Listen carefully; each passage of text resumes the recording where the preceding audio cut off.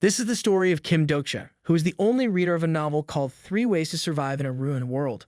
The novel has been written and published over 10 years, and Kim Dokja has read it all the way to the end. The novel suddenly turns into reality, and Dokja's life transforms completely. He goes from being a pathetic loser to an MC in no time, as uses his special knowledge of the story. The story begins with a young man reading the final chapter of a web novel called 3 Ways to Survive the Apocalypse, also known as Tuza. His name is Kim Dokja. Dokja's name often confuses people because it sounds like it means only child, reader, or individualist in Korean. His father chose the name to make him strong and independent, but Dokja has been lonely and single his whole life. This defines who he is. Dokja is 28 years old and has attended a third-rate college. He now works as a contractor at a branch of a large company. That day, while riding the subway, Dokja reads a novel on his phone. Suddenly, a woman approaches him and makes a strange comment about him getting pulled into his phone. When Dokja looks up, he recognizes her. She is Sangha Yu, a woman from the HR department at his company. Dokja greets Sangha and notices she sits beside him. She explains she is heading home and mentions she got lucky because her team manager is away on a business trip. Dokja feels uneasy when she sits next to him. He finds it hard to believe he has run into Sangha, who is the most admired woman at work. Many men in the company seem to want her attention, and Dokja thinks she is far out of his league. Sangha explains that she usually rides her bike to work, but her bike was stolen, so she has to take the train instead. Dokja observes her more closely and understands why so many admire her, but he feels no connection between their lives. He believes his world is too different from hers. During the train ride, Dokja focuses on reading his novel, while Sangha practices learning Spanish. She notices his concentration and asks him about what he is reading. Her question surprises him, and he quickly puts his phone away. However, she catches a glimpse of the screen and seems excited. She mentions her interest in authors like Murakami Haruki and Raymond Carver. Dokja thinks that even if he explains, she would not understand. He cannot bring himself to tell her what he is reading. Dokja enjoys reading web novels, but he feels embarrassed about his hobby. However, the story he is reading, Tuza, holds a special place in his life. It is a long, epic tale that has been serialized for 10 years. Dokja started reading it as a teenager, and now, as an adult, he is about to finish it. Tuza has been with Dokja during the most difficult times in his life. He read it when he was bullied, when he failed his exams, and when he ended up at a third-rate college. He also read it during his military service, where he was assigned to dangerous tasks, and even now, when his job feels meaningless as he keeps getting transferred. The novel has a total of 3,149 episodes. In the beginning, it gained some popularity, but by chapter 50, Dokja was the only reader left. He feels like the story was written just for him. Since he could not afford to donate to the author, he once left a comment to thank them for the story. Realizing that Sangha is still waiting for his response, Dokja quickly changes the subject. He brings up the topic of their company contract, which is about to end soon. But then Dokja remembers that Sangha was promoted to a full-time position last month because of her hard work.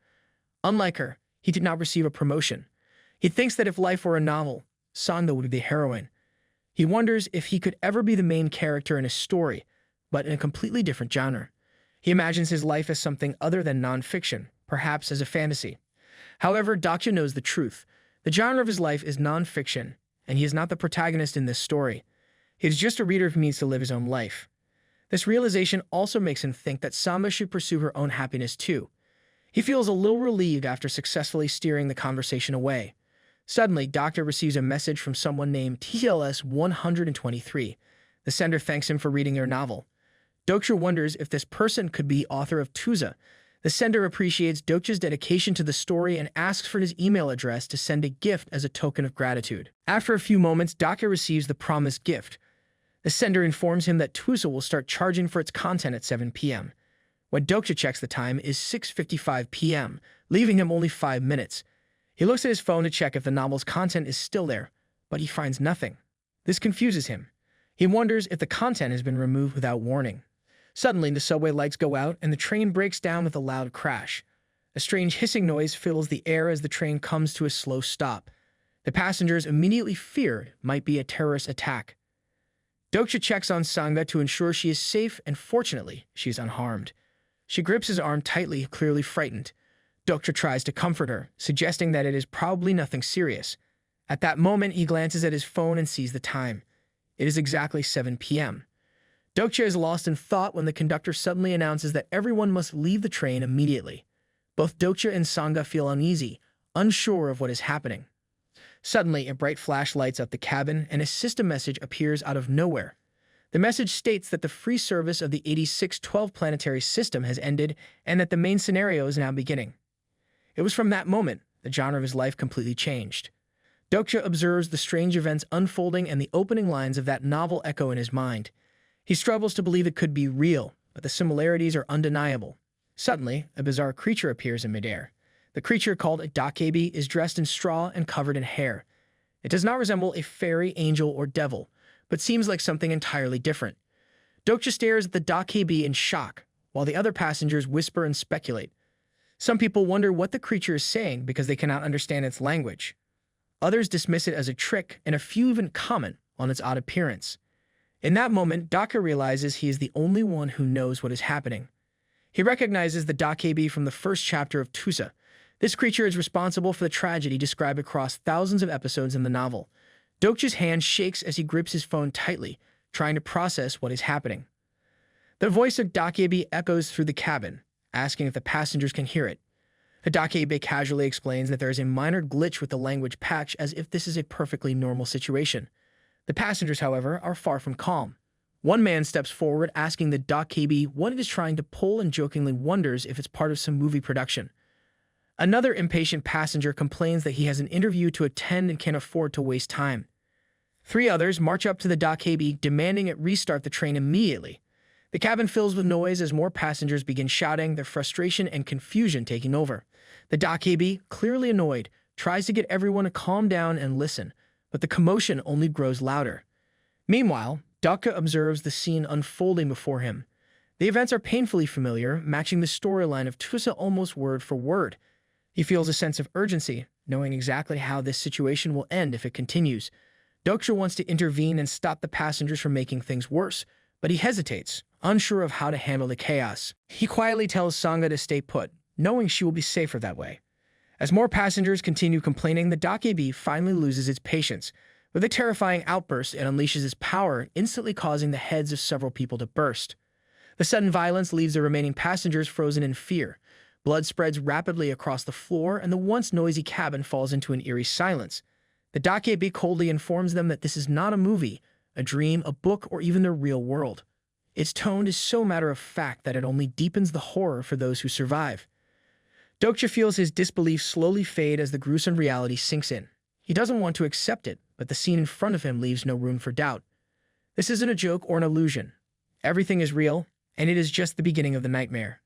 Dokja feels like Neo from The Matrix, slowly piecing together the cracks in his understanding of reality. He observes the events, questions them, and eventually has no choice but to accept the truth. As much as he doesn't want to believe it, he realizes there's no escaping the conclusion. Tusa has somehow become reality. The Dokja's menacing expression becomes sharper as it speaks, pointing out that the passengers have been living comfortably until now. They have enjoyed basic things like breathing, eating, and reproducing, all without paying a price. Its tone grows colder as it declares that the free ride is over and nothing in life comes without a cost. Fear spreads across the passengers' faces as they realize they have no idea how to handle the situation. Suddenly, one man steps forward with an unusual amount of bravery, or perhaps sheer stubbornness, despite the bloody scene they just witnessed. Dokja and Sangha recognize him as Myango Han, a familiar face. Myango, in a confident and almost absurd display of courage, asks the Dokja if money will solve the problem. He starts offering amounts going up to millions, claiming he can pay whatever it takes if the Dokja will let him go. The Dokja doesn't seem amused. It explains that money is nothing more than a piece of plant fiber, a symbol humans use to agree on value within their own small boundaries of space and time. With a flick of its fingers, the Dokja sets the check Myango offers ablaze, the flames consuming it in seconds. The Dokja warns him not to try something so foolish again unless he wants his head to explode like the others. Turning back to the rest of the passengers, the Dokja declares there is no time for meaningless chatter. It points out that their debt is piling up as they waste precious moments. Instead of explaining further, the Dokja dismissively says it will be faster for them to learn the truth themselves. As the Dokja speaks, its horns grow longer, adding to its menacing appearance. In that instant, a glowing status window appears out of thin air. It states that channel by 7623 is opened and announces that constellations are now logging in. The passengers stare in confusion as the system message pops up in front of everyone, including Dokja. He focuses on the screen, his heart pounding as it declares that the main scenario has officially begun. The main scenario is called Prove Your Value. The objective is simple but horrifying: to kill at least one living thing. Before disappearing in a burst of blinding light, the Dokja leaves the passengers with a sarcastic wish for good luck, its sinister grin making the moment even more chilling. It adds that it expects an amazing story from them, clearly enjoying their fear and confusion. The passengers react in all sorts of ways. Some rush to the train doors, desperately trying to escape, while others frantically call the police. Sangha tries calling as well, but no one answers. Frustrated and scared, she turns to Dokja, asking him what they should do. Dokja remains surprisingly calm, though it's clear he's thinking hard. He tells Sangha to stay composed and reminds her of a game she once played, one where only a few people survive the end of the world. Sangha stares at him, completely confused, and asks what that has to do with their current situation. Dokja explains that they should think of themselves as players in a game. To survive, they must learn and follow the rules. Even after hearing this, Sangha doesn't fully understand what Dokja is trying to say, but she can tell he is taking this seriously. The scene inside the train is grim and surreal. The floor is littered with bodies as if they were discarded trash. Office workers sit trembling in blood-stained clothes, their eyes wide with terror. An old woman sits in a corner, clutching her hands together as she prays desperately. The boundaries between reality and fantasy seem to blur completely in this moment. Dokja closes his eyes and tries to focus. He needs a plan, something that will help them survive. As he thinks, another man steps forward, trying to take control of the chaotic scene. The man speaks loudly and confidently, urging everyone to stop panicking. He warns that even small disturbances could lead to more casualties in a national emergency like this one. The passengers are not pleased with the man taking charge. Many demand to know who he is. The man calmly shows his identity card and introduces himself as Hyeonsong Lee, an army lieutenant from Unit 6502. Dokja expected the situation to escalate into a national emergency, so this revelation doesn't surprise him. What shocks him, though, is something else entirely. Dokja realizes he knows this man, even though they have never met in real life. He recognizes the name from Tuza. Hyeonsong is one of the novel's supporting characters. Seeing someone from the story come to life leaves Dokja in disbelief. Hyeonsong is supposed to appear after the first scenario in the novel, not during it. Dokja begins to feel uneasy, wondering why events are happening out of order. He thinks that if he could reread the novel, he might understand what is going on. Before he can make sense of it, someone in the cabin shouts that the Prime Minister is speaking live on television. Everyone falls silent as the broadcast begins. The Prime Minister declares a high-level emergency, but before he can say more, his head suddenly explodes. The horrifying sight leaves the passengers frozen in shock. Moments later, the Dokja reappears, casually reminding everyone that this isn't a prank or a terrorist attack. It announces that the difficulty of the scenario will now increase. It shortens the time limit to 10 minutes and warns that if no one dies within 5 minutes, it will kill everyone in the cabin. Dokja watches the chaos unfold, feeling a strange mix of familiarity and unease. The sequence of events matches the beginning of Tusa perfectly, yet something feels off. He can't shake the feeling that something crucial is missing. He begins to wonder why the novel's main character has not appeared yet. If Hyeonsong Lee, a major supporting character, is already here, then the protagonist should also be present. Dokja thinks carefully, trying to remember the sequence of events. If he is right, the main character should appear soon. Before he can dwell on it further, the cabin behind them suddenly explodes. The sound of the blast is deafening and the passengers scream in terror. Someone yells that people are being killed. A young man rushes to block the door, hoping to stop the chaos from spilling into their cabin. However, he collides with an invisible barrier. A system message appears, informing everyone that no one can leave or enter the cabin until the scenario is completed. Meanwhile, on the live broadcast, the Dokja appears again, clearly amused. It comments on how some cabins are far more lively than others, enjoying the unfolding panic. To make its point, it decides to show the passengers what will happen if they fail to act within the next 5 minutes. The screen switches to a live stream of students in their classroom. Just as their time limit runs out, a horrifying scene plays. One by one, the students at Taepong Girls' High School are brutally murdered. Dokja cannot bear to watch and closes his eyes, overwhelmed by anger and disgust. However, the feed lingers on one girl, Jai Lee, a sophomore in Class B. In a shocking act of desperation, she strangles her friend, becoming the only survivor of Channel Bay 23,515. The Dokja laughs wickedly, thoroughly entertained by the gruesome turn of events. The passengers inside the train are paralyzed with fear. Even Sangha is visibly shaking, unable to comprehend what is happening. Despite the horrifying situation, Dokja remains calm. His mind races with questions, particularly about why the main character still hasn't appeared. Some events match Tusa perfectly, while others are entirely unfamiliar to him. Dokja instinctively checks his phone, hoping to find Tusa there. To his dismay, the novel is no longer available. Then a sudden thought strikes him, and he quickly opens the email sent to him earlier. To his surprise, he finds an attachment. When Dokja opens the file, he is stunned to see that it is the novel he has been searching for. The author has sent it to him as a gift. He briefly wonders if it is illegal, but the weight of the situation keeps him from lingering on the thought.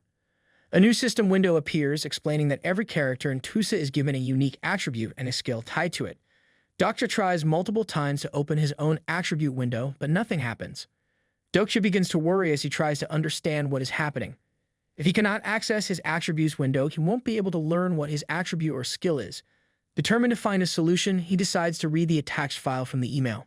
As soon as he opens it, a system message appears, informing him that his attribute has been activated. It states that his reading speed has been enhanced. At first, Dokja is surprised by this discovery. His attribute, accelerated reading, feels underwhelming compared to what he had expected. However, he quickly realizes how useful it is. In less than a minute, he finishes reading the opening chapter of Tusa. Grateful for the ability, he starts to connect the dots. When Dokja notices he is in cabin 3807, an unsettling realization hits him. The events happening around him differ from what he remembers in the novel. He recalls that the protagonist of Tusa is supposed to be in cabin 3707, which is located right behind his current cabin. Dokja starts thinking about what the story says about cabin 3807. A specific line from the novel flashes in his mind. The protagonist looks into the chaos of cabin 3807 and only 2 people survive. His thoughts are interrupted when Nam-woon Kim, a teenager, violently lashes out at someone he had been arguing with. The sudden aggression draws everyone's attention. Sang-ga, visibly shaking, turns to Dokja, asking if they should intervene. Dokja feels a growing sense of dread. He knows the tragic outcome of cabin 3807 all too well. In the novel, the only survivors are Hyun-sung Lee and Nam-woon Kim, the same teenager now causing chaos. Dokja glances at Sang-ga and realizes the horrifying truth. If a story unfolds as written, everyone else in the cabin, including himself and Sang-ga, is doomed. Han steps forward, trying to stop Nam-woon from continuing his attack on the elderly woman. He pleads with Nam-woon to show some respect for the elderly, but Nam-woon's response is cold and unapologetic. He points to the screen displaying scenes of people killing each other and declares that the army will not save them. Someone must die, he says, and they need to decide who it will be. Nam-woon goes further, accusing the group of pretending to be morally superior. He says that they believe killing others to survive is wrong and inhuman. Normally, he admits he might agree with that, but this situation is different. He insists they now live in a world where survival depends on killing or being killed. In his mind, no one can be blamed for choosing to protect their own life. Now Moon tells the passengers to face reality. The world they once knew is gone, and they must adapt to the harsh new rules of survival. With his words, he breaks the fragile moral code that has held the group together, pushing them into a darker mindset. Hyun-sung watches the events unfold but cannot bring himself to intervene. He cringes as the passengers, one by one, begin to turn on the older woman. They attack her, their fear and desperation overpowering their humanity. Hyun-sung looks away, unable to face the horrifying scene. The countdown continues, and the passengers are fully aware of the grim reality. If no one dies within the next 5 minutes, every single one of them will be killed. In that moment, their most basic survival instincts take over, erasing any semblance of rational thought or compassion. Dokja stands apart from the chaos, observing everything as though it were happening in another world. He notices that the elderly woman, whose name he does not know, was not meant to survive in the original scenario. Dokja hesitates, knowing that if he interferes, it could disrupt the course of the story.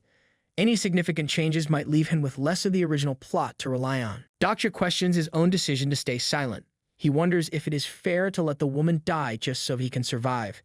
As he hesitates, Sang-ga suddenly rushes toward the chaos, but Dokja quickly stops her. He warns her not to act recklessly because it is far too dangerous.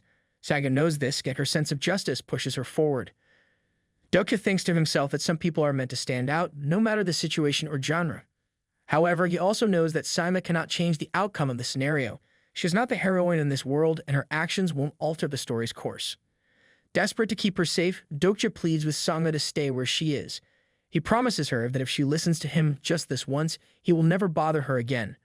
Dokja takes a deep breath, knowing that it is not the right time for him to step in.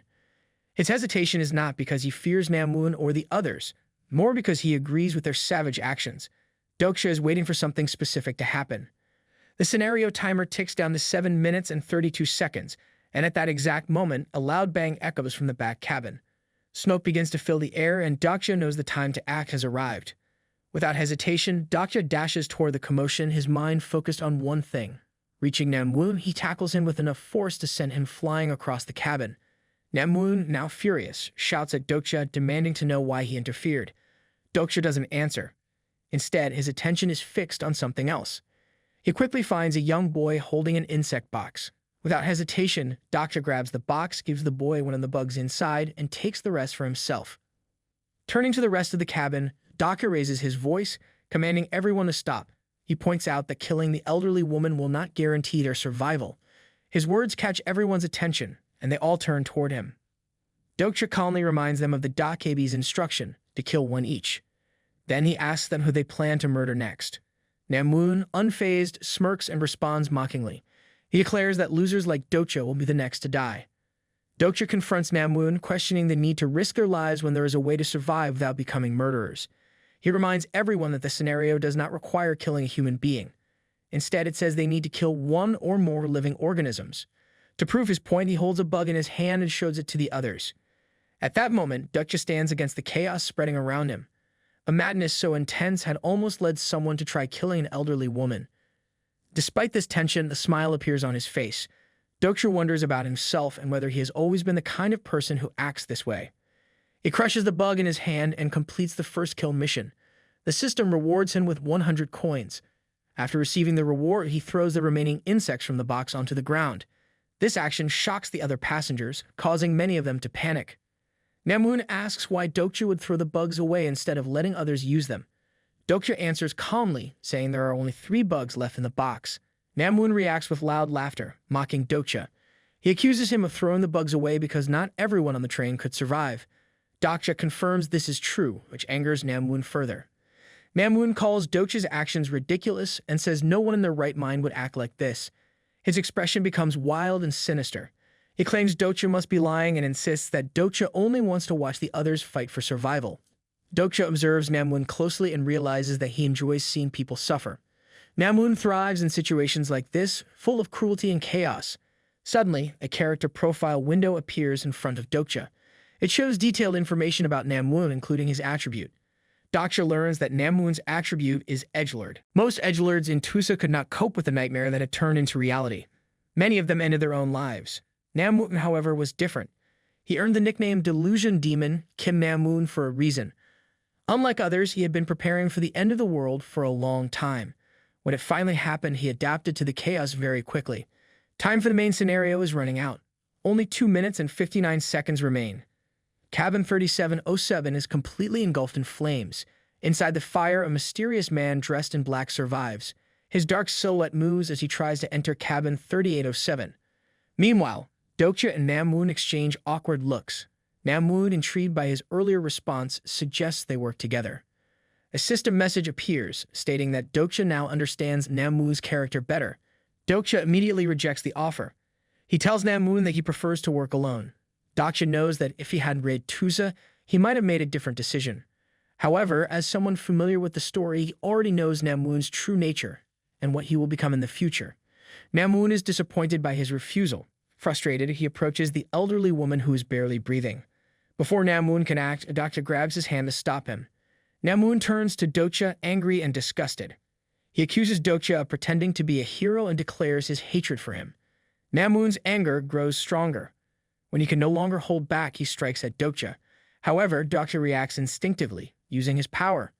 Namwoon's attack misses Dokja's head by a narrow margin. Dokja feels anger building up inside him, but before he can react, another attack comes from Namwoon. This time, Dokja blocks it with his hand. He notices that Namwoon's attribute, the edgelord skill called Grimdark Awakening Level 1, is now activated. Namwoon launches another attack, but it misses again and strikes the ground instead.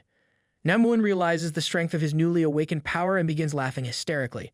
Dokja observes him and thinks about why the protagonist of Tusa must have recruited someone like Namwoon, even though he's a psychopath. A system message appears, informing Dokja that his understanding of Namwoon Kim has increased again. Another system message follows shortly after. It tells Dokja that he has unlocked a skill called Omniscient Reader's Viewpoint at level 1. Dokja feels confused because he doesn't know what kind of skill this is or how to use it. The loud sounds of the fight between Dokja and Namwoon start to draw the attention of the passengers. Despite Namwoon's repeated attacks, he still cannot land a single hit on Dokja. Dokja notices a message appear, warning him that Namwoon is about to aim for his right shoulder. Dokja quickly dodges this attack. Another message follows, warning him of an incoming punch aimed at his face. The gap between Namwoon's fist and Dokja's face narrows to just inches, but Dokja manages to evade it again. Dokja falls to the floor, feeling the weight of the battle. Namwoon's anger reaches its peak. Dokja realizes that he cannot fight back against Namwoon. His only option is to dodge and survive. He knows that if he can endure just a little longer, the scenario will end. Dokja looks at Namwoon and informs him that only 2 minutes remain before the main scenario concludes. Dokja notices that the old woman is still lying on the ground. He realizes that if she dies, Namwoon will clear the scenario. Acting quickly, Dokja grabs her and tries to roll away to stop Namwoon from succeeding. However, Dokja does not realize that Namwoon is waiting for this exact moment to catch him off guard. Thanks to his skill, Dokja senses that Namwoon is planning to aim for his heart. He manages to avoid serious harm, and the only injury he gets is a scrape on his shoulder. Namwoon's attack misses and hits the floor instead. Dokja then carries the grandmother away, leaving Namwoon frustrated as he watches them. Dokja thinks about survival. He believes that if he loses to Namwoon, he will die because only the strongest survive. He sees this as the unchanging rule, both before and after the world changed. He decides he must follow that same rule. Namwoon urges Dokja to act quickly since time is running out. Dokja responds by asking if an insect egg counts as a living organism. Namwoon, confused, questions him. Dokja calmly confirms his point and takes out the grasshopper's body from his pocket, the one he killed earlier. A popping sound is heard and a fluid spills out from the grasshopper's body. The disgusting liquid spreads over Dokja's hand as a message appears. The message informs him that he has killed a living organism and earned 100 bonus coins as additional compensation. Namwoon, enraged, lunges at Dokja in anger, demanding to know how he was supposed to know the answer. The attack comes fast and is difficult to avoid. A system message appears asking Dokja if he wants a tutorial on using coins. Dokja skips the tutorial because he already knows how coins work. Instead, he invests 2,700 coins to boost his stamina. His stamina level rises from 1 to 10, and his strength and endurance improves significantly. Namwoon tries again to stab Dokja in the heart, but his attack fails. Namwoon steps back immediately, confused about what just happened. Dokja stares directly at Namwoon and declares that he is not the one who will die. Namwoon is. With less than 1 minute left in the scenario, Namwoon launches a relentless series of attacks. Dokja remains steady and unshaken, showing no fear. The time runs out, marking the end of the scenario. Shortly after, the Dokja appears, looking fascinated by the mess they are in. The Dokja wonders what in the world has happened here. At the end of the first main scenario, only 5 survivors remain. They are Hyeonsong Lee, Sanbae-yu, Jiliong Lee, Myeongo Han, and Dokja Kim. Dokja looks down at Namwoon's lifeless body and recalls the moment when Namwoon begged him for help. Dokja had refused to help him. And as the time ended, Namwoon's head exploded, just like the heads of the others who failed the scenario. Dokja realizes that he could have saved more people. He knows it would be dishonest to say he feels no guilt. However, he is surprised by how calm he feels. It almost seems as if he is reading a story, not living through these events. He notices his reflection in the darkened window of the train. At first, he thinks the blood is on his face, but then he understands it is actually smeared on the glass. Dokja learns that killing non-resistant organisms cuts his coin rewards in half. Even so, he gains 6,200 coins in total, though 2,700 were already spent to improve his stats. He finally accepts the truth. The world he once knew is gone. A new world has been born, and he is the only one who knows how this story will end. The subway train comes to a stop near Dongho Bridge. Some of the survivors stand and look outside. The view reveals a ruined Seoul with collapsed buildings. In the Han River, giant snake-like monsters are devouring the remains of a crashed fighter jet. Dokja immediately recognizes these creatures. They are ichthyosaurs, monsters often called sea serpents in the world of Tusa. One of the ichthyosaurs turns its gaze toward the train. Some of the survivors react with fear. Dokja, however, remains indifferent as the creature approaches. He understands these monsters are not a threat to them. In the world of Tusa, scenarios are the highest priority. Creatures like the ichthyosaurs do not attack unless they are directly part of a scenario. The Dokja feels immense joy as he counts the stars that appear around him. These stars represent how many constellations have subscribed to his channel. Dokja notices this and thinks the Dokja is overwhelmed with happiness. For a new Dokja, having 21 viewers is a significant achievement. In the world of Tusa, constellations are mysterious and powerful beings. They observe events from distant nebulas and are the masterminds behind the chaos. They are the ones watching the scenarios broadcasted on the Dokja's channel. Dokja remembers that in the original story, Namwoon had killed almost everyone in the cabin. This time, Dokja's actions have changed that outcome. However, he knows that some constellations are angry because of his interference. He picks up Namwoon's knife and reflects on how things have changed. Just one day ago, their roles were reversed, and now the constellations are watching him instead. A system message appears, stating that several constellations admire the way Dokja handled the scenario. They reward him with 500 coins. Dokja understands that while some constellations dislike him, others are starting to support him. He thinks about the constellations and hopes they all enjoy the events, knowing that they will eventually pay the price for their entertainment with their own lives. Manga approaches Dokja and asks if he is okay. He responds by apologizing because he could not save the old woman. Manga looks worried and seems like she wants to say something, but she stops herself. Dokja notices and asks her what it is. She hesitates and dismisses it, saying, "It is nothing." Instead, she thanks Dokja for throwing the cage toward her earlier. Dokja responds that what happened earlier was a coincidence and will not happen again.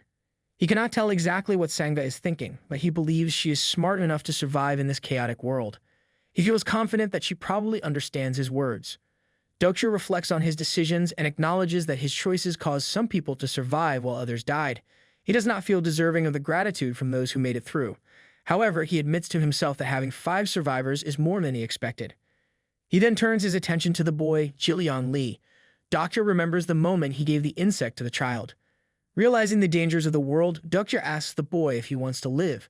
When Jillian nods, Dokja tells him they should team up. Dokja admits to himself that his actions are not driven by sympathy. If he had to name his true motive, he would call it hypocrisy. A status window appears showing that a few constellations are impressed with Dokja's actions. As a reward, they send him 200 coins. Dokja thinks that pretending to care might be a low move, but he justifies it because he also wants to survive. Knowing what lies ahead, he decides that gaining the attention of the constellations is crucial for his survival. The Dokja comments on how many interesting things have happened during the day. He also mentions that someone in the next cabin is completely insane.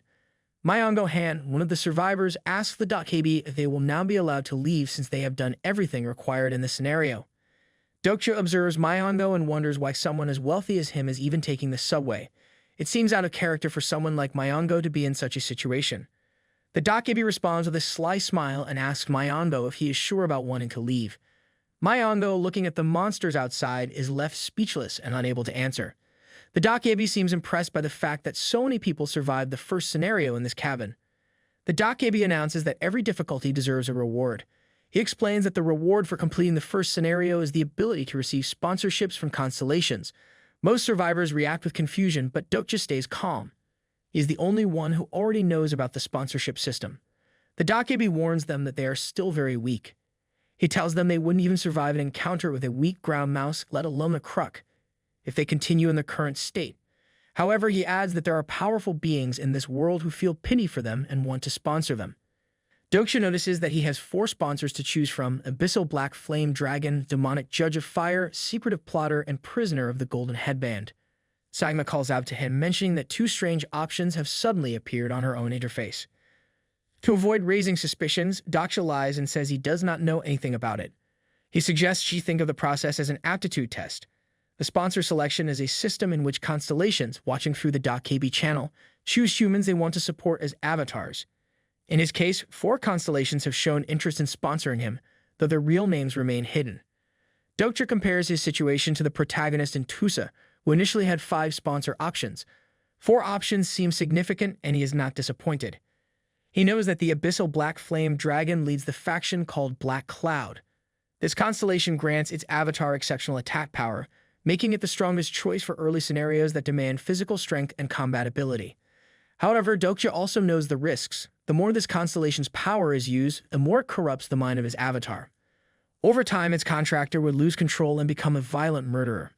This constellation usually supports edgelord attributes. Feeling uneasy about the risks associated with this constellation, Dokja decides to exclude it.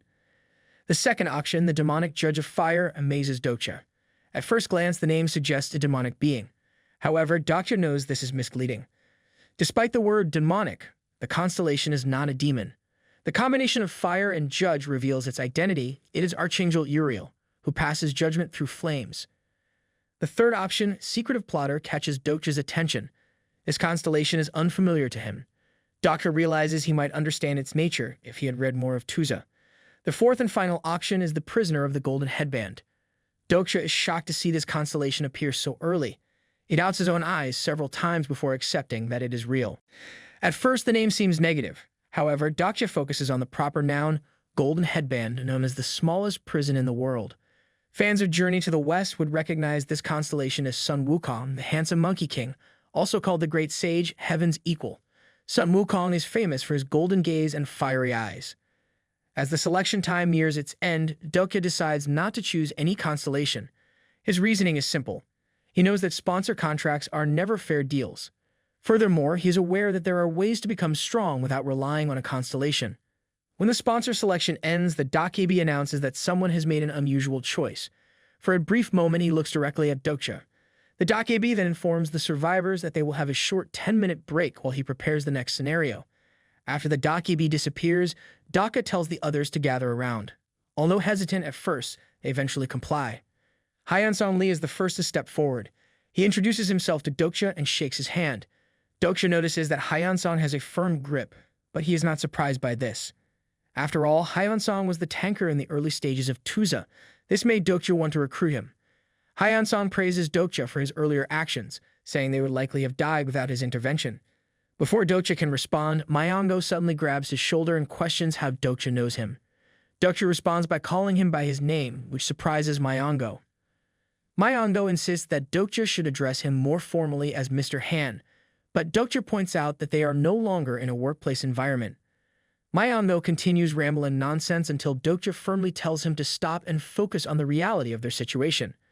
Dokja realizes it is not just Myeongo who needs to wake up, everyone does. He states that the situation is no joke, and by now they all must understand how serious it is. Hyeonsong adds that what they are experiencing feels similar to a novel he once read during night shifts. He still struggles to believe it is real and wonders if it might be a dream. He then asks Dokja if he has any idea what they should do next. Dokja responds that their priority is to leave the subway. His statement shocks the survivors. As they react, a loud roar from the sea monster echoes through the window, adding to their fear. Some start complaining, calling Dokja's idea crazy. Before they can continue, a loud boom comes from the other side of the subway door, cutting through their protests. The survivors freeze, confused and terrified, wondering what is happening. Dokja considers the possibility that the next scenario has already started, but quickly dismisses the idea since the Dokja has not yet returned. He concludes that the person on the other side of the door must be the sole survivor of subway cabin 3707. The door shakes violently as a black boot slams against it repeatedly. Dokja stares grimly at the door and feels certain about the identity of the person behind it. In his mind, it becomes clear. This is the true protagonist of the story. Dokja convinces Hyeonsong that they need to leave immediately. He warns that if they stay, they will all die before the next scenario begins. The relentless sound of the door being kicked adds urgency to his words. Hyeonsong hesitates, unsure if the person behind the door is truly an enemy. Dokja clarifies that the survivor behind that door is the one who killed everyone in their cabin and asks if anyone is eager to meet such a person. Hearing this, the group quickly starts searching for a way out. With the scenario over, the invisible force field blocking their escape has vanished. However, they still need to find a working door. 3 of the 8 doors in the cabin remain unchecked. Just as the menacing sound of the door being kicked grows louder, fear spreads through the group. Even Dokja feels uneasy as he watches the door from the next cabin, which looks ready to break open. Suddenly, Sangha finds a slightly open door. Hyeonsong points out that the door is broken, but Dokja asserts it is still their best option. He briefly glances at his status window and notes that he has 4,700 coins left. He considers spending coins but decides against it, knowing that using them too early could be risky. Instead, Dokja asks Hyeonsong to use his strength to open the door. To be sure, Dokja checks Hyeonsong's profile using his skill and feels relieved to see that Hyeonsong's supporting constellation attributes match what was described in the novel. Hyeonsong mentions owning a power, but is clear he has no idea how to use it. Dokja tells Hyeonsong to imagine himself using the power. Hyeonsong is doubtful but follows the suggestion. Hyeonsong grabs the door with his hands, his biceps swelling with effort as he forces it open. The scene reveals the power of the Great Mountain Push. Dokja knows that Great Mountain Push is not a skill but a stigma, a power granted by a constellation. However, to avoid drawing suspicion, Dokja deliberately uses the word skill when talking to Hyeonsong instead of calling it a stigma. A system notification appears stating that Hyeonsong has started to trust Dokja. It also mentions that Dokja's understanding of Hyeonsong's character has increased. After Hyeonsong opens the door, Dokja and the others rush toward the bridge. Dokja thinks about the steel door connecting to subway cabin 3707 and how it will likely break soon. However, he reminds himself that the steel door is not the real problem. Dokja's thoughts are interrupted when he sees the Dokja floating in front of them. The Dokja looks angry and accuses the survivors of not listening to him and leaving their cabin too early. He explains that he has not finished preparing for the next scenario. Myeong panics, clutching his head as if it might explode, and says they should have stayed inside. The Dokja sighs, then snaps his fingers. He declares that he has no choice but to proceed since the survivors are already outside. A status window appears, announcing the start of the second scenario. The second scenario is an E difficulty sub-scenario. The goal is to cross the collapsing bridge and reach Oksu Station within 20 minutes. The reward for clearing the scenario is 200 coins, but the penalty for failure is a mystery. Without hesitation, Dokja starts running toward the station. Sangha hesitates and calls out to Dokja, pointing out that the bridge has not collapsed yet. Dokja tells her not to worry and to focus on running. He knows she is right. The bridge is still intact. However, he also understands the scenario description. The bridge is not broken yet, but it will break. The Dokja had given them a preparation time of 10 minutes, but they escaped 3 minutes earlier. Dokja observes the group as they run. Hyeonsong leaves with Gilleong beside him. Dokja notes that Hyeonsong is incredibly strong, a natural powerhouse who has not even invested coins in his stats. Yet the combined strength, physique, and agility of Hyeonsong exceeds 23. Myeong runs next with Sunma following behind him. Dokja stays at the rear, keeping an eye on the group. He thinks they might have a chance to reach the station in time. Suddenly, Myeong notices something in the water. A whirlpool forms, and from it emerges a massive sea monster, a sea serpent, or perhaps even a sea commander, based on its enormous size. The ichthyosaur roars loudly, sending chills through the group. Dokja thinks to himself that the ichthyosaur, having never targeted avatars earlier in the story, must have appeared to destroy the bridge. He estimates that they are about 200 meters away from the bridge and should be able to reach it before it collapses given their speed. However, Dokja feels uneasy. The Dokja has other plans. The Dokja announces that the game would not be fun if it were too easy. So he decides to change the scenario's difficulty from E to D inside the train cabin. A black aether, the wicked thoughts of the dead, begins to possess the dead bodies and bring them back to life. Soon after, there is a noise and Sangha is the first to notice it. Zombie-like figures start appearing in large waves. Some of them are people who were in the same carriage as the survivors. Hansong and the kid manage to reach Oksu Station safely, but they worry for Dokja and the others, who are now surrounded by zombies. A distant roar interrupts their thoughts. Dokja looks up and immediately orders everyone to get down. At that moment, the ichthyosaur takes a massive bite out of the bridge, completely severing it. Samna calls out to Dokja as he struggles to stand. When he regains his balance, he is shocked to see the bridge has been destroyed. He is, however, surprised that Myeong and Sangha have survived. Dokja notices the kid and Hyeonsong shouting something, though he cannot hear them. He wonders what will happen next when a message suddenly appears. It states that someone has received the favor of a constellation and activated Deus Ex Machina. At that moment, a brilliant bridge made of light forms across the remnants of the collapsed Dongul Bridge. The bridge in front of them was the bridge of even numbers, which could only be crossed by an even number of people. If an odd number of people tried to cross, the bridge would collapse. Sangha suddenly told Dokja that something had appeared on her head. Dokja was in awe, wondering if Sangha's supporting constellation had made a risky move by intervening in the scenario. However, Dokja knew that such interventions were rare even in Tuza. He wondered what kind of constellation could be supporting her. So he decided to take a look at Sangha's character profile. But when he checked, he found that he couldn't access it, indicating that Sangha had a special constellation supporting her, one that also provided her with a mental barrier. Sangha then shouted at him, snapping his attention to the situation. Dokja instinctively leaned forward just as a familiar bloody fist covered in energy flew through the air, narrowly missing his head. Without thinking, he kicked the attacker, sending them flying several feet away. He took a deep breath, gathering his thoughts. Dokja instantly recognized the attacker. A Tier 9 humanoid demon. A demonic person. These were human mutants infected with black aether. While demonic people were similar to zombies, they were much more dangerous if their hosts had significant power. And of all people, it had to be Namwoon. Dokja quickly activated his Omniscient Reader's Viewpoint skill. But when he tried to target the demon, he found that it had no consciousness, so his skill was automatically deactivated. In turn, Dokja was slow to dodge the attack, and he felt a sharp pain as the demon's claws scratched his left arm. The pain intensified, but there was no time to react. His only focus now was to somehow get across the bridge of even numbers. However, with 3 people on the bridge, they were already at a disadvantage. Dokja turned around about to speak when he saw Manga carrying Sangha. He froze, dumbfounded by the sight. Manga immediately ran off, leaving Dokja behind. His anger flared. He couldn't believe Manga had abandoned him like this. A system message suddenly appeared, stating that the secretive plotter was impressed by how easily Dokja could be tricked. Meanwhile, the demonic judge of fire was moved by Dokja's selflessness and gifted him 100 coins. Frustrated, Dokja tried to use his character profile skill on Manga, but it still didn't work. It was then that he realized Manga and Sangha weren't characters from Tuza. The rules of the game didn't apply to them. Just then, Zombie Namwoon roared, summoning hordes of zombies to swarm Dokja. The zombies charged at him, and he had to think quickly. How could he cross the bridge while fighting them off? He considered dragging a demon across the bridge with him, but he quickly dismissed the idea, knowing it was unlikely to work. A sudden notification flashed in his vision. Only 15 minutes remained until the scenario ended. The Dokja, watching the chaos unfold, casually observed Dokja's struggle. The Dokja then commented that Dokja was doing well and offered constellations to help him, but none responded.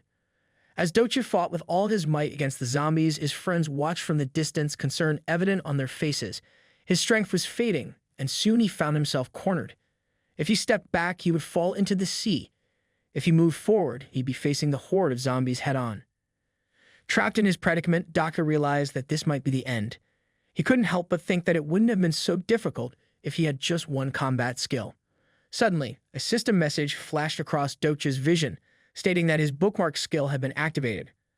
A massive book-like hologram materialized before him, and he stared at it, wondering what purpose the bookmark served. A new message popped up listing the bookmark characters: Delusional Demon Namwoon, Steelblade Hyeonsong Lee, and an empty slot. Dokja frowned. He had read over 3,000 episodes of Tusa, but he had never encountered any mention of a bookmark skill. Despite his confusion, his instincts kicked in, and he quickly grasped how it worked. Just then, Zombie Namwoon roared and charged at him, followed closely by the other zombies. In response, Dokja didn't hesitate. He activated bookmark number 1. A system message appeared, notifying him that the activation time had been shortened due to his low understanding of Namwoon's character. But it was enough. Dokja successfully activated Grimdark Awakening Level 1. He tightened his grip on his knife just as Zombie Namwoon lunged at him. With one swift motion, Dokja unleashed the skill, and the zombie version of Namwoon fell in a single strike, killed with a devastating blow. The zombie let out a horrified scream before whispering, "He doesn't want to die." Dokja watched in silence as Namwoon's body crumpled to the ground, lifeless. A message flashed indicating that Dokja's understanding of Namwoon's character had increased and the bookmark skill deactivated. With only 10 minutes and 11 seconds remaining, the hordes of zombies closed in around Dokja, but he had never intended to deal with them alone. Though a bit late, the protagonist's timely entrance was something he'd been waiting for. In the distance, a deafening explosion rang out, a sound Dokja had been anticipating. The zombies paused, sensing something was wrong, and began to turn in the direction of the blast. But it was too late.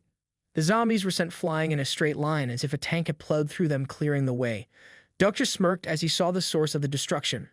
A man in all black, walking calmly through the chaos. Jung-hyuk, the man in the black robe, strolled toward Dokja with a cold, commanding presence. His golden eyes glinted menacingly as he asked him who is he. A chill ran down his spine. Dokja knew he wouldn't stand a chance if it came to a confrontation with Jung-hyuk. Reacting instantly, Dokja activated his profiling skill. Before he could process any more, Jung-hyuk raised his hand, effortlessly grabbing Dokja by the neck. Dokja was completely at his mercy, suspended over the edge of the bridge, his breath cut off. Jung-hyuk asks him how he was still alive. Dokja struggles to free himself from Jung-hyuk's strong grip.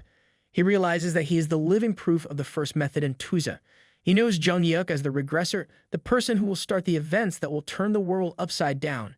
While this happens, on the other side of the broken bridge, Hyeonsong tries to understand what is happening. However, he cannot get through because there is a barrier similar to the one in the subway. This makes Sangha worried about Dokja, who is still hanging in the air. Jung-hyuk asks him again for his name, which makes Dokja think that Jung-hyuk is really a self-centered protagonist. Finally, Dokja tells him his name. Jung-hyuk says that his name is strange. Dokja decides to act smart, but this only leads to Junghyuk punching him in the stomach. Dokja is surprised by the punch. Junghyuk comments that Dokja has a strong body and says that Dokja has already figured out how to use the coins. When Dokja tries to talk back, he gets punched again. This makes Dokja wonder how Junghyuk is so strong, especially since they have only finished one main scenario and are now working on a sub-scenario. Junghyuk tells Dokja to stop talking and just answer the questions.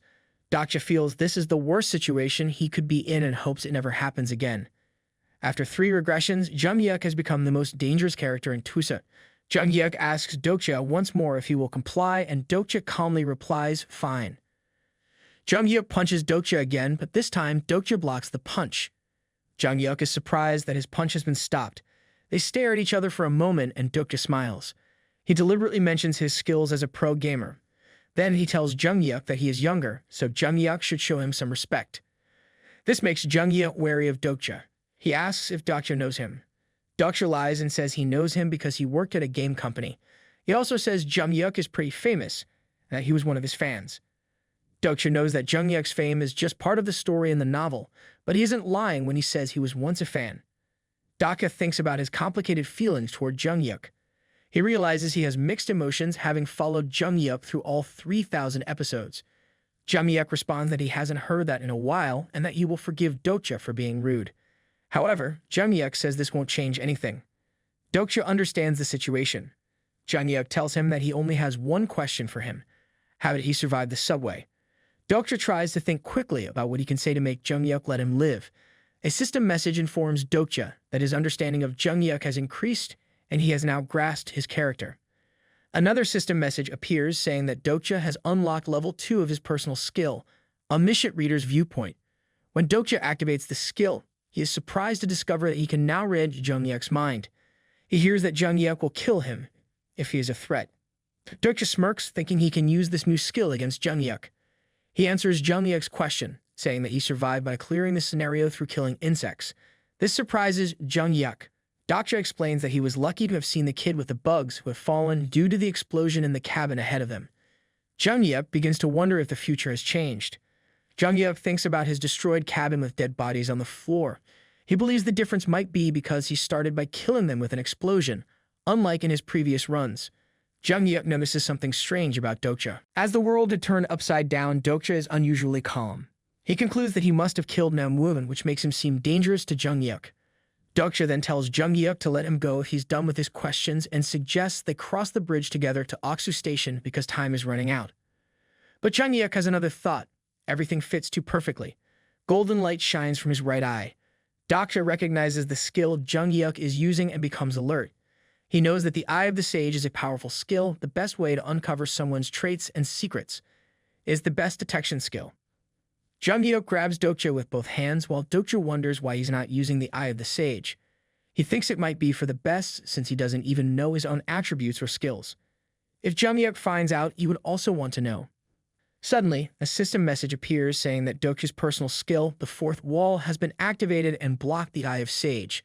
This shocked Junghyuk, and with only 2 minutes left in the sub-scenario, Junghyuk asks aggressively what Dokja is. Dokja is shocked. He can't believe that he has a skill capable of blocking Eye of the Sage. Junghyuk thinks he must kill Dokja now, but since Dokja can read his mind, he tells him to wait. Dokja is frustrated with himself for making things more complicated. He knows Junghyuk will never believe him, so he changes his approach. He tells Junghyuk that he needs a reliable ally and reminds him that he needs help to clear Scenario 46. Junghyuk asks how Dokja knows about the scenario and if he is also a regressor. Dokja replies that it doesn't matter who he is right now. What matters is what he can do for Junghyuk. Junghyuk then realizes that Dokja isn't a regressor, since if he were, he would already know him. Dokja tells him that he knows the future, a future that Junghyuk doesn't know. Hearing this, Junghyuk quickly uses his skill to check for lies. The result shows that Dokja is telling the truth. Junghyuk is shocked and steps back. He wonders if there is another prophet in Korea besides Anna Croft. The prophet trait is the only one in Tusa that allows someone to see the future and blocks detection skills from working. Dokja knows that only one person in the world of Tusa has the prophet trait. Junghyuk asks Dokja if he can use future sight. Dokja gives a vague answer. When Junghyuk asks if Dokja knew he would be there, Dokja confirms it. Meanwhile, the city behind them continues to burn and a sea monster swarms the river. Dokja tells Jung-Yuk that he knows about his special power and what will happen in the future.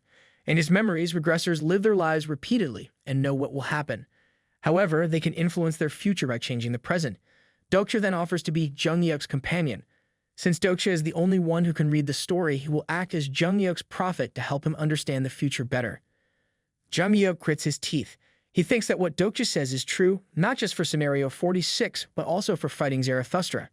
However, he wonders if he can trust Dokja. Jung-Yuk thinks about it for a long time, and with only 40 seconds left until the end of the scenario, he decides to make Dokja his companion.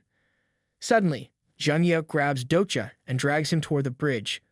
Dokja coughs and tells him to let go, but Jung-Yuk pulls him harder. They cross the broken bridge with the help of Deus Ex Machina. The zombies are growling as they cross. Meanwhile, Sangha, Hyungsung, and Jiliang wait for Dokja at the station. Jung-Yuk keeps dragging Dokja by the collar of his shirt. Dokja feels relief knowing that he is safe again. He can't believe he managed to get the regressor to agree with him. Dokja is exhausted from focusing so hard, so his omniscient reader's viewpoint skill stops working on its own. Dokja feels anxious when he notices that his skill is being deactivated, but he quickly realizes that he has already done everything he could and has convinced Jung-Yuk. He thinks that he is safe now because he has crossed the bridge. Behind the veil, Dokja's friend can see Jung-Yuk stopping him and asking if he is a prophet, someone who can see the future. Dokja gets a bad feeling. His instincts tell him that something is wrong. Suddenly, Jung-Yuk lifts him up and moves toward the end of the bridge. There, a sea monster waits, ready to eat him. Dokja's face changes as he feels fear. Jung-Yuk asks if Dokja will let go and fall into the sea monster's mouth. In his mind, Dokja is sure that Jung-Yuk is a psychopath. He closes his eyes tightly. Dokja believes that he is the only one who truly understands Jung-Yuk, and he wonders if this Jung-Yuk is the same one he has read about. Then he decides to speak. He tells Jung-Yuk that he has something to say first, which surprises Jung-Yuk. They stare at each other. Dokja says that since he is willing to team up with Jung-Yuk, Jung-Yuk should also promise to work with him. Jung-Yuk gets what he wants. He asks Dokja for an answer. With a grin, Dokja calls him an idiot and tells him to let him go and go away. Jung-Yuk lets go of Dokja's hand. Dokja falls with a loud scream. As he falls, he looks up and sees Jung-Yuk standing at the edge watching him fall. Jung-Yuk smiles and says he believes that Dokja is really a prophet. Dokja is shocked. Just before he is eaten by the sea monster, he smiles and curses Jung-Yuk. The sea monster snaps its jaws with a loud sound. A notification appears saying that Dokja has failed to clear the scenario. Meanwhile, Dokja is drowning inside the sea monster's mouth. He struggles to hold his breath, knowing he must keep going and cannot faint. He manages to get out of the water, coughing and retching. He realizes he has made it to the monster's stomach without being torn apart or eaten. He then searches his inner pocket, still breathing heavily. When he finds his phone, he turns on the flashlight to see around him. To his horror, he sees a sea of dead bodies, cars, and pieces of the bridge. The inside of the monster's stomach is even worse than he imagined. Dokja swims towards a flat, floating stone and thinks to himself that Jung-Yuk is a psychopath. Despite this, Dokja understands why Jung-Yuk did it. Dokja believes that the word companion carries great weight for Jung-Yuk. After failing his first round of regression, Jung-Yuk has never had a real companion. He only sees humans as subordinates or enemies. Dokja thinks that this was probably a test, where Jung-Yuk wanted him to prove himself as an equal. Dokja sits casually on the floating stone, closes his eyes, and checks his message log. There are several messages and a few constellations want to sponsor him. This might be because of the final conversation he had with Jung-Yuk. Suddenly, the stomach of the sea monster shakes, signaling that it is moving. Dokja holds the stone tightly, startled by the sudden movement. Dokja remembers that, according to Tusa, the stomachs of ichthyosaurs start secreting acid 3 minutes after they eat. This means he doesn't have much time left. Suddenly, a bright flash appears behind him and the Dokja arrives. Dokja is surprised by its appearance. Dokja realizes that Dokja is not flustered at all, even in this dangerous situation. Dokja replies that he has been waiting for the Dokja, which confuses it. Dokja looks at the Dokja and thinks to himself that not only will he escape from the sea monster's stomach, but he will also gain the power to stand as Jung-Yuk's equal. He believes that Jung-Yuk will have no choice but to accept him as his companion. Meanwhile, on the edge of the bridge, Jung-Yuk stands still and watches the sea monster swim away. After a while, he turns around and leaves. Back inside the sea monster's stomach, the Dokja asks Dokja if he was really waiting for it. Dokja responds that he was. He then tells the Dokja that it needs to take his coins as a penalty for failing the scenario. The Dokja becomes even more confused. The Dokja asks why Dokja wants to pay with coins instead of his life. Dokja explains that if the Dokja was going to kill him, the punishment would have said death, not the mystery penalty. He adds that it means there is room for negotiation. Just then, the Dokja's eyes turn red. However, the Dokja laughs and tells Dokja that it is interesting and impressive how he managed to figure this out from such a small clue. It says that it is no wonder all the constellations are watching him. Then the Dokja informs Dokja that the price to save his life is 5,100 coins. Dokja looks at the coins he has and realizes it is exactly the amount the Dokja is asking for. He feels agitated. Dokja tells the Dokja that the price is too high.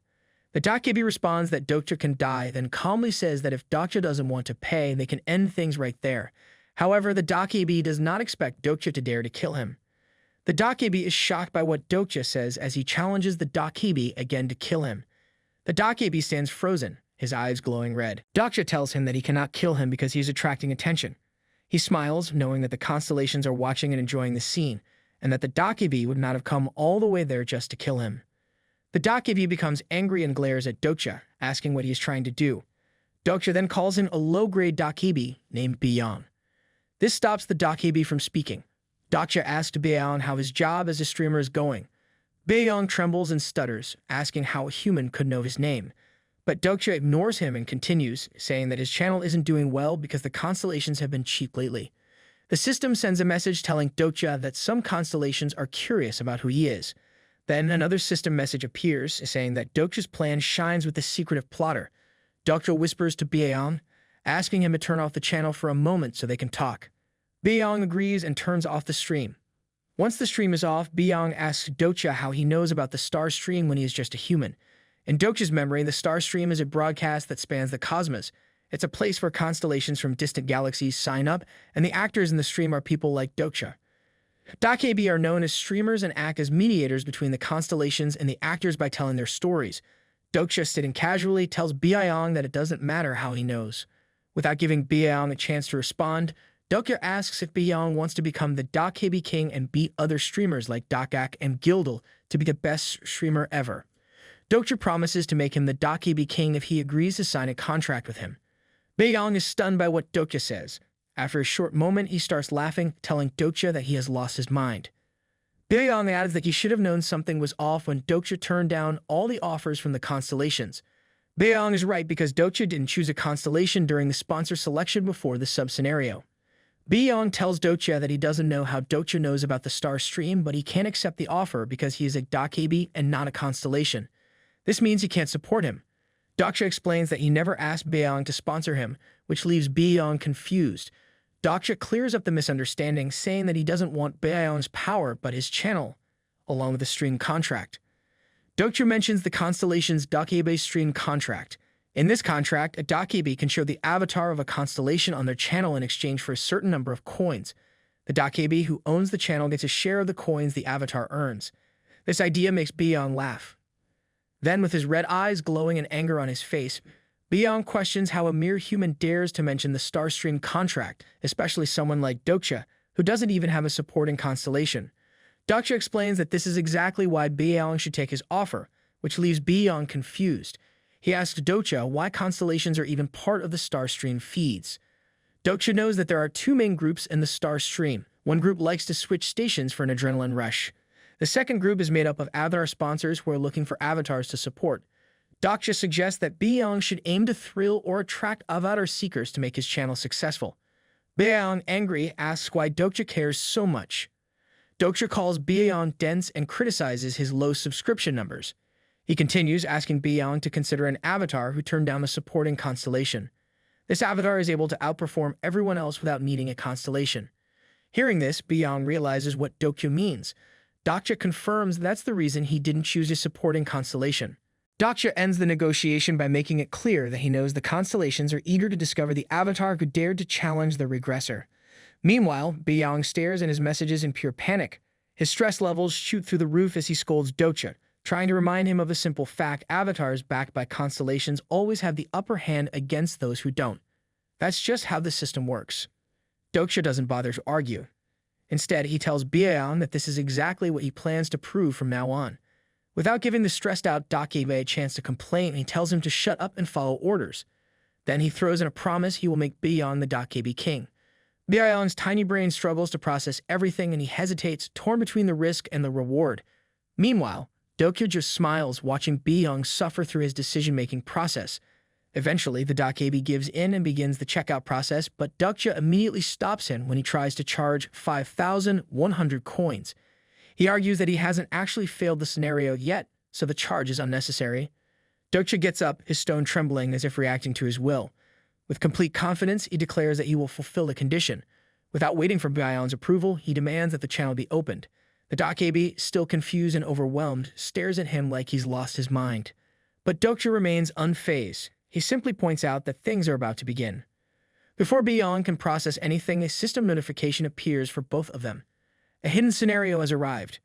Beyong looks like he's about to pass out, but Dokja, as usual, stays completely calm. The new challenge is an A-difficulty hidden scenario called Commander Slayer. The goal is to kill the Sea Commander Ichthyosaur and escape within 10 days. Failure means death. Success comes with a reward of 9,000 coins. And as soon as the channel opens, Beyong scrambles to deal with the constellations flooding his live stream, while Dokja focuses on the more important matter, checking the limited items in the Dokja shop, carefully considering his next move. Dokja struggles to find the search feature in the Dokja shop, which is incredibly inconvenient since he doesn't have time to scroll through an endless list of overpriced junk. Earlier, he had forced Beyong to open the shop, taking advantage of the fact that it only becomes accessible while the channel is live. That explains why Beyong is currently busy rambling through explanations while juggling his other stress, constellations bombarding his stream. In the middle of Beyong's meltdown, Dokja casually asks for help. The Dokja, looking like he just lost the last shred of hope he had left, informs him that the search button is tucked away in the bottom right corner. Dokja quickly types in Ancient Dragon, catching Beyong off guard. The Dokja stares at him, wondering how this guy even knows about such rare items. Dokja, being the master of nonsense that he is, simply throws out an excuse, claiming he just picked a cool-sounding name at random. Not that it matters, because the item is already sold out. Dokja feels a tiny pang of disappointment, remembering that, according to Tessa, the lucky buyer was some Italian guy whose rich sponsor snatched it up for him. With no time to dwell on it, Dokja moves on and searches for the Archdemon's eyeball and the White Star weapon aura. Once again, his knowledge leaves Beyong speechless. At this point, the Dokja should really stop being surprised by Dokja pulling information out of nowhere. Instead of anything fancy, Dokja ends up purchasing 4 bags of seahorse mucus and 4 thorns for a total of 800 coins. Beyong, confused and slightly disgusted, demands to know what Dokja plans to do with such weird items. Dokja, in classic fashion, refuses to explain, making it clear that Beyong will just have to wait and see. Of course, he acknowledges the warning there are no refunds. Meanwhile, the constellations react. The secretive plotter shows interest in Dokja's latest scheme, while the abyssal black flame dragon, as expected, remains committed to hating every single thing Dokja does. Beyong, finally shutting off the stream, brings up the pending offer again. Dokja, without a hint of doubt, tells him that they'll negotiate the contract after clearing the scenario. Beyong, clearly fed up but also kind of curious, decides to leave and see if Dokja can actually survive this hidden scenario. Before he leaves, he mutters something about Dokja being arrogant. Dokja, unfazed, brushes him off with full confidence. Beyong, for once, actually wishes Dokja luck before snapping his fingers and disappearing in a flash of light. The brightness hits Dokja right in the face, making him squint and block his eyes. Once the annoying Dokja finally vanishes, he pulls out his phone, checks the time, and confirms what he already suspected. There isn't much time left before the stomach acid floods the place. Without wasting another second, he paddles toward the massive body of the Ichthyosaur. As he gets closer, he pulls out a small pouch, takes out the seahorse mucus, and smears it onto the thorn. The smell alone is enough to make a lesser man gag, but Dokja barely reacts. Turning his attention back, he sees the inevitable. The stomach acid is about to pour in. The moment the acidic liquid starts spreading, Dokja's grip on the thorn tightens. There's no turning back now. If he hesitates, he'll be dissolved into nothing in seconds. With every bit of strength he has, he drives the thorn into the Ichthyosaur's stomach, determined to get out of this disgusting mess alive. Meanwhile, the outside world is in complete chaos. 4 meteorites crash onto the Earth, setting the entire city on fire. The sea turns into a nightmare as monsters crawl out, adding to the destruction. Among them, one of the Ichthyosaurs suddenly flinches and lets out an ear-splitting roar. Inside its body, the stomach acid churns violently, burning through anything unfortunate enough to be caught in it, including lifeless corpses that never had a chance. Despite everything, Dokja manages to keep himself alive. Using the thorns as footholds, he climbs upward, avoiding the rising acid. Every breath feels heavier, his body screams in exhaustion, and his mind starts to waver. He struggles to keep track of time, wondering if he's made a mistake. The doubt creeps in, whispering that maybe he overestimated himself. After all, he isn't some chosen hero, just a reader, a nobody who somehow ended up inside the story. His vision begins to blur, the light in his eyes dimming, but the scenario isn't over yet. Dokja blinks, his body overwhelmed with exhaustion, and a heavy wave of sleepiness washes over him. He forces himself to stay awake, reminding himself that this isn't a dream, though he really wishes it were. His old life wasn't exactly great, but at least he didn't have to fight for survival inside the stomach of an overgrown sea monster. As the ichthyosaur's body begins to dry up, the area suddenly lights up with bursts of static, the blinding flashes cutting through the darkness. Dokja doesn't move. His hands remain clenched around the thorn, his breath coming out in ragged gasps as his body shakes from sheer effort. Beyong reappears, staring in disbelief. The Dokja actually looks impressed, probably shocked that Dokja is still breathing after pulling off another reckless stunt. A system notification appears, announcing that several constellations are entertained by Dokja's ability to stay alive despite having the survival instincts of a sleep-deprived student cramming for finals. As a result, they toss him a pity reward of 100 coins. On the fourth day of the hidden scenario, Beyong finally acknowledges the absurdity of Dokja's plan, especially the unexpected way he used the thorns. However, before anything else can be said, Dokja's body gives up. His vision blacks out and he collapses with a dull thud. At the same time, the hidden scenario officially comes to an end. The ichthyosaur lies dead, and the system announces the rewards. Dokja receives 9,000 coins for clearing the scenario, along with an extra 1,000 coins as a special achievement. Apparently, he is the first person to take down a Tier 7 sea monster. He would probably feel proud of that if he weren't currently sprawled inside the remains of the beast, struggling to catch his breath. Meanwhile, Beyong, having recovered from his shock, rambles about stone hogs, explaining how they live on shores and survive by feeding on tiny sea creatures. Their signature thorns pierce prey and drain them dry. He stares at the thorns stuck inside the ichthyosaur, still unable to believe that someone actually thought to use it as a weapon against a massive sea monster. Another system notification appears, revealing that some constellations are grinning, clearly amused. They seem to understand exactly why Dokja did what he did. Some constellations, being the nosy spectators they are, demand that Dokja explain his plans so they can keep up with his next move. They clearly don't trust him to just sit quietly and survive like a normal person.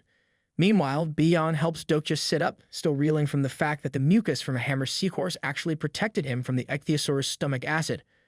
Dokja had thought ahead and covered himself in the hammer seahorse's mucus before using the stone hog's thorn. It wasn't exactly a pleasant experience, but it got the job done. He even managed to satisfy his hunger by absorbing the ichthyosaur's bodily fluids through the thorn, which sounds disgusting, but hey, survival isn't glamorous. His stamina stat even increases from 11 to 12, though it's still barely above pathetic. To clear up Beyong's confusion, Dokja explains that hammer seahorses produce a special mucus to protect themselves from ichthyosaurs, their natural predators. That same mucus is what allowed him to survive the acid. Though it wasn't completely painless, he definitely felt it, just not enough to dissolve into a puddle. Thankfully, his fourth wall skill dulls the worst of the pain, letting him push through it. Beyong, on the other hand, is having the time of his life watching this ridiculous survival drama unfold. He gets so excited that he even asks the constellations if they're enjoying the show. Dokja, already done with everything, pulls himself to his feet and demands that Beyong open the Dokja shop. Later, he takes one of his thorns and drives it into the wall, only to stumble upon something unexpected, the ichthyosaur's nucleus. Beyong's jaw practically hits the floor in shock, clearly not expecting Dokja to just casually dig up something so valuable. Dokja wastes no time grabbing the nucleus, already thinking about profits. He tells Beyong to put it up for sale in the Dokja auction house, but with one specific condition: he will only accept broken faith as payment. Before Dokja can focus on business, Beyong shifts gears and cheerfully informs the constellations that they will be back after a short commercial break. Dokja barely hides his irritation, knowing full well that this entire thing is basically reality TV for cosmic entities who have nothing better to do. Before Dokja even realizes it, a fully written contract appears in front of him. Beyong, having just witnessed Dokja clear the hidden scenario, seems to have finally made up his mind. Dokja scans the contract, expecting the usual nonsense, but to his surprise, the deal is actually better than he anticipated. However, there is one major issue: it's missing a crucial clause. Beyong, thinking he understands the problem, assumes Dokja is talking about a seal. He tries to brush it off, explaining that since a stream contract is soul-bound, a verbal agreement should be enough. Dokja, looking at him like he just heard the dumbest thing imaginable, clarifies that he's talking about something much more important, the ratio. Caught red-handed, Byung lets out an awkward chuckle, probably realizing he can't wiggle his way out of this. He quickly offers a 50-50th split, trying to make it sound generous. To sweeten the deal, he even promises not to charge Dokja for using the channel. But Dokja, being far too smart to fall for such a weak attempt, shuts him down immediately. Byung, clearly not ready to give up, argues that a 50-50th split is the industry standard. Surely Dokja wouldn't expect anything better, right? Unfortunately for him, Dokja is fully aware of how this business works. He points out the obvious: he doesn't have any constellations backing him up, which means when constellations send him coins, a hefty portion gets deducted as a tax by the Dokja system. This is a massive inconvenience, but Dokja isn't the one suffering from it. No, the one really taking the hit is Byung, who has been making an absolute fortune thanks to Dokja's actions. Hearing this, Byung flinches, proving that Dokja hit the nail right on the head. At this point, Dokja doesn't even bother pretending to negotiate. With complete confidence, he declares that he will be keeping every single coin for himself. Byung stares at him, frozen in shock. The two lock eyes, tension thick in the air. On one side, Byung looks like he is about to explode from sheer frustration. On the other, Dokja simply smiles, completely unfazed. Without budging an inch, he states that Byung should be happy with just the commission. The message is clear: Dokja has no plans to hand over even a single coin. Byung immediately rejects Dokja's proposal, calling it ridiculous. Clearly, he still believes he has some bargaining power left. He tries to compromise, offering 70% instead of 100%, but Dokja isn't interested. Realizing that he's dealing with someone completely unreasonable, Byung throws out a weak threat: either Dokja agrees to his terms, or he finds another channel. He even name-drops Gildal, hoping to intimidate him with the idea of partnering with another Dokja. Dokja, completely unfazed, reminds Byung that the advertisements will end soon. Once they do, the constellations will come back expecting entertainment. And right now, the only thing they are watching is Dokja looking dissatisfied, which probably isn't a good look for a broadcast. Under increasing pressure, Byung finally caves and accepts Dokja's terms, though he looks like he just swallowed a lemon. Just when he thinks the nightmare is over, Dokja casually adds one last request. When Byung, already exhausted, asks what it is, Dokja simply smiles and drops another bomb. He wants a contract fee of 5,000 coins. Byung's reaction is priceless. His face twists in pure disbelief, as if he just witnessed the biggest scam in history, but there's nothing he can do. A contract is signed, sealing the deal. With business settled, Dokja finally steps out of the ichthyosaur's remains and emerges from the water. He takes a deep breath, feeling the refreshing air hit his lungs for the first time in 4 days. Every muscle in his body aches, but at least he is no longer inside a giant fish's stomach. Originally, he had planned to finish the scenario in just 2 days, but given the circumstances, completing it in 4 is still impressive, especially when considering that Jung-hyuk in his 4th progression also took the same amount of time. That alone makes Dokja feel slightly accomplished. On top of that, he is satisfied with securing a streaming contract with Byung. The extra coins will come in handy, and he still finds amusement in how Byung's face scrunched up the moment he asked for 5,000 coins. That reaction alone was worth it. As he stands there, he reflects on how ironic the situation is. In his past life, he never got anyone to sign anything. But now, thanks to all the knowledge he gained from reading Teaser, he has turned into someone who can pull off deals like this without breaking a sweat. Dokja glances down at himself and immediately decides he needs new clothes. After everything he just went through, his current outfit is practically falling apart. Just as he makes this mental note, a system notification pops up, reminding him that his 4th wall skill is still active. A few minutes earlier, he had pointed out a system error to Byung, explaining that he couldn't access his attribute window. Byung, being the doubtful and nosy creature that he is, tried to interfere, thinking it was just some minor issue.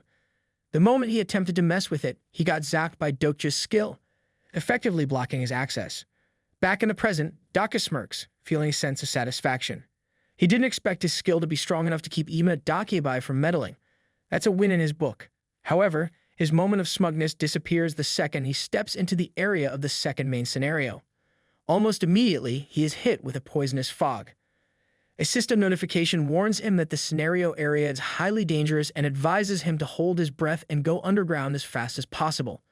Watching all of this unfold, the abyssal black flame dragon seems to be enjoying the show, its wicked smile practically radiating satisfaction. Dokja, realizing that things are about to get much worse, mentally braces himself for the upcoming challenges. The empty streets are now covered in a thick, deadly mist. Then, out of nowhere, a deafening roar echoes through the area. Not far from him, a giant rhinoceros and an equally massive praying mantis are locked in a fierce battle, tearing through whatever stands in their way. Because apparently the poisonous gas wasn't enough, now he also has to worry about oversized murder bugs. Meanwhile, Dokja manages to find a convenience store and takes the opportunity to grab some clothes. After changing into something less torn up, he starts gathering food supplies, preparing for what's ahead in this second main scenario. Once he has everything he needs, he knows it's time to move. The effects of the item he used to breathe in the poisonous air are starting to wear off, which means staying above ground any longer is not an option. Dokja relies on an item called Elaine Monkey's lungs to survive the poisonous air. By taking a bite, it clears out toxins from his system, giving him about 20 minutes before he needs another. It's not exactly the most convenient method, but it keeps him alive. As he moves, a faint voice calling for help catches his attention. He pauses, debating whether he should get involved. Deciding it's worth checking out, he follows the sound and soon spots a woman crawling on the ground. The sight stuns him. He hadn't expected anyone else to have survived in this deadly atmosphere. Without wasting time, he picks her up and carries her on his back. The purifying effect from his item is running out, so he has to find shelter fast. As he runs, he quickly considers his options. Oksu Station is completely destroyed since it's above ground, meaning it's no longer safe. The next closest underground station is Gomo Station, so he makes a beeline for it. When he arrives, he finds the entrance blocked. Not the best sight when time is running out. Thinking quickly, he wonders if the other side of the station might still be open. Before he can act, the woman on his back speaks up, mentioning that Exit 4 is a safe zone. At Exit 4, a group of people are about to shut the entrance. Dokja, seeing his one chance slipping away, jams a thorn into the gap to stop them from closing it. The people inside freeze, startled by the sudden interruption, and take a few cautious steps back. Their reactions make it clear they don't trust him. With no patience for their hesitation, he firmly tells them to open the door. Instead of cooperating, they start stuttering and tell him to leave. When he explains that the woman on his back is injured and needs help, they still refuse to let them in. Dokja frowns, trying to recall if anything like this happened in the novel. He doesn't remember this particular development, which only makes things more frustrating. Seeing no other choice, he grips the thorn, preparing to force his way in. If they won't open the door willingly, he'll make sure they don't get a choice. Dokja forces the roll-up door open, causing a loud, jarring noise that makes the entire entrance rattle. The people inside scream in panic, clearly not built for any sort of crisis. As soon as he steps into the safe zone, they scatter like cockroaches, running for their lives as if he's some kind of monster. Watching them flee, Dokja isn't impressed. If anything, he's just mildly annoyed at their over-the-top reaction. He carefully sets the woman down against the wall before handing her the Elaine Monkey's lungs item. He instructs her to put it in her mouth, explaining that while it won't heal her completely, it will neutralize the poison in her system. For a moment, he observes her closely, wondering if she's someone important from the novel. The thought lingers in his mind: if this were the original book, there's a good chance she wouldn't have made it this far. He considers checking her character profile, curious to see if she holds any significance, but before he can, the cowards who had run off earlier return, and this time they've brought someone new. The new arrival, radiating pure arrogance, demands to know who Dokja is. Dokja, unfazed by the theatrics, gives his name in the calmest way possible. The man immediately gets angrier, making it clear that he wasn't just asking for a name. He wanted to know what kind of person Dokja is. Typical tough guy behavior, trying to act important in a world that's already falling apart. As their exchange continues, one of the survivors suddenly notices the injured woman, causing the new guy to react. He recognizes her as someone from the so-called outcast group. The man then turns to his companion and questions why she didn't return with the rest of them. His companion, clearly uncomfortable, struggles to give a straight answer. It doesn't take long for the man to put two and two together. His companion had tried to take advantage of her and then left her for dead. Instead of showing any real remorse, the guilty survivor just chuckles awkwardly and gives a half-baked apology to a guy named Chalsu for acting selfishly. Dokja watches this unfold and tries to recall if there was ever a Chalsu in the novel. Nothing comes to mind, which means the god probably isn't important. If he were, Dokja would have remembered. Honestly, none of this surprises him. With the world in chaos, people immediately default to the most predictable and disgusting behaviors. Crimes like this happen so often in apocalypse stories that they feel like cliches at this point. One of the survivors steps forward and demands that Dokja hand over the woman. Before things escalate further, however, their attention shifts to something far more interesting: the food supplies Dokja had gathered. Their eyes lock onto it like starving animals, completely forgetting their original intentions. Chalsu, fully embracing his role as a third-rate villain, demands that Dokja leave the food behind and get lost if he values his life. Dokja takes a moment to reflect on how people in reality somehow manage to fit into the most predictable cliches. This situation is no different. Self-proclaimed thugs trying to establish dominance in a world that's already gone to chaos. The way things are going, you can already tell this isn't going to end peacefully. Before he can act, a system notification pops up. The constellations, watching like an angry audience witnessing a rigged game, are furious. Seeing injustice unfold in front of them must have hit a nerve, and their collective outrage triggers an unexpected event. At their request, a bounty hunter scenario activates. The timing couldn't be better. Dokja grips his thorn and stands up, sizing up the situation. What could have been a headache is now an opportunity. He might be outnumbered, but he isn't the one who should be worried. Cholsu, completely unaware of the disaster about to hit him, cracks his brass knuckles together and throws out another weak threat. He makes it clear that if Dokja doesn't leave, he will make sure he never walks again. Dokja, unimpressed, just takes this as further confirmation that this guy talks way more than he can fight. A quick glance at the new F-rated sub-scenario. Eliminate the grunts reveals the conditions. Take out these low-level thugs in 5 minutes. The system keeps the reward and failure penalties hidden, but it doesn't really matter. Dokjan's already made up his mind. He carefully sets the injured woman against the wall, then without hesitation, delivers a brutal right hook to Cholsu's face. The impact is immediate. For all this tough talk, Cholsu crumples like a paper bag, his body sent flying straight into a wall. So much for being intimidating. The rest of the thugs freeze. Their so-called leader just got launched across the room like a cheap action figure, and now they don't know what to do. Still, not wanting to lose face, they cautiously surround Dokja, trying to figure out if they even stand a chance. Unfortunately for them, they don't. The difference in stats is too massive to ignore. Dokja is sitting comfortably at level 33, while these guys are still struggling in single-digit territory. It's not even a fair fight. Instead of wasting energy, Dokja goes for the most effective strategy, targeting their legs. One by one, the thugs drop like dominoes, unable to react fast enough. They might have thought they were the predators here, but in reality, they were nothing more than background characters in someone else's story. Cholsu, barely holding himself together, watches warily as Dokja approaches. His face is swollen from the earlier hit, making him look even more pathetic. Dokja quickly pulls up his character profile, expecting nothing special. But what he sees actually catches him off guard, monarch of the small fries. Of all the possible choices, Cholsu picked the one that literally announces him as the king of weaklings. Dokja almost feels bad. Almost. To confirm his suspicion, he casually asks if Cholsu is connected to the Choldo group. Cholsu, still shaken, reacts with genuine surprise, not expecting to be recognized. Dokja remembers him now. This guy was supposed to be the absolute worst person in Gomo Station, a walking disaster in the novel. More importantly, he was supposed to be dead. According to the story, Jamyeok should have wiped him out already, so the fact that he's still breathing is confusing. Cholsu, sensing the shift in mood, tries to act tough again. He hints that he has killed before, attempting to put himself on the same level as Dokja. Hearing this, Dokja feels nothing but irritation. He recalls his own past decisions, but timing through the bugs the moment he chose to let Namwoon die. The thought of being a murderer crosses his mind, but he quickly pushes it aside. Thanks to his fourth wall skill, Dokja easily sees through Cholsu's bluff. The guy is trying to manipulate the situation, but it's a pathetic attempt. Without hesitation, Dokja drives his thorn straight into Cholsu's wrist, cutting off whatever nonsense he was about to say next. Cholsu lets out a scream, but Dokja isn't in the mood for his theatrics. He reminds him of one simple fact: he is in no position to talk. If Cholsu wants to play the tough guy, then he better act like one. Dokja also remembers something important. Cholsu's supporting constellation is a masochist, the kind that gets enjoyment out of watching their avatar get beaten down. Dokja, knowing exactly how to use this to his advantage, doesn't hold back.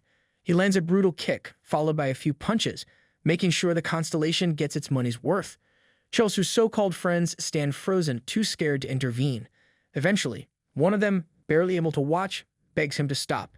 Dokja turns, glancing at the unconscious woman nearby. The sight makes him reflect for a moment. Humans are weak. Physically, mentally, so fragile in every way. And yet even the weakest of them are capable of the worst kinds of violence. Is it the chaos of the world that brings it out, or is it something buried deep inside them from the start? Still, he needs answers. He glares at Cholsu and demands to know why he did it. The thug, beaten and exhausted, just stares back silently before spitting out a curse and telling Dokja to end it already. That response surprises Dokja. Cholsu isn't just acting on instinct. This isn't mindless survival. There's something else going on here. Dokja looks at Cholsu's bloody face and notices something unexpected: sorrow. It was there long before the world turned upside down, just like it had been for him. The scenario countdown ticks down, only 10 seconds left. Dokja stands and considers the possibility that maybe, just maybe, Chalsu wasn't completely wrong. Then, acting on instinct rather than logic, he delivers one last kick. A loud crack echoes through the air. A system notification immediately appears announcing that all conditions for clearing the scenario have been met. The reward is 300 coins. Not the biggest payout, but enough to prove that this world only recognizes results, not morality. As he observes the ruined world around him, he acknowledges a harsh truth. This isn't just survival anymore. If he wants to keep going, he needs to adapt, whether he likes it or not. One of the bystanders, still shaken by the scene, mutters something about how cold-blooded Dokja is. It doesn't bother him. He has bigger concerns. With the woman still unconscious, he lifts her onto his back and instructs the remaining people to lead the way to their group. When they arrive at Gomo Station, people are visibly shocked.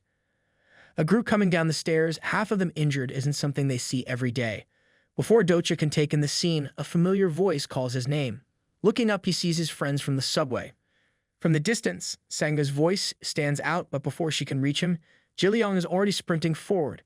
Without hesitation, the kid throws his arms around Dokja. Sanga and Hansung follow, relief written all over their faces. Hansung, guilt still lingering in his voice, apologizes for leaving Dokja behind. But Dokja doesn't blame him. Hansung didn't have a choice. The soldier then explains that Jungyuk had been right. He had told them that Dokja was probably still alive. Curious, Dokja asked about Jungyuk's whereabouts. Turns out the regressor left the station yesterday. Only then does Dokja fully understand why Chuldo group members are still alive. Jungyuk left before dealing with them. As he and Sanga watch the station's people helping each other, another realization hits him. Jungyuk has become a force that controls everything, a monster in his own way. Unlike the others, Jungyuk moves forward, always focused on his own goal. Dokja, on the other hand, is the one stuck cleaning up the mess he leaves behind. Without meaning to, he speaks his thoughts out loud. His friends hear him, but before they can react, he dismisses it as nothing, just a habit of his. The secretive plotter, amused by his words, watches in approval. Wanting to change the subject, Dokja asked about Myango, but before anyone can answer, a commotion breaks out. A group of men suddenly barges in. Dokja immediately senses something is off. Then he spots Myango, the same man who abandoned him on the bridge. And now here he is, standing in front of everyone, pointing straight at Dokja and shouting accusations. With wild energy, he declares that Dokja is pure evil and must be thrown out. The same guy who ran like a coward just days ago is now standing tall, trying to turn the crowd against him. Dokja sighs. Some people really don't know when to quit. Before Myango can keep running his mouth, a hand lands on his shoulder, stopping him mid-rant. A slim man steps forward from the crowd, his presence immediately drawing attention. Introducing himself as Inho Chien, he speaks with the kind of confidence that suggests he thinks he's the smartest man in the room. Dokja hears the name and instantly recognizes it, but frustratingly, he can't recall exactly where from. He introduces himself as Kim Dokja, keeping his expression unreadable. One glance at Inho's eyes is all it takes to confirm something important. This guy has a sponsor. Instinctively, Dokja grips his thorn, preparing for the inevitable. With the way things have been going, he fully expects to be ganged up on for beating half of them into the ground earlier. But instead of hostility, something unexpected happens. They start applauding him. It takes a second for it to sink in. These people, instead of demanding revenge, are actually grateful. Apparently, beating up the resident thugs has earned him some appreciation. Inho, ever the opportunist, gathers everyone and announces that Dokja has brought food.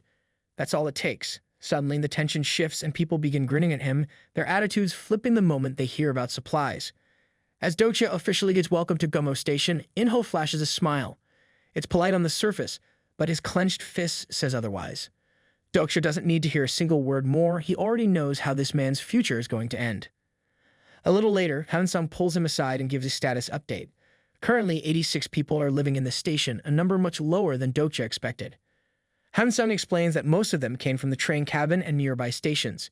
Hearing this, Dokja comes to a grim realization: every single person inside is a murderer. Hansung, looking exhausted, admits something even worse. The station isn't just a chaotic group of survivors, it's divided into two factions. The major group consists of Myango and those who support his twisted ideas. These are the ones with influence controlling how things operate. Meanwhile, the minor group is made up of those who have no real power. They don't follow Myango by choice, they do it for protection. Dokja doesn't say anything, but it's clear what this means. The real danger here isn't the apocalypse. It's the people who are trying to build their own little kingdoms inside it. On the other side of the station, Myango and Inho stand before the gathered crowd, talking like self-appointed leaders. But while Myango is focused on his usual nonsense, Inho's gaze keeps shifting toward Dokja. The attention isn't exactly surprising. People like Inho always take an interest in anything they can control. Meanwhile, Hansung explains the station's situation. Supplies are running dangerously low, forcing people to scavenge for food outside. Among those sent out is Huwon, the woman Dokja had saved earlier. Dokja takes note of something important. Hansung didn't join the major group. Despite his strength, he chose to stay with a weaker faction. It isn't just a simple choice, though. Hansung clearly feels uneasy about the way things are being run. Deciding that the miners are where he belongs, he distances himself from the people in power. However, he still struggles with his own doubts. Hansung criticizes himself, calling himself a hypocrite for worrying about right and wrong in a world that has already fallen apart. He starts rambling, but Dokja quickly shuts him down. Without hesitation, he taps Hansung's right chest and tells him that it's better to worry about right and wrong, even if it makes him a hypocrite. The words catch Hansung off guard. For a moment, he just stands there, visibly moved. Before he can respond, Inho steps in, cutting the conversation short. He asks to have a word with Dokja, leaving little room for argument. Later, Inho makes his pitch. He wants Dokja to join his group. Hansung, standing behind him, barely tries to hide his boredom, letting out a loud yawn. Inho, pretending not to notice, offers a high-ranking position. He paints a picture of leadership, promising that they could lead the group together. Dokja, already expecting some kind of manipulation, wonders what would happen if he refused. As if reading his thoughts, Inho laughs, brushing off the idea as if he hadn't even considered it. Then, with the fake sincerity of a practiced politician, Inho speaks about obligation, claiming that someone with Dokja's power should feel responsible for leading others. Dokja, seeing straight through the act, doesn't bother responding. He lets the silence stretch, watching as Inho continues. Realizing that charm alone won't work, Inho shifts tactics, trying to appeal to something else. He gestures toward the struggling survivors, pointing out how they are suffering without enough food. He asks Dokja to think about them, as if that will somehow convince him. Dokja doesn't react. Instead, he lifts his gaze and focuses on something else entirely, the glowing exit sign above. A moment later, Hansung asked Dokja if he had to refuse like that, so Dokja asked him back whether or not he wanted Dokja to join the majors. Hansung clearly refused that. He kept thinking about how Inho had asked Dokja to find him again if he changed his mind. Dokja just nonchalantly ignores it while offering his friends food for dinner. Before Dokja can properly react, someone calls out to him, and almost immediately, a crowd starts forming. More and more people gather, their numbers growing alongside their hostility. Then the accusations start flying. The crowd claims that Dokja hoarded all the food they worked hard to gather. Their voices rise as they demand that Inho take charge of the supplies, insisting that only he can distribute food fairly. Dokja stands there, genuinely shocked. The sheer distance between reality and the nonsense they are shouting is almost impressive. These people weren't there when he fought to stay alive, yet they speak as if they personally suffered because of him. Just as he listens to the misplaced outrage, a realization hits him. The most dangerous kind of person in a post-apocalyptic world isn't someone like Cholsu. Cholsu was predictable, violent, reckless, and easy to deal with. But someone like Inho, that's a different story.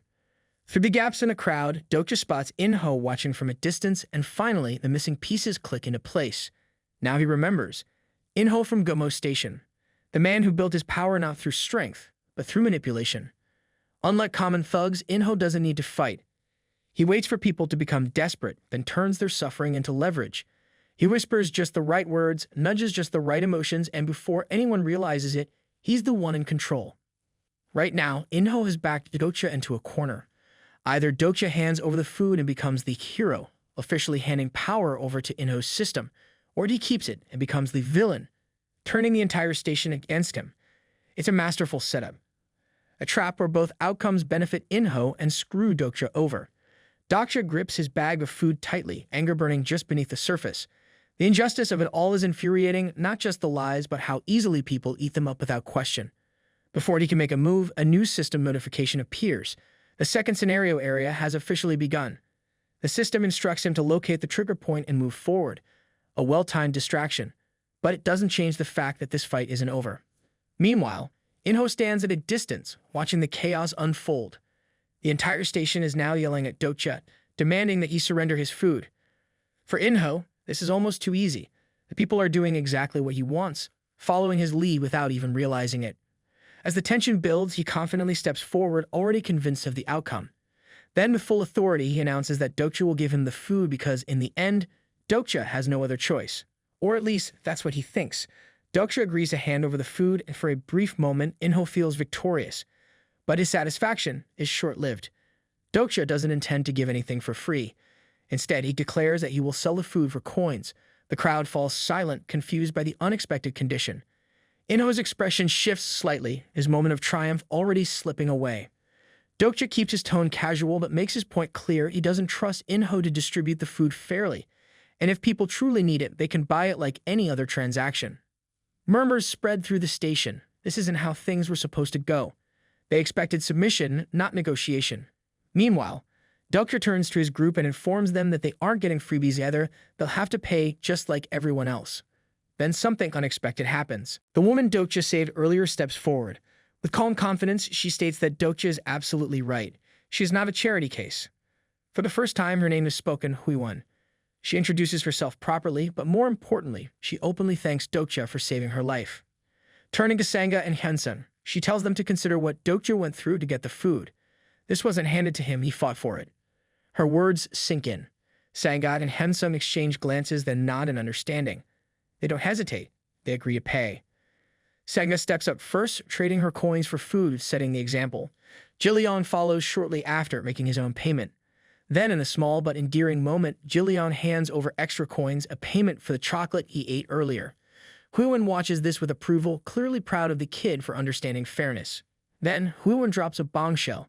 She reveals what the major group has been doing. They've been manipulating the food supply, sending people outside on false scavenging missions only for those same people to never return. Just as this revelation spreads, the mood shifts again. Now, instead of arguing about the prices of Dokja, people start whispering about the true cost of trusting Inho's group. Some begin to wonder maybe Dokja isn't the problem. Maybe the price of his food isn't too high. Maybe they've been paying a far worse price all along. Dokja remains confident that sooner or later, desperation will force people to buy from him. Survival makes even the proudest people lower their heads when hunger kicks in. By nighttime, most of the station is asleep, but Dokja stays awake even when Hyunsung tells him to get some rest. Before they can continue the conversation, a group interrupts them, and just like that, the night vanishes into morning. By the time Huiwon sees Dokja again, she immediately notices something shocking. His bag is completely empty. It doesn't take long to figure out why. The smaller group eventually gives in and buys the food. That part is expected. The real surprise comes when the larger group does the same. Then Inho decides to make a grand announcement, clearly enjoying himself. He acts like he's in full control, wearing the smug expression of someone who thinks he is the smartest person in the room. With fake authority, he declares that food rations will now be limited to 3 biscuits per person per day. Dokja and his party stay silent, watching as frustration spreads through the crowd. People start complaining, their voices growing louder. And just when things seem bad, Inho finds a way to make them worse. Instead of calming the people down, he tells them that if they want more food, they should just go outside and get it themselves. Instantly, the mood shifts from frustration to outright fury. The station is now on the verge of chaos. Then Inho turns to Dokja and drops his final bomb. With a smug grin, he claims this decision is all because of Dokja. He reveals that the larger group want half the food, but instead of sharing it with everyone, he will only give more to those with valuable skills. And as he speaks, something strange radiates from him, like he is using a skill. Dokja immediately understands what is happening. Inho has activated Insight, a dangerous ability that manipulates emotions. Suddenly, everything clicks. Inho never cared about buying food. His real goal was to turn the entire station against Dokja. Huiwon, standing beside Dokja, quickly evaluates the situation. She sees the flaw in Dokja's plan, selling food to weaken the larger group, but if they also bought from him, then the balance of power hasn't changed much. Dokja remains completely unbothered. He simply points out that he earned even more coins because of it. Huiwon stares at him, now seriously wondering if even his own party trusts him at this point. But when she realizes he sold everything, her patience finally reaches its limit. Annoyance flashes across her face, and she does not bother hiding it anymore. Before the tension can escalate further, Jillian quietly steps forward and offers some of his own food to Dokja. He is willing to share whatever little he has left. Dokja refuses instantly. Instead, he gives his party a strange order. They must eat all of their food right now. He offers no explanation. The rest of the station falls into desperation. The major group now controls the food, and they are charging ridiculous prices for it. Anyone without coins is left with nothing. The real fight for power has just begun. Dokja stands alone at the rails leading toward Yaksu Station, already planning his next move. Deep in thought, he barely notices when Huiwon approaches. She warns him that people who go down that path never return. Her words mean little to him. Without hesitation, he climbs onto the platform. Before he can focus, Huan unexpectedly thanks him for saving her life the previous day. She keeps it brief, then gestures toward a man nearby, the same one who tried to attack her. Her expression stays calm, but her meaning is clear. That man belongs to her, and no one should interfere. Curious, Dokja checks her character profile. So far, she has no constellations, but before he can analyze further, her sharp breath catches his attention. The major group has just thrown a group of elderly people and a woman outside, fully aware they won't survive. The sight makes her furious. Before she can do something reckless, Dokja stops her. He knows that fighting back now won't change anything. Even if she kills a few of them, the real problem remains. Without food, they will all starve anyway. Taking another look at her profile, he notices something interesting. Her attribute is Crouching Figure. It's rare, but more importantly, it has one of the strongest effects on an avatar. Huan struggles to hold back, unable to accept just watching innocent people being sent to their deaths. But Dokja stays firm. He explains that fighting now is pointless. The food crisis is the real war, and unless they fix that, nothing will change. At this moment, he seriously considers bringing her into his group. Her profile is too valuable to ignore. Focusing back on the situation, he offers her a deal. He will take care of the food issue. All she needs to do is wait. He is certain that Beyong will show up soon. And then right on cue, a bright light cuts through the darkness of the station. Everyone immediately recognizes the presence of a Dokja. But the moment Dokja gets a clear look, he realizes something is wrong. This isn't Beyong. The explanation is obvious. Beyong must be getting punished for breaking some rule. The new Dokja is different. Its fur is pitch black, its robes shimmer with gold, and unlike Beyong, it doesn't waste time. Scanning the crowd, it casually points out how unusually calm this station has been. Then, with a simple snap of its fingers, everything changes. Suddenly, every single piece of food in stock lifts into the air, floating above the stunned crowd as if gravity no longer exists. A heavy sense of dread fills the air as everyone watches, unable to do anything. Then, with another snap of the Dokja's fingers, the real nightmare begins. In an instant, the food vanishes. The station erupts into chaos. Panic spreads as people scramble around, desperately trying to understand what just happened. Before anyone can catch their breath, a new system notification appears announcing a new scenario survival fee. From now on, everyone has to pay 100 coins per day just to stay alive or face consequences. Just like that, survival becomes even harder. Once the Dokja disappears, Inho jumps into action. He quickly gathers everyone and announces a new rule. Only those who join the search team will be given food. His frustration is clear. He didn't expect the food to vanish and is now struggling to deal with a mess. When he looks at Dokja's calm expression, doubt creeps into his mind. Did Dokja know this would happen? Dokja watches Inho get more and more uneasy, calm as ever. He wonders if Inho will start suspecting him, but it doesn't matter. If Inho can't prove anything, there's nothing to worry about. Turning to Huan, Dokja casually explains that he had been thinking about what the Dokja might do next to make things worse. That's all. But inside, Dokja knows this situation is much bigger than he first thought. And as he scans the notification bar, something strange catches his eye. He doesn't remember ever seeing the survival fee scenario in the original story. For the first time, he starts to wonder if the contract he signed with Beyong has somehow changed the course of events. Before he can think too deeply about it, Hansung calls out to him. He suggests they join the search team, but Dokja immediately shuts it down. They need to find a new food source, not run around chasing after what's already gone. Dokja's gaze shifts toward the railway, and in that moment, everyone instantly understands his plan. He turns back to his party and simply tells them they're going monster hunting. A few minutes later, Dokja and his group step onto the railway, following the faint traces left by monsters. As they move forward, Dokja is surprised to see that Inho doesn't try to stop them. This realization brings a new understanding. Every time he earns someone's trust, impresses them, or figures out their thoughts, his understanding level increases. But Inho isn't the type to just sit back and do nothing. Instead of interfering directly, he sends someone to spy on them. As they continue down the railway, a familiar face joins the group, Manga. Of course, it had to be him.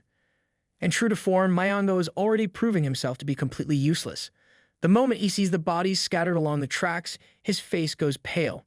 Fear grips him, and he barely manages to keep himself together. Meanwhile, the rest of the group stares at him in disbelief. Not even 10 minutes into the journey, and he's already freaking out. Dokja quickly realizes that Myanmo isn't a real threat, just a walking distraction at best.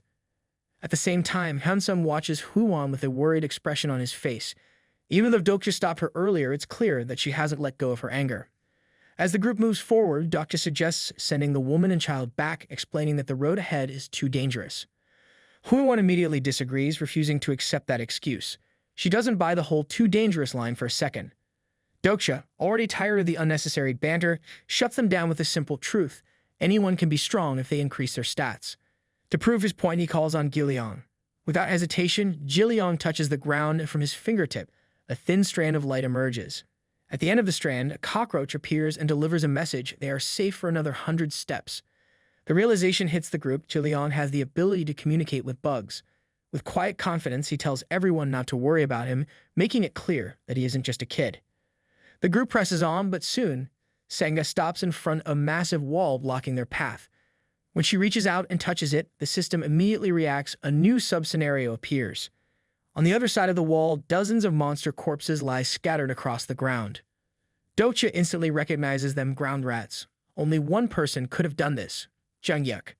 However, despite the rats already being dead, the system demands that the group hunt them, meaning the scenario is still active.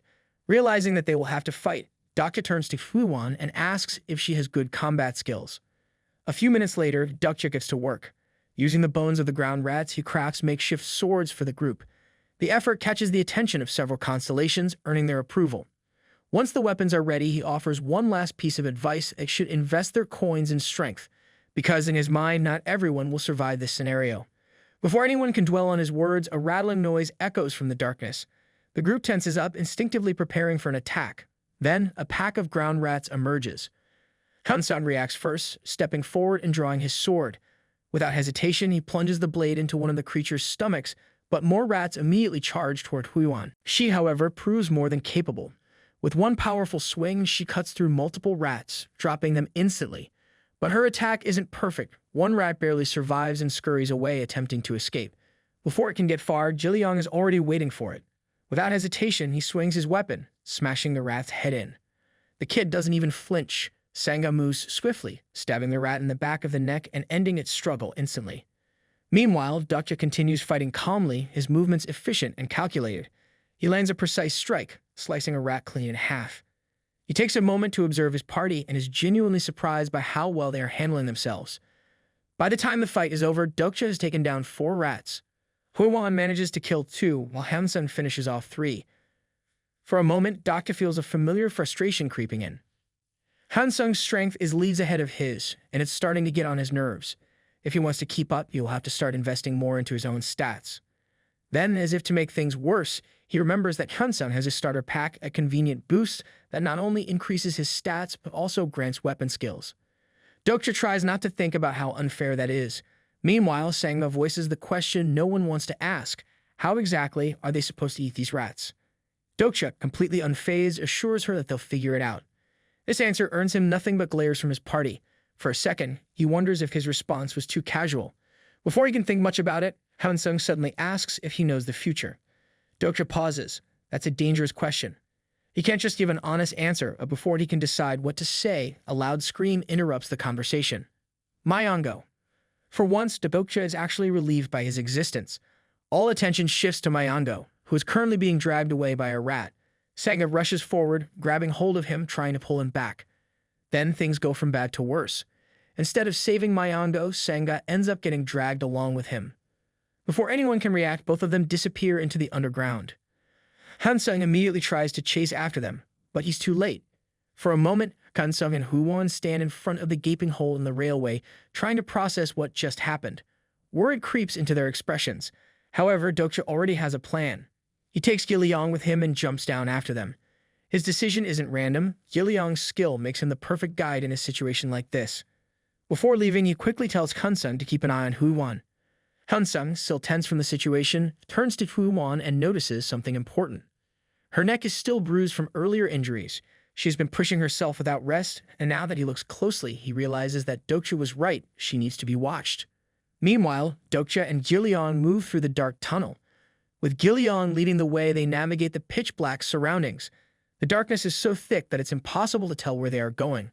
But one thing is clear: they are heading straight into the unknown. As they move through the tunnel, Giliong suddenly speaks up. Without hesitation, he asks if Dokja intentionally let Sangha and Myango get dragged away. He isn't just guessing. He saw Dokja watching the entire thing unfold without doing anything. Dokja doesn't deny it, and almost instantly, a few constellations express their displeasure. He doesn't need to explain himself. Jiliang is too sharp to be lied to anyway. Instead, Dokja calmly states a fact: ground rats tend to hoard whatever they catch. They store food, rare items, and other valuables in their lairs. Jiliang immediately puts the pieces together. Dokja wants something inside the rat's nest. But even though that part is true, Jiliang knows it isn't Dokja's real reason. After all, Dokja had already saved him once before back on the train. Jiliang trusts Dokja, but at the same time he doesn't fully understand why.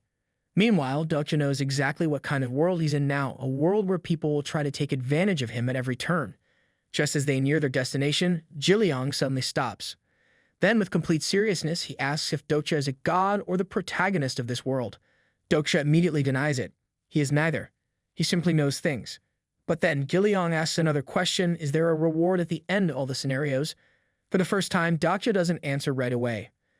Jiliang starts trembling, sensing the weight of Dokja's silence. At the same time, Dokja's thoughts drift elsewhere.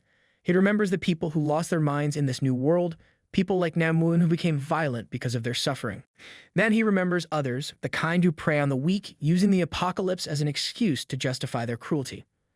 But then there are people like Jiliang, people who still hold on to optimism even in a world that tries to crush them. And that's why Dokja ultimately agrees with him. As Dokja places a reassuring hand on Jiliang's shoulder, the field around them suddenly shifts. The surroundings change, revealing a grim, eerie place covered in massive roots. In the center of it all, a mysterious box glows with an ominous purple light. Then, without warning, the sub-scenario updates. A scratching sound echoes from inside the box, and Dokja, sensing danger, instantly covers Jiliang's mouth. Something else is here. A low growl rumbles from the distance, and suddenly, a blue light appears near the box. The ground rats freeze in fear, their instincts screaming at them to run. Then faint voices drift from the corner of the room: Manga and Manga. They are both tied up with roots, and unsurprisingly, they are already arguing. As Dokja watches the mess unfold, he finally realizes why Manga wasn't driving his fancy car earlier. Turns out Manga had stolen Sanga's bike. His excuse: he wanted to drive her home. Dokja barely holds back a sigh. It makes so much sense now. And of course, Manga isn't letting this slide. The two continue shouting at each other, their argument growing louder and more pointless by the second. Finally, Dokja has had enough. Without saying a word, he lifts his thorn and takes aim. For a brief moment, there is complete silence. Then, Dokja throws it. The thorn bolts through the air, cutting through the darkness like a spear. Manga, mid-rant, notices immediately, but it's too late. The spike doesn't hit him directly. Instead, it flies just past his head, embedding itself into the wall behind him. Instantly, the argument stops. Both Manga and Manga freeze, realizing that Dokja and Jiliang have been standing there the whole time. Dokja expected something to happen, but even he didn't anticipate what came next. The wall where the spike landed starts cracking. Manga and Manga snap out of their argument and immediately go on alert. Then something else happens. A swarm of bugs gets caught in the impact and dies instantly, but only Jiliang notices this. Meanwhile, Dokja is too focused on something far more important. The rats are trembling. Their fear is so intense that they seem frozen in place, and then he senses it. The dark flames rising from the depths of the lair, and from the center of the massive, tangled roots, something appears. A tall figure emerges, its skull-like face hidden beneath a deep hood. But that's not the worst part. From beneath the robe, numerous tentacles slither and move unnaturally. The Keeper of the Dark has arrived. At that moment, Dokja finally notices the effect on Jiliang. The bugs had died instantly, and Jiliang must have felt it. His expression twists in discomfort, his breathing uneven. Without hesitation, Dokja tells him to rest. Then, without a single glance at the towering creature before him, Dokja calmly walks past the Keeper as if it isn't even there. Dokja moves quickly, cutting through the roots binding Manga and Manga. However, he immediately notices a problem. His knife, which should have been sharp enough for this, is already blunt after just a few cuts. Of course, because nothing can ever be simple. Before he can dwell on it, the Keeper shifts its attention to him and his group. Without hesitation, Dokja tells them to stay back. He already understands what's happening here. The rats have been collecting items not for themselves, but as a sacrifice to a much stronger species. And now that stronger species is standing right in front of them. Dokja, however, has no intention of fighting it. Then the Keeper speaks.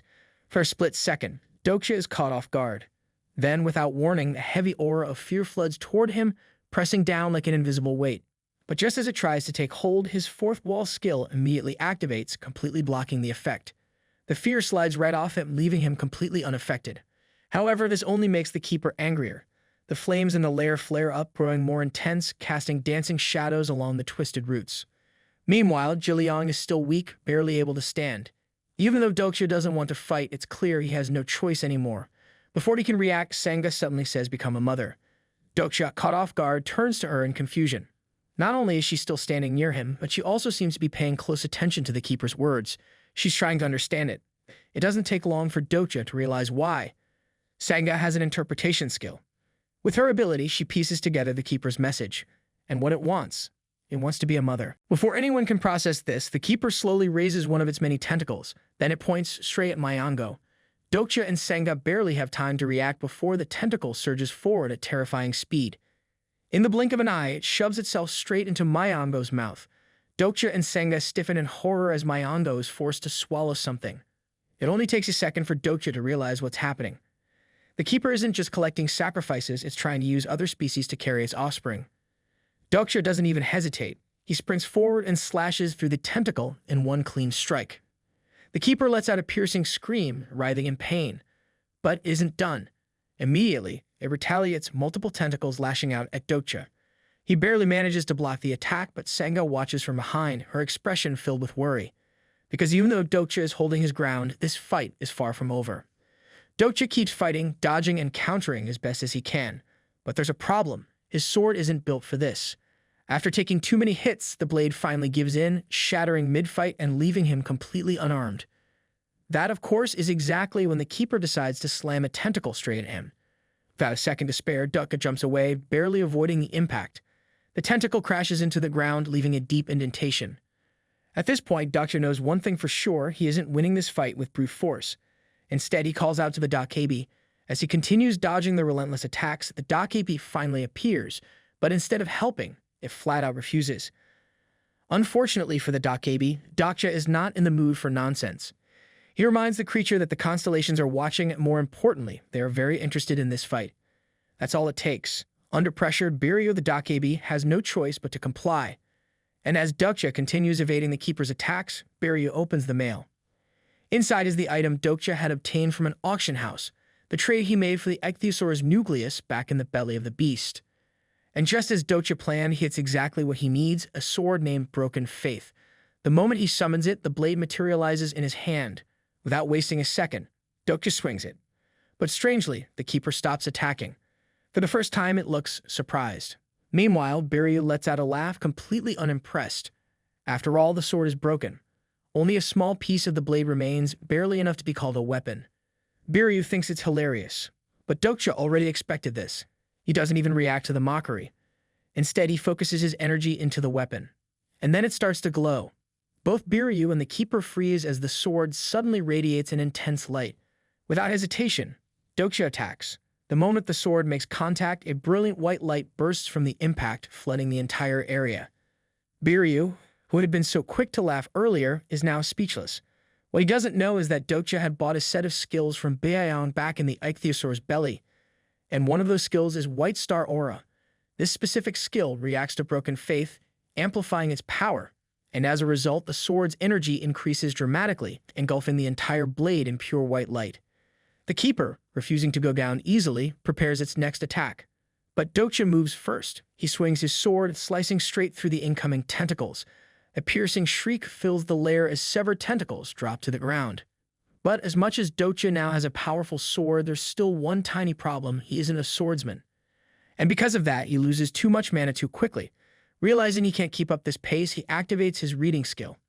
The keeper doesn't give him a break. It lashes out with another attack, and Dokja barely dodges in time.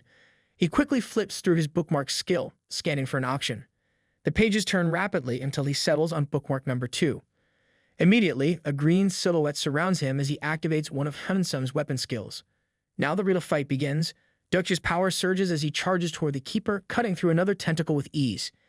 Even with its wounds, the keeper refuses to give up, still thrashing and trying to fight back. But Dokja isn't alone. With Hansum's shadow boosting him, he moves faster, slicing through the tentacles on the other side. He grips the sword with both hands and leaps toward the keeper, already knowing that it always pauses briefly after each attack. Taking advantage of this, he moves in for the final strike. With one clean motion, he slices straight through the middle of the keeper, landing on the ground behind it as the creature lets out a deafening scream. His party watches in stunned silence. Sanga, still using her interpretation skill, relays what the Keeper is thinking, wants to know how Dokja knew its attack patterns. And as the Keeper collapses, Dokja casually states that it just needs more reading. The constellations watch in fascination, clearly impressed by the fight's outcome. Meanwhile, Biryu is still processing what just happened. Another sword appearing this early in the scenario. That wasn't supposed to happen. Dokja, unfazed, points out that this isn't a real other sword, it's a one-time use item. Then, getting straight to business, he asks for his reward since the sub-scenario is now complete. A system notification confirms their victory, granting them 500 coins. However, Biryu then presents an interesting offer. Does Dokja want to finish the Keeper off? Dokja immediately refuses, but of course he lies about the reason. He claims he doesn't believe in unnecessary killing, which sounds noble enough, except everyone knows that's absolute nonsense. The real reason is killing the Keeper would draw the attention of the Demon King, and whoever does it is guaranteed to suffer. With that matter settled, Dokja turns his focus to something more important, the glowing box. Biryu, however, is standing in the way. Instead of wasting time arguing, Dokja simply kicks him aside and walks forward. But before he can claim the prize, something unexpected happens. A blade suddenly pierces the Keeper's body. Turning to look, Dokja sees the culprit, Manga. Manga stands there, smirking, completely full of himself as the Keeper takes its final breath. He laughs, loudly celebrating his so-called victory. Then, right in the middle of his hysterical gloating, a notification pops up. The system informs him that the Demon King has cursed him. At that moment, Manga's smile vanishes. Dokja, watching this disaster unfold, simply shakes his head. This is exactly why he didn't kill the Keeper himself. Now, instead of being the target, Manga is the one who's doomed. While Manga stands there regretting his life choices, Sanga and Jiliang look at Dokja with admiration. Dokja, as always, just smiles and moves on. Together, they open the box, discovering 2 items, a bracelet and a shield. Dokja isn't particularly excited. If Junghyuk was here earlier, then he definitely took the best items already. Still, they have one more box left. So without hesitation, Dokja opens it. Inside, he finds a mana brazier. Immediately, he recognizes its value. This is exactly what they need for their next step in the sub-scenario. Wasting no time, Dokja sets up the brazier and begins cooking the ground rat's leg. The moment the meat starts sizzling, an irresistible aroma fills the air. Sanga, Jiliang, and even Hyun-sung watch with anticipation, completely entranced by the smell. And as the meat finishes cooking, Dokja takes the first bite. The rest of the group leans in slightly, waiting for his reaction. The meat tastes delicious and Dokja enjoys it, so he gives a piece of the leg to both Sanga and Jiliang. He just had an experience he could only read about before and makes everything taste even better. Then he suddenly hears Manga's stomach growl loudly. Manga awkwardly asks if he can join them. When he sits down with the group, Dokja tells him that he'll need energy to fight off his curse. The 4 of them eat happily when Sanga asks how Dokja knew all this. She assumes he knows because he reads a lot of web novels. She feels embarrassed, thinking she can't do much. But Dokja responds that the only reason he can defeat it is because Sanga understands the Keeper. It seems like she caught on. She noticed that Dokja wanted the box for a specific reason. It turns out the box is a random item box. To avoid the question, Dokja praises Sanga for her ability to read the language. As they finish eating, Sanga encourages Dokja to keep whatever item is in the box for himself. Dokja reaches into his pocket and pulls out the Keeper's core, placing it in the box along with Broken Faith. He knows that if he puts random items inside, the box will turn them into something rare or powerful. Biryu has no idea about the box until it's too late. Dokja already places a low-grade object inside, and it's already in the process of turning into a high-grade item.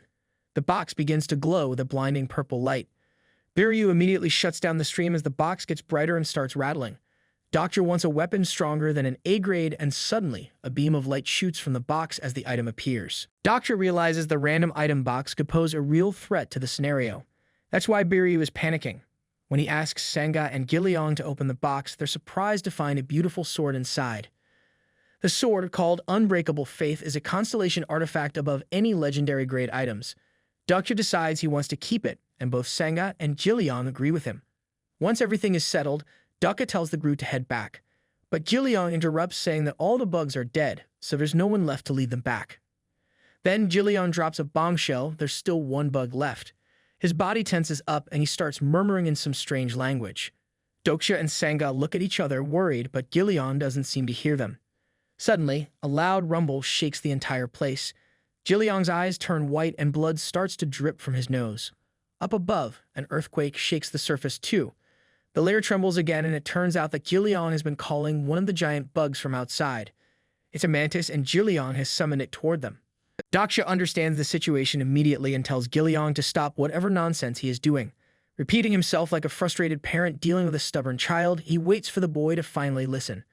After far too long, Gillian finally obeys, making the mantis snap out of its trance. The creature, looking as lost as someone waking up from a bad dream, stands there, dumbfounded. A few seconds later, it takes the smartest action possible. It runs for its life. Meanwhile, the entire layer is about to come crashing down, and Dokja cannot believe that the cause of this disaster is a kid. Staring at Gillian like he has just committed a crime, he warns him never to use that ridiculous skill again unless given permission. Clearly, letting a child control something this dangerous is a terrible idea. Trying to take control of the situation before another disaster happens, Dokja suggests waiting for more bugs to appear. But of course, Senga, the self-proclaimed problem solver, has to jump in with her own plan. Acting like she is revealing some grand secret, she announces that she can find a way back. Apparently, she has a skill similar to Gilliam's, allowing her to follow a golden thread to guide them. For someone who barely ever has good ideas, she sounds way too confident. Hearing this, Dokja, always the skeptic, asks her about her constellation. Almost immediately, he realizes that she has locked herself under a contract, stopping her from sharing that information. Of course, she would have something like this, because why make things simple? Growing more suspicious, Dokja tries to look her up using his character profiling skill. Instead of getting anything useful, he is met with the most annoying message possible. Her information is still being collected. Apparently, even the system finds her too complicated to deal with.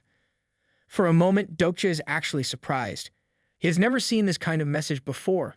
Before he can think too much about it, a sudden bright yellow flash appears out of nowhere. It is Beyond making his usual over-the-top entrance, looking way too cheerful for someone who barely helps in serious situations. Back at the railway, Beyond proudly hands Huwon a cooked rat's leg as if he is offering a 5-star meal. Somehow, this is supposed to help her recover, but it just looks disgusting. Just as the group continues walking, Beyond starts speaking to Dokja through Dokja communication. Luckily, no one else can hear him, saving Dokja from having to explain whatever nonsense the little creature is about to say. Beyond explains that he was called to the management because he shut down the channel and stretched out his commercials longer than allowed. Instead of feeling guilty or worried, he smirks and shrugs it off like the reckless troublemaker he is. As they continue walking, he and Dokja talk privately about a random item box. Somehow, this box brings up old memories for Beyond. It turns out the box exists because of his never-ending greed, proving once again that he cannot resist hoarding things. A short while later, Huwon, ever observant, notices that Dokja has received another item. Meanwhile, at the back, Hansung is busy polishing his shield with a ridiculous grin on his face. He looks like a kid who just got a new toy, clearly enjoying the moment. Apparently, he has started to trust Dokja, which is amusing, considering how skeptical he was before.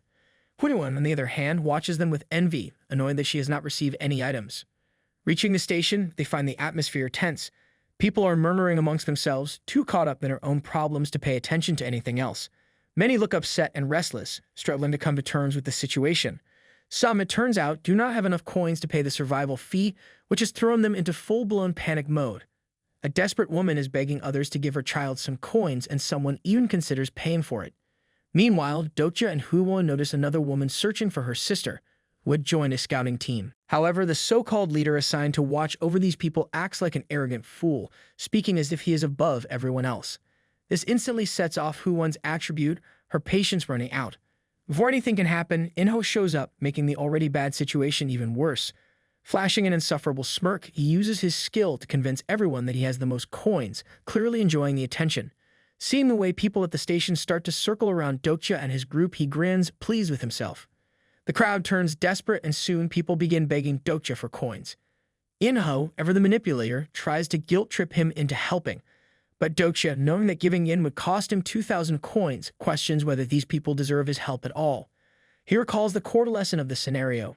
Everyone must take responsibility for themselves. Suddenly, Beyond appears on the screen, reminding them that time is running out. Dokja closes his eyes briefly, ignoring the impatient constellations waiting for his decision.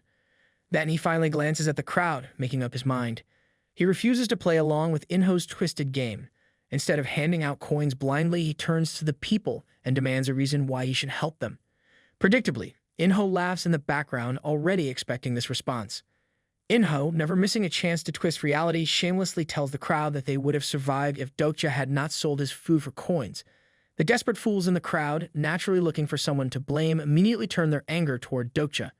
His party, realizing how quickly things are spiraling out of control, attempts to calm the furious masses. However, In-ho, enjoying the chaos, keeps pushing Dokja to hand over the coins, pretending to be generous when he is just stirring more trouble. Despite the growing hostility, Dokja remains unfazed. His party surrounds him protectively, making it clear that they will not let things escalate without a fight. In-ho's men, always eager to throw punches instead of using their brains, launch an attack. Dokja grips his sword tightly and draws it, preparing for the stupidity about to unfold. One of the attackers, apparently overestimating his own importance, raises his weapon against Dokja. The fight ends before it even starts. Dokja swings his sword in a clean arc, slicing off both of the man's hands in a single strike. The air fills with gasps as everyone watches the severed hands fly. The unfortunate fool collapses, screaming in agony, but no one moves to help him. Instead, they all stare at Dokja, their shot clear. Dokja, completely unimpressed by their reactions, calls them pathetic for blaming him when they are the ones who put themselves in this situation. Checking the man's profile, he quickly realizes that this idiot is far too strong to be just some random thug. There is something more to him. Turning back to face the crowd, Dokja sees fear in their eyes. They are scared, not just of him, but of the whole system that has trapped them. He points out the obvious. Their suffering is not his fault. They let themselves be controlled because they are afraid of the major group's strength, but he demands to know why they accept being weak instead of fighting back. Hearing this, In-ho flinches, his usual smirk momentarily fading. The people murmur among themselves, unsure. Finally, one of them finds the courage to question what Dokja is saying. Attempting to regain control, In-ho starts his usual empty explanations, but Dokja has no patience for nonsense. He cuts him off and throws out a fact that no one wants to acknowledge. Their numbers are shrinking at an alarming rate. Someone weakly argues that it is because of the monsters. Dokja does not buy it. He calls them all fools for failing to see what is right in front of them. Only the Chula gang consistently survives, getting stronger every time they return. The pattern is too obvious to ignore, yet these idiots have been blindly accepting it. Twisting In-ho's own words against him, Dokja reveals the cruel truth. Killing someone gives you coins. In-ho has known this all along, yet he still tries to deny it when the people confront him. Beyond, always entertained by drama, watches with excitement as the crowd shifts its rage toward In-ho. Dokja, seizing the moment, shouts for everyone to take the coins for themselves. The people, already filled with desperation and resentment, react immediately. Meanwhile, In-ho, never one to fight fair, smirks while hiding behind one of his men, waiting for the chaos to unfold. Stepping aside, Dokja raises his sword and points it toward the major group. He makes it clear, this is how the world works now. The crowd, trembling as the realization sinks in, understands that there is no other choice. The situation explodes into violence. People turn on each other in a desperate, bloody struggle, scavenging for weapons and launching an all-out battle against the major group. The station descends into pure madness, proving that survival comes at a brutal cost. Dokja and his party find themselves caught in the middle of absolute chaos. The gang, still thinking they have a chance, foolishly tries to attack him. Holding his newly acquired sword, Dokja does not hesitate. He slices through them like they are nothing, cutting off limbs and scattering blood everywhere. The ones still alive collapse to the ground, their eyes filled with regret. They reach out pathetically, begging for help they will never receive. A sudden movement interrupts the scene. Without warning, the sword is driven straight through the mouth of one of the dying men, silencing his cries forever. The one responsible is Huan, who has finally taken revenge on the man who attempted to rape her. The act, brutally yet justified, triggers something inside her. The hidden presence within her awakens, no longer dormant. Her attribute evolves into something far more powerful, Judge of Evil. A red aura bursts from her body, covering her in a terrifying glow. Her eyes change, manifesting a deep crimson light, and above her head, a massive red sword materializes, floating like an executioner's blade. Dokja, for once, is genuinely shocked. Of all possible attributes, she possesses one of the strongest judgment-based powers. Before he can fully process it, Huan declares her intent to take care of the rest of the gang. A notification appears, stating that from now on, she will always fight alongside Dokja. Wasting no time, Huan steadies herself, inhales deeply, and activates her personal skill. Behind her, an enormous holographic scale emerges, tilting heavily to one side, passing judgment on the wicked. The constellation watching over her grants permission for her to unleash her power. Instantly, her strength surges. Meanwhile, In-ho, proving once again how utterly useless he is, gets beaten up by one of the minor groups. Stumbling back, he looks around, searching for his men, only to realize they are either dead or missing. Then his gaze lands on Huiwan, now glowing in red light, standing in the center of the station like an unstoppable force. The massacre begins. Anyone foolish enough to challenge Huiwan meets a swift and brutal end. She does not hesitate. Every movement is precise, every attack deadly. Someone tries to strike from behind, thinking they might catch her off guard. It is a mistake. Without even turning fully, she stabs them, her blade cutting through their right shoulder with ease. The rest of the people, including Dokja, simply stand there, watching in stunned silence as she single-handedly slaughters everyone in her path. When the dust settles, the only one left standing is Huiwan.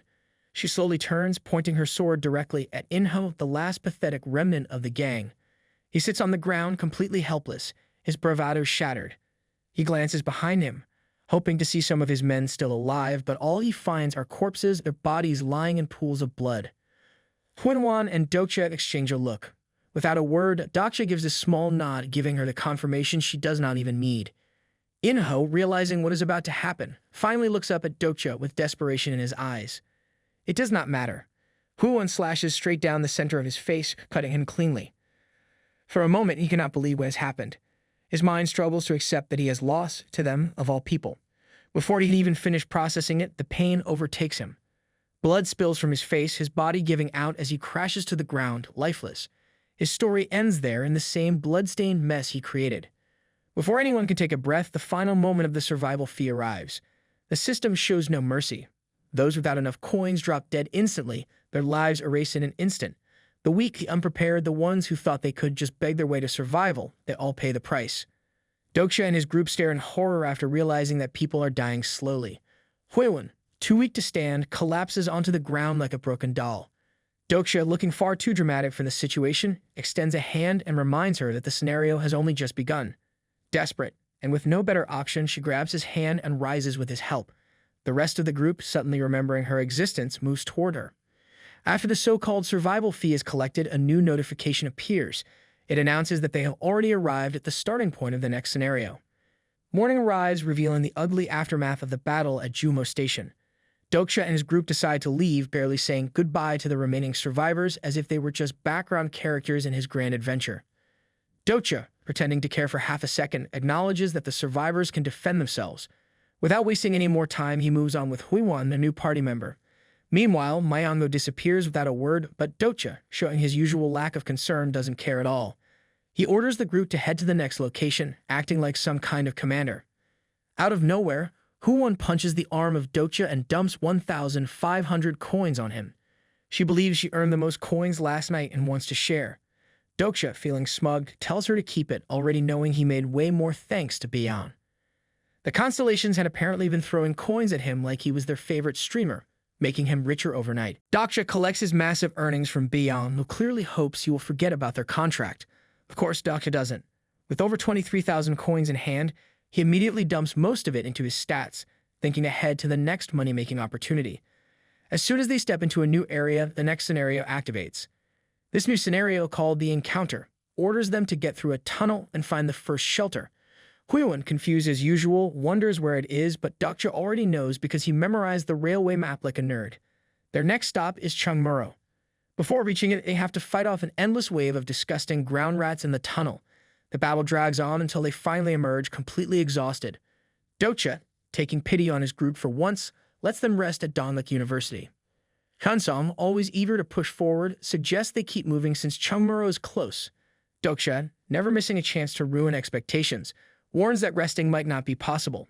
On the way, they see corpses of both people and ground rats scattered everywhere. Only one person could be responsible for such a massacre, Jungyuk. Hearing this, Hansong immediately backs down and shifts focus to searching for useful supplies, pretending that was his plan all along. Sangal, looking for a companion, invites Huiwan to join her. Dokja glances at them, confused, before realizing they are just going to the bathroom. As if this isn't awkward enough, Hansong and Giliong suddenly decide they also need to go. The great warriors of the apocalypse, reduced to a synchronized restroom trip. Upon reaching the bathroom, Huiwan notices that Dokja is missing. Hansong, who seems to have an answer for everything, says Dokja went outside. Into the poisoned air, no less. Meanwhile, Dokja is dashing off dramatically, holding his breath like a stubborn child despite being the one who told everyone to rest at Donlik University. His real destination is a shortcut leading to the statue of the great monk Samyeon. Hwayewon, confused but slightly concerned, asks Hansong why Dokja would do something so reckless. Without hesitation, Hansong claims Dokja is off on a pilgrimage, as if that makes any sense. Dokja reaches the statue and without a second thought, silently pays his respects. The constellations, for some reason, reward him with coins as if he is a devoted monk rather than a scheming opportunist. Byung, suspicious as always, wonders what Dokja is up to. The answer comes quickly. Dokja suddenly leaps, swings his sword backward to gain momentum, and then smashes it straight into the statue. The loud crack echoes through the air. Byung, watching in horror, immediately panics. Meanwhile, Dokja, completely unfazed, casually eats his meal while Byung rants about how he just destroyed a sacred idol. Eventually, Dokja tells him to calm down. He knows every idol statue holds power and items, and he needs the great monk's skill to continue toward Chungmuro. In other words, he just committed divine vandalism for personal gain. Again. Dokja, relying on his knowledge from reading Tesa, executes his plan perfectly. Returning to the station, he gets into an argument about the constellation he just angered by destroying the statue. Reaching the bottom of the stairs, he meets Hwayewon and Hansong, acting as if nothing happened. Without missing a beat, he casually announces that he brought them some items. Hwayewon receives a robe and Dokja claims it belonged to the great monk Samyeon. She stares blankly, having no clue who that is. Sanga, who gets a set of prayer beads, immediately recognizes the monk as a legendary figure in Korean history, proving that at least one person in the group paid attention in school. Hwayewon, finally realizing the robe has some power, starts appreciating it. Meanwhile, Dokja, in the most shameless move yet, lies straight to their faces. He insists that he was praying at the statue when these items conveniently fell from the sky into his hands.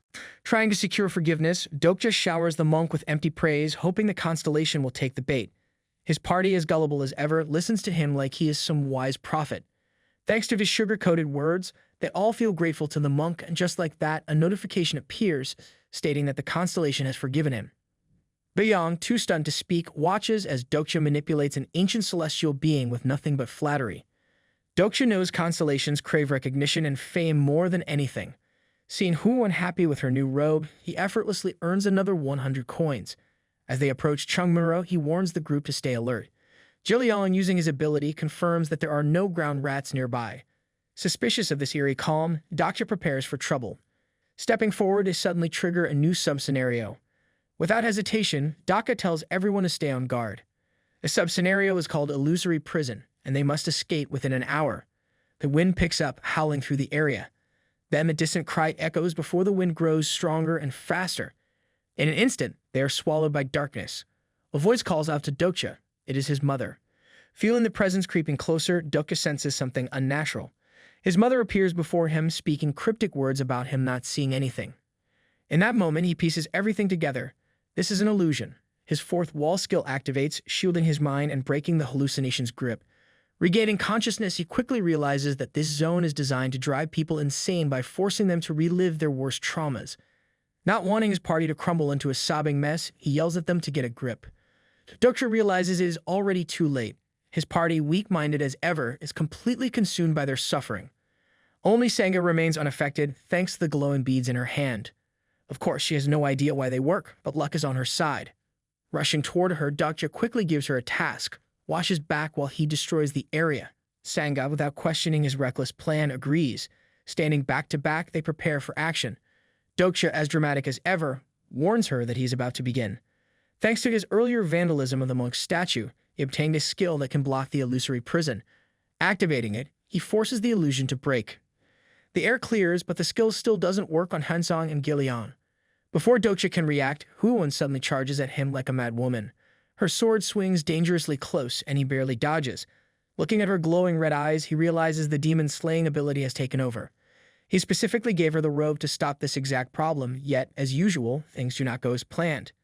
Without hesitation, he moves behind her and strikes a pressure point, knocking her out instantly. No time for kindness when his own teammate is trying to kill him. Drawing his sword, he warns everyone to stay on guard. Transparent figures begin rising from the ground. Specters, ghost-like creatures with terrifying power. Unfortunately, Dokja now has to fight one alone. Meanwhile, Hansong suddenly wakes up from his dramatic military trauma. His great warrior instincts return, only to reward him with a splitting headache. A true soldier indeed. Dokja, always looking for an extra advantage, collects the Spectre Spirit Stone after eliminating the creatures. Meanwhile, Sanga, acting like she just solved the great mystery, explains that they were caught in the illusory prison and that Dokja saved them. Hansong, too exhausted to question anything, thanks him without hesitation. Jiliang, barely able to stand, wakes up and wobbles like a baby here. Dokja, noticing the kid's obvious distress, suddenly recalls the moment when Jiliang was on the ground, apologizing to his mother. Of course, among all of them, this child probably has the worst trauma. Attempting to comfort him, Dokja carefully pats Jiliang's head. Instantly, the boy clings to him and bursts into tears. Great. Now he's got a crying child in his arms, and the whole team is emotionally broken. Sanga, trying to keep him focused, points out a light at the end of the tunnel. Chungmuro is close, but Dokja already knows they are in no shape to fight. His concern is justified when someone suddenly appears in front of them. A hooded figure steps forward and draws her sword, making it clear that this is her territory. Dokja and Sanga immediately recognize her from the stream Beyond showed them earlier. More importantly, Dokja recognizes her as a key character from Tiza. This girl is no ordinary survivor. She is the last remaining student from Taepung Girls' High School. Ji removes her hood after spotting the spirit stone in Dokja's hand. Her reaction makes it obvious that she did not expect anyone else to defeat the specter. To her knowledge, only the master in this area should be capable of such a thing. Checking her character profile, Dokja confirms that nothing has changed. She still has the same constellation as Intessa, the god of naval warfare. As a naval commander, she is one of the main reasons Jungyuk rushed to Chungmuro in the first place. With her skills, she will be useful in the next scenario, though judging by her attitude, she will probably be annoying too. Following Ji, the group finally reaches the station. A notification appears confirming that they have completed the second scenario. Their rewards are accumulated, meaning more coins and resources. Reaching Chungmuro, Sanga immediately tenses up, clearly unsettled by the eerie atmosphere of the station. Dokja, looking around, notices an overwhelming number of other players. The scenario has expanded, dragging even more people into the chaos. One of the men inside the station notices their arrival and greets Jihi with a smug attitude. Unfortunately, he and the others are completely drunk, stumbling around like fools. Instead of acting normal, they start questioning Dokja and his group like some kind of security team, except they smell like alcohol and bad decisions. Their behavior towards Sanga is particularly awful, treating her like she doesn't belong. Ji, having no patience for nonsense, immediately warns them to be respectful. Glaring at them, she shoves her sword close to their faces. With the speed of cowards, they all scatter, suddenly remembering they have better things to do. Satisfied with scaring them off, Ji prepares to leave. Dokja, never missing a chance to poke at trouble, immediately asks if Jungyuk is nearby. His question catches Jihi off guard. She turns to him, eyes full of suspicion, and grips her sword again, ready to cut him down. He insists that he is Jungyuk's companion, but she doesn't buy it for a second. As if Jungyuk would ever have companions. Dokja only wants to know where Jungyuk is because he has a message for him. Of course, Ji is still not convinced. After thinking for a moment, she decides to check. A boy sitting in the corner, silently observing Dokja's group, lights up when he hears Jungyuk's name. His entire face brightens as if he just met a celebrity. Watching the boy's excitement, Dokja forces himself to match the energy, pretending to be just as happy. He already regrets it. After some time, Dokja and his group finally rest at the station. The boy, too eager to share, starts explaining how Jungyuk became their leader. Dokja listens, but it doesn't take long for boredom to hit. Yawning, he interrupts, letting the boy know he has heard enough. He pities the kid. Jungyuk isn't saving them out of kindness, he is just manipulating them, working to earn Jihe's trust for his own benefit. But of course, none of them realize this. The boy then tells Hansong about Jihe's role. She hunts the monsters and Jungyuk cooks them. Hansong, ever the diligent note-taker, writes everything down like he's preparing for a history exam. Things get more interesting when the boy mentions a landlord coalition. This catches Hansong's attention, especially since they already encountered those men earlier. The boy leads them upstairs toward the bathroom. Dokja already knows exactly what this coalition is about. Sanga, confused as usual, asks about the room they are discussing. Meanwhile, Dokja, having read Tiza, knows this whole situation is about to become much worse. The boy points toward a safe zone in the middle of the room, where two people are fighting over it like wild animals. He explains that this is part of their scenario, and that they will understand soon enough. According to him, the Landlord Coalition controls most of the rooms, leaving others to struggle for scraps. Dokja, expecting Jungyuk to have done something about it, asks if he took action. The boy's face immediately drops. Jungyuk, in classic fashion, abandoned them without a second thought. Now Dokja has another problem, figuring out why Jungyuk has completely gone off his intended path in this third round. Reaching the entrance to the bathroom, they find a chaotic scene. Dozens of desperate people beg to be let inside. A man guards the entrance, yelling at them to back off. In the middle of all this, Giliong, acting on impulse, suddenly bolts forward. Squeezing through the crowd, he moves too fast for anyone to stop him. Unfortunately, his great escape ends in failure when he trips and falls. His hand lands directly on the safe zone, making everyone freeze. A green light instantly turns red, signaling a problem. The guards, sensing trouble, lean in and inspect Giliong closely. One of them begins questioning him about his parents, while Dokja and the rest of the group rush forward to help. Weapons appear out of nowhere, locking onto Giliong. He stands frozen, hearing the clicks of automatic guns aiming directly at him. The stigma responsible belongs to Pildugong, and right now, it has turned every single weapon in the room against a child. A notification appears, stating that Pildu demands 500 coins as payment.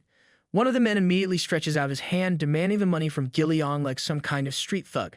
Meanwhile, the weapons, acting like they have minds of their own, prepare to fire. Behind the red line, the crowd does absolutely nothing. They stand there, watching, feeling sorry for the boy, but not lifting a single finger to help.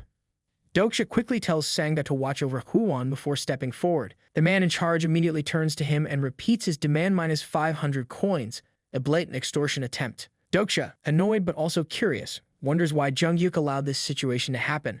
Meanwhile, Jia heads off to find Jungyuk and inform him of the mess that has just happened. Dokja recalls the 10 evils, the main antagonists in every regression. Among them, Pildugong stands as one of the worst. The bathroom has a strict limit, only 70 people can enter. Of course, this means not everyone gets a chance. After pulling Giliong back behind the line, Dokja asks why the place is locked. The man in charge smugly explains that access is no longer free. Instead of arguing, Dokja agrees to pay but insists on giving the money directly to Pildugong. Using his profiling skill, he quickly confirms that none of these low-level thugs are Pildu. Deciding to speed things up, he calls Pildu out in front of everyone. Stepping forward, he deliberately enters their zone, causing the weapons to activate. The deadly machines lock onto him instantly, but he continues walking as if he owns the place. Before he can take another step, a voice stops him. A man sits in the corner, casually flipping through a magazine, clearly unbothered by the chaos. Without even looking up, he threatens Dokja, making it clear that he doesn't tolerate intruders. Dokja, unfazed, points out that he only wants to pay and has no reason to be scared. This catches Pildu's attention. Finally, the man puts down his magazine and adjusts his hat, showing just enough interest. Reading Pildu's character profile, Dokja isn't surprised. The man is both powerful and intelligent, annoyingly so. Considering his options, Dokja debates whether to strike a deal or simply kill him. Before he can decide, Pildu notices Dokja's hand resting on his sword, already suspecting his intentions. Meanwhile, Dokja's party finds themselves completely surrounded by Pildu's men. Seeing the situation turn against him, Dokja raises his hands and offers to become a tenant. Pildu immediately refuses, reminding him that only coalition members get a place. Dokja, expecting this response, quickly switches tactics. Instead of begging, he offers something valuable: information. Pildu remains unimpressed until Dokja brings up Jungyuk. The entire room tenses. Just hearing that name changes the mood instantly. In Tisa, Jungyuk is supposed to fight against the landlord coalition. Pildu, now fully interested, asks what Dokja knows about him. Without hesitation, Dokja claims they are companions who have fought side by side. Pildu, not easily convinced, activates his calculation skill, warning Dokja that he has something to lose if he tries to run. Realizing he can't force his way through, Dokja chooses to back off. Walking away, he assumes the conversation is over. Pildu, however, stops him again. For a brief moment, Dokja thinks he has gained the upper hand. That illusion quickly shatters when Pildu simply demands coins. Not just 500, but 1,000. Dokja, refusing to be robbed in broad daylight, flat out declines. This immediately triggers the weapons, which begin to fire at him. His party shouts, telling him to escape into the crowd. Right at that moment, a deafening explosion shakes the entire room.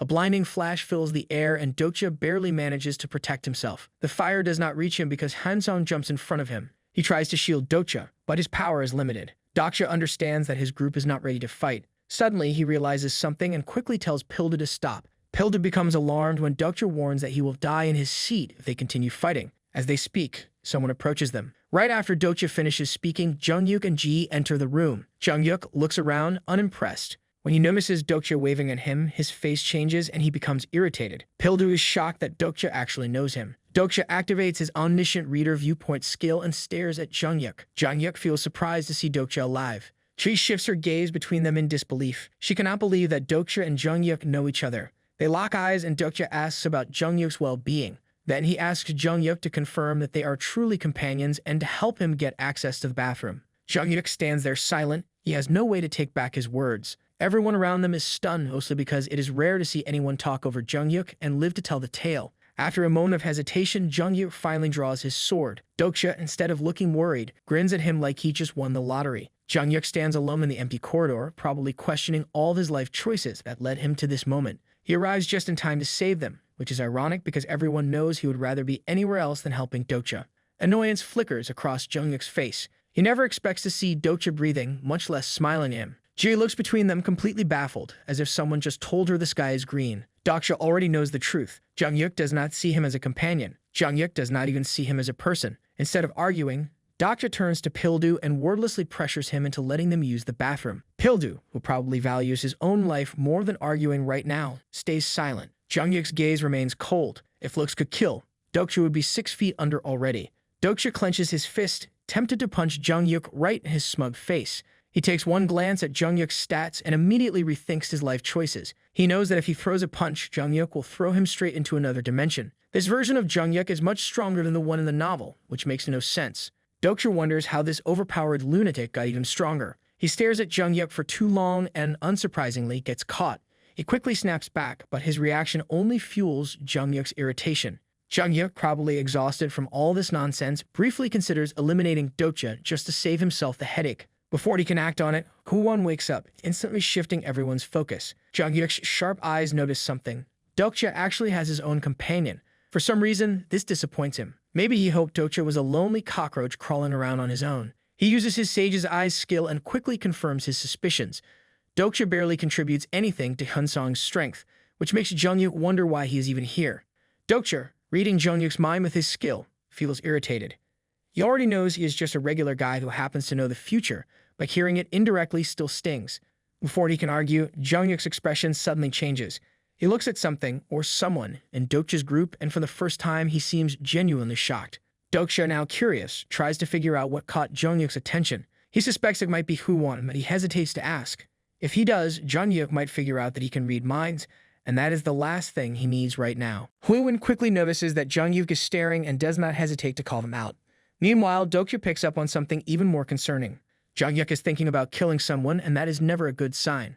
Without wasting time, Dokja distracts him by bringing up Pildu and asking why he let him do whatever he wanted.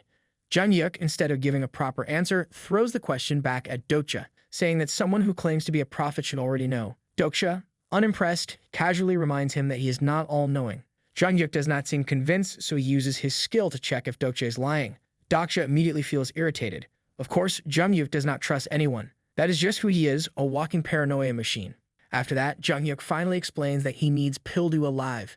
Dokja instantly realizes that Jungyuk only cares about Pildu, not the rest of his group. That raises a question in Dokja's mind. If Jungyuk does not need them, why did he let them live? Jungyuk, as expected, refuses to answer. Annoyance flashes across Jungyuk's face. He finds Dokja irritating and believes he would not understand even if he explained.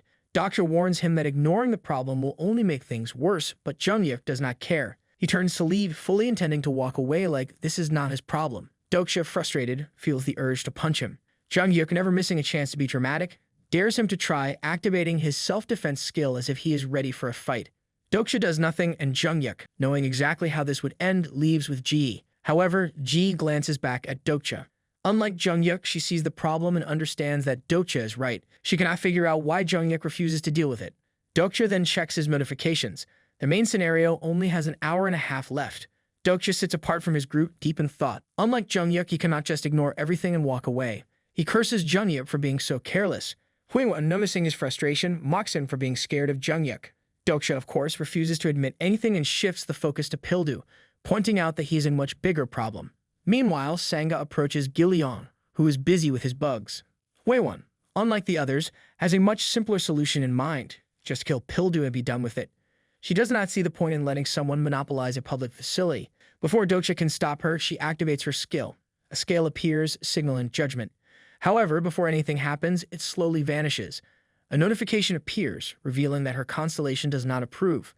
Hwon stares at it, completely confused. She has no idea what just happened and assumes her skill is broken. Dokja corrects her, explaining that the skill only works if the constellations see the target as truly evil. Just because humans think someone is bad does not mean the constellations agree. Hwon, understandably, thinks this is ridiculous. Dokja, not wanting to argue, tells her there is another way to deal with Pildu. He admits that it is complicated but assures her that there is a plan. He then explains Pildu's arms zone skill. Pildu can protect certain areas, but the moment he steps outside his room, everything disappears. The challenge is getting him to leave because he already has everything he needs inside. Pildu has the largest room in the station, making him even harder to remove. Suddenly, a notification pops up. Only an hour remains before the scenario begins. Huiwan notices something inside Pildu's room and realizes that Pildu is worried about losing his space. Dokja, seeing the situation, tells the group to discuss it later and focus on finding rooms for themselves. Before they can act, Beiyang appears, grinning the moment he spots Dokja and his group at the station. Beiyang snaps his fingers and a notification appears in front of everyone. The main scenario is called Safe Zone. It explains that they must enter a safe zone to avoid being attacked by monsters that will appear at night. The attack will last for 8 hours. Anyone who secures a safe zone will receive 1,000 coins as compensation. There is only an hour left before it begins. Hansung and Sangha stare at the notification, shocked. Beiyang, clearly enjoying the chaos, casually mentions that if someone has no place left, they can always take a safe zone from someone else. Panic spreads instantly. People rush to claim any safe zone they can find, pushing and shoving to get ahead. Some even start fighting each other over the spaces. Dokja and his party stand back and watch as everything quickly turns into a bloodbath. People are killing each other over shelter, and the ground is soon covered in blood. Sangha looks at the chaos, worried that they might have to fight too. Dokja tells her they need to find a place that can fit all of them. Most of the rooms he sees are small, only large enough for one person. However, there is a much bigger room that can hold around 70 people. Pildu's room. He tells his group to spread out and find a room big enough for all of them. If they cannot find one, they must regroup at the same place. As his party spreads out to search, Dokja takes out his phone. He reads Tessa and realizes something important: there are no rooms left. A troubling thought crosses his mind. If they find nothing, will this group be willing to kill someone for a spot? Meanwhile, Huiwan and Gillian fail to find an empty room. Sangha and Hansun have no luck either. Time keeps slipping away. With only 30 minutes left before the scenario starts, Dokja sits quietly in the middle of the battlefield, completely ignoring the fights happening around him. He keeps reading his phone while others struggle for survival. Beiyang suddenly appears and demands to know what he is doing. Dokja quickly realizes that if the constellations can read Tessa too, this could be a big problem. However, instead of commenting on that, Beiyang scolds him for staring at a blank screen for so long. The constellations are growing restless. Dokja, confused, holds up his phone to the ceiling. Beiyang looks unimpressed and warns him that he will get himself killed if he keeps acting like a lunatic. Dokja cannot believe what he just heard. Even Beiyang cannot see the text. That raises an even bigger question. What kind of being sent him this novel? Before he can dwell on it, a scream breaks through the chaos. He turns his head and sees someone standing over a dead body. The person had just killed someone else for a safe zone. Dokja moves closer, but the murderer immediately raises his weapon and threatens him. Before Dokja can respond, Ji suddenly walks up to him. She comments on how calm he is, which surprises him. He turns the question back to her, pointing out that she seems unfazed as well. Jai explains that no one will try to take her room because only Pildu's gang or Jungyuk are strong enough to challenge her. She then admits somewhat reluctantly that she does not want Dokja to die. She has started to like him for standing up to Jungyuk, which is a rare sight. Dokja, never one to back down, assures her that he has no plans to die. Jiggy, curious, wonders if Dokja is as strong as Jungyuk. Right at that moment, Jungyuk appears. He tells Jihi to return to her room. Then he turns to Dokja and warns him that if he and his group try to fight the monsters, they will die. Dokja, instead of acting concerned, simply grins and challenges him. Jungyuk does not say another word. He just walks away, probably tired of Dokja's nonsense. Not long after, Dokja's entire group returns. Their expressions show frustration. None of them found a room. Pildu, in his usual greedy fashion, decides to raise the rent. This immediately angers Huiwan, who already has enough reasons to dislike him. Meanwhile, Hansung turns to Dokja, asking if he managed to find a room. Dokja, as expected, has nothing. He tells them that their options are now limited to only 2 choices. Everyone looks at him, waiting for an explanation. The first option is safer and can save everyone. The second option is much riskier. After hearing this, the group quickly agrees to go with the first choice. Sega asks what the plan is, so Dokja leads them upstairs. There he points to a small room that can hold 5 people. The problem is already occupied. Without hesitation, Dokja tells them that the first choice is to kill the people inside and take the room for themselves. Sangha, Huiwan, and Hansung stare at him in shock, completely unprepared for that answer. Jillian, however, does not even flinch. If Dokja tells him to do it, he looks more than ready to act.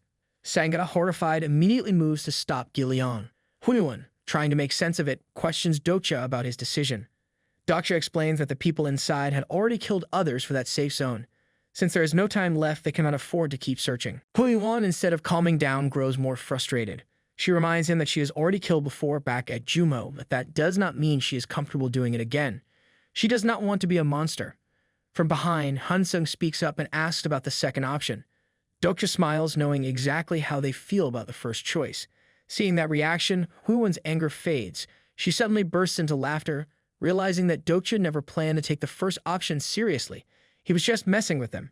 She then starts hitting him multiple times, annoyed that he put them through that stress just to push them toward the second option. Dokja, unfazed by her reaction, looks down at Giliang and gently strokes his hair. No matter what happens, he will always respect everyone's decision. Then he tells the group to listen carefully.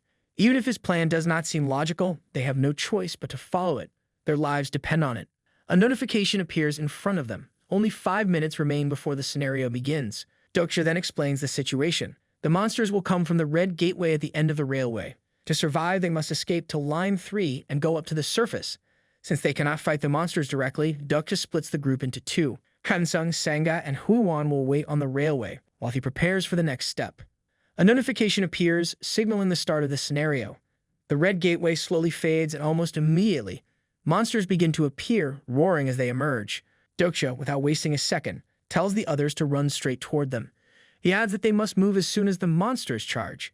Even though doubt lingers in their minds, they have no time to hesitate. They start running.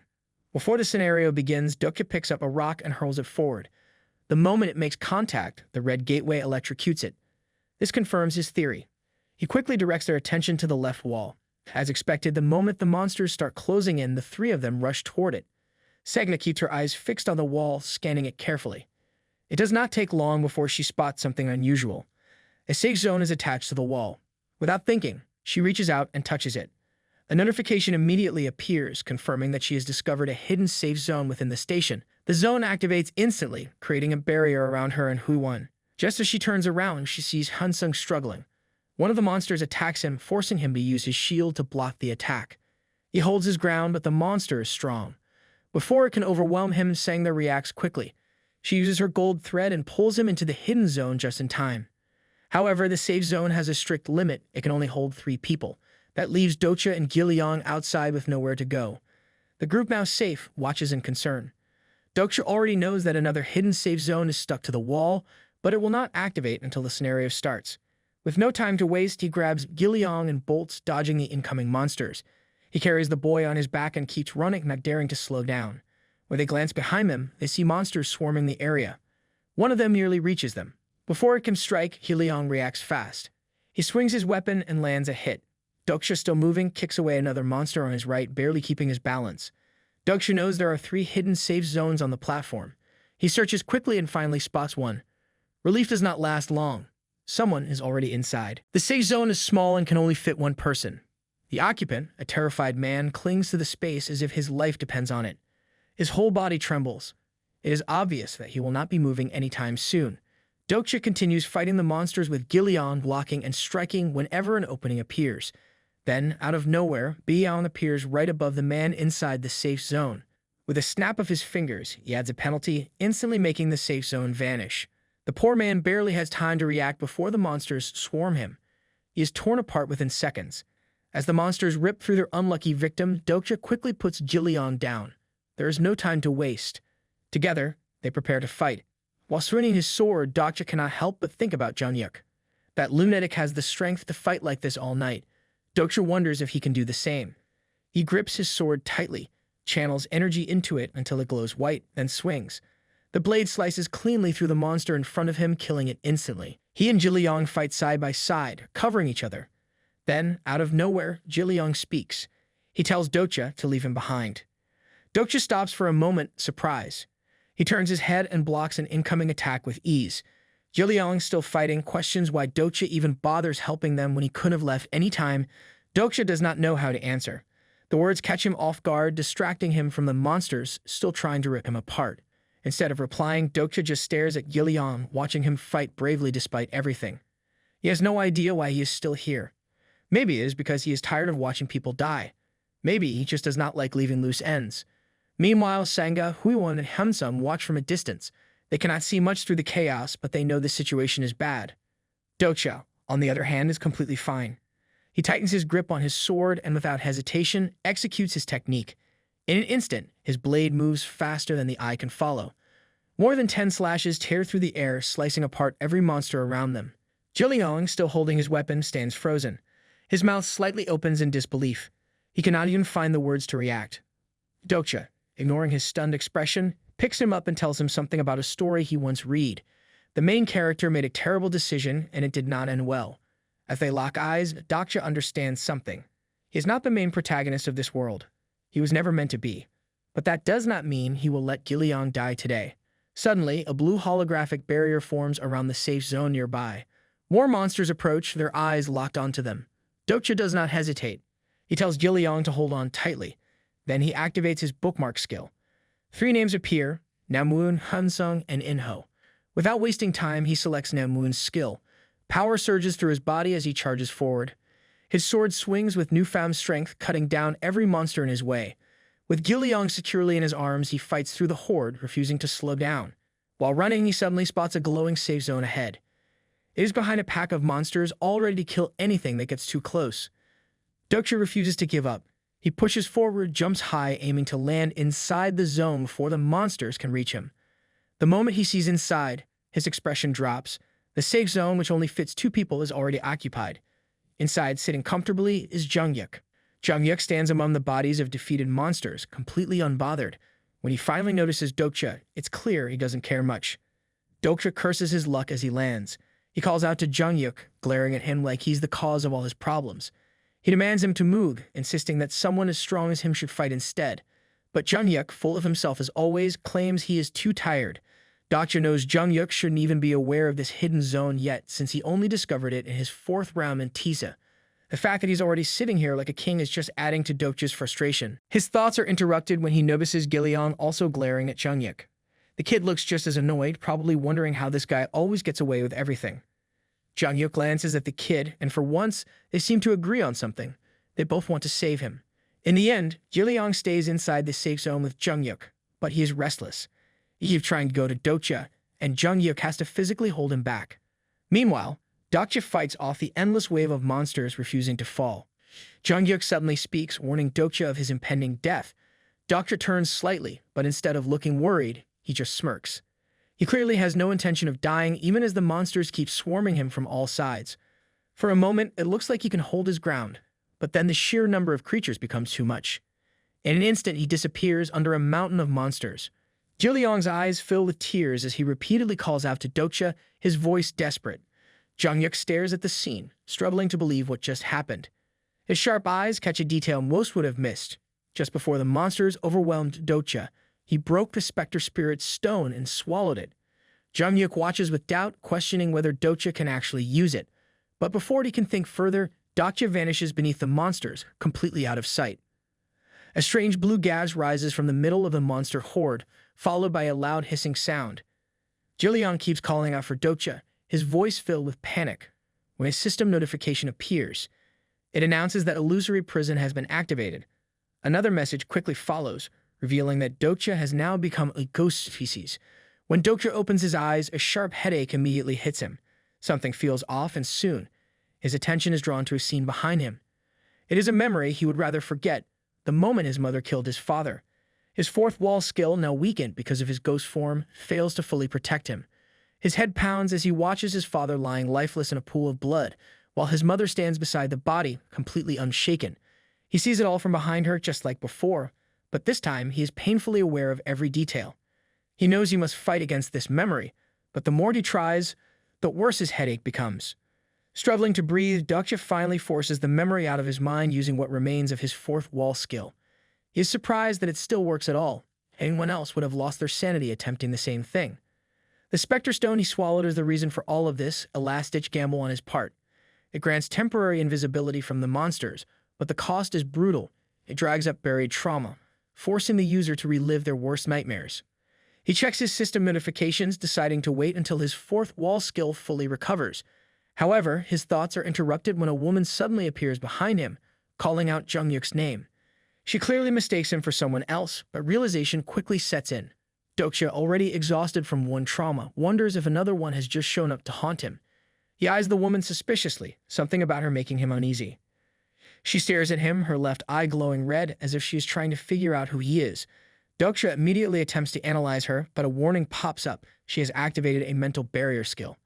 His profiling ability, however, is not so easily blocked. Within moments, the skill breaks through and compiles her information. Just as he expected, she is Anna Croft. She is the true prophet of Tessa and has a terrifying ability to enter people's minds without limits. Dokja, not one to back down, calls her by name and claims to be a prophet as well. Unfortunately for him, Anna has lie detection skills, and she immediately catches him in his bluff. Without wasting any time, she demands to know who he really is. Dokja assumes she must have sensed his presence because his fourth wall skill had been weakened. He pauses for a moment, considering his next words carefully. Instead of answering her directly, he throws the question back at her, asking if she truly wants to know him. Then he reveals something shocking. He is the one who obtained the ichthyosaur nucleus, the very thing that Anna now uses in her eyes. The moment he says this, she visibly reacts, clearly surprised that he knows about it. Slowly, his fourth wall skill regains its full strength. The moment it fully recovers, Anna's presence begins to fade from his sight. Just before she vanishes completely, Dokja taunts her, telling her to wait for him. Then she disappears, leaving him with a system notification stating that he is now protected from the effects of the illusory prison. Finally freed from its grasp, he sits down, frustrated at how long it took to break free. Exhaustion hits him all at once. He leans back, completely drained, and starts thinking about his party. His breath is unsteady, and a lingering worry gnaws at him. He isn't even sure if the scenario is still ongoing. His thoughts barely settle before a voice calls out to him repeatedly, snapping him awake. As he opens his eyes, his party surrounds him, all of them looking just as worn out. He immediately sits up, his mind going straight to the scenario. His first concern is whether it is still running, but his party quickly reassures him. They survive the night. His relief, however, does not last long. When he looks to his left, the sight is grim. Bodies are scattered everywhere. Two survivors sit against the wall, staring into nothing, completely broken from the loss of their party. Despite everything, Dokja reminds his group that they still have 3 more nights to endure. When he tries to stand up, Hansung stops him, insisting that he should rest a little longer. Realizing how exhausted he is, Dokja checks the time. Luckily, it is still early, which gives them some time to recover. Then a new worry enters his mind. He doesn't see Jiliang anywhere. Dokja freezes for a moment when he spots Jungyuk talking to Giliang. The two seem deep in conversation, but he can't hear what they are saying. His mind starts making connections. Earlier, Jungyuk hadn't seen Huiwon, but Giliang instead. Up close, Jungyuk looks as serious as ever, and Jiliang stands his ground, refusing whatever offer Jungyuk is throwing him. The so-called Great Regressor promises that he will make Giliang stronger if he follows him, but the kid doesn't budge. Annoyed, Dokja activates his Omniscient Reader's Viewpoint to peek into Jungyuk's thoughts. His irritation only grows when he realizes that Jungyuk, unsurprisingly, thinks very little of him. Before Dokja can react, Jiliang notices that he is awake and rushes toward him without hesitation. Meanwhile, Jungyuk walks away, already lost in his own world. Dokja overhears something about a plan for the night, but exhaustion weighs on him too heavily to process it. Holding Giliang close, he wonders what Jungyuk is up to this time. Sleep takes over before he can find out. His body finally gives in and everything fades away. Jungyuk continues walking without looking back while Ji watches him, curiosity growing in her eyes. A system notification interrupts the quiet, announcing that the scenario's 3rd day has officially ended. Hours later, Dokja wakes up to the annoying voice of Biyang, using the communication skill to snap him out of sleep. Before he even gets his bearings, Huwon notices him stirring and immediately takes the opportunity to tease him. Apparently, he has been sleeping in Hansung's lap the whole time. Hansung, still deep in sleep, mumbles something about his time in the military, making Dokja feel like he has been dragged into basic training all over again. Sitting up, Dokja finally pulls himself together, and Biyang wastes no time in shoving a list of notifications in his face. One of them catches his attention. Some constellation is too curious about his past and has gifted him 1,800 coins. Instead of being happy, he feels irritated. The last thing he wants is for those cosmic voyeurs to dig into his history. Another notification appears, detailing his reward for surviving the night without using the safe zone. The numbers are satisfying. His total balance now exceeds 20,000 coins, which is a nice bonus after everything he has gone through. Feeling a little better, he helps Huiwon adjust a pillow under Giliang's head to make him more comfortable. Huiwon then brings up a question, wondering if they will repeat the same strategy for tonight. Dokja immediately shuts that idea down, calling it a one-time deal. Instead, he suggests something better that will end the scenario of today. His first step is taking down Pildu, who is still sitting comfortably in his safe zone, probably thinking he is untouchable. Dokja wakes Hansung and casually starts a conversation with him. After a moment, he brings up something interesting. Hansung has been talking in his sleep. More specifically, he had referred to himself as Private Hansung Lee. Dokja, knowing full well that Hansung is a commissioned officer, finds this amusing. The others, including Sangha, Giliong, and Huiwan, listen in as Hansung explains. He clarifies that he was eventually promoted at the end of his service. His expression darkens slightly, making it clear that this isn't exactly a happy memory for him. Dokja understands that it must not have been easy for Hansung, but instead of dwelling on it, he decides this is the perfect moment to put his plan into motion. With a warm smile, he tells Hansung how grateful he is to have him in the group. Hansung, clearly touched, seems to appreciate the words. Dokja doesn't stop there, he lays on more compliments before casually walking away. He heads towards Sangha, Huiwan, and Giliong and immediately tells them to follow his lead. Giliong glances over at Hansung while Dokja explains that cheering him up would be a nice thing to do, since he has been looking a bit down lately. Of course, that's only half the truth. What Dokja actually wants is for Hansung's attribute to evolve in Jumho, but instead it seems like Huiwan is the one who benefited from it. Still, he needs Hansung to grow stronger if they are going to handle both Jungyuk and Pildu. Meanwhile, Hansung sits off to the side, quietly wiping his shield. The words Dokja said clearly affected him, while the others accept that this is probably the best thing they can do. Huiwan, however, starts overthinking things. She wonders if Dokja's constellation is some kind of one-eyed fortune teller, referencing someone named Gungi. Dokja has no idea who that is, so he simply brushes it off and claims he just has a good sense of people. Keeping up his act, Dokja tells them that they should take turns cheering Hansung up. He even gives this ridiculous effort a name, calling it an intermission scenario titled Well Done. The first person up is Huiwan. She walks over and tells Hansung that his personality is strong and steady, like a pine tree. Hansung, appreciating the compliment, brightens up a little. Everything seems to be going well, until he starts talking about his favorite song. Huiwan, uninterested, bluntly points out that she never asked about it. Hansung instantly deflates, his brief happiness disappearing in an instant. Dokja covers his face with his palm, already regretting trusting Huiwan with something like this. She clearly has no idea how to cheer someone up. Next, it's Sangha's turn. Unlike Huiwan, she genuinely seems moved by the kind of person Hansung is. She tells him that he is fair and good, someone worth respecting. Hansung, surprised, never expected to hear something like that. He takes a moment before thanking her, clearly touched by the words. Dokja feels satisfied that Sangha handled her part perfectly. When it is Giliong's turn, he keeps it simple, only complimenting Hansung's appearance. Somehow, that alone is enough to boost Hansung's confidence. Dokja never thought someone as strong as Hansung would struggle with self-esteem, but at least their ridiculous plan actually works.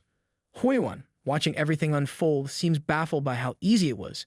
Meanwhile, Hansung, now sitting against the wall, remains quiet. A system notification appears, showing that his attribute is now waiting to evolve.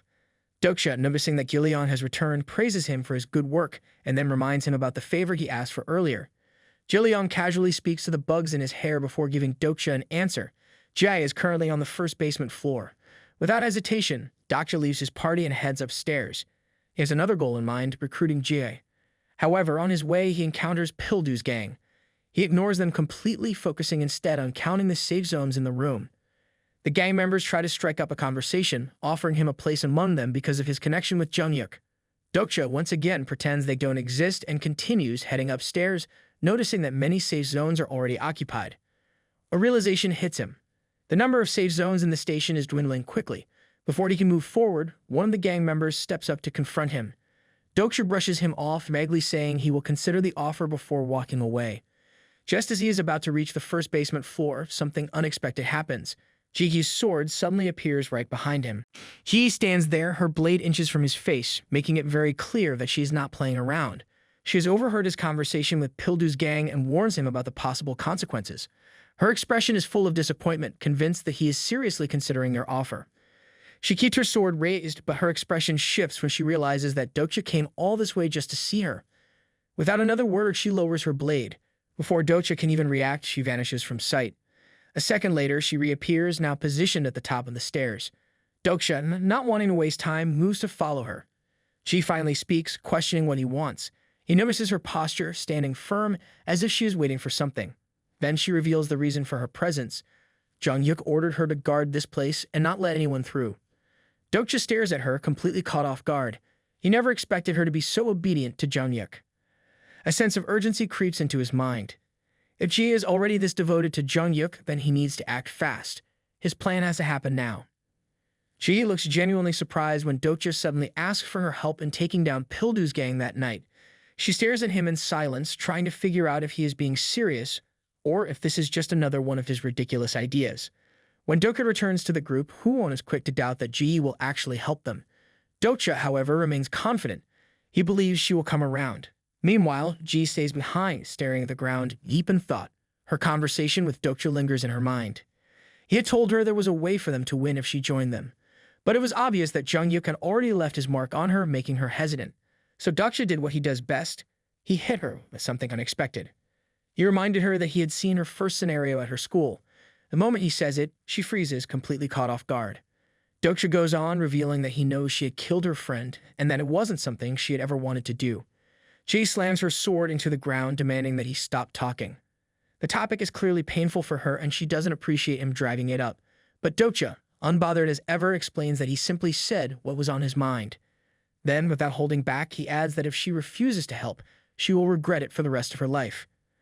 She crouches on the floor, her mind racing. She thinks long and hard about his words. Dokja checks his phone, noticing that it is already 7 p.m. He gathers his party and warns them that the night ahead will be far more dangerous than before.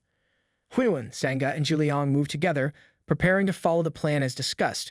Meanwhile, Dokja stays with Hyunsung, going over the details of their part. Ji remains on the floor, still undecided, but something in her expression shifts. Eventually, she makes her choice. Their target for the night is clear. They are going after Pildu. A notification appears, displaying that only 5 hours remain until the scenario begins. Dokja instructs Sanga and Huiwon to take Gilliang to platform 4. As they walk upstairs, people inside the safe zone begin to take notice. Tension fills the air. Huiwon, now at the front, approaches 2 men blocking their path. She doesn't hesitate. Without a word, she draws her sword. Lifting it behind her back, she offers a brief apology, one that probably isn't very sincere, before swinging the blade. A loud crash follows, shattering the silence. Meanwhile, Dokja and Hyunsung ascend the stairs together. As they move, Hyunsung suddenly speaks, catching Dokja's attention. Doubt lingers in his voice. He is uncertain of his own ability, second-guessing his role in the plan. Dokja, knowing full well that the entire strategy depends on him, wastes no time in reassuring him. Hyunsung listens, but there is still hesitation in his eyes. After a pause, he admits something surprising. Throughout his entire military career, not a single person had ever relied on him for anything. Dokja never knew this detail about Hyunsung when reading Tiza, and now curiosity sparks within him. He wants to learn more about Hyunsung's past. Before he can ask anything, Hyunsung suddenly stops in the middle of the stairs. Dokja turns to look at him, confused, and Hyunsung speaks again. He admits that every time they talk, it feels as if they have known each other for a long time.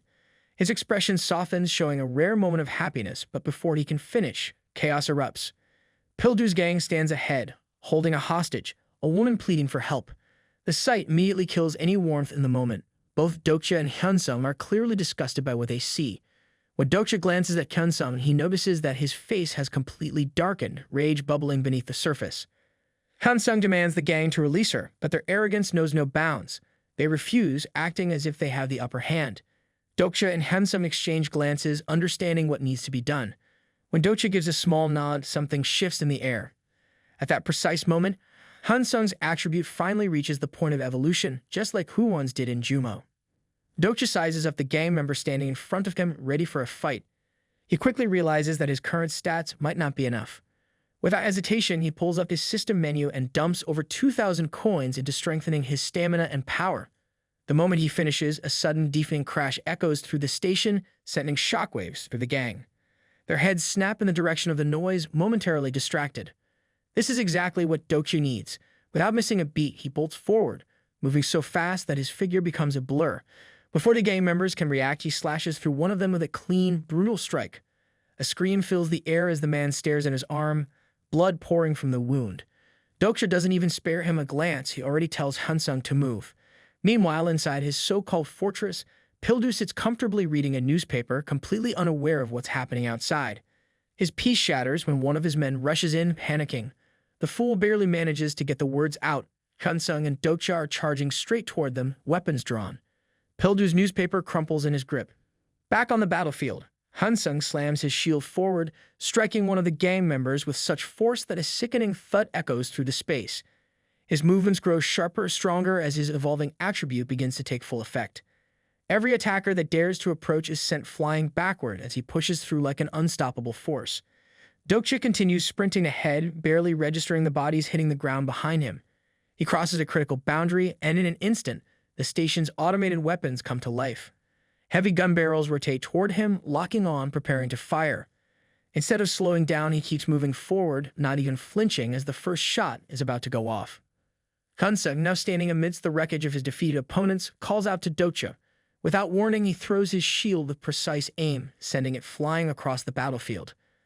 Dokja doesn't miss a beat. He catches it mid-air, gripping it tightly. The moment he raises it, gunfire erupts, bullets slamming into the shield's surface. A series of loud crashes ring out as every shot ricochets off the shield, sparks flying in all directions. Dokja holds his ground, unmoving, his eyes locked onto the automated weapon system. The battle is far from over. The moment everything halts, Dokja finds himself surrounded by a thick, suffocating smoke, but his eyes never leave Pildu.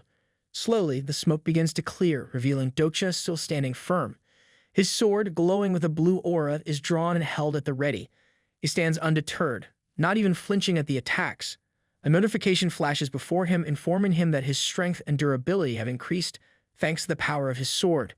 Of course, Pildu would never expect this kind of surprise from someone he's underestimated. Pildu, who had been scribbling away at his papers, finally looks up and asks Dokja what he wants. His voice lacks the confidence it once had. Dokja's stats take a hit due to Pildu's skill, but the effect doesn't rattle him. He makes it clear that he's not interested in becoming a squatter again. Meanwhile, Pildu's weapons keep firing away, still alive and reloading. Talk about relying on cheap tricks instead of real skill. Pathetic. Hyunsung notices the weapons starting to fire and bolts toward Dokja, ready to help. Pildu watches with a smug grin as Dokja and Hyunsung refuse to run, clearly not intimidated. But then, out of nowhere, someone rushes in, only to get injured in the process.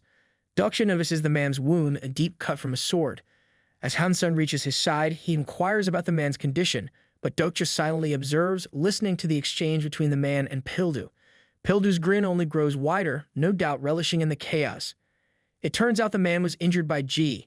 Dokja meets Hyunsung's gaze, a determined look in his eyes. He knows this is the moment to set everything in motion. Hyunsung looks at his bare hand, and a notification confirms that his attribute is evolving. With a clenched fist, golden light envelops him, signaling the birth of one of Tessa's strongest protagonists. Pildu's smugness starts to fade as he realizes too late that he's been outplayed. Dokja's plan has worked perfectly. From the sidelines, he watches with a hint of amazement as Hyunsung's power grows. A massive iron hand materializes behind Hyunsung, a manifestation of his newfound strength. With this power, Hyunsung is set to become one of the strongest characters in Tisa. With a newfound determination and confidence, Hyunsung is reborn. The hard manifestation slowly absorbs into him, and with it, his great mountain crush stigma fully blooms. In that instant, his muscles bulge so massively that they tear through his shirt. He screams with power, aiming his fist at the floor and slamming it down with such force that the entire ground shakes, breaking apart under his strike.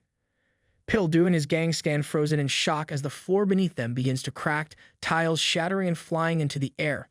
The zone that Pildu had so carefully set up is destroyed in an instant. His room, once a symbol of his control, is devastated by a blinding light. Dokja watches in silence, unfazed by the destruction, while Hyunsung struggles to catch his breath after unleashing his power. Then, unexpectedly, Hyunsung turns to Dokja, expressing a desire to hear his story too. It's a surprising request. Dokja never thought someone like Hyunsung would be interested in his past. Before they can continue, a voice calls out from the rubble. Both Hyunsung and Dokja move toward the source, and when they peer down, they find Pildu somehow alive but badly wounded. Dokja can't help but smile at the sight of the once smug villain now lying defeated in the debris. He takes the opportunity to ask Pildu if they can talk now that the private space he protected so fiercely is gone. The entire station is in chaos, a floor in ruins and people injured from the destruction. Dokja strolls through the wreckage, noticing that Huwon and the others have joined them. Huwon informs him that they've managed to destroy every safe zone in the station. This was exactly what Dokja had planned from the start, and he can't hide his satisfaction. He and Hyunsung took down Pildu's zone as a team, effectively toppling the house of cards Pildu had built. Despite the ringing in his ears from Byong's complaints about destroying the safe zone, Dokja flashes a bright smile. He tells Byong to be quiet as he's been receiving plenty of messages from the constellations, messages of approval and happiness over the success of his plan. Pildu, for all of his cunning and manipulation, has finally been outmatched. The game has shifted, and the true power players are stepping forward. Byong, not missing a beat, reminds Dokja that Chungmuro has many channels and most of its viewers are thrill seekers.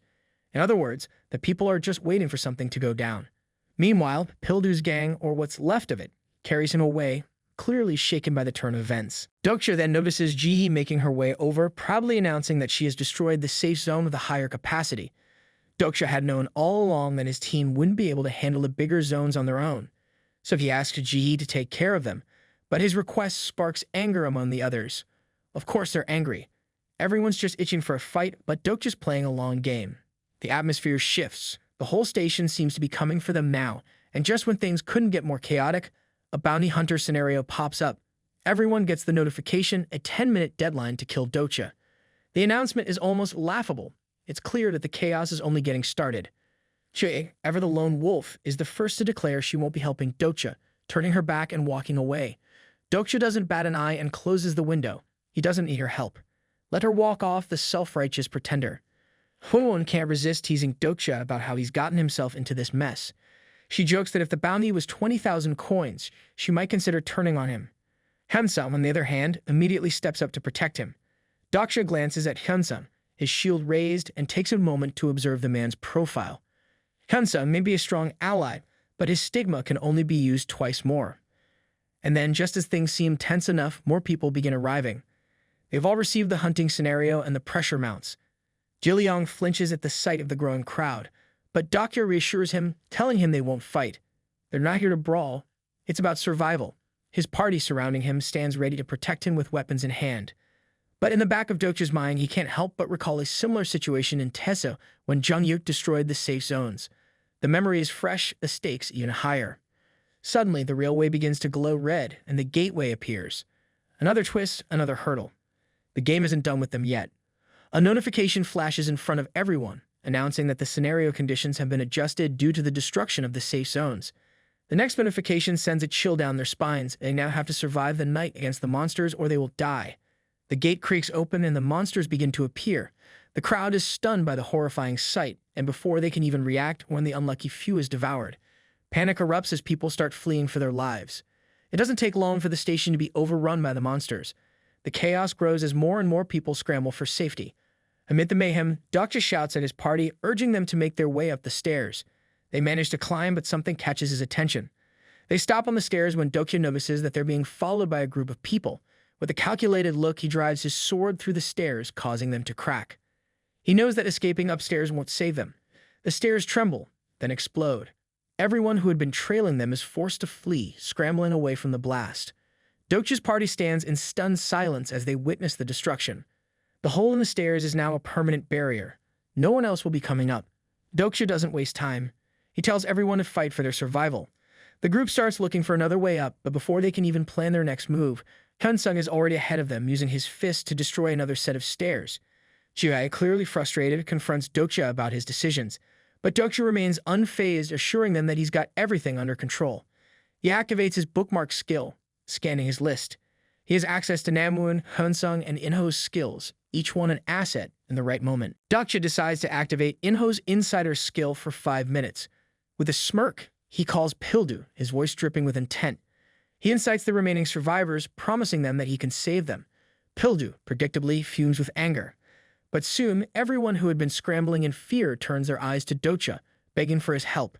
They know the monsters are dangerous, but they're more terrified of what's going to happen next. Dokja reassures them that the monsters are not the real challenge here. They can be beaten if they work together. He knows the real obstacle is the loss of the safe zones. More and more people begin to swarm Pildu, begging for his help. Spotting a rat scurrying in the corner of his eye, probably another poor soul trying to flee, Pildu orders everyone to gather around him. He demands they hold back the monsters as he prepares his private property skill. So the group starts fighting back, armed with whatever they can find. If it weren't so serious, it would almost be comical how little of a chance they stand against the oncoming wave of monsters. Just then, someone is about to be devoured by one of the beasts. Dokja spots the scene and immediately tells Sangha to help. With a quick, practiced motion, Sangha uses her thread to yank the man away from the monster's jaws, pulling him to safety on the stairs. The man's back is marred by a deep claw mark, but he's alive thanks to Sangha. Their eyes meet, and for a brief moment, Dokja sees the man's desperation. He's not just grateful to be alive. He's eyeing the bounty reward that's still hanging in the air. His smile widens as he asks the man about the bounty scenario, but as soon as the question leaves his lips, the scenario ends. The man is too late. It's almost tragic how predictable his behavior is. The man's face goes pale as he realizes his mistake, and he immediately apologizes only to be bullied by Sangha, Huiwan, and Giliang. The poor guy's pride is crushed before he even gets a chance to blink. Just then, Pildu screams out in desperation as he activates his skill, summoning his Gatling gun to surround the group. The monsters, relentless in their pursuit, are now under a hail of bullets. Pildu might have activated a strong weapon, but it's clear he's still on the back foot. Hansun, who has just arrived, watches in awe at the display, his eyes widening at the sight of Pildu's weapon. Dokja isn't impressed, though. He knows Pildu can survive this fight. His skill doesn't drain much power. The guy's just going to keep blasting away until something changes. Monsters are blown to pieces, but they keep coming, endless and unforgiving. Dokja, sensing that his party might need a break, tells them to rest for a moment. However, Huwon looks uneasy, her gaze flicking nervously to the people below. Dokja gives her a reassuring smile, though it's laced with a bit of cynicism. They're not lucky enough, he says, knowing full well that not everyone will make it. Meanwhile, Pildu continues to scream as he exhausts himself, relentlessly firing his weapon. No matter how much power he pours into his skill, the monsters just keep coming. Frustration builds in his eyes, and at the end of his rope, he decides to level up his skill. His weapon grows larger, and a new feature activates a protective wall that prevents the monsters from getting any closer, allowing his guns to keep firing. Dokja watches the scene from the stairs, deep in thought.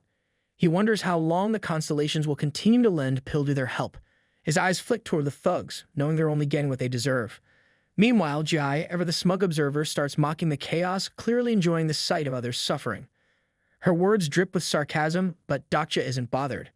It's almost too easy to tune her out. Huiwen, on the other hand, has decided that sleep is the best escape. After days of running, fighting, and surviving, she's curled up on the stairs, seemingly unbothered by the ongoing madness. Dokja, however, isn't in the mood for naps. He turns to Ji, asking her about Jungyuk, but she simply shrugs it off, claiming he's busy. Dokja, however, is already one step ahead. He casually reveals that he knows Jungyuk has been in the dungeon, and this catches Ji-hee off guard. She's surprised that Dokja knows this, but he doesn't miss a beat. He estimates that Jungyuk has been raiding the dungeon for at least 11 hours, and something feels off. Maybe it's just his gut, but Dokja suspects that something's gone wrong. Before he can dwell on it, he asks Biyang to open the shop, but Biyang is busy, as usual, expanding his channel. Dokja's patience wears thin, and the two end up in a small argument. Naturally, Dokja wins the exchange, offering 5,000 coins to upgrade his membership in the shop. It's a classic move, pay to get what he needs when the others can't be bothered to help.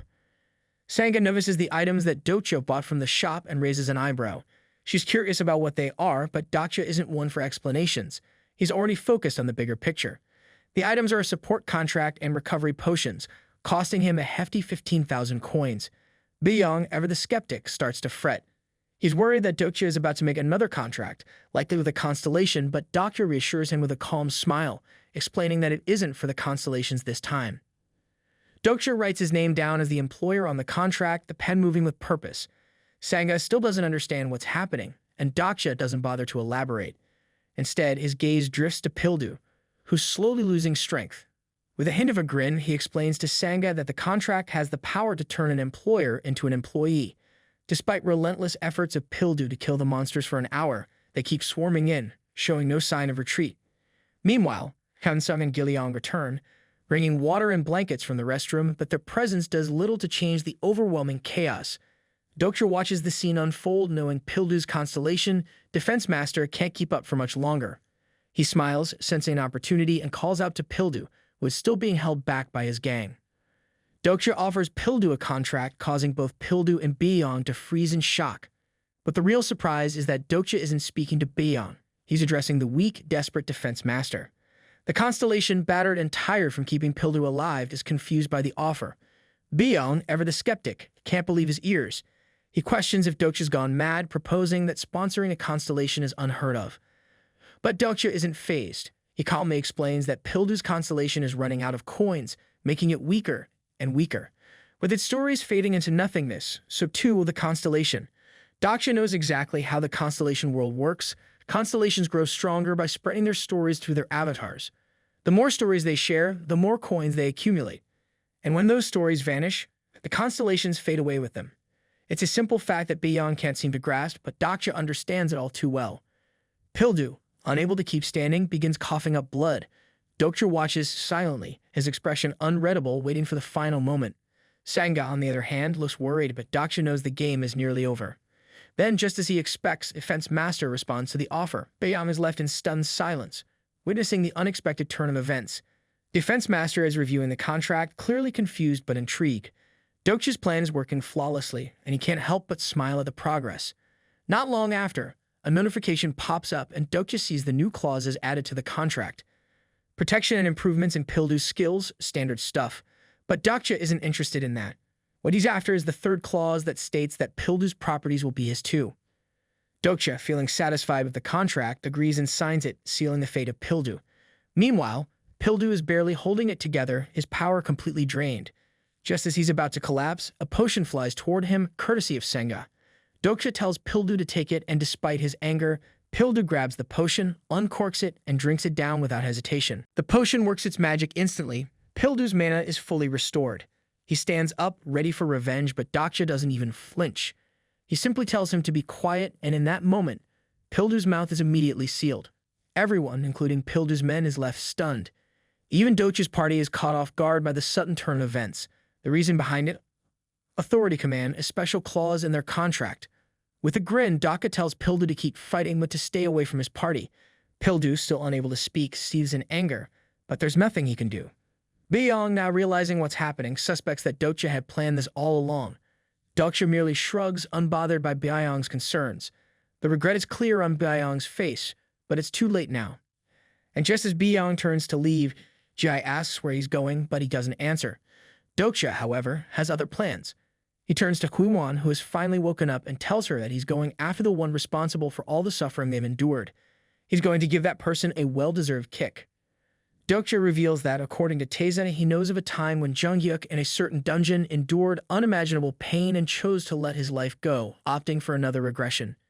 Dokja is stunned to learn that Jungyuk gave up in his 8th regression, something that had clearly shattered him.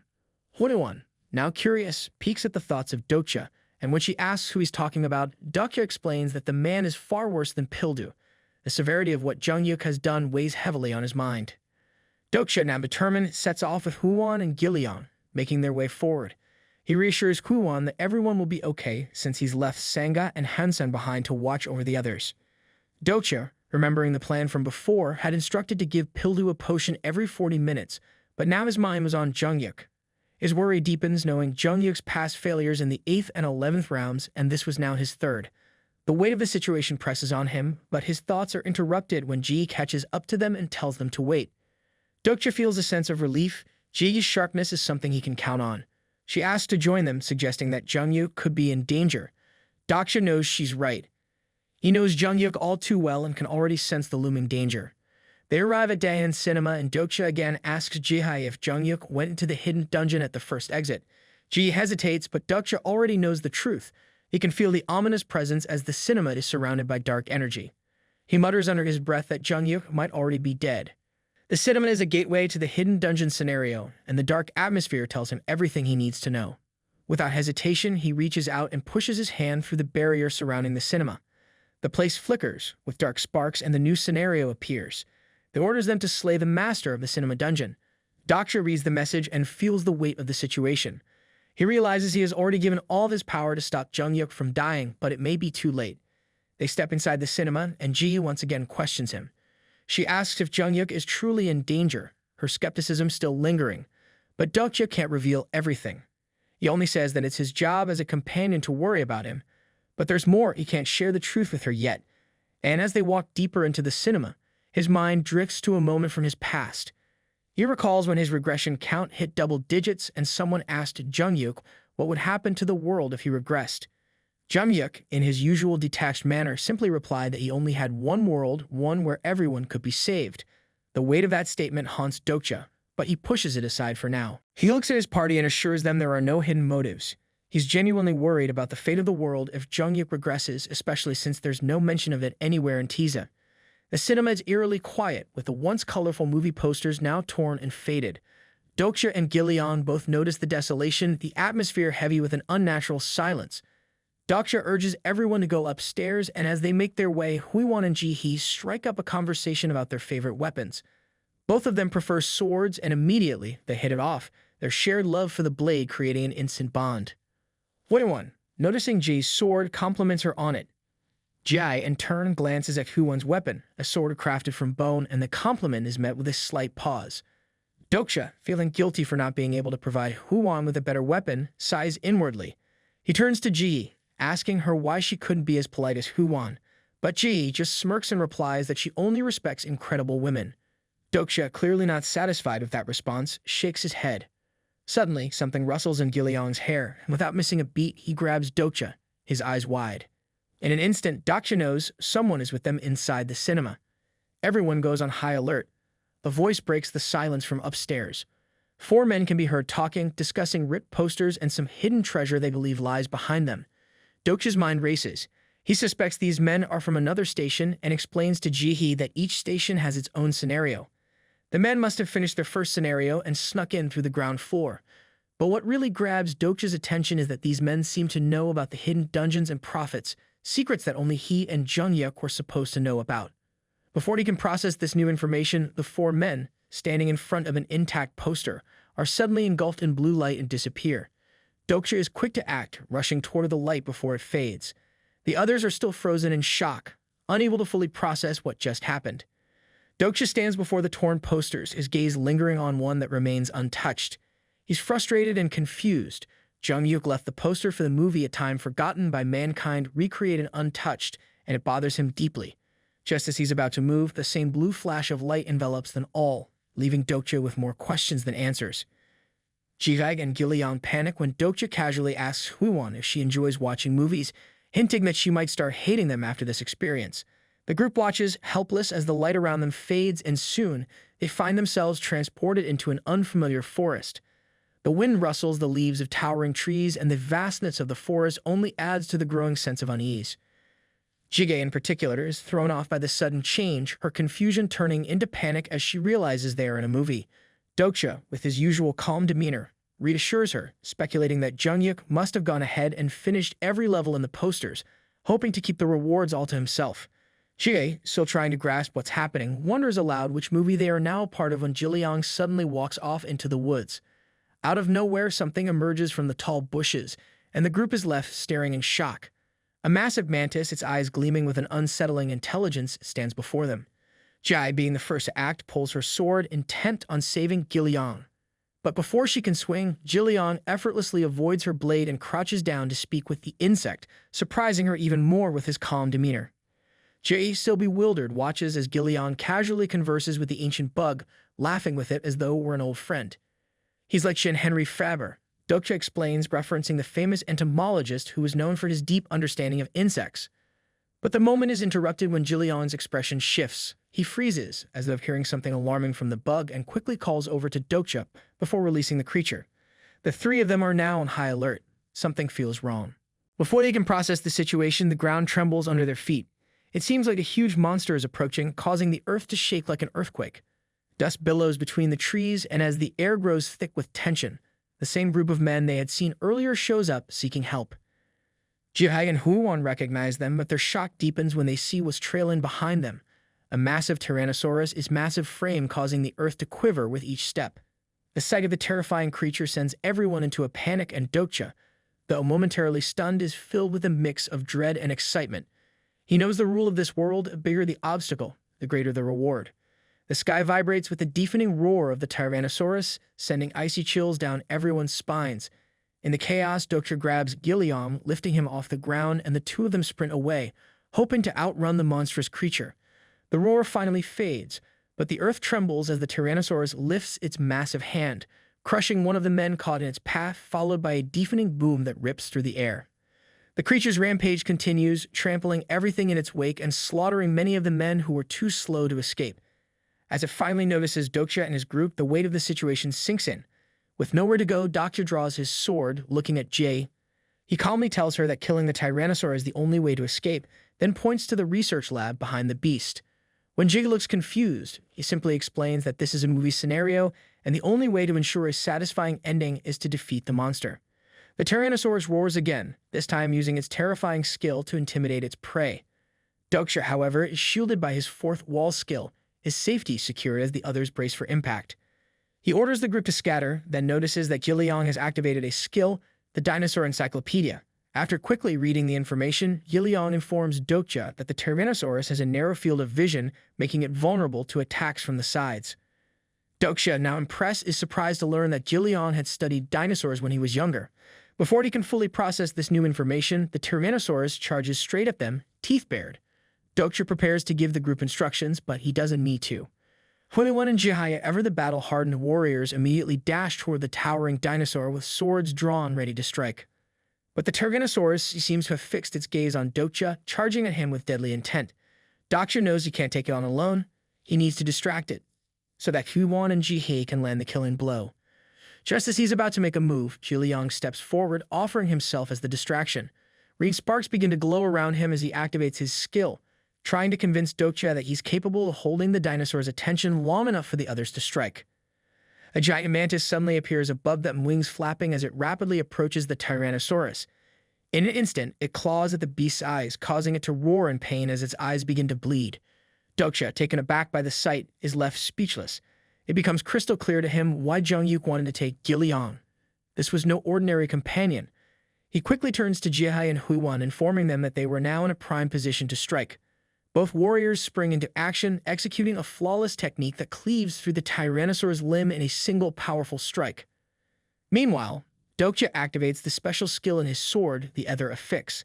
The blade morphs into fire, and without hesitation, Dokja climbs up the Tyrannosaur's massive tail. The beast, sensing his movement, begins swinging its tail violently to shake him off. But Dokja, agile and determined, leaps into the air, sword pointed directly at the creature's back. With a swift and decisive motion, Dokja plunges the flaming sword deep into the Tyrannosaur's flesh. Gravity works in his favor as he descends, allowing the sword to carve even deeper into the monster's body. Huiwan and Gilliang watch with concern, but Dokja is relentless.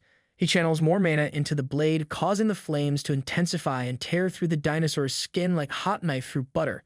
The Tyrannosaur roars once more in agony, but this time, the fire quickly engulfs its entire body. Dokja pulls the sword free just as the Tyrannosaur's roar fades into silence.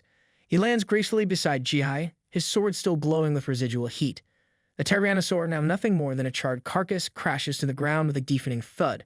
The smell of roasted meat fills the air. Even Gilliang and Huiwan can't help but notice how strangely appetizing it is despite the carnage. And as the dust settles, Dokja and his party are awarded 1,000 coins for their efforts in slaying the Tyrannosaurus. With the battle over, Dokja turns his attention to one of the survivors, a man struggling to breathe. Dokja kneels beside him, offering him water, but the man can barely drink, coughing violently as blood pours from his mouth. Dokja knows this man's time is short. With urgency in his voice, he asks the dying man how did they know about this place.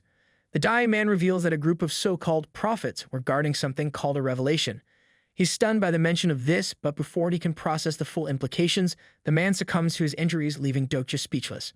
Realizing the man was already gone, Dokja respectfully covers the body with leaves. And as he reflects, Dokja realizes how absurd the situation is. Only Aniplot, a true prophet, could actually foresee the future. These people were no prophets at all. They were likely someone like him, individuals who knew the future, but not through divine sight. With this unsettling information, Dokja decides they should take a break and rest for a while. During the brief respite, Dokja finds 20 potions, stamina, mana, agility, and strength potions stashed away in the area. The discovery is a welcome one, and as he surveys his party, he notices they are happily devouring the Tyrannosaur's meat. When Ji finishes her meal, her eyes land on what Dokja is doing. She immediately closes the distance, and before Dokja can react, she accuses him of trying to hoard all the potions. Calling Huiwan over, she demands the strength potion, even though Dokja knows her strength is already one of her greatest assets. Not wanting her to take the potion, especially because of her connection to Zhongyuk, he decides to offer a challenge instead. He suggests they play for it, using his omniscient reader skill to gain an advantage. With the game set, Dokja feels confident in his chances, already knowing how he can defeat her. As the game progresses, a helicopter suddenly arrives and the group starts heading toward it. Huiwon is still uncertain whether the movie has ended, but Dokja reassures her that it's over. Meanwhile, Ji, still perplexed by her loss, rumbles about not receiving the potion. Just then, a notification flashes in front of everyone, confirming that they've successfully delivered the desired ending to the scenario. Huiwen watches in surprise as Dokja calmly explains that the key to their survival is simply to kill everything in their path. Meanwhile, Jiliang bids farewell to the mantis, knowing he can't bring it along. They can only take items with them like the potions, most of which Dokja holds. Ji, however, has nothing, leaving her with nothing to work with in this deadly game. Jiliang's eyes light up when he spots an ampule that will significantly boost his stats. But just as quickly as his excitement flares, he realizes it's only usable inside the cinema dungeon. Dokja stares at it, the weight of the situation pressing down on him. He knows that without this ampule, finishing the final level will be near impossible. Dokja clenches the ampule tightly, the stakes of Jungyuk's potential danger pushing him to act decisively. He knows that if Jungyuk is truly in peril, he can't afford to hesitate. Not now. The urgency spikes within him. The helicopter hums to life, its engines roaring as it lifts off the ground. As they ascend, a notification pops up, informing the group that they've completed the movie scenario and earned 500 coins. The forest below starts to fade as they rise higher, the scene melting away like a forgotten dream. The bright blue light flashes, and the torn poster signals their return to the cinema. Hyewon and Ji stare at the ripped remnants of the poster, realizing the significance. The world they've just lived through has ended, and now they have to move on. Dokja encourages them to keep pushing forward, determined to finish the story. The cinema, which once served as a mere exit from Chungmura Station, has now morphed into a multi-floor theater dungeon that stretches from basement to rooftop. As they ascend, it becomes clear Jungyuk has already torn down posters on the second and third floors, a reminder that time is ticking. When they finally reach the fourth floor, Ji starts feeling nauseous as the air shifts, signaling the beginning of a new dungeon. The group steps onto the deck of a ship, a Titanic-like vessel, where Hyewon quickly becomes the leading actress. But as the ship sways, Ji can barely keep it together, vomiting while Dokja tries to process the bizarre situation. Was Ji supposed to be the protagonist? She doesn't seem like it. Suddenly, someone calls out the name Jack, pointing at Jiliang. It dawns on them. Jiliang is the leading actor in this story. The party doesn't have time to celebrate their new roles, though, as they quickly realize they've captured the antagonist in Titanic and now have to decide their next move. Simply finishing the ending won't be enough. The scenario's theater master is a psycho, and they need to deal with him to escape. Ji, with an unsettling calm, suggests killing the antagonist. Her cold-blooded approach catches everyone off guard, especially Dokja. Hyewon is visibly conflicted, unable to come to terms with the human aspect of the antagonist, but Ji isn't swayed.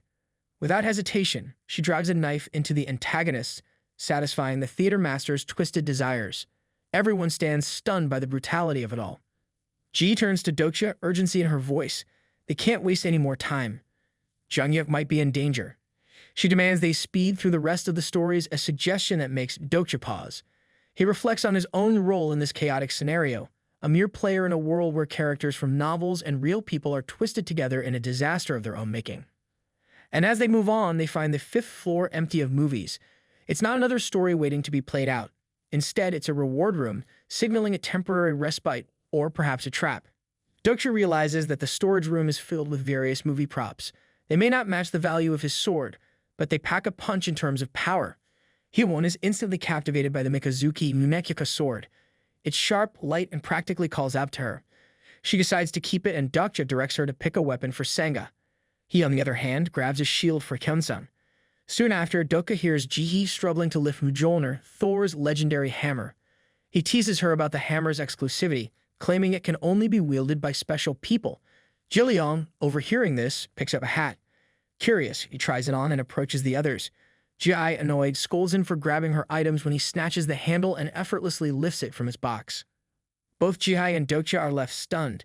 Jiliang, the lucky little thief, wants to keep the hat, and Dokja doesn't object.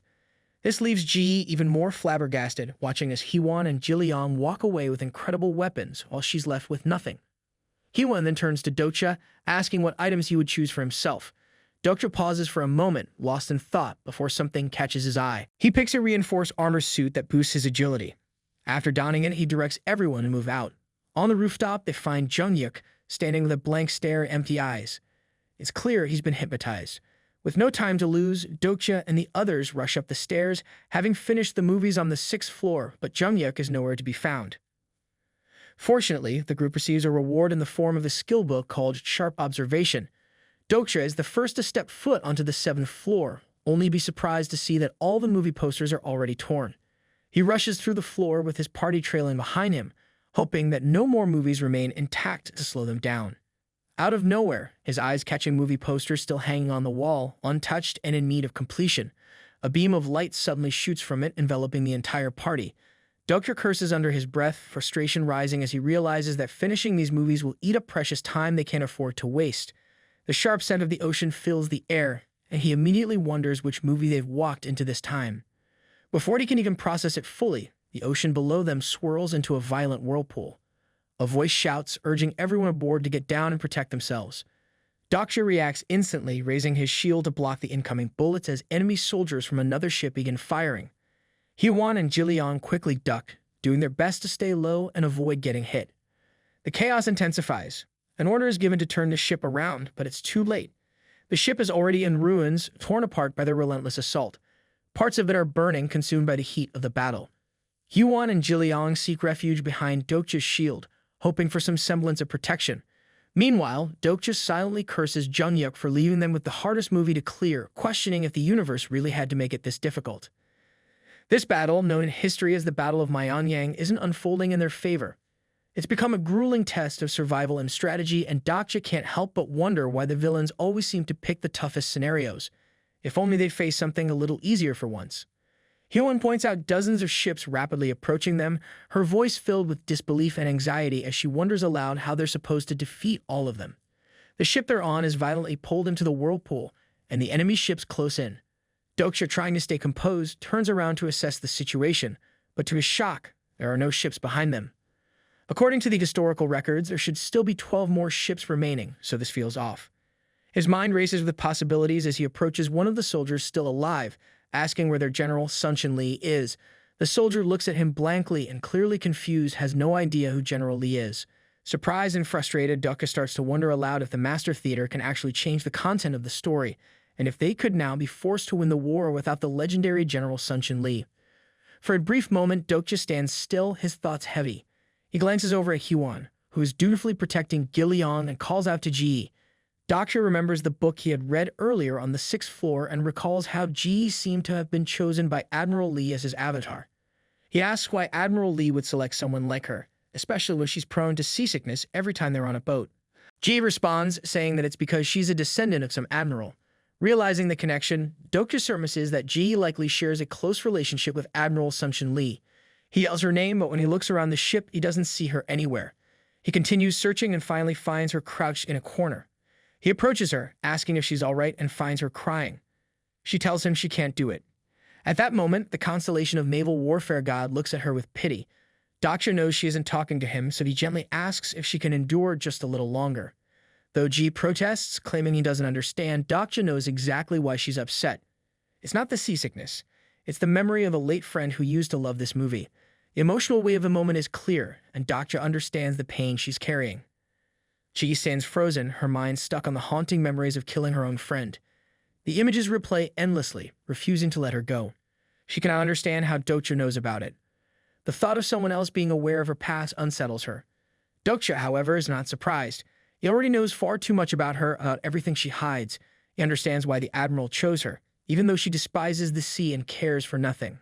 In the past, he once chatted with her, and she casually mentioned being a descendant of Yaki Lee, a comrade of Admiral Lee. Dokja recalls the forgotten history. Admiral Yaki Lee fought alongside Admiral Sun Lee, leading the Joseon army to victory. But his story ends without enough recognition to make him a constellation. His legacy fades, leaving him unremembered. Sun Lee, unwilling to let the descendant of his old friend walk a dark path, chooses Ji as his avatar. She is meant to carry on a name that history nearly erased. She is not supposed to become a monster. In the middle of a war, an unexpected scenario appears before Dokja. The naval warfare god sends a request. He demands that Dokja lift Ji's spirits and help win this battle for 2 hours. In return, the admiral will grant a powerful stigma. Dokja stares at the scenario, caught off guard. The reward is far greater than he expected, but the task itself feels like a joke. The war isn't looking good. If he could turn things around, he might have earned the admiral's stigma without jumping through ridiculous hoops. But reality hits hard. Enemy warships creep in like hungry predators, anchors thrown onto their ship, forming a deadly circle. Escape is no longer an option. Destruction looms closer and panic sets in. In a desperate move, Dokja grabs Ji-hee by the shoulders, his grip firm. Time is slipping through his fingers and explanations will have to wait. Even if she could somehow flee, the world would never forgive her. But if she snaps out of it now, at least some lives can be saved. Meanwhile, things spiral further into disaster. Enemies storm the ship and Hee-won and Ji-leong find themselves surrounded. Against the overwhelming numbers, they fight fiercely, refusing to back down. Their strength is admirable, but courage alone won't turn the tide. Then, gunfire erupts. Rifle shots cut through the battlefield, striking down the crew. Fortunately, Dokja's shield absorbs the barrage, buying them precious seconds. He calls out to Ji-hee again, but she remains frozen, lost in her own misery. Memories flood her mind, scenes of carefree days spent watching movies with a friend. A past long gone. Her voice rises in frustration as she lashes out, claiming she doesn't deserve to live. Dokja, caught between shielding them from bullets and dealing with Ji-hee's emotional crisis, is losing patience. His own thoughts betray him he is no better. He has survived by using the skills of others, manipulating them when necessary. Perhaps they are more alike than he wants to admit, but right now, neither of them has the luxury of self-pity. Dokja, barely holding back his frustration, pushes Ji-hee to face reality. This world isn't a dream, and it won't go back to how it was. Whether she likes it or not, they have to survive here.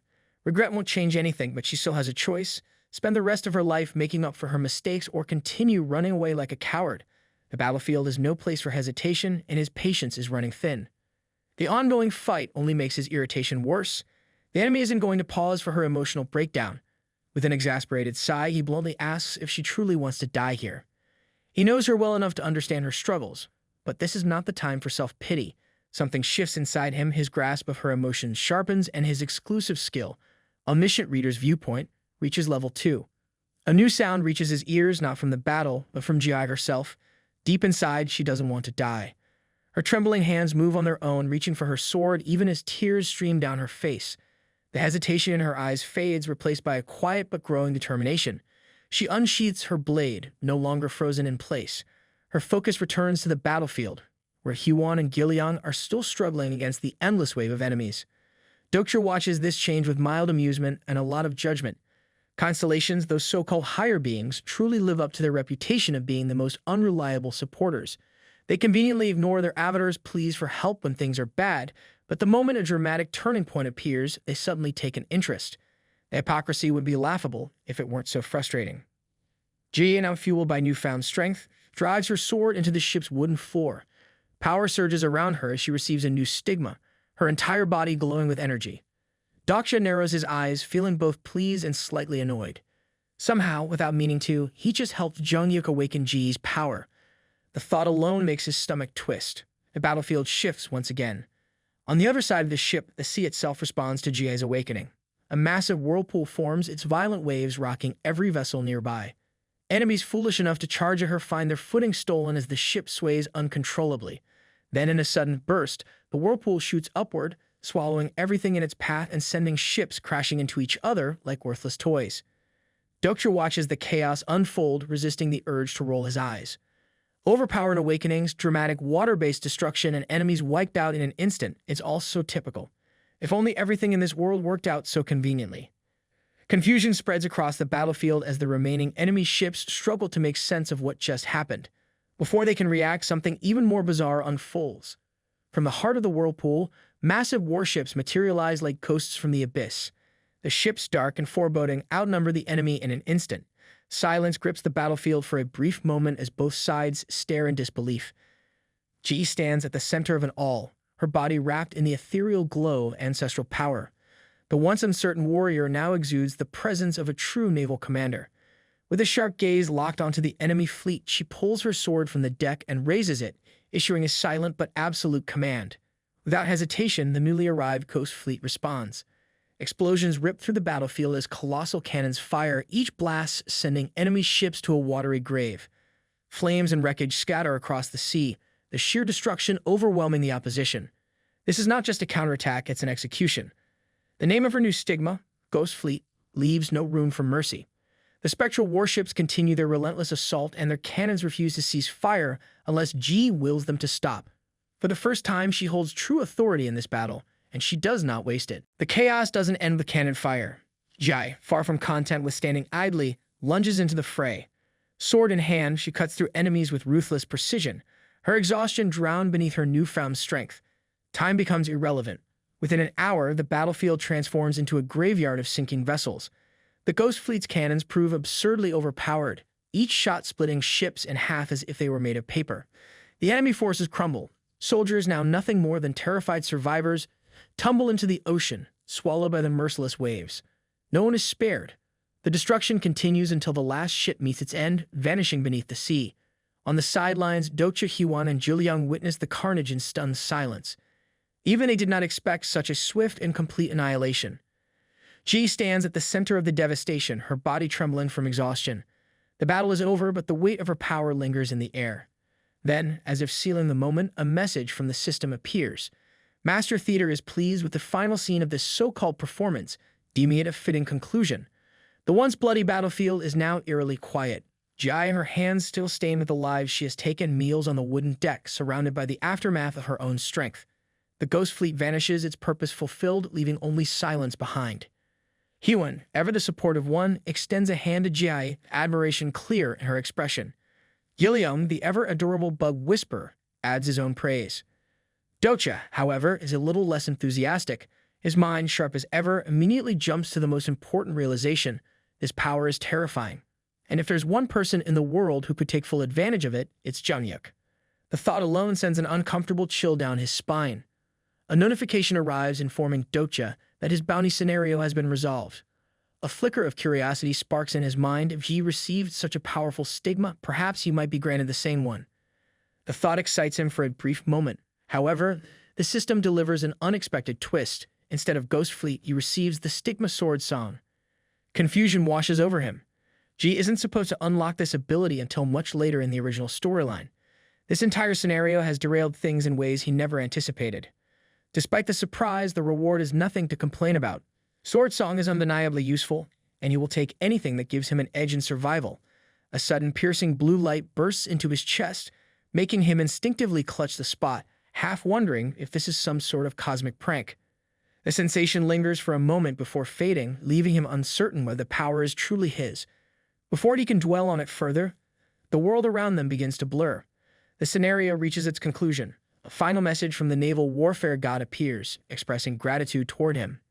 His gaze drifts to Jai, still catching her breath from the battle. A rare sense of relief settles in. At least this chaotic mess of a movie has reached its end. In a blink, they find themselves back in the theater room, safe but utterly drained. Jai, despite her exhaustion, still insists on staying alert. Dokja, already tired of her unnecessary stubbornness, shuts down any arguments and orders her to rest. She tries to protest, but he cuts her off, reminding her that he needs to focus on fighting the theater master, not babysitting her. Left with no choice, she finally listens for once. With no time to waste, Dokja, Hyewon, and Jilyoung rush toward the 8th floor. Urgency weighs on Dokja. If Jungyuk dies, everything is over. No second chances, no rewins. He has poured every elixir and coin he has into boosting his stats, hoping that it will be enough to make a difference. Their feet barely touch the ground as they sprint forward, pushing through exhaustion. Finally, they arrive, and Dokja is the first to step through the invisible barrier. The moment he crosses into the Sky Garden, his eyes immediately lock onto Jungyuk. The man stands there alone, motionless, seemingly unaware of their arrival. Hyewon and Gilliang catch up, and Hyewon, being her usual blunt self, points out something infuriating. Jungyuk doesn't look injured at all. No signs of battle, no near-death struggle. Nothing. Dokja grits his teeth, barely containing his irritation. After everything he just went through, the war of the ghost ships, the ridiculous theater scenario, Jungyuk has the audacity to be standing there completely fine. Unbelievable. Without hesitation, he marches straight up to him and does what any sane person in his position would do, smacks Jungyuk on the head with his shield. The loud impact echoes through the area, leaving Hyewon momentarily stunned. Dokja, however, is more than satisfied. He's been waiting for this moment, and it feels glorious. But his victory is short-lived. Jungyuk remains unresponsive, completely unfazed by the hit. A sense of unease creeps into Dokja's chest. This isn't normal. A closer look sends a chill down his spine. Something is off. Jungyuk's usual overwhelming presence is missing. The aura surrounding him feels unnatural, unfamiliar. A nagging suspicion takes root. This isn't the Jungyuk he knows. A sinking realization washes over Dokja. He remembers this scene all too well. Jung-yuk has died on the 8th floor before, 8 times to be exact. Luck has never been on his side in this particular regression, and this moment is starting to feel like yet another repeat of history. His eyes shift forward, and that's when he sees it. The master of the theater, an unsettling figure, sits leisurely on a bench wearing a hat like he has all the time in the world. Dokja's stomach churns. Of all possible enemies, it just had to be him, the worst possible opponent for Jung-yuk in this dungeon. A cold dread creeps into his chest as he pieces everything together. He is too late. Jung-yuk stands motionless, his eyes blank and lifeless. Whatever control he once had is completely gone. Desperation sparks in Dokja's mind. Maybe he can reach him, pull him back before it's too late, but before he even gets a chance. Jung-yuk punches him straight in the gut. The attack is swift, brutal, and completely unfair. Dokja, caught off guard, is blasted several yards away, his body crashing into the unforgiving ground. Pain shoots through every nerve in his body as he gasps for air. Force palm. The same devastating skill that Jung-yuk has used countless times before, except this time it's directed at him. His momentum doesn't stop until his back slams against the dungeon barrier, and that's when the real suffering begins. Blood spills from his mouth as a harsh cough racks his body. His armor suit, one of the few things keeping him alive, takes heavy damage, and his defense stats drop dangerously. Every inch of him screams in agony. Meanwhile, Hee-won, who has absolutely no chill, unsheathes her sword with pure rage. She doesn't hesitate for even a second before charging at Jung-yuk, her demon-slaying skill blazing to life. Unfortunately, even under mind control, Jung-yuk remains the same overpowered, unfair, broken protagonist as always. His combat instincts don't dull, and he notices her approach immediately. Hee-won, however, refuses to back down. She knows he's stronger, but she presses forward anyway, pouring every ounce of her strength into her attack. Dokja, struggling to get a single word out, tries to warn her. His voice fails him, the earlier impact leaving him unable to even speak. But even if he could shout, Hee-won probably wouldn't listen. She swings her sword, a clean, powerful strike, but Jung-yuk dodges it effortlessly, like he's just taking a casual stroll. Before she can react, his hand latches onto her wrist, grip-tightening an instant. A flicker of alarm crosses Hee-won's face. This is bad. The moment she sees Jung-yuk's other hand moving toward her, she makes a split-second decision. She twists her body, barely avoiding his attack by the smallest fraction. Teeth clenched, she retaliates the only way she can by kicking his hand away with all her strength. The impact gives her just enough space to break free, and she leaps backward, creating distance. The brief exchange confirms what she already suspects. This fight will not be easy. Jung-yuk's movements are too precise, too controlled, even in his current state. And as if to drive that point home, he closes the distance instantly, faster than she expected. Up above, Ji rushes toward the scene, ready to join the fight. But before she can reach them, a loud metallic clash echoes through the air, followed by an even louder crash. Her heart skips a beat as she looks ahead. Through the settling dust, a figure lies sprawled against the wall. Her breath catches as realization dawns. Hee-won is unconscious. A desperate cry echoes from the sky garden as Dokja shouts a warning to Ji. Jung-yuk, relentless and unyielding, continues his assault on everything in sight. The sheer speed of his attacks leaves no room for hesitation. Ji, caught off guard, finds herself completely frozen. Shock paralyzes her limbs as she watches Jung-yuk charge toward her, his fist already poised to strike. The moment stretches endlessly in her mind, realization dawning far too late. The punch comes dangerously close. By sheer instinct, she barely manages to escape, her body moving just in time to avoid being knocked out on the spot. Confusion clouds her thoughts. Jung-yuk was supposed to be their strongest ally, so why is he attacking them? Dokja, already exhausted from dealing with this mess, quickly explains the situation. The theater master has taken control of Jung-yuk, turning him into a mindless bodyguard. The real enemy isn't Jung-yuk, but the theater master, who remains lounging on a bench like he has all the time in the world. A smug expression lingers on his face, full of amusement as he watches the chaos unfold. His confidence is unshaken, knowing that no one can reach him as long as Jung-yuk stands in the way. Jigi, no longer willing to hesitate, rushes toward him. Her determination is clear, but the problem remains. Jung-yuk is still stupidly fast. Before she can even reach halfway, he cuts her off from the side. His movement is too quick, too precise, and there's no way for her to block or dodge in time. The kick connects straight to her face, and the impact sends her crashing to the ground. Pain shoots through her skull, her vision momentarily blurring. Behind her, Hee-won, who has managed to recover from her earlier defeat, doesn't waste a second. Her sword flashes in the light as she charges forward, launching another attack at Jung-yuk. Ji, barely holding on to consciousness, notices Hee-won's approach. Forcing her body to move, she quickly rolls to the side, trying to create an opening for a counterattack. It should have worked. Their combined attack should have landed. But of course, Jung-hyuk, being the walking cheat code that he is, anticipates it all. With ridiculous ease, he jumps into the air, completely avoiding their strikes. Both Hyewon and Ji-hee stare in disbelief. The fact that he can hover above them mid-battle like a final boss makes the whole situation even more infuriating. Despite the setback, Hyewon refuses to give up. Her time of judgment skill activates, golden light surging around her. At the same time, Gillian, who has been watching for an opening, calls upon Thunderum Joner. Lightning crackles through the air as a powerful bolt descends toward Jung-hyuk.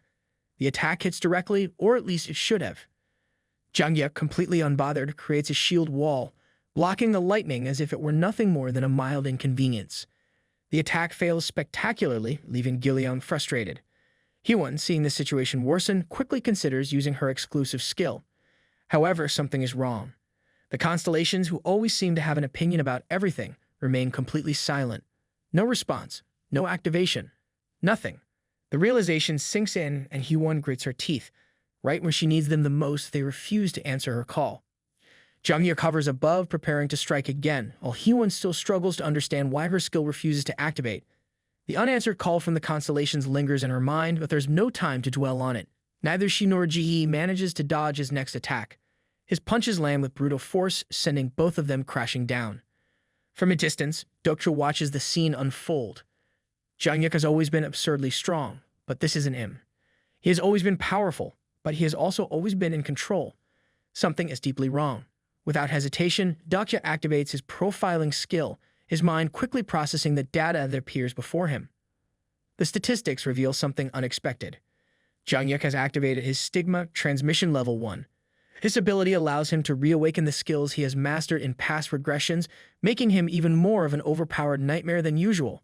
Realization dawns on Dokja, and it isn't pleasant. Jung-hyuk, already dangerous, has become even harder to handle. A hand reaches out as Dokja grips Gillian's shoulder, signaling for him to brace himself. There is no other choice now. A quiet apology escapes him before he pulls out the T-Rex elixir and downs it in one swift motion. Energy floods through his body instantly. All of his stats rise by 10, a temporary boost that will only last 30 minutes. But 30 minutes is all he needs. Power surges through his limbs, and his body feels lighter, stronger, faster. He draws his sword, now fully prepared to fight. The skill gap between them shouldn't be that wide now. At least that's what he tells himself. Jung-hyuk, of course, is already a step ahead. His sword is out before Dokja even finishes preparing. The tension between them thickens. No words are exchanged. There's nothing to say. In the next moment, they charge at each other. Swords swing backward for momentum, and when they finally collide, a deafening clang erupts through the air. The force of the impact vibrates through their blades. Neither side gives an inch. Both fighters step back, calculating their next move. Jung-hyuk, being his usual aggressive, no-nonsense self, wastes no time. Before Dokja can react, he lunges forward again, his attacks becoming more violent, more relentless. Each strike pushes Dokja back, forcing him into a defensive stance. The difference in their skill becomes painfully clear. Dokja is barely hanging on. The gap between them is still too wide. Jung-hyuk's attacks grow sharper, faster, more unpredictable. Dokja is completely cornered. There's no time to think. His mind races as he activates Omniscient Reader's Viewpoint, desperately searching for an opening. And that's when he hears it. Buried beneath the surface, hidden behind Jung-hyuk's aggression, a broken voice cries out. A raw, exhausted thought slips through. He is tired. He is defeated. He doesn't know how many times he has to repeat his failures. The weight of those words hits Dokja like a blade to the chest. A bitter emotion rises within him, an anger that is not directed at Jung-hyuk, but at the endless cycle that has trapped him. Jung-hyuk isn't just fighting them, he's fighting himself. A sudden burst of strength surges through Dokja, fueled by frustration and understanding. With everything he has left, he counters the next strike and slams his fist into Jung-hyuk's face. The punch is satisfying, but not strong enough to knock him down. Inside Jung-hyuk's mind, the struggle continues. A single stubborn thought repeats over and over. It doesn't matter. Everything will return to the beginning if he regresses. Dokja grits his teeth. The theater master's control over Jung-hyuk isn't just physical, it's mental. If his mental barrier had been at level 8, none of this would have happened. Dokja hears that Jung-hyuk is ready to give up, and the thought fills him with rage. His teeth grind together as he recalls the promise he made to himself never to surrender. With his anger surging, he attacks Jung-hyuk, each strike filled with frustration.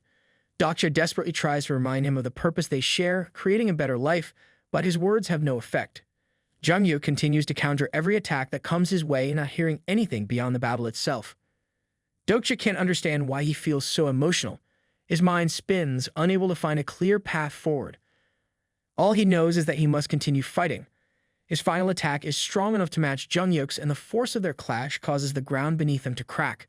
Suddenly, Dokja feels his fourth wall skill resonate, triggered by the loneliness in Jung-yuk's voice. The unexpected reaction catches Dokja off guard, filling him with a mix of confusion and frustration. Looking at Jung-yuk, Dokja's anger grows. He can't stand the thought that Jung-yuk still believes he's all alone. Dokja has struggled through so much just to become his companion, facing countless obstacles along the way. With that determination burning in him, he attacks again, aiming for Jung-yuk's chest.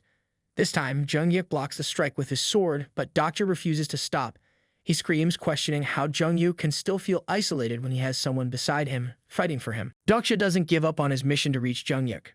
As he keeps attacking, memories of his own painful past flood his mind, times when he made foolish mistakes like dying in the theater, mourning the loss of his little sister, or being betrayed by the prophet. Despite each attack being perfectly countered by Jung-yuk, Dokja doesn't relent. He continues, reminding Jung-yuk of the pain of losing a child or the triumph of defeating the Demon King. Dokja becomes consumed by the memories of when he spent hours reading about Jung-yuk's struggles through Tessa. He recalls how he watched Jung-yuk fight so hard to survive, and the pain of seeing his own life mirrored in Jung-yuk's experiences. The battle grows more intense as Dokja's emotions run high. It's caught off guard when Jung-yuk vanishes from sight, his sudden disappearance taking Dokja by surprise. In his emotional state, Dokja loses focus and fails to anticipate Jung-yuk's next move, which was supposed to be a distraction. Without warning, Jung-yuk reappears behind him, attempting a sneak attack. Dokja's quick reflexes save him just in time, using his sword to defend against the lightning-fast strike.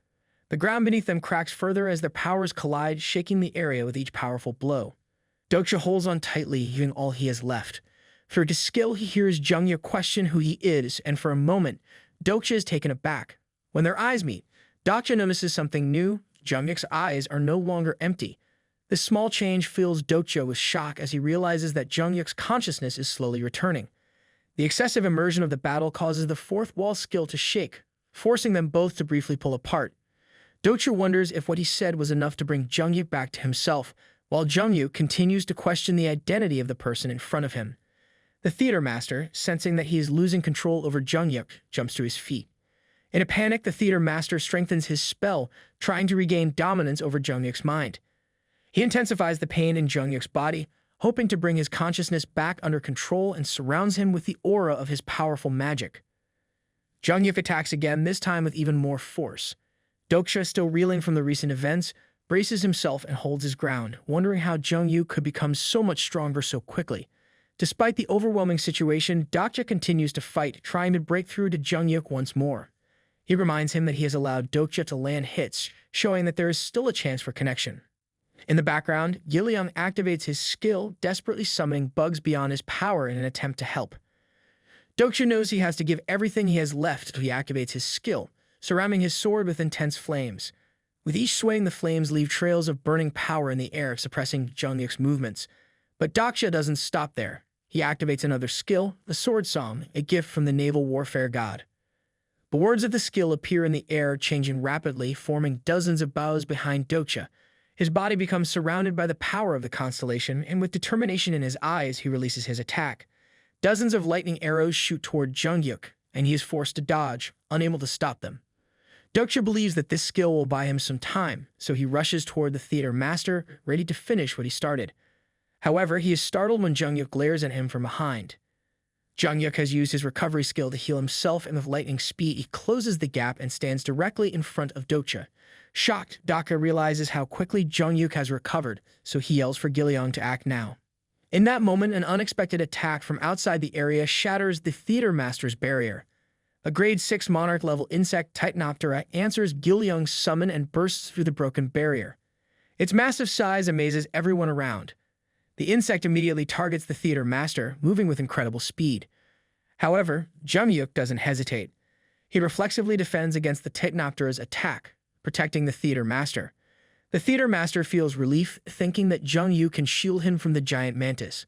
But before he can relax, Dokja appears behind him, his sword raised, ready to strike. The theater master quickly activates his mind control skill. attempting to hypnotize Dokja.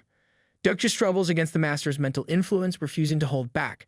His determination only grows stronger as the theater master tries to break into his mind, but Dokja won't let him win. The theater master enters Dokja's mind, searching through his memories, and stumbles upon the memory of reading Tessa. However, the words become a chaotic blur, stacking on top of each other, making it difficult for the master to comprehend. Just as the master tries to focus, the fourth wall skill activates and Dokja regains his consciousness. Ready to strike, Dokja quickly aims his sword at the theater master. The master is too stunned to react as Dokja's sword lands directly on his head. Once the sword strikes, the master's body disappears, leaving only the sound of the blade hitting the ground. The theater master's control of the battle ends and Dokja stands there, confused. He doesn't realize that the master was merely another simulation. As he watches the scene unfold, he receives 9,000 coins for defeating the theater master. Though he feels relief from the fourth wall saving him, his attention quickly shifts when Gilyoung stumbles over and collapses into his arms. In a panic, Dokja realizes that the giant insect is still there and Jung-yuk lies unconscious on the ground. But to his surprise, the Technoctor leaves as soon as the barrier is gone. Dokja's exhausted body finally gives way and he collapses, holding Gilyoung tightly in his arms after the grueling battle with Jung-yuk, who is empowered by the theater master's spell. Hyewon and Jihai approach slowly, their faces filled with concern. Hyewon asks how Dokja is holding up, but before he can respond, a notification suddenly lights up the dim surroundings. The message announces that the third scenario is coming to an end. Everyone's hearts drop as they look down at the ruined city of Seoul. The once vibrant city now lies in ruins, with buildings burning and a heavy silence hanging over the destruction. Gilyoung, now awake, gazes up at the sky, watching shooting stars streaking across the ruined city. The innocence of his wish stands in stark contrast to the grim reality surrounding them, a reminder of the world they've lost. Deep inside, Dokja knows that the shooting stars are not signs of hope, but omens of more difficult scenarios ahead. Gilyoung turns to Dokja, curious about his wish, but Hyewon quickly interrupts, arguing that speaking about a wish would stop it from coming true. Dokja, however, doesn't focus on that. His gaze is fixed on Jung-yuk, who is still lying unconscious on the ground. In his heart, Dokja hopes for a particular ending to a story, a wish tied to a novel he cares deeply about. Dokja walks away, his party following him as they look down at the shattered city. Before leaving the rooftop, another notification appears, announcing that the third main scenario has ended, and as a reward, each of them receives 1,000 coins. Suddenly, a new notification about the fourth scenario pops up. Dokja is caught off guard by its unexpected arrival and quickly realizes the weight of what this means. He turns to Ji and urgently tells her to stay on the rooftop with Jung-yuk, who is still unconscious. Ji nods in agreement, her face showing clear concern for Jung-yuk's condition. Dokja then carefully lifts Gilyoung onto his back and begins making his way down toward the station. Just as he moves, he receives a message from Beyond. The message reveals something strange. Some of the words Dokja had spoken to Jung-yuk earlier were censored. Beyond explains that the constellations are not all-knowing, and she didn't want Dokja's words to interfere with the flow of her channel. Dokja realizes that some of the information about Jung-yuk's regression might have been filtered out to hide the truth that Jung-yuk is, in fact, a regressor. What surprises Dokja even more is the revelation that Beyond couldn't hear his words. He begins to wonder if this is some kind of restriction placed by the system, meant to control the flow of information. Beyond continues to assist him by sending notifications from the constellations. As Dokja sorts through these messages, he decides to focus on the ones from the highest-paying constellations, knowing that there are many important messages to sift through. Hyewon offers to carry Gilyoung, and Dokja agrees to her help, though he can't help but notice the many questions on her face. She looks curious and a bit nervous, and Dokja, feeling uneasy, asks if she heard what he said during his confrontation with Jung-yuk. To his surprise, Hyewon admits that she did hear some of it, which only increases Dokja's discomfort. She then asks about his true identity, and as Dokja glances at the sleeping Gilyoung on her back, he carefully admits that he knows things about the future. Hyewon's next question catches him off guard. She wonders if he plans to kill her now that she knows his secret. Her words make Dokja feel a mix of surprise and frustration as she steps back slowly, and he becomes annoyed by her reaction. In an effort to convince her otherwise, Dokja tries to explain that the coming scenarios will be even more dangerous, and there's a real chance that someone close to them could die. He asks Hyewon to become his companion, to stand by him and offer her unwavering support. With that, they arrive at the station, and Dokja notices Pildu's gang surrounding Hansung and Sanga. They seem to be demanding something from him. When Dokja calls out to them, Hansung and Sanga visibly relax, grateful for his presence. Dokja quickly walks toward them, but his attention shifts to Pildu. He can see that Pildu looks drained of power, which raises his suspicions. At that moment, a notification pops up, announcing that the fourth main scenario will begin in just 5 minutes. Pildu, clearly frustrated, directs his anger toward Dokja, but Dokja remains unfazed, his calmness standing in sharp contrast to Pildu's hostility. Just then, Beyond appears, offering critical information about the upcoming scenario. As she speaks, Dokja begins to wonder if things will spiral further out of control, especially with other stations potentially getting involved. Beyond mentions a prerequisite mission they must complete, and the notification reveals that they have to choose a leader for Chungmuro Station. They are surprised to learn that the leader of Chungmuro Station will be chosen by whoever can capture the white flag at the center of the platform. Moments later, the flag materializes just a short distance from them, and Pildu immediately moves to grab it. However, Dokja steps in, ordering Pildu to stop. With his authority to command, a power granted by his contract with Pildu's constellation, Dokja ensures that Pildu has no choice but to comply. He pushes Pildu to the ground with ease. Dokja calmly steps on him as he claims the flag for himself, feeling a surge of power course through him. The rules of the challenge are clear. Others now have 5 minutes to try to take the flag from him. Pildu, enraged, tells his gang to go after the flag while Dokja's party quickly positions themselves to protect him. Dokja hands his shield to Hansun, designating it as his new defense. Hansun, excited by the responsibility, moves in front of Dokja and activates his special skill, Area Defense. The shield protects Dokja and the rest of the group from the gang members who are advancing toward them. Pildu, determined to attack, tries to use his own skill, but Dokja silences him with another command. Dokja firmly tells Pildu to deactivate his skill, which only serves to make Pildu angrier. But Pildu has no choice but to remain silent for the next half hour, leaving him incapacitated. Dokja seizes the opportunity to turn to Pildu's gang. Realizing they are outnumbered, Dokja offers them 2 choices, either leave Chungmuro or stay and fight with him. He makes it clear that more allies are needed for what's to come, but he also stresses the importance of having trustworthy companions. His gaze lingers on Hwon as he thinks back to his earlier request for her to become his companion. With everything escalating, Dokja wonders if she feels the same, caught in the tension of the moment. He looks at her and sincerely assures her that taking on this responsibility together doesn't have to be a burden, it can be something that benefits both of them. Dokja offers Hwon a deal, her strength in exchange for his knowledge about the future. Hwon stays silent for a moment, then asks about her role in the future. Dokja answers that she is not part of the future he knows. Hwon takes in the gravity of the situation, and after a pause, she says she needs time to think. Dokja, however, stresses that he needs her to be by his side, as she could play a crucial part in the future he is trying to build. Meanwhile, Pildu's gang reacts with surprise at Dokja's unexpected request. Dokja presses them for immediate answers, assuring them that he will not punish anyone who chooses to leave. However, those who stay must follow his rules. Some of them accuse him of trying to make himself a king, but Dokja calmly explains that his goal is simply to protect them from external threats, and he will not interfere in any internal group matters.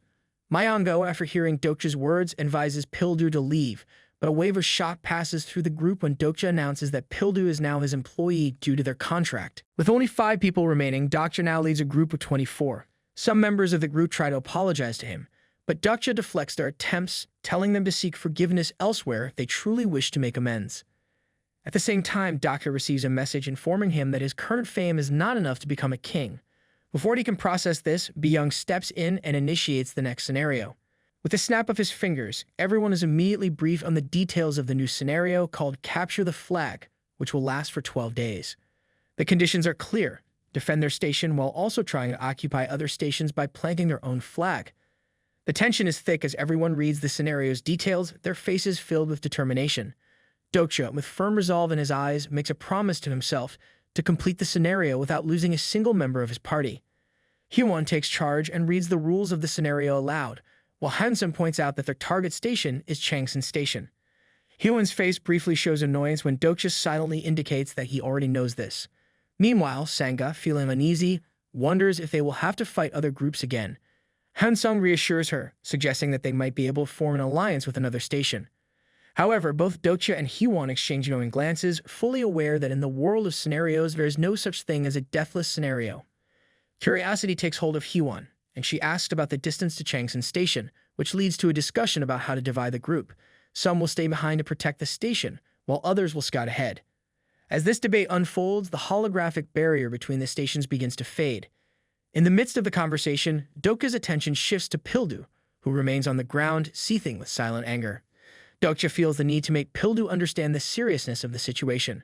He urges Pildu to guard the station and offers rewards for his cooperation, hinting at the importance this will have for his separated family. Pildu, still bewildered, asks how Dokja knows about his family.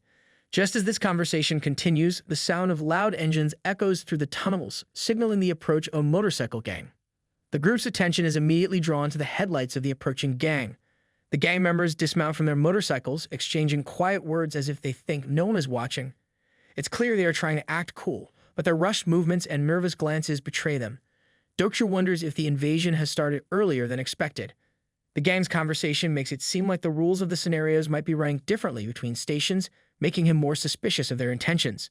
Dokja, Kunsum, and Hiwon quickly ready their weapons, moving toward the gang with the quiet confidence of those who know danger well.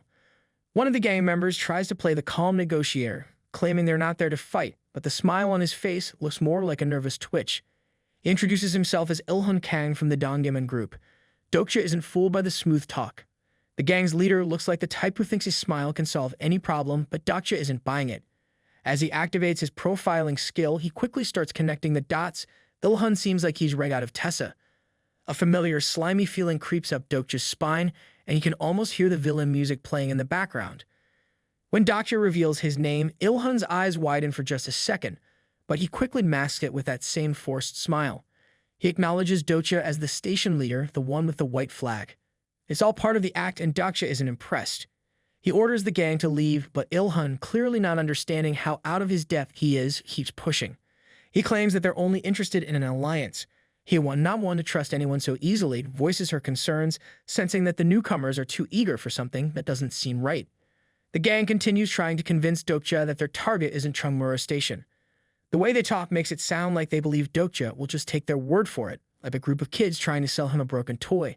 Dokja presses them, asking what they would do if his target were Dongdaemun. Ilhun, as if he were trying to look like the smartest guy in the room, reveals that he knows which group is targeting his station. He proposes an alliance, thinking he's made a clever move. Dokja, however, isn't so easily impressed. He's not about to trust someone just because they know a few things that all seem too desperate. He decides to hold off on making a decision, wanting to meet their leader before getting tangled up in their mess. Ilhun offers Dokja a ride to their station, and Dokja accepts.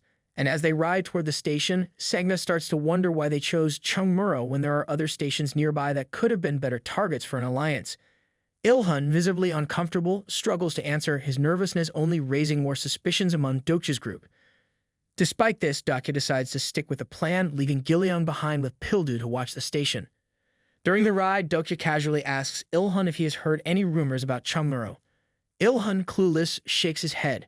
This leads Dokja to mention Jungyuk, a name that causes Ilhun to visibly tense up. The mention of Jungyuk sets off alarm bells for the group, and it's clear they're dealing with more than just a simple alliance. Just as the conversation shifts, they dismount the bikes, and Segna quickly deploys her magical rope. With a swift motion, she immobilizes the gang members and their bikes on the railway, while also softening the landing for her party members. Ilhun, completely baffled, realizes that he's fallen right into Dokja's trap. Before accepting Ilhun's offer, Dokja had already discussed their strategy with the party. He had reminded them to feign interest, pretend to follow, but stay on high alert. That preparation saved them from a surprise ambush, as a number of gang members had been hiding behind nearby pillars, waiting to spring their trap. Now fully prepared, Dokja and his party take the initiative as the hidden group of gang members brandish their weapons and prepare to attack. Hiwon activates her Time of Judgment skill, wiping out several enemies in a single move. She's taken by surprise at how effective the skill works now, especially after her earlier struggles. Meanwhile, Kunsung and Sanga manage to finish off the remaining gang members, their teamwork proving to be too much for the opposition. Dokja, furious at Ilhun's betrayal, threatens to end his life but stops short when he senses something is wrong.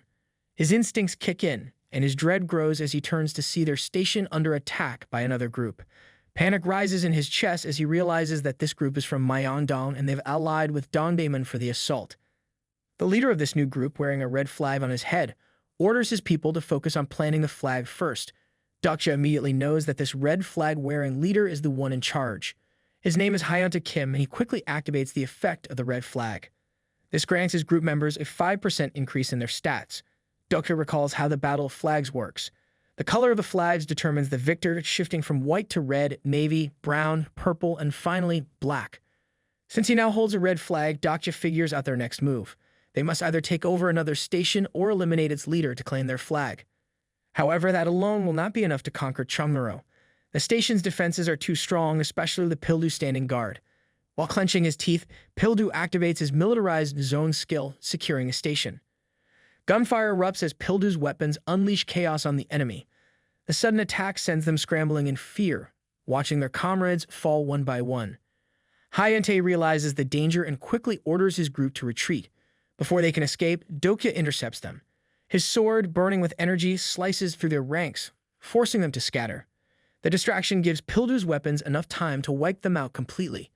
Within moments, the battlefield is silent. Everyone from Myeongdong has been eliminated, leaving only their flag behind.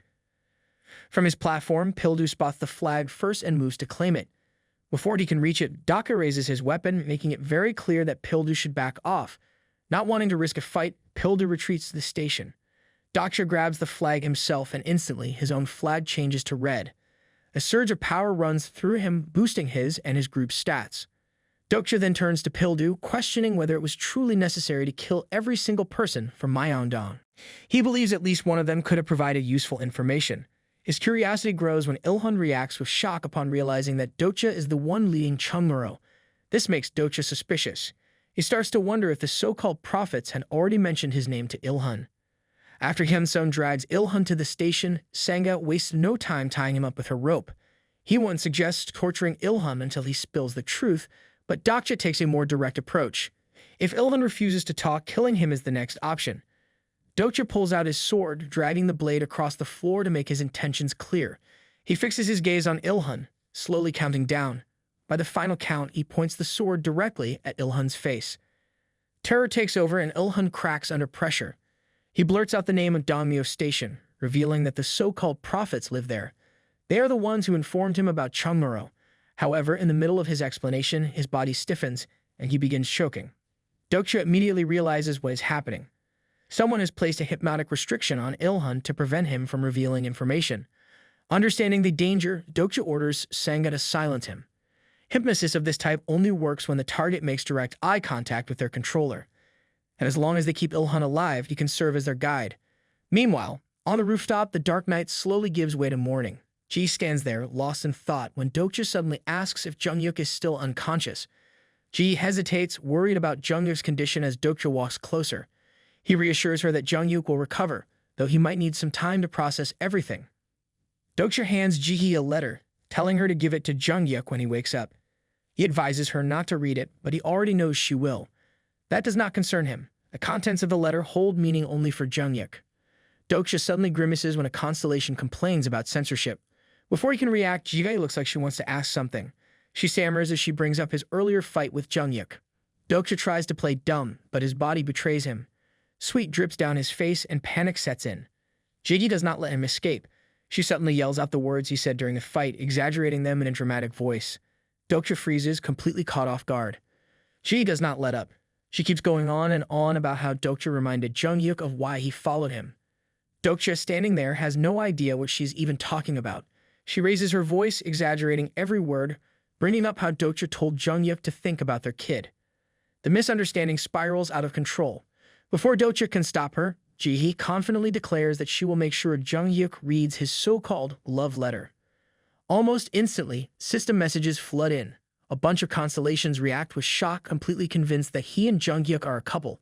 Dokja clenches his fists, cursing them silently for believing Jihi's nonsense. Unfortunately, Jie refuses to leave it alone. Even as Dokja tries to escape, she follows up with the most ridiculous question yet, how he and Jungyuk even managed to have a child. At this point, Dokja gives up. He just tells her to ask Jungyuk when he wakes up and quickly walks away before she can say anything else. He moves down the stairs and shifts his focus back to the novel, trying to recall if he ever read anything about these so-called prophets. No matter how hard he searches his memory, he finds nothing. That means one thing: his actions have changed the original story. It is possible that a new prophet has appeared, someone like Anna Croft or another person who read Tessa but never finished it. When he reaches the station, he gathers Hyunsung and Sanga before heading toward Myeongdong. On the way, Dokja reassures Hyunsung that their goal is not to fight. They need to decide what to do with the remaining group members. If those people are lucky, they might survive as drifters. But in reality, most of them will end up as prey for stronger groups, just like those who left Pildu's gang. Dokja glances at Sanga and notices her face filled with disappointment. She looks defeated, clearly troubled by how things turned out. He asks if she feels let down because they could not make peace with the other groups. Sanga admits that she feels disappointed. Dokja, unfazed, tells her that she should not trust people so easily. If she learns that lesson now, things will be easier for her in the future. However, she surprises him by saying that she made it this far only because she put her trust in him. Dokja freezes. He does not know how to respond. Before he can say anything, Hansung calls out to him, pulling him back to reality. They quickly realize that something is wrong. Inside the station, bodies lie scattered, the victims of another group. Before they can process what happened, movement on the railway catches their attention. Another group has arrived. Without wasting time, they jump on their bikes and ride away. Hansung wonders who these new people are, but Dokja focuses on something else. The group is fleeing too fast. It looks like they already knew he was coming. When they finally reach the station, they find it empty. There are no enemies, no obstacles, nothing. Dokja wastes no time. He plants his flag, officially taking control of Myeongdong Station. The moment he secures his second station, the system reacts. A hidden scenario unlocks the king's path. The scenario lays out its conditions. Dokja must occupy 10 stations in 10 days. If he succeeds, he will earn the king's attribute. If he fails, he and every single one of his party members will die. Dokja feels no surprise. This is exactly the kind of nightmare scenario they expected. After returning to Chungmuro with Hansung and Sanga, they finally find a moment to rest and regroup. The discussion shifts to Hwon and the increasing complexity of the scenario. Sanga looks troubled, her expression heavy with concern. She believes the situation has become too complicated. On the other hand, Hansung views things differently. There is admiration in his gaze as he looks at Dokja, clearly impressed that he has taken charge. Then, without warning, Hansung throws out a suggestion. Since Dokja is walking the path of the king, they should start calling him His Majesty. His face darkens. Before he can shut it down, Hwon jumps in, fully prepared to mock him. Dokja sighs, rubbing his forehead. He cuts off their nonsense and brings the conversation back to what actually matters, gathering information about their enemies. Dokja turns to Ilhun and makes his decision. Hwon and Hansung will go with him to Dongmyo Station. Meanwhile, Sanga looks confused about her role in all this. She asks what she is supposed to do. Dokja tells her to stay at the station, which immediately leaves her disappointed. However, he does not let her sulk for long. He reminds her that everyone in the group has different skills and responsibilities. She is no exception. A hint of insecurity flashes across Sanga's face. Unlike Hwon and Hansung, she does not have their raw combat ability. Unlike Gilleong, she is not built for stealth. Dokja can tell she is doubting herself. He recalls their earlier conversation in the subway and reminds her of it. Everyone in their group has value. Strength is not the only thing that matters. Her expression slowly changes. A small spark of confidence returns to her eyes. Dokja continues, making it clear that someone must stay behind. Gilleong, Pildu, and the others need someone to keep things in order. Honeon Station still poses a serious threat, and their base must be protected. Her skills make her the perfect person for this job. A simple reassurance is not enough. He goes a step further. The entire group agrees as Dokja formally gives her a new role, vice representative of Chungmuro Station. Sanga looks stunned. Clearly, she never expected this.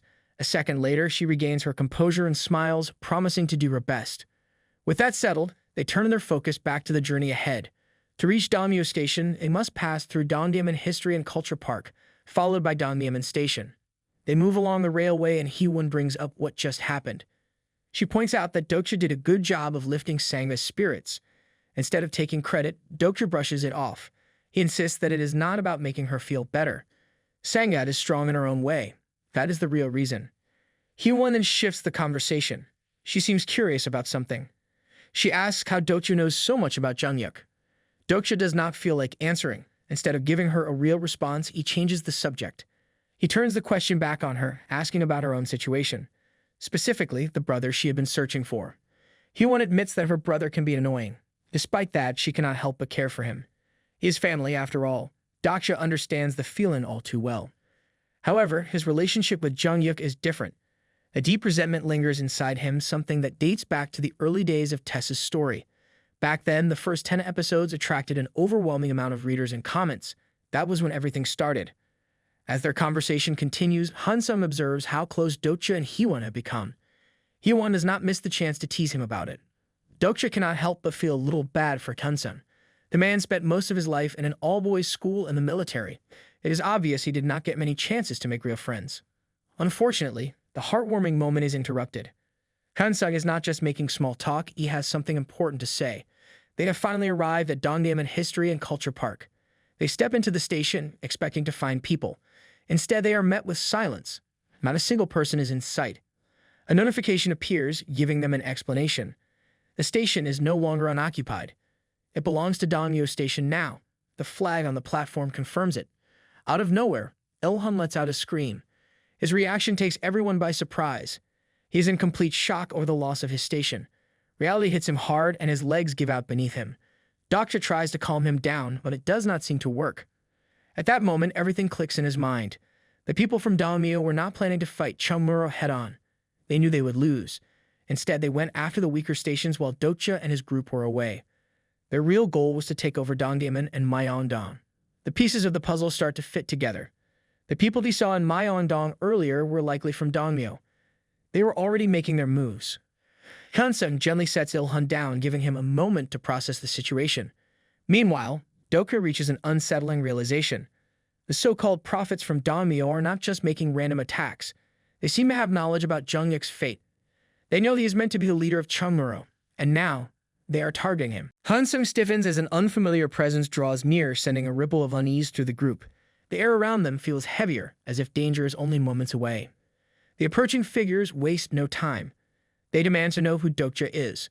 Without hesitation, he activates his character profile skill in secret, expecting to gather useful information. However, nothing appears. His own character details remain hidden. This is unexpected. Dokja quickly adjusts his approach. He informs them that they come from Chungmuro Station, keeping his expression neutral. One of the men, clearly not satisfied, attempts to pry deeper. He uses the search attribute skill, probably thinking he can uncover Dokja's secrets. Unfortunately for him, the fourth wall ability blocks the attempt completely. The reaction is immediate. The man flinches, caught off guard by the unexpected resistance. His confidence wavers for a moment. That moment is all Dokja needs. Hansung and Hee-won sense the shift. They subtly prepare for a fight, ready to strike at any moment. Meanwhile, Dokja pieces everything together. These people are not ordinary thugs. They know things they should not. They have knowledge of Jungyuk's fate as the rightful leader of Chungmuro. Instead of panicking, Dokja's lips curl into a mischievous grin. An idea forms in his mind, a risky one, but one that just might work. Without hesitation, he does something ridiculous. He introduces himself as Jungyuk. The sheer audacity of his words stuns everyone. Hansung and Hee-won's faces twist in shock. The enemies react differently, some recoil, their expressions filled with uncertainty. Clearly, hearing that name rattles them. Dokja remains perfectly composed. If there is one thing he knows, it is that confidence is key when telling a lie. He reminds himself of something important. He is not ugly. In fact, he is quite good-looking. If Jungyuk can walk around with an air of importance, and so can he. Besides, these people have read Tessa just like him. That means they have expectations about what Jungyuk should be like. All Dokja needs to do is act the part. To make his deception more convincing, he allows them to inspect Hansung's character profile. If they see that Hansung is Jungyuk's supposed companion, they will have no choice but to believe the lie. The stage is set. Now he just has to keep playing the role. Dokja allows the search attempt to continue for only a brief moment before shutting it down completely. His tone leaves no room for argument, making it clear that he's in control. One of the men, clearly full of himself, begins to speak ill of Dokja. He probably believes that talking big makes him important. Before Dokja even has the chance to react, the other man, without hesitation, swings his sword and cuts the arrogant fool down. The lifeless body collapses instantly, shocking everyone. Dokja, Hansung, and Hee-won exchange stunned glances. The ease with which the man was eliminated makes one thing clear. This group does not tolerate weakness or disobedience. After making his brutal point, the man introduces himself as Sung-kook Lee, the vice representative of Dongmyo Station. He carries himself with the confidence of someone used to authority, though it is hard to tell if it comes from genuine strength or just a talent for stepping on the weak. When the group arrives at Dongmyo Station, a wave of hushed whispers spreads through the gathered crowd. The air is thick with curiosity, uncertainty, and a hint of fear. It seems that outsiders are not a common sight here. Hansung, likely forgetting their act for a moment, turns to address Dokja by name. Before he can finish, Hee-won moves faster than thought. Her fist slams into his stomach with precise force, cutting him off before the slip-up can expose their lie. Hansung doubles over in silent agony while Dokja remains outwardly composed. Since their first encounter at Dongdaemun, Dokja has been pretending to be Jungyuk. Back then, Sungkook had asked about their origins and Dokja had played the role perfectly, acting like the arrogant protagonist he despises. His first order had been for them to abandon their station. Sungkook, as expected, had initially resisted. However, Dokja knew exactly how much power the vice representative had. If he wanted, Sungkook could hand over the station right then and there. Dokja had made sure he understood his choices very clearly. With a simple but deadly countdown, he had made it known that resistance would not end well. The trio standing before him had shaken in fear, while Hyunsuk and Hyewon had begun to wonder just how far Dokja was willing to go. By the time he reached the final count, Dokja had drawn his sword, pointing it directly at Sungkook's throat. That had been enough. The vice representative had given in, agreeing to surrender Dongmyo Station. But Dokja had not stopped there.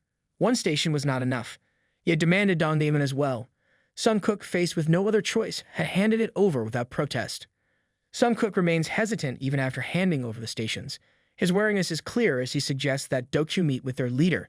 To make the offer more tempting, he even throws in King's honor as a token of good faith. Refusing such an advantage is not an option, so Dokja accepts without hesitation. And as they walk toward the center of the camp, the atmosphere grows heavier. The eyes of the onlookers follow them with barely concealed suspicion. Sungkook eventually leads Dokja to a tent, and curiosity creeps into Dokja's mind. The identity of the leader inside remains a mystery, but he already assumes they must be more competent than Sungkook. That isn't a particularly high bar to clear. Inside the tent, unfamiliar surroundings greet Dokja. Every detail makes him question the true nature of Dongmyo's leadership. His thoughts race as he tries to connect the dots. If Sungkook possesses the same version of Tessa's novel that he does, and second, how many prophets like him exists, and third, if there is a chance they have similar abilities. However, something feels off. The earlier use of the search attribute skill by Sungkook suggests otherwise. If he had abilities like fourth wall or character profile, he would not need to rely on such a basic skill. That realization eases some of Dokja's concerns, though it doesn't make him drop his guard. While analyzing the situation, his attention shifts to Sungkook, who appears completely focused on his phone. The sight is odd. In a world where survival is the main priority, a vice representative burying his face in a screen seems suspicious. Instead of waiting for answers, Dokja takes action. He decides that spending a few coins for a speed boost is worth the insight he might gain. In a swift motion, he moves behind Sungkook before anyone can react. A sudden approach startles Sungkook, along with everyone else present. Dokja immediately questions the contents of the phone, suspecting that it holds something important. Sungkook, caught off guard, tries to brush off the inquiry as unimportant. However, his nervous reaction only fuels Dokja's curiosity. A glance at the screen brings an unexpected revelation. Instead of anything sinister or strategic, Sungkook is in the middle of a group chat. The discovery raises a far more confusing question. How does he even have internet access? Young had already established his channel, meaning outside communication should be impossible. The strange way this world operates makes Dokja wonder if someone he knows from Tessa is secretly controlling things from behind the scenes. As he pieces together possible connections, Sungkook interrupts his thoughts, urging him to step into the tent. Meanwhile, Hyewon observes the unsettling scene around them. A group of people issues commands to enslave survivors, forcing them to kill and prepare rats for food. The sight leaves a bitter taste in her mouth. The sheer cruelty on display reminds her that in this new world, some people will do anything to cling to power. Dokja, well aware of how fragile their disguise is, warns Hyewon to stay sharp. He reminds her to keep a close watch on Hyunsuk, just in case his sense of justice gets the better of him. The last thing they need is him blowing their cover by picking a fight. Instead of simply acknowledging the instruction, Hyewon seizes the chance to mess with Dokja. With an exaggerated gesture, she kneels dramatically, acting as if she is swearing loyalty to him. Dokja sighs at her antics but doesn't have time to respond. Inside the tent, his sharp intuition immediately confirms his suspicion. The person sitting before him, despite his young age, is destined to become a major figure, the infamous basement-dwelling King of the Shadows, also known as the King of Dongmyo. The title sounds impressive, but looking at the kid now, it's hard to imagine him ruling over anything other than a dimly lit internet cafe. Using his profiling skill, Dokja quickly gathers the boy's details, his name, supporting constellation, abilities, and stats. Donghoon Han turns out to be the reason parts of Seoul still have internet access. However, exhaustion clings to the boy like a heavy cloak. His tired eyes remain glued to the computer screen as he manipulates conversations in a group chat, subtly guiding discussions to serve his interests. Sungkook formally introduces him, but Dokja doesn't need words to see the obvious. The kid's crippling social anxiety is written all over his face. His hands tremble, and his nervous habit of biting his fingers only makes him seem more pitiful. The so-called king of Daimyo looks less like a ruler and more like a stressed-out student trying to finish an overdue project. Dokja, uninterested in wasting time on someone who doesn't even act like a leader, makes his stance clear. His attention shifts to Sunkook, declaring him as the real mastermind behind this group. Sunkook's reaction makes it clear he wasn't expecting to be exposed so easily. At last, he reveals a crucial piece of information. This meeting isn't just about discussing terms. The real reason Dokja was brought into a soundproof tent is because he isn't just a potential enemy or ally. He is one of the prophets. Dokja feels his curiosity growing stronger, realizing that he is about to uncover something important. Hwan and Hyunsung remain near the tents with Ilhun when Sunkook suddenly raises his voice, making a dramatic statement about Jungkook's ability to regress. Dokja hopes that somehow this conversation is not reaching any unwanted ears because Sunkook is practically screaming out spoilers for the whole apocalypse to hear. Sunkook continues to glorify Jungkook, praising his bravery and his willingness to fight against impossible odds. Dokja listens without interrupting, but deep down he wonders if anyone has ever told Sunkook to take a breath between words. Though reluctant to admit it, he feels a bit impressed by Jungkook's achievements. His eyes shift to Donhoon, who remains focused on his computer, hunched over like an overworked office worker who never gets a break. Sunkook then promises that the prophets will support Jungkook in his battle, acting as if they are some secret society of destiny-shaping warriors. Without stopping to check if anyone is actually interested, he suddenly starts talking about an ancient book of revelations that they found 10 years ago. Dokja initially does not believe him, but as Sunkook goes on, a suspicion begins to form in his mind.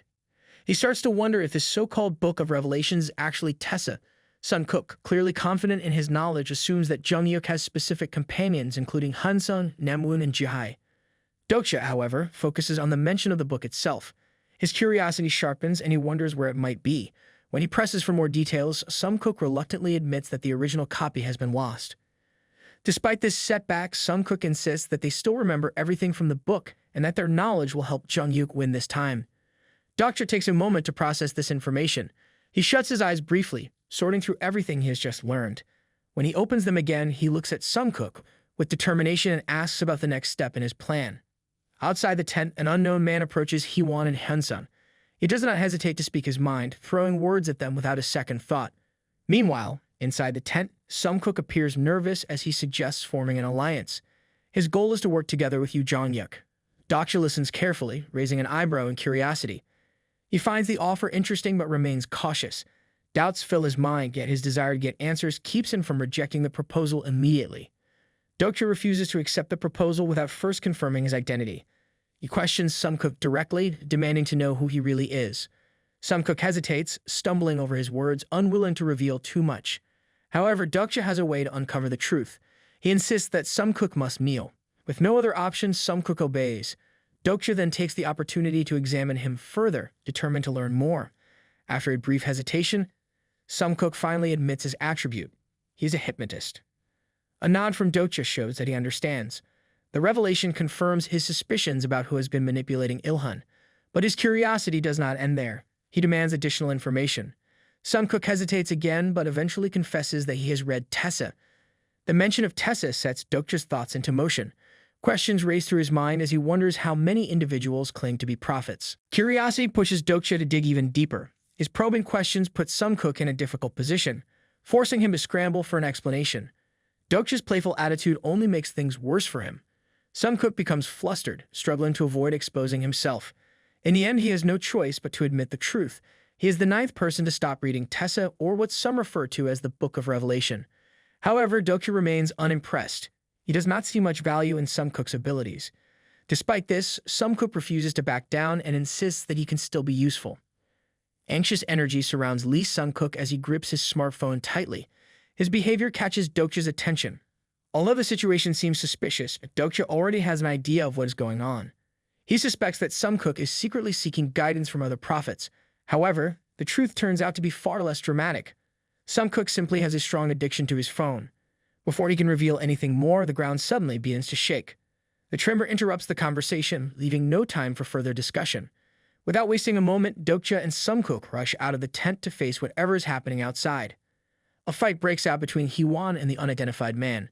His sharp tongue quickly gets on her nerves, pushing her to respond with equal intensity. She refuses to back down and throws mockery right back at him. The tension rises quickly as both refuse to yield. Words turn into weapons, and it becomes obvious that this argument will not end without an actual battle. The man wastes no time drawing his weapon. A massive ringed sword appears in his grip, making it clear that he is no ordinary opponent. His strength and skill seem to match Hee-won's. However, Hee-won possesses something he does not expect, speed that surpasses the limits of ordinary incarnations in her class. Her movements are swift and precise, far beyond what he anticipates. The moment he launches his attack, her blade flows through the air with deadly grace. Just as the fight is about to reach a dangerous point, Dokja calls out to Hee-won. His voice cuts through the tension, stopping the battle before it escalates into something irreversible. Once the dust settles, both Sumkook and the man find themselves kneeling in front of Dokja and his companions. Their expressions carry a mix of regret and frustration. Though they acknowledge their mistake, the man's pride refuses to let him fully apologize. Instead of offering a sincere apology, he turns his face away and mumbles a few reluctant words. Dokja is unable to access the information about him using his character profile skill. He wonders if this man is also a prophet. Dokja struggles to understand why this fight even started, especially after he had already instructed Hee-won to stay in place. Hee-won attempts to explain herself, pointing out that the man was the one who started the conflict. However, Dokja shows little interest in hearing excuses. Realizing that further argument is pointless, she gives a reluctant apology before walking away, clearly frustrated. Meanwhile, the man suddenly freezes, his eyes widening in realization. Something clicks in his mind. He begins to believe that Dokja is actually Jung-yuk.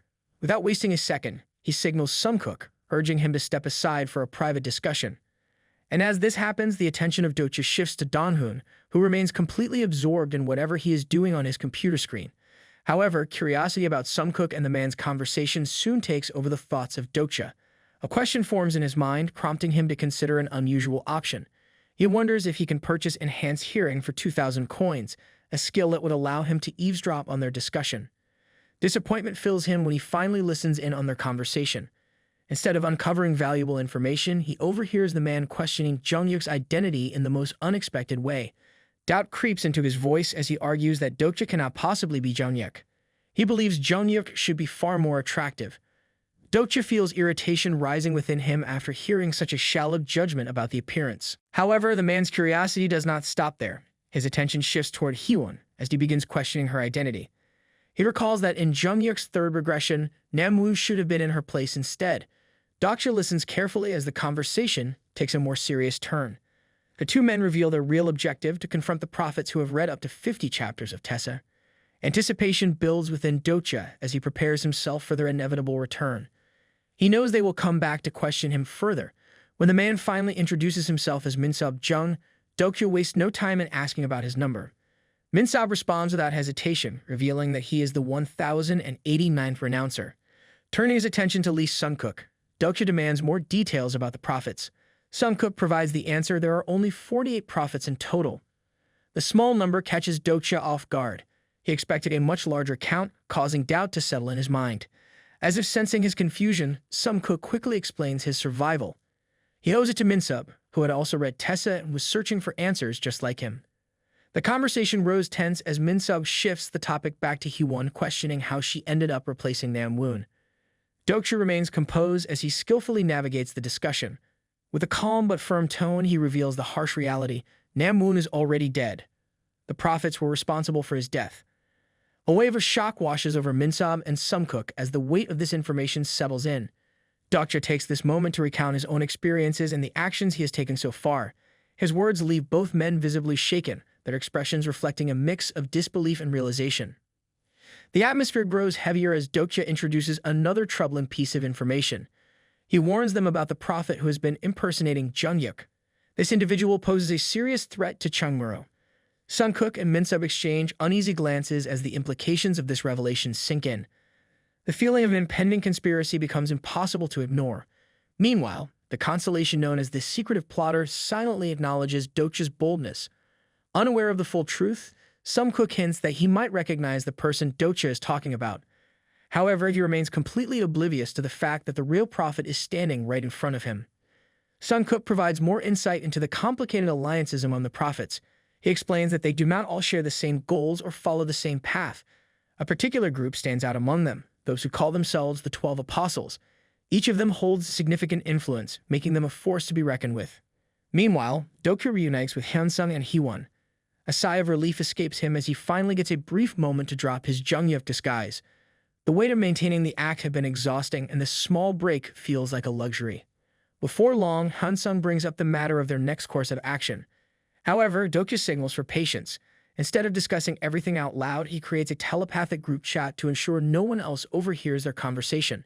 His caution stems from an unsettling discovery. His flag has turned navy after claiming control over 5 stations.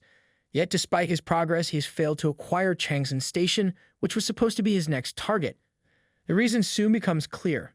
The 12 apostles have already taken control of it. These individuals are not ordinary contenders. They are the ones who have read Tessa up to 50 chapters, and their numbers align suspiciously with the total views the story has accumulated. When Sunku first shared this information with Dokja, he also revealed something even more concerning.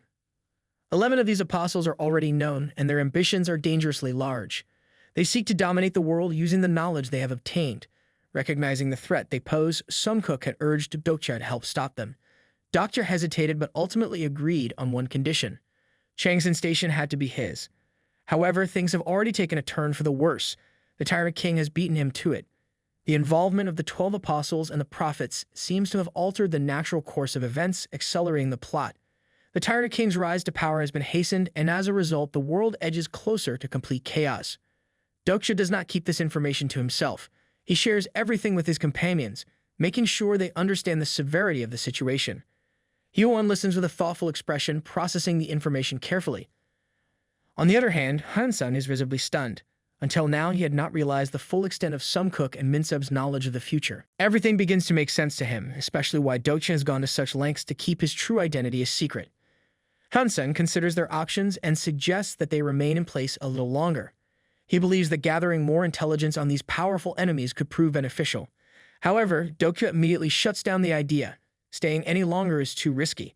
Instead, he reveals an important piece of information. There exists a secret weapon. The prophets possess something specifically designed to counter both the apostles and the Tyrant King. Dokja understands that taking action is the only way to prevent the disaster that is about to unfold. The seriousness of his declaration catches both Hyunsung and Hyewon off guard. The weight of the looming battle settles heavily on them as they try to process the situation. However, hesitation is not an option. With determination in his heart, Dokja moves forward. The guards stationed nearby are too drowsy to notice as he skillfully slips past them, his presence concealed by an invisible cloak. His destination is clear. Donghoon's tent stands ahead, secured with a sound wave blocking barrier to prevent anyone from overhearing what happens inside. Moving swiftly and silently, Dokja approaches from behind, stopping Donghoon before he can react. A startled cry almost escapes from the boy's lips, but Dokja does not let it happen. His grip remains firm, making resistance futile. No matter how much Donghoon struggles, the difference in their strength is undeniable. Dokja's level 10 strength proves too overwhelming. Dokja retrieves a small vial from his pocket, mental awakening medicine, a rare and expensive item that had cost him 3,000 coins. Dokja makes him gulp that medicine. The purchase had not been easy, especially alongside the hermit's cloak, but is a necessary investment. A short while after consuming the medicine, a change takes place. Donghoon's eyes, once clouded under the effect of hypnosis, regain their clarity. Awareness returns and his mind starts working rationally again. Instinctively, he takes a step back, his hands gripping the flag tightly. Suspicion fills his gaze, expecting Dokja to make a move to seize it. However, Dokja remains still. There is no intention of taking the flag. Instead, he offers something unexpected: friendship. Despite the tense atmosphere, an unusual problem arises. Donghoon does not respond. His reluctance to engage in conversation is not due to distrust alone.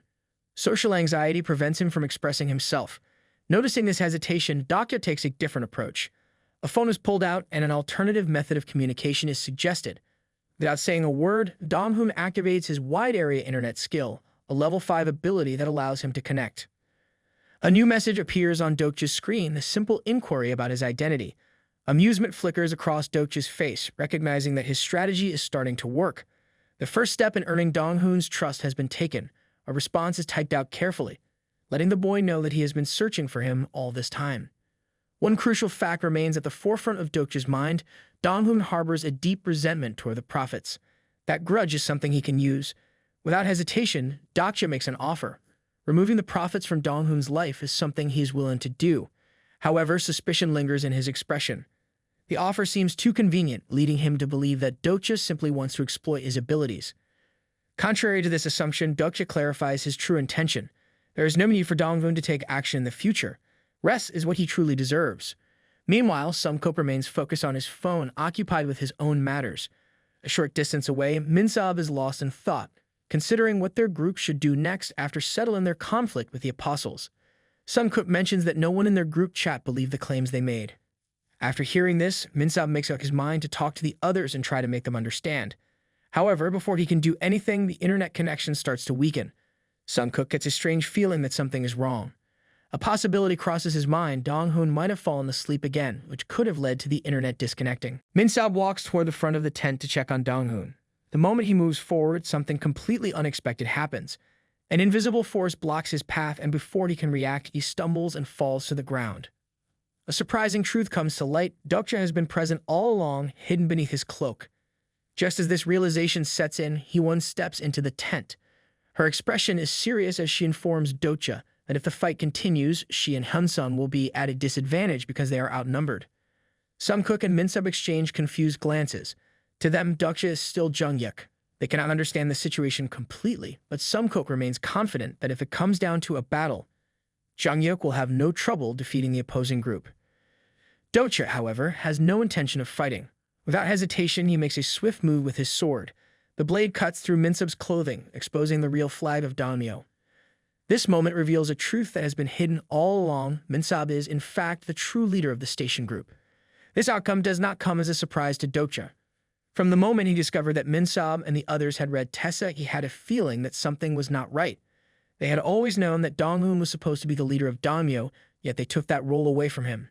Now everything makes sense. Dokja lifts the flag, and the moment he does, its color shifts to brown. A powerful energy surrounds him, forming a protective barrier. Sungkook stares in confusion, unable to understand why Dokja would do something like this. However, Dokja remains silent, unwilling to explain his actions. Instead of giving answers, he reveals the truth. He is not Junghyuk. He then mocks them for failing to finish reading Tessa, making it clear that their ignorance has cost them. The next day, Dokja wakes up much later than expected, only realizing in the afternoon that he has now gained control over 9 stations. As he checks his phone, it becomes clear that he has slept for an unusually long time. Stepping out of the tent, he notices Hee-won and Hyunsung waiting for him. Hee-won brings up the idea of returning to Chungmuro, but before Dokja responds, his attention shifts towards Sungkook and Minsab. The two immediately tense up the moment they meet his gaze, as if sensing that something significant is about to happen. After speaking with them, Dokja makes a decision. Instead of punishing them, he chooses to spare their lives, recognizing that they might be useful in the future. He allows them to join Chungmuro under one condition. They must swear an oath that will ensure their loyalty. If they act against him, the oath will take their lives. Both of them accept this arrangement, knowing they have no other choice. Dokja feels satisfied with the outcome, while Hee-won and Hyunsung silently observe the entire exchange, carefully watching how everything unfolds. Dokja then asks Minsab for the fugitive's mask. Once he obtains it, he immediately uses it to alter his appearance, transforming his face to resemble Junghyuk's. Sungkook and Minsab freeze in shock, completely caught off guard by the striking resemblance. The sudden revelation leaves them speechless. Dokja attempts to gain more information about Minsab, but the moment he activates his profiling skill, something unexpected happens. The system reveals that Minsab's character data has been updated since their first meeting, indicating that something about him has changed. Turning his attention to Sungkook, Dokja demands his phone. Without masks or communication devices, Sungkook and Minsab find themselves completely vulnerable. At that moment, Donghoon steps forward and activates a special internet-related skill. For the first time, he expresses genuine trust in Dokja, making it clear that he believes in him. Dokja responds with a small smile, showing his appreciation. Seeing this, Donghoon's constellation, shadow behind the curtains, acknowledges the moment and rewards Dokja with 500 coins as a sign of gratitude. Dokja notices an important thing: only 36 prophets remain in the group chat, and none of them are apostles. This detail raises questions, but before Dokja can dwell on it further, Minsab asks if he already knew about the revelation because he had completed it. Instead of giving a direct answer, Dokja responds with a dismissive attitude, making it clear that they should feel lucky to have met him instead of Junghyuk. The journey continues. Dokja scrolls through the chat, his mood quickly souring. The conversation among the prophets revolves around the possibility of a remaining free copy of Tessa. The topic annoys him, as it seems like they are more concerned with securing information than focusing on survival. Before long, Sungkook speaks up, announcing their arrival at Anguk Station. The group immediately notices an eerie atmosphere. From the far end of the railway, whispers about Jungyeok echo through the tunnels, creating an unsettling feeling. Upon stepping onto the platform, Dokja quickly observes that Anguk has not been claimed by any other stations. There are no flags in sight, confirming that the area remains neutral territory. Meanwhile, Minsab approaches an announcer identified as number 763.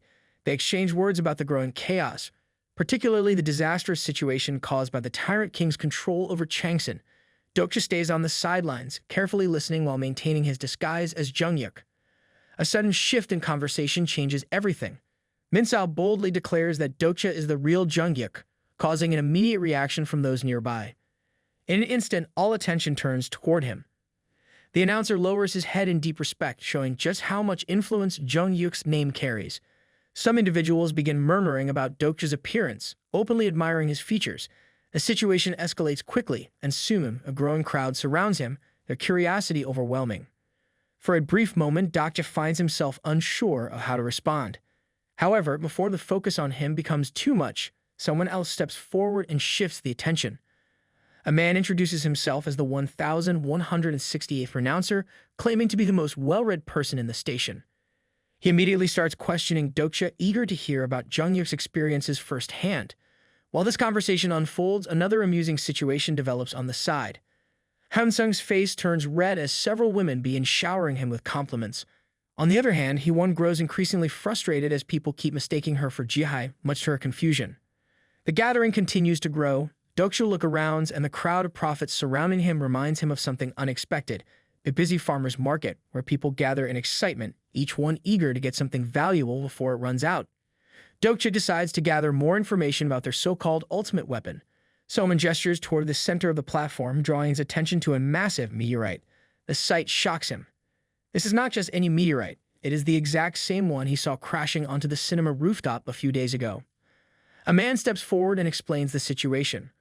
According to him, the meteorite might contain an extremely powerful artifact. To speed up the process of its hatching, they have been feeding it mana for the past few days. The way he describes it makes it seem like they are nurturing something dangerous without fully understanding what they are dealing with. Dokja processes this information with growing unease. Only those who have read Jungyeok's fourth progression could possibly know about a red meteorite. This realization sends a wave of concern through him. Without wasting any time, he demands to know who brought it to this place. The man mentions the 1124th announcer, but states that he has not arrived yet. A deep sense of urgency washes over Dokja. Every instinct tells him that this is a trap. Without hesitation, he calls for an immediate evacuation. Try and get everyone away from the station before it is too late. Before anyone can react, the meteorite begins to tremble. The movement is small at first, but within moments it becomes impossible to ignore. Panic spreads through the gathered crowd. Dokja watches in frustration, realizing he made a mistake by trusting people who have not read Tessa to the very end. Any chance of escape vanishes as a powerful barrier suddenly materializes in front of him. He quickly understands that there is no way out. He must now confront the threat head-on. High above, constellations observe the unfolding events with great interest. Dokja wastes no time in reaching out to his party through the group chat. His message is clear: there is no escaping now, so they must stand behind him if they want to survive. He cannot believe the situation he has been forced into. With the fourth scenario still ongoing, he now has to deal with a catastrophe from the fifth scenario far earlier than expected. Meteorites like this one can either contain rare treasures or unleash devastating threats. Their effects depend on their size and color, and Dokja already knows that this one should never be allowed to hatch. Cracks begin forming on the surface of the meteorite. At the same time, a notification appears confirming the worst. This marks the official beginning of the fifth scenario. One man, driven by curiosity, steps closer to the meteorite. Before anyone can warn him, a scorching beam shoots out from within. In an instant, his body is reduced to nothing. The horrifying sight leaves no doubt this is no artifact. This is something far more dangerous. Dokja can only hope that whatever emerges from the meteorite is not a major catastrophe. The situation grows more chaotic as panic spreads among the onlookers. Thick lava oozes from the cracks in the meteorite, pooling onto the ground as something stirs inside. A few moments later, a clawed hand bursts through the molten surface, confirming everyone's worst fears. Hee-won watches in disbelief, trying to identify the monstrous creature now breaking free. Dokja, however, immediately understands the danger. This is not just any beast. This is Lizard Dragon Agnir, a fire dragon known for its destructive power. The realization sends a wave of tension through him. A catastrophe has appeared, something that belongs to the fifth scenario, not the fourth. The presence of such a powerful creature means that the situation has escalated beyond what should be possible at this stage. While Hee-won processes the shocking revelation, other survivors rush toward Dokja, desperate for help. He quickly instructs them to move to a corner, knowing that panicking in the open will only make them easier targets. He explains to Hee-won that an event like this should not happen without some kind of intervention. A fire dragon of this level appearing in the fourth scenario is completely out of place. And as if responding to his words, a Dokja materializes before them. However, instead of Byung, it is a mid-level Dokja, someone Dokja does not recognize.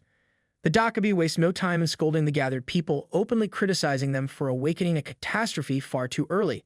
Despite Dokja's surprise at seeing a different Dokja in charge, the creature swiftly takes action, restraining the dragon with its abilities. For a brief moment, it seems like the crisis might be contained. However, someone protests against the unfair difficulty of the situation. Instead of easing the challenge, the Dokja decides to modify the scenario entirely. With a simple snap of its fingers, a new notification appears for everyone. The rules have changed. A sub-scenario has now been added, giving the survivors only two options: defeat the dragon or endure its attacks for the next 20 minutes. Hansung immediately questions whether fighting the dragon is a viable option, but Dokja already knows the answer. Killing a Tier 5 dragon is impossible. Even if Jung-yuk were present, the odds of winning this battle would still be non-existent. The moment the Dokja vanishes, the situation takes a turn for the worse. Freed from its temporary restraints, the dragon moves forward, its hunger evident as it sets its sights on the helpless survivors. Dokja wastes no time in issuing commands, urging everyone to move in a clockwise direction to avoid getting trapped. The dragon releases a massive breath of fire, barely missing Hee-won as she dodges at the last second. Dokja knows this is only the beginning. A battle against time has begun, and the next step is finding a reliable survival strategy. He scans the area for possible escape routes, and something unusual catches his attention. Strange markings suddenly appear on the floor, resembling the green zone indicators from previous scenarios. Each of these hidden pieces displays a number, showing how many people can safely take shelter within them. This unexpected development provides a glimmer of hope. If used correctly, these zones might be the key to surviving the next 20 minutes. A desperate struggle begins as people fight over the limited safe zones, turning against one another in their attempt to survive.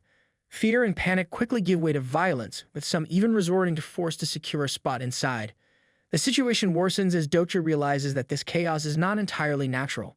The apostles must be behind it. Their goal is clear. They want to reduce the number of prophets, ensuring that fewer people have knowledge of the future.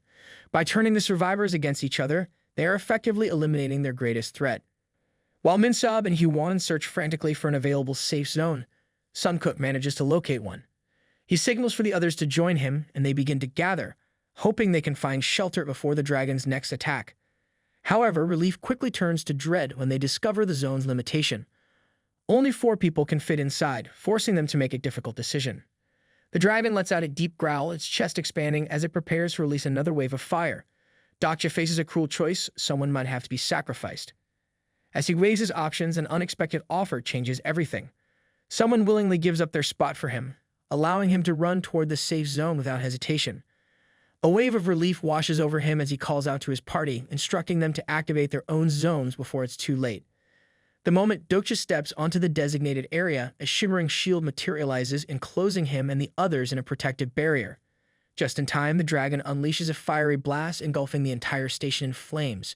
Screams echo from those left unprotected, but those inside the safe zones remain unharmed. The shields hold firm, shielding them from the devastating attack. Just as the flames subside, Dokja's focus shifts toward the 1168 renouncer, the man whose presence has been suspicious from the beginning. There is something off about him. Dokja recalls how the man previously asked about Jung-yuk's battle with Asmodeus, yet something does not add up. That particular fight took place in Jung-yuk's second regression, and it ended in complete failure. The 57th episode clearly details how Jung-yuk was utterly defeated by the Demon King. The unsettling realization prompts Dokja to act. Without hesitation, he draws his sword and places it against the man's neck, demanding to know the truth. The possibility of him being an apostle seems too great to ignore. If he is working against them, there is no time to waste. Under the pressure of Dokja's blade, the man quickly confesses his real identity. He is not the 1168 renouncer, but the 1195 renouncer, one of the apostles. More importantly, he holds the rank of the 5th among them. Before Dokja can press him further, an even greater problem arises. The shield surrounding them begins to flicker, its stability weakening. Time is running out. Dokja demands to know whether this situation is part of the Apostle's plan or merely a consequence of the butterfly effect. The man insists that the dragon's birth was never intended, it is a result of the butterfly effect. However, Dokja struggles to believe him. Meanwhile, the dragon continues its rampage, cutting down everyone unfortunate enough to be caught in its range. Sunkook, barely managing to evade the destruction, calls out to Dokja for help. Dokja remains firm, instructing Sunkook to focus on learning the dragon's attack pattern and avoid getting hit. Defending against such an attack seems impossible, especially with an apostle hiding among them. Turning to the man, Dokja questions his intentions, but the response he receives is unexpected. The man claims to possess the means to ensure Dokja's survival. It becomes clear that he had anticipated Dokja's arrival, fully aware that someone impersonating Junghyuk would be present at the scene. The discussion is abruptly cut short when the dragon launches another devastating attack, forcing everyone to react immediately. Flames engulf the area, leaving them little room to escape. Moments later, the safe zones appear once again, but before anyone can find shelter, the apostles eliminate one of the people occupying a zone. A chilling realization follows when the apostle reveals that he never would have come if Dokja had not been here in the first place. The situation grows worse when the dragon prepares to unleash another deadly breath. At the same time, an announcement appears, stating that in the next round, the number of safe zones will decrease. Frustration spreads among the group, and Hee-won cannot hide her anger at the turn of events. Dokja quickly assesses the situation and remains skeptical that anyone here stands a real chance of defeating the dragon. However, something feels off when he notices that the apostle shows no sign of exhaustion despite the extreme heat. A sudden thought crosses Dokja's mind, making him suspect that the apostles have acquired blue ice pills. These rare items, obtained by hunting elementals in the western region, grant the user the ability to release cold energy for a limited time. If they have the pills, then they might stand a chance against the dragon. Even so, Dokja doubts that the apostle alone has the strength to bring it down. Observing closely, Dokja soon realizes that 5 other individuals nearby are also releasing icy energy, confirming his suspicions. The dragon continues its rampage, killing anyone in its path. Desperation fills the air as the announcer calls out to Dokja, offering a deal. In exchange for Dokja's assistance, he promises to hand over the blue ice pills. A chance for survival presents itself, yet Dokja knows he must maintain his act as Junghyuk. Showing concern for others would break his disguise, so he coldly dismisses the idea of prioritizing anyone's safety. To maintain his cover, he claims that losing companions means nothing, as they can always be replaced. With unbroken faith raised high, Dokja stands firm, ready to challenge the apostles. However, instead of engaging in direct combat, they counter with an unexpected proposal. Their real objective becomes clear. They seek to seize control of Chungboro Station, an important stronghold in their strategy. Mentioning Ji, Gyeolyang, Sanga, and Pildu, they reveal the great lengths they have gone to in their pursuit of Junghyuk. The realization of how bold and calculated they are leaves Dokja momentarily surprised. The urgency of the situation forces Dokja to move quickly toward an unoccupied safe zone. During the sprint, curiosity gets the better of him, and he questions them about their leader. The apostles respond with an unsettling answer. Someone who has read all the revelations and possesses knowledge of both Junghyuk's past and future guides them. The idea of another reader who has gone through the entire novel catches Dokja off guard, halting his movement just before reaching the safe zone. Concern spreads among his companions, especially Hee-won, who looks at him with clear worry. Dokja reassures her that he will handle the situation. At this moment, he fully grasps that these apostles are not reckless. They have a carefully crafted plan. Understanding that fear can be a powerful weapon, Dokja decides to turn the situation in his favor, hinting that their very existence may depend on keeping him alive. With a swift movement, he shifts his focus toward the dragon. The apostles react with immediate alarm, realizing the weight of Dokja's words. Panic sets in as they rush to stop him. However, Dokja is already moving toward the beast, closing the distance before it can unleash another attack. Just as the dragon prepares to breathe fire once again, Dokja manages to position himself directly beneath it. With one final decisive act, he plants his flag in Angmuk Station, unlocking the prestigious king's path attribute. Instead of choosing a path of destruction, Dokja claims the title of King of No Killing. Chaos erupts as the apostles scramble in desperation, attempting to flee from the massive surge of flames that engulfs everything around them. The devastating power of the dragon's attack proves too much to withstand, rendering even the ice pills useless. The unfortunate ones caught in the flames are reduced to nothing, leaving the battlefield littered with ash and ruin. Once the dragon finishes consuming its latest victims, its gaze shifts toward Dokja, marking him as its next target. From a distance, Hee-won and Hyunsung shout in terror, urging Dokja to escape. However, he does not move. Despite the incoming inferno, he remains standing, showing no sign of fear or resistance. The flames engulf him entirely, breaking through his armor piece by piece. A final notification appears before his eyes, confirming the inevitable: he has met his end. The next thing that happens is Dokja wakes up with a sharp gasp, his lungs struggling for air as he coughs violently. The memory of the flames lingers, and the unbearable pain of burning alive remains fresh in his mind. Among all possible deaths, this one is known to be one of the most agonizing, and now he understands why. Slowly, the pain fades away, replaced by a strange sense of relief. Looking around, he realizes that he has returned to the familiar space of the fourth wall. Every time this skill pulls him out of danger, an unsettling feeling takes over, as if he is merely a spectator trapped between reality and fiction. Tessa has become more than just a story. It has turned into a living, breathing reality. Despite this, something still feels unnatural. A hidden barrier seems to exist between him and the rest of the world, making it difficult to fully connect with his surroundings. There is no time to dwell on these thoughts now. He shifts his focus to what needs to be done after waking up.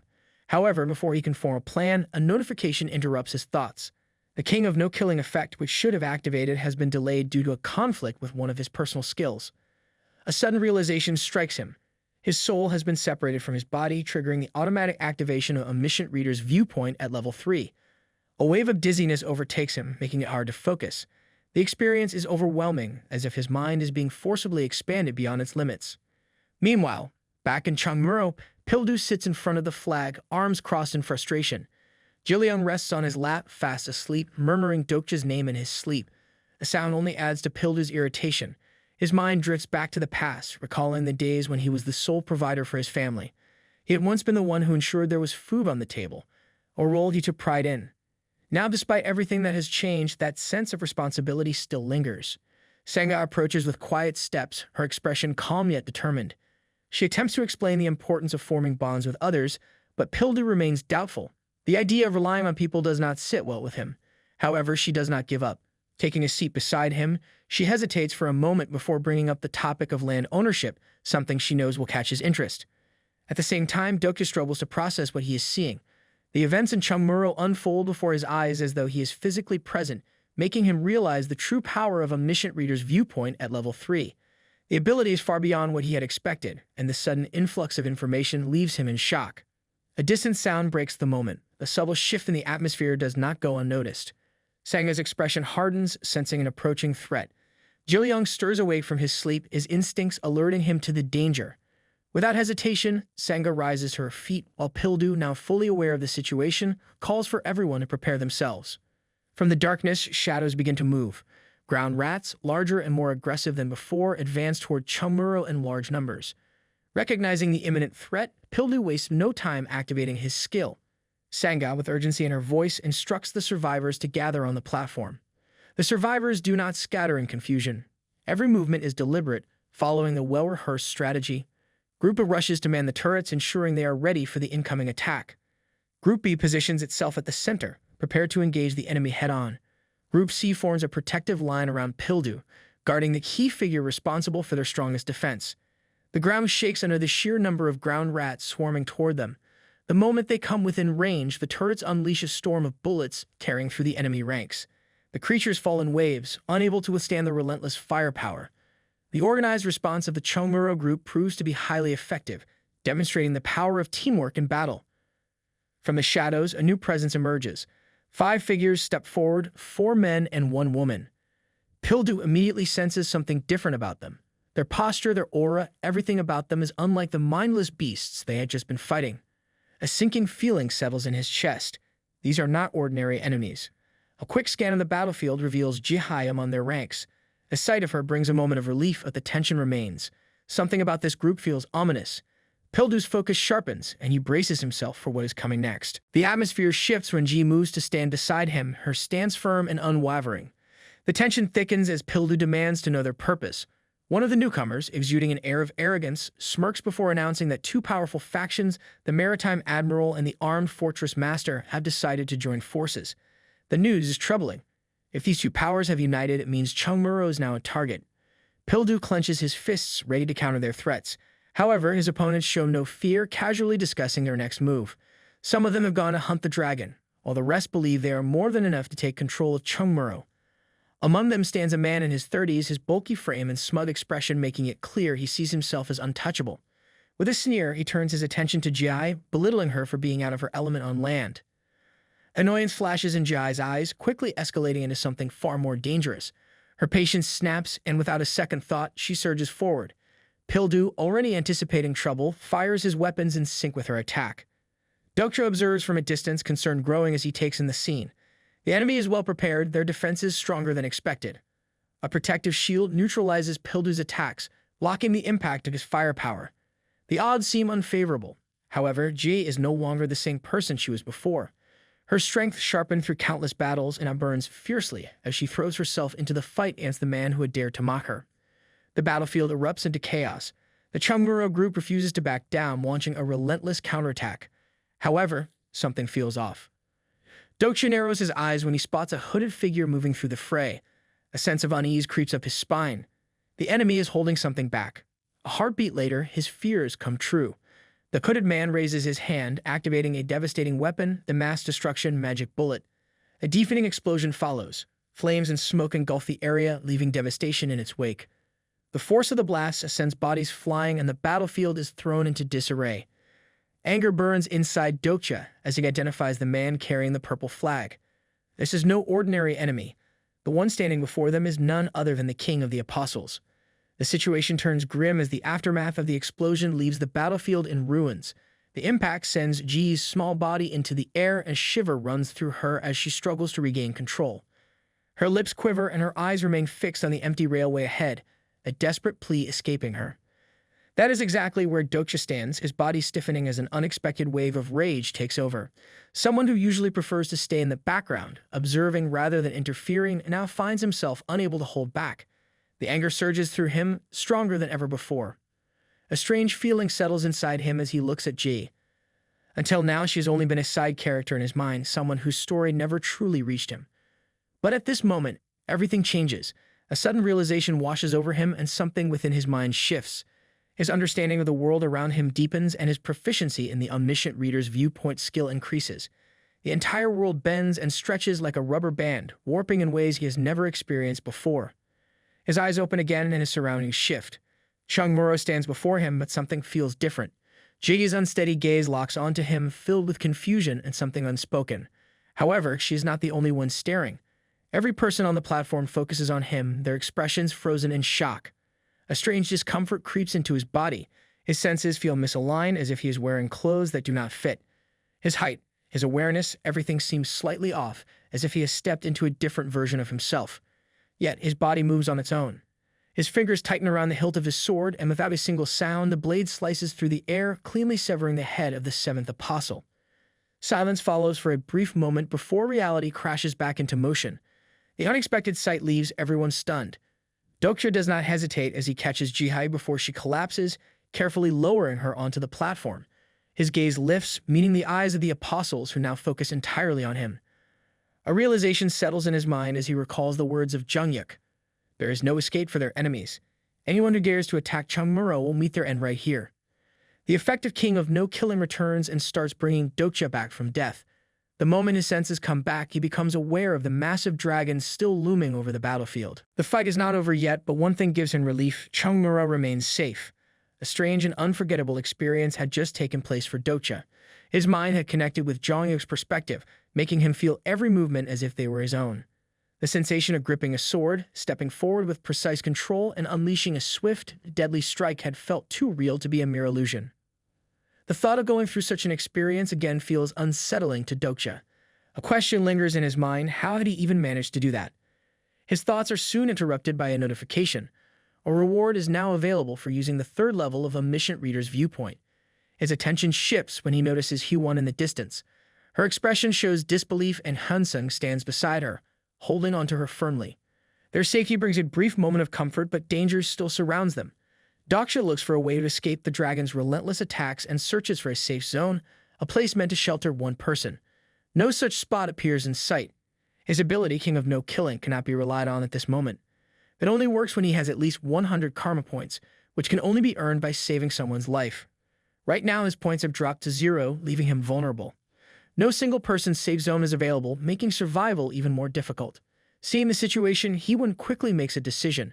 She urges Han-sung to move towards a zone that can fit 2 people. Without hesitation, Han-sung rushes toward Dokja. The two manage to enter the safe zone together, narrowly escaping just as the dragon unleashes another wave of scorching fire.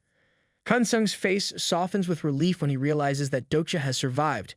His eyes seem close to tearing up, overwhelmed by the sight of his companion still standing. Meanwhile, Dokja quickly becomes aware of an entirely different problem. His body is completely exposed. He looks around for something to cover himself, but there is nothing in sight. Han-sung, now noticing the situation, reacts with visible shock. The resurrection has taken everything away, reducing Dokja's clothes and belongings to nothing but ashes. His current state leaves no room for modesty, as he is left with absolutely nothing to wear. Han-sung, ever dependable, immediately offers his own clothes without hesitation. However, Dokja refuses just as quickly. A realization dawns on him. Some of his items have survived the destruction. The unbroken faith and the brown flag remain intact, though retrieving them is an entirely different challenge. Both objects lie directly beneath the dragon, making them impossible to reach at the moment. Before any further action can be taken, Hee-won, Sungkook, and Min-sub approach. Dokja instinctively reacts by trying to hide himself from sight. Seeing his distress, Hee-won steps forward and hands him her robe. The exchange feels awkward for both of them, but is the only solution available. Their brief moment of unease is quickly shattered when the dragon suddenly lets out a deafening roar. There is no time to waste, escaping becomes the priority. Dokja urges everyone to move, but his mind remains focused on the battlefield. His sharp gaze scans the area, and that is when he notices something significant. The apostles are nowhere to be seen. Scattered ice pills serve as the only proof of their defeat, confirming that their presence in the fight has ended. A sudden powerful movement shakes the ground. The dragon's massive paw slams down, and 2 unfortunate individuals running behind Dokja are caught in its path. Their lives are lost in an instant, and silence falls over the battlefield. Now only Dokja and his party remain. With no time to hesitate, he takes the opportunity to recover his lost belongings. The brown flag and unbroken faith are finally back in his possession. He then rushes toward his group, determined to escape the dragon's next attack. Luck seems to be on their side when they manage to find a safe zone large enough to shelter all 5 of them. Just as they take cover, the dragon unleashes another devastating blast of fire, but this time they remain unharmed. The voice of the intermediate Dokja echoes through the air, cutting through the chaos. His words carry a mocking tone, questioning how long they plan to rely on luck. The situation grows more intense, and Hee-won turns toward Dokja, looking for a solution. After assessing their options, Dokja makes it clear there is no choice but to fight. His gaze shifts to the ice pills scattered across the ground. The number of pills perfectly matches the number of people in their group. A possibility exists. Consuming the pills might give them the power to inflict damage on the dragon. However, one major problem remains. Taking down the beast before it launches its next full-scale attack will not be easy. Han-sung and Hee-won possess skills that complement each other, but their abilities alone are not enough. A more efficient plan is necessary. Instead of focusing on raw strength, Dokja realizes that increasing his magic power would be the best approach to eliminating the lesser dragon as quickly as possible. Without hesitation, he picks up an ice pill and swallows it. A surge of energy spreads through his body as cold power begins to radiate from him. At the same time, a thought crosses his mind. Perhaps Omniscient Reader's Viewpoint could help identify the dragon's weak points. The moment he considers this, another realization strikes. A reward awaits for activating the 3rd level of the skill. Reading the notification, he continues moving, keeping a safe distance from the dragon's attacks. His steps come to an abrupt stop when he reads the reward's details. The ability allows him to select and use one of Jongyuk's skills. The significance of this revelation is enormous, but before he can fully process it, danger closes in. Lost in thought, he fails to notice the dragon's massive paw rushing toward him. At the last second, Hee-won reacts, pushing against him with full force and dragging him out of harm's way. The ground shakes as the paw slams down exactly where he stood just moments ago. Momentum sends both of them sliding across the battlefield until they crash against a nearby wall. Dokja barely gets a moment to recover when a new list of skills appears before him. His hopes rise, expecting to see a powerful top-tier skill. However, disappointment takes over when the choices turn out to be nothing extraordinary. Frustration lingers, but he forces himself to think clearly. The answer lies within his own ability as a reader. Pages of information flash through his mind, and he quickly scans through them, searching for the best course of action. Hee-won, noticing his hesitation, urges him to decide immediately. Cold resistance seems like a most logical choice, and Dokja wastes no time making his decision. He instructs Han-sung and Hee-won to give their ice pills to Sungkook and Min-sub instead. The two hesitate, caught off guard by the sudden command. Their hands freeze mid-motion as they were just about to consume their own pills. Acting swiftly, Dokja takes all 4 pills from them before the dragon's fire can reach him. Without second thoughts, he throws them into his mouth all at once. A layer of ice quickly forms over his body, signaling that the ice pills are taking effect. The additional power enhances his attribute damage, pushing his abilities beyond their usual limits. Under normal circumstances, he would never have attempted something this reckless. The ice pill is, in reality, a type of poison. Consuming even one would feel like standing completely exposed in the middle of a freezing winter.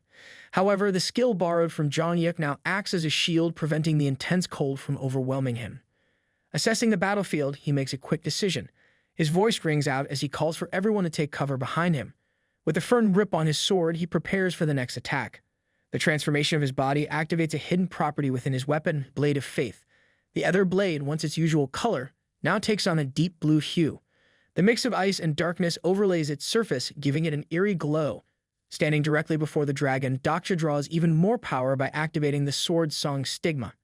The buff ability shifts depending on the specific verse of the sword song, adding another unpredictable element to the fight. The dragon lets out a deafening roar, its massive form advancing toward Dokja. Certain areas of its thick scales suddenly begin to glow red, making him wonder if this could be its weak spot. The opportunity is too great to ignore. With the blessing of the naval warfare god enhancing his abilities, Dokja launches himself forward. His sword is ready to strike, aimed directly at the source of the glow. The blade plunges into the red mark on the dragon's chest, and a powerful roar of pain echoes through the station. The strike lands perfectly, yet it is not enough to end the battle. The dragon remains standing, and something even more dangerous begins to happen. Flames start to gather in its mouth, signaling that another attack phase is about to begin. Dokja immediately grows concerned. The battle has pushed them to their limits, and now he worries whether his group will be lucky enough to find another safe zone that matches their numbers. The fight is drained in completely, leaving his magic power depleted. Despite this, he does not stop. The elongated ether blade remains embedded in the dragon's chest, and he continues to swing his weapon with full force. Doubt does not cloud his mind. His instincts tell him that this is the right spot to attack. As he moves, a sharp and overwhelming sensation takes hold of him. His movements shift into something almost instinctual, as if he has entered a deep trance. The influence of Jongyuk's swordplay becomes undeniable. The strikes are swift and silent, the technique engraved into his body as if it had always been his own. A final surge of strength pushes Dokja forward. His hands tighten around the hilt of his sword as he recalls the exact feeling of that perfect moment. The blade moves, cutting through the air, and then a distinct sound reaches his ears. The noise of flesh bursting apart fills the battlefield. The dragon roars in agony as waves of high-temperature dust spread across the station. Dokja lands near the beast, his breathing heavy. The question lingers in his mind: has he finally won? Before he can fully register his victory, a sudden impact strikes him. The dragon's claw slams into his body, sending him crashing away from his target. Victory should have been certain with that last attack, but reality does not bend to his wishes. If he were the main character, the battle would have ended in a single blow. That single decisive strike would have brought the dragon down instantly, but fate is not so kind. He is just a reader, not a protagonist, and his journey is not one of overwhelming power. The dragon does not collapse yet. Instead, it prepares another deadly assault. Hyuan moves quickly, scanning the battlefield in search of a new safe zone. Meanwhile, Dokja clenches his teeth, refusing to let despair take hold. Giving up is not an option. Even if he is not the hero of the story, he is determined to finish what he started. In a final desperate attempt, he hurls his sword straight at the dragon's chest. The weapon finds its mark, piercing deep into the beast's heart. A chilling energy spreads from the wound, freezing everything in its path. The dragon's enormous body stiffens, and within moments, ice covers every inch of its scales. The creature lets out one last roar before turning completely still. With his death, Dokja becomes the first person to ever slay a minor catastrophe. Meanwhile, in the Seoul branch, the chief, Baram, frowns while reading a newly submitted review request. The report concerns Jongyuk, marking him as a possible regressor. The request did not originate from their office, but from a branch in Japan. This theory had already been discussed before. Some had long suspected that Jongyuk's unusually high level of skill from the start was not natural. Furthermore, any detailed information about him always ended up being censored, making it even more suspicious. The Dokja, if they truly wanted to uncover the truth, would need approval from the higher-ups before investigating further. However, Baram does not seem too interested. Instead of dwelling on Jongyuk's identity, he instructs his team to focus on monitoring the fifth scenario. Back at the battlefield, Dokja pulls his sword from the frozen corpse of the dragon. His hands move quickly, retrieving the precious nucleus from the beast's remains. The Tier 5 dragon nucleus now belongs to him, marking the end of a grueling battle. Before he can even process his victory, the mid-level Dokja appears once again, requesting a plausibility review. Out of nowhere, Hyewon lands a powerful slap on Dokja's back. The unexpected force nearly makes him lose his balance. At the same time, multiple messages flood in from various constellations, each one showering him with praise for his bravery in facing the dragon. Hyewon, however, does not look impressed. Frustration fills her expression as she demands an explanation. Dokja's response only fuels her irritation. He admits that he does not know everything, which only makes Hyewon even more agitated. Without hesitation, she continues slapping him repeatedly. Hansung and Minsub hurry over, watching the scene unfold with mixed expressions of amusement and concern. Once Hyewon calms down, Dokja finally explains the situation properly. His resurrection was possible because of a new attribute he gained. However, there is a strict condition attached to it. In order to activate the ability again, he must save 100 lives. Without fulfilling this requirement, resurrection is impossible. Another restriction makes things even more complicated. If he ever takes a life, the attribute will be lost forever. Hyewon listens carefully, then offers a solution with a mischievous grin. Since he cannot kill, she will do it in his place. Meanwhile, Hansung looks astonished, amazed that such strange abilities even exist in this world. Sungkook and Minsub shift uncomfortably, exchanging nervous glances. A realization dawns upon them. Hansung, just like the others, exists only within this scenario. He is supposed to be a fictional character. The weight of this thought unsettles them. But before they can voice their concerns, Dokja shoots them a sharp glare, silently warning them to stay quiet. Instead, Sungkook changes the topic, questioning Dokja's sudden kindness. The change in attitude feels strange. However, Dokja remains unfazed and casually explains that it is all part of maintaining his act as Jongyuk. There is no deeper meaning to it. The conversation takes a shift when Dokja asks for a phone. Most of his valuable belongings have been reduced to nothing, including his phone. Left with no other choice, he decides to borrow Sungkook's device. But a lingering concern fills his mind. Retrieving Testa might not be possible anymore. That thought troubles him as he powers on the phone. To his surprise, the moment he opens it, a notification appears, offering him the option to restore his previous data. Relief washes over him when, within seconds, Tessa is automatically downloaded onto the new phone. Some things are simply beyond the reach of Dokja and constellations. A file that remains unreadable to them would not just disappear so easily. Now, he must be even more careful. No prophet should ever lay eyes on this information. A sudden voice breaks his train of thought. Byung, clearly exasperated, rumbles about being summoned by the higher-ups too many times because of Dokja. The Dokja sounds frustrated, questioning why the Bureau is unable to access Dokja's data. Dokja considers the implications and wonders if they have decided to penalize him. However, Byung reassures him, stating that after some discussion, the Bureau has chosen to let the matter go. Right now, Dokja is not powerful enough to gain an unfair advantage in the scenarios. That answer brings some relief. This is exactly why he avoided leveling up his passive skills too quickly. Keeping a low profile had worked in his favor.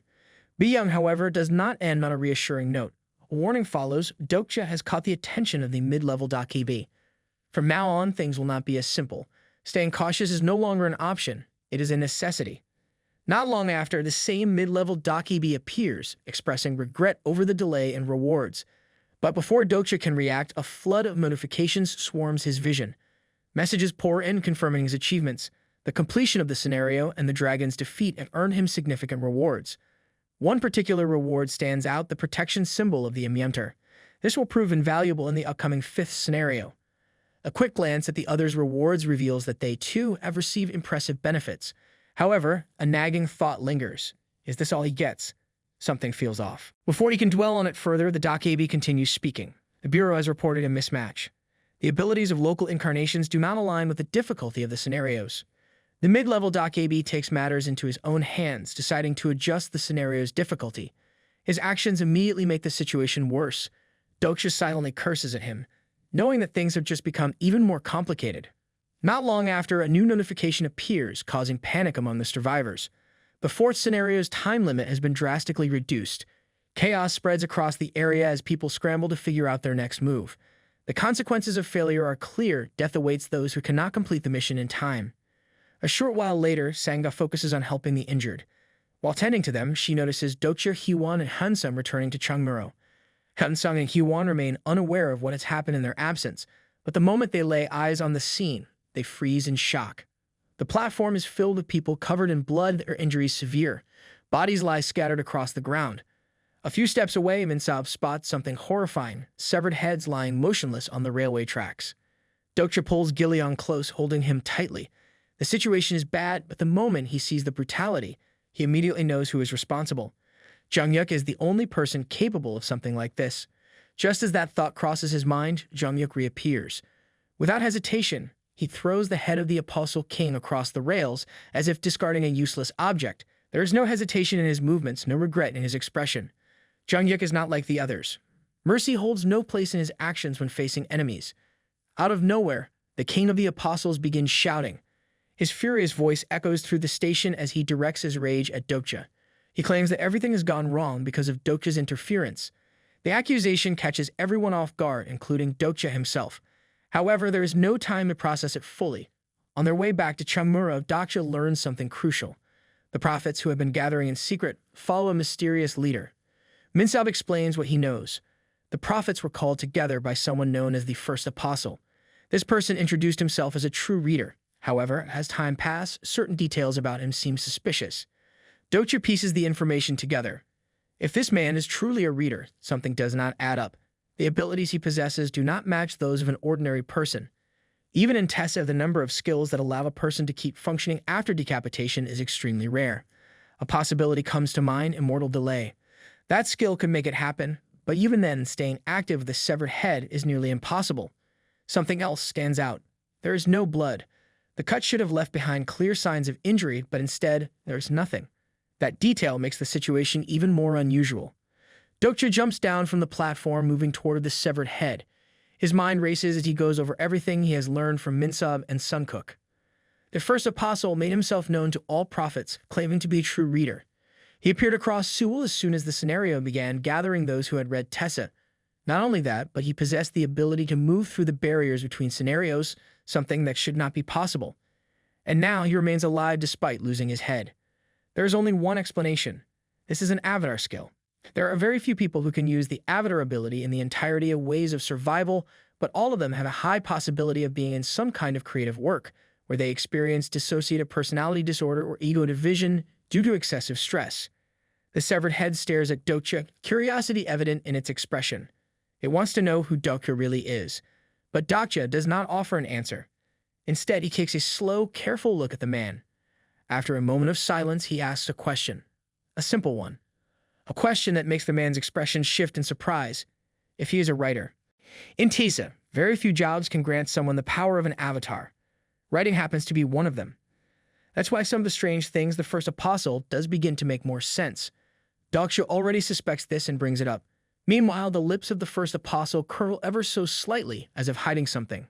Then, in a sudden moment, he admits he is the one who wrote the revelation. At the same time, Dokja tries to clarify, but the situation takes a strange turn. Everything he hears feels like nonsense. To him, this kind of truth simply should not exist. His thoughts drift toward Jung-yuk. He quietly activates his special skill, the Omniscient Reader's Viewpoint. That's when he notices it. Jung-yuk is also using his ability to detect lies. Now, a strange confidence appears on the face of the First Apostle. He laughs in a proud and twisted way, claiming full ownership of the Book of Revelations. A few seconds later, Dokja is sure it's a lie, but something feels off. He glances at Jung-yuk again, who confirms with no hesitation that the Apostle is telling the truth. Dokja freezes for a moment. His thoughts get tangled up in confusion. No matter how he tries to make sense of it, it still feels impossible. Still, he hides the panic behind a calm face and asks what kind of revelation the Apostle is talking about. In response, the First Apostle calls it a book about the future. Jung-yuk steps in again and says that's only half of the truth. The details are not all correct, but there's something true hidden in it. That part surprises Dokja the most. Now the First Apostle shifts the attention to Dokja and begins asking questions about him. Dokja wonders if the Apostle also writes the revelation and whether he already knows about him. But instead of answering, the Apostle just laughs in a slow, villain-like way. His attitude is calm and mocking. Dokja takes a breath and pulls himself together. Despite the Apostle's claims, something doesn't match. The man in front of him doesn't seem like the author of Tisa, no matter how many times Dokja looks. If he really wrote Tisa, then he would definitely remember giving Dokja a digital version of the story. Suddenly, the apostle changes the subject and speaks of a prophet locked away in Sedam in prison. This sparks new curiosity in Dokja, who starts to wonder who this prophet could be. From there, the first apostle makes a bold offer. He says he is willing to trade information if Dokja reveals his true identity, but Dokja has no intention of doing that. He refuses without a second thought. Seeing that his plan failed, the apostle tries to switch tactics. He attempts to pressure Dokja through threats. Before he can finish, Dokja cuts him off on purpose. Now is the perfect moment to show off a little. He calmly says he knows far more about the future than the apostle ever could. Jongyuk backs him up right away, proving that Dokja's claim is true. The confident look on the first apostle disappears. His face goes tight with surprise. In that short pause, something sharp flashes through his eyes. Dokja catches it too. He starts to understand. Tessa was never popular, and there shouldn't be any pirated or digital copies. But if this man is really who Dokja thinks he is, then it makes sense. It would explain how he got a text version and how he knows so much about the story. Dokja opens his mouth and questions whether the first apostle enjoys copying others to survive. His eyes show a flicker of emotion, like he's hiding something. In Dokja's mind, there is no doubt. This man is nothing more than a plagiarist. A mocking smile appears on Dokja's face.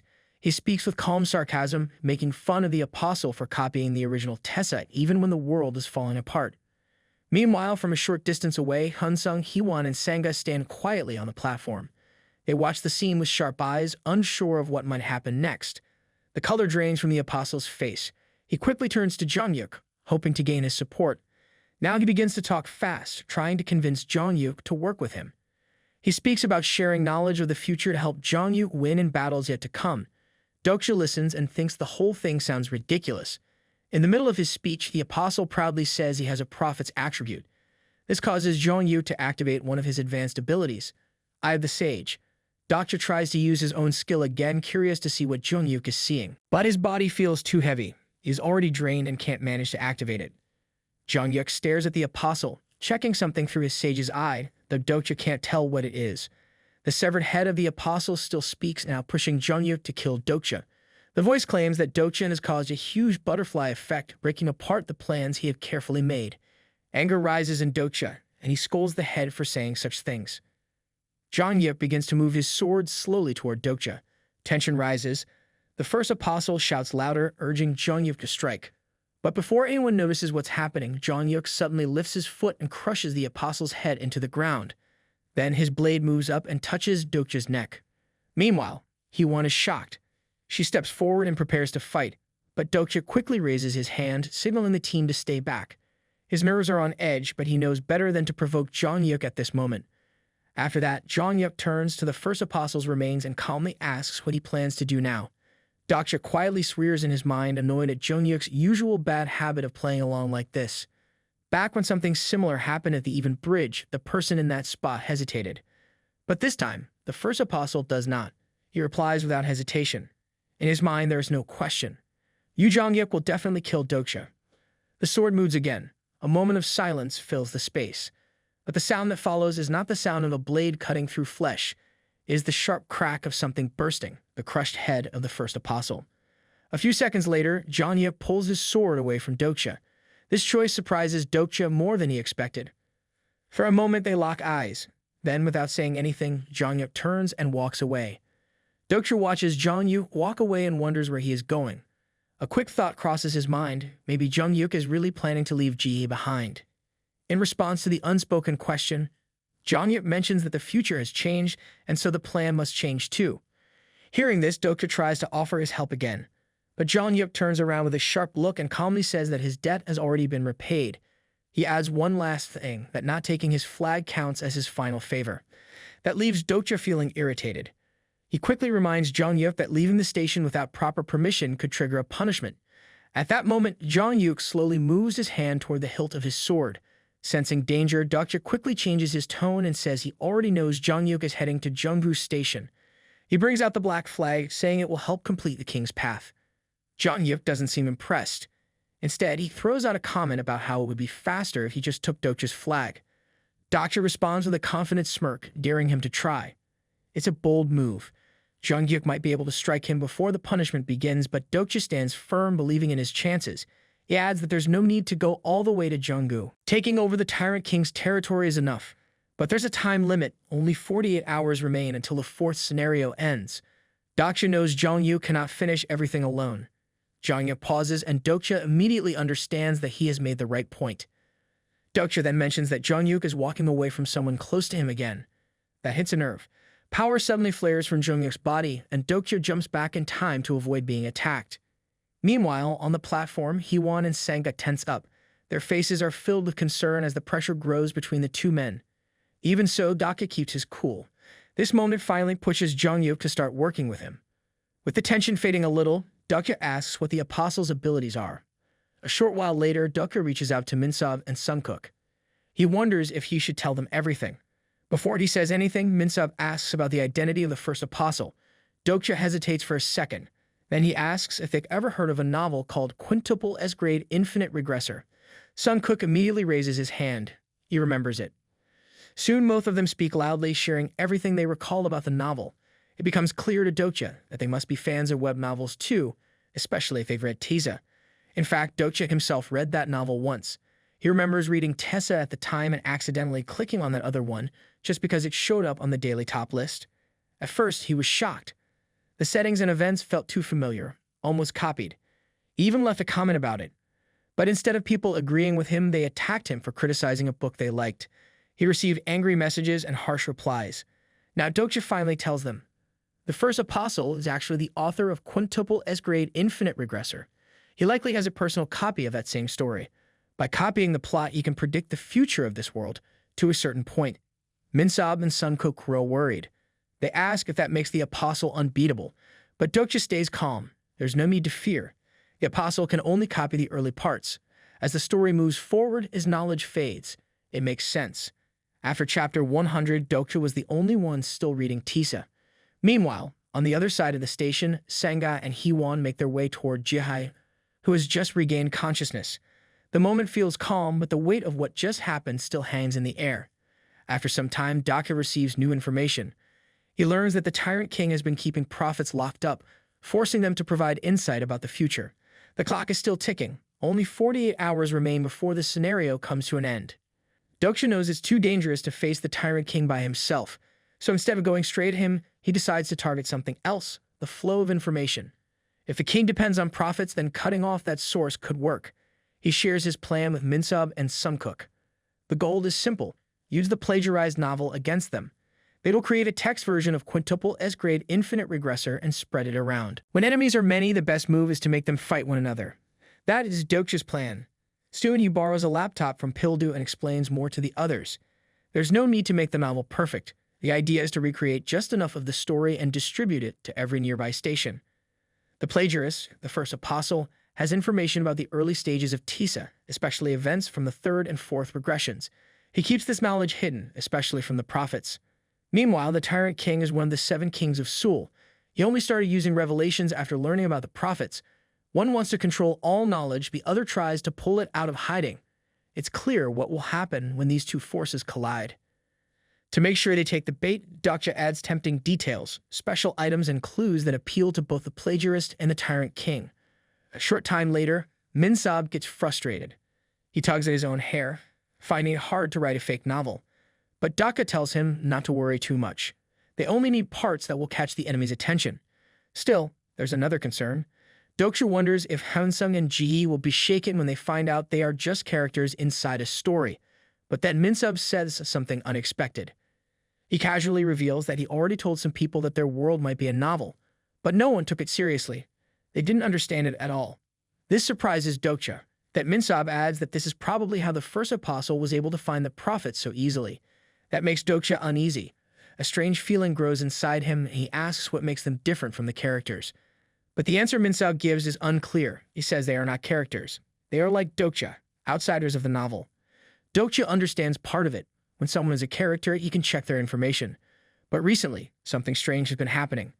Sometimes the data updates, and suddenly people start showing up in the character list. This makes him wonder if everyone eventually becomes a part of the story. His eyes briefly move to Sanga and Gillian. Without saying anything, he activates the character list to check. Unfortunately, their names still don't appear. Soon after, Minsob is nearly done writing the fake version of the novel. The quality is so bad that if anyone tried to serialize it, it would never survive. But that doesn't matter. The goal isn't to write good stories, it's to spread a dangerous lie. The first step is to make people believe that the Book of Revelations has been leaked to the public. Meanwhile, Sumcoke raises a concern. He's not sure if there's enough time left to get this information out. In response, Dokja calmly says that someone else will handle that part. He's already thought it through. For stations without internet access, there's a backup plan. At that moment, Kang Il-hun steps forward and confidently says he's the right person for the job. Dokja agrees. Kang Il-hun's skills are made for this kind of work. Now is the perfect time to use his attribute, the one that makes him a master of spreading rumors. If anyone can start chaos with a single whisper, it's him. Now only 40 hours remain before the fourth scenario ends. Dokja gathers the members of the Chungmuro group and gives them a serious warning. If they fail to take over Changsan Station, their group will be wiped out. The road ahead is hard, especially because they will face one of the top enemies, the Tyrant King. He still holds one of the largest territories among the 7 kings of Seoul. Dokja also shares something disgusting about their opponent. The Tyrant King surrounds himself with beautiful people, keeping them as concubines. Anyone he considers unattractive is either killed or forced into slavery. Hee-won immediately frowns. With a teasing tone, she jokes that Dokja would be sent straight to the slave group. Dokja tries not to show it, but her words annoy him. He waves it off and shifts the mood back to the plan. There are 2 options. Either they take his flag or they go directly to his main base, Dobong Station. Neither choice is easy, so Dokja changes the direction and gets to the heart of the plan. They will move toward Gwangwoman. Hee-won questions the decision. Dokja gives a short answer, revealing that he already leaked a bit of information. The situation is moving quickly, and now they have to think carefully about time. Everyone must stay sharp and be ready for anything. Out of nowhere, Dokja receives several notifications. One says that his fake copy of the novel is now being sold at an auction. At the same time, he gets a message from Dong-hoon on his smartphone. Then, a voice filled with nerves echoes from above. Bi-hyun appears, worried and curious. He wonders if Dokja is just trying to trick everyone, but he also notes that the constellations are thrilled by the situation. Despite the rising tension, Bi-hyun warns that spreading information this way might work against Dokja. Still, Dokja shows no fear. He simply tells Bi-hyun that everything is under control and asks for his share of the auction profits. Meanwhile, the group is still talking among themselves when Dokja quietly earns 16,000 coins. It's clear he never planned to give away the novel for free. The moment it goes up for sale, people start buying it. The coins are his reward, and the number shows just how much the information is worth. Once everything settles down, Dokja lets everyone know that he's going to rest. Hee-won looks at him with disbelief, calling him too relaxed for the situation. But Dokja only gives a calm smile and says nothing more. Soon he lies down and closes his eyes. Sanga walks over and gently lays a thin blanket over him. The moment feels soft and calm, even if Hee-won still finds the whole thing strange. To her, it's almost ridiculous that Dokja could sleep now of all times. A short time later, in the middle of his fading awareness, a system message reaches Dokja's mind. His exclusive skill, Omniscient Reader's Viewpoint, activates. This time, it reaches Stage 3. Over time, Dokja has come to understand how each stage works. In the first stage, he only reads basic emotions or simple actions, like when he first clashed with Namwoon. In the second stage, the skill lets him hear the thoughts inside a character's mind. He experienced that once before, back on the even bridge with Jeonhyuk. Now the third stage goes even deeper. He doesn't just read from a distance, he can see the full surroundings of the character or even step into their viewpoint completely. It's the same strange feeling he had at the station with Jeonhyuk, where it felt like his consciousness drifted into someone else's body. But this stage has a condition. Both people need to be thinking about each other at the same time.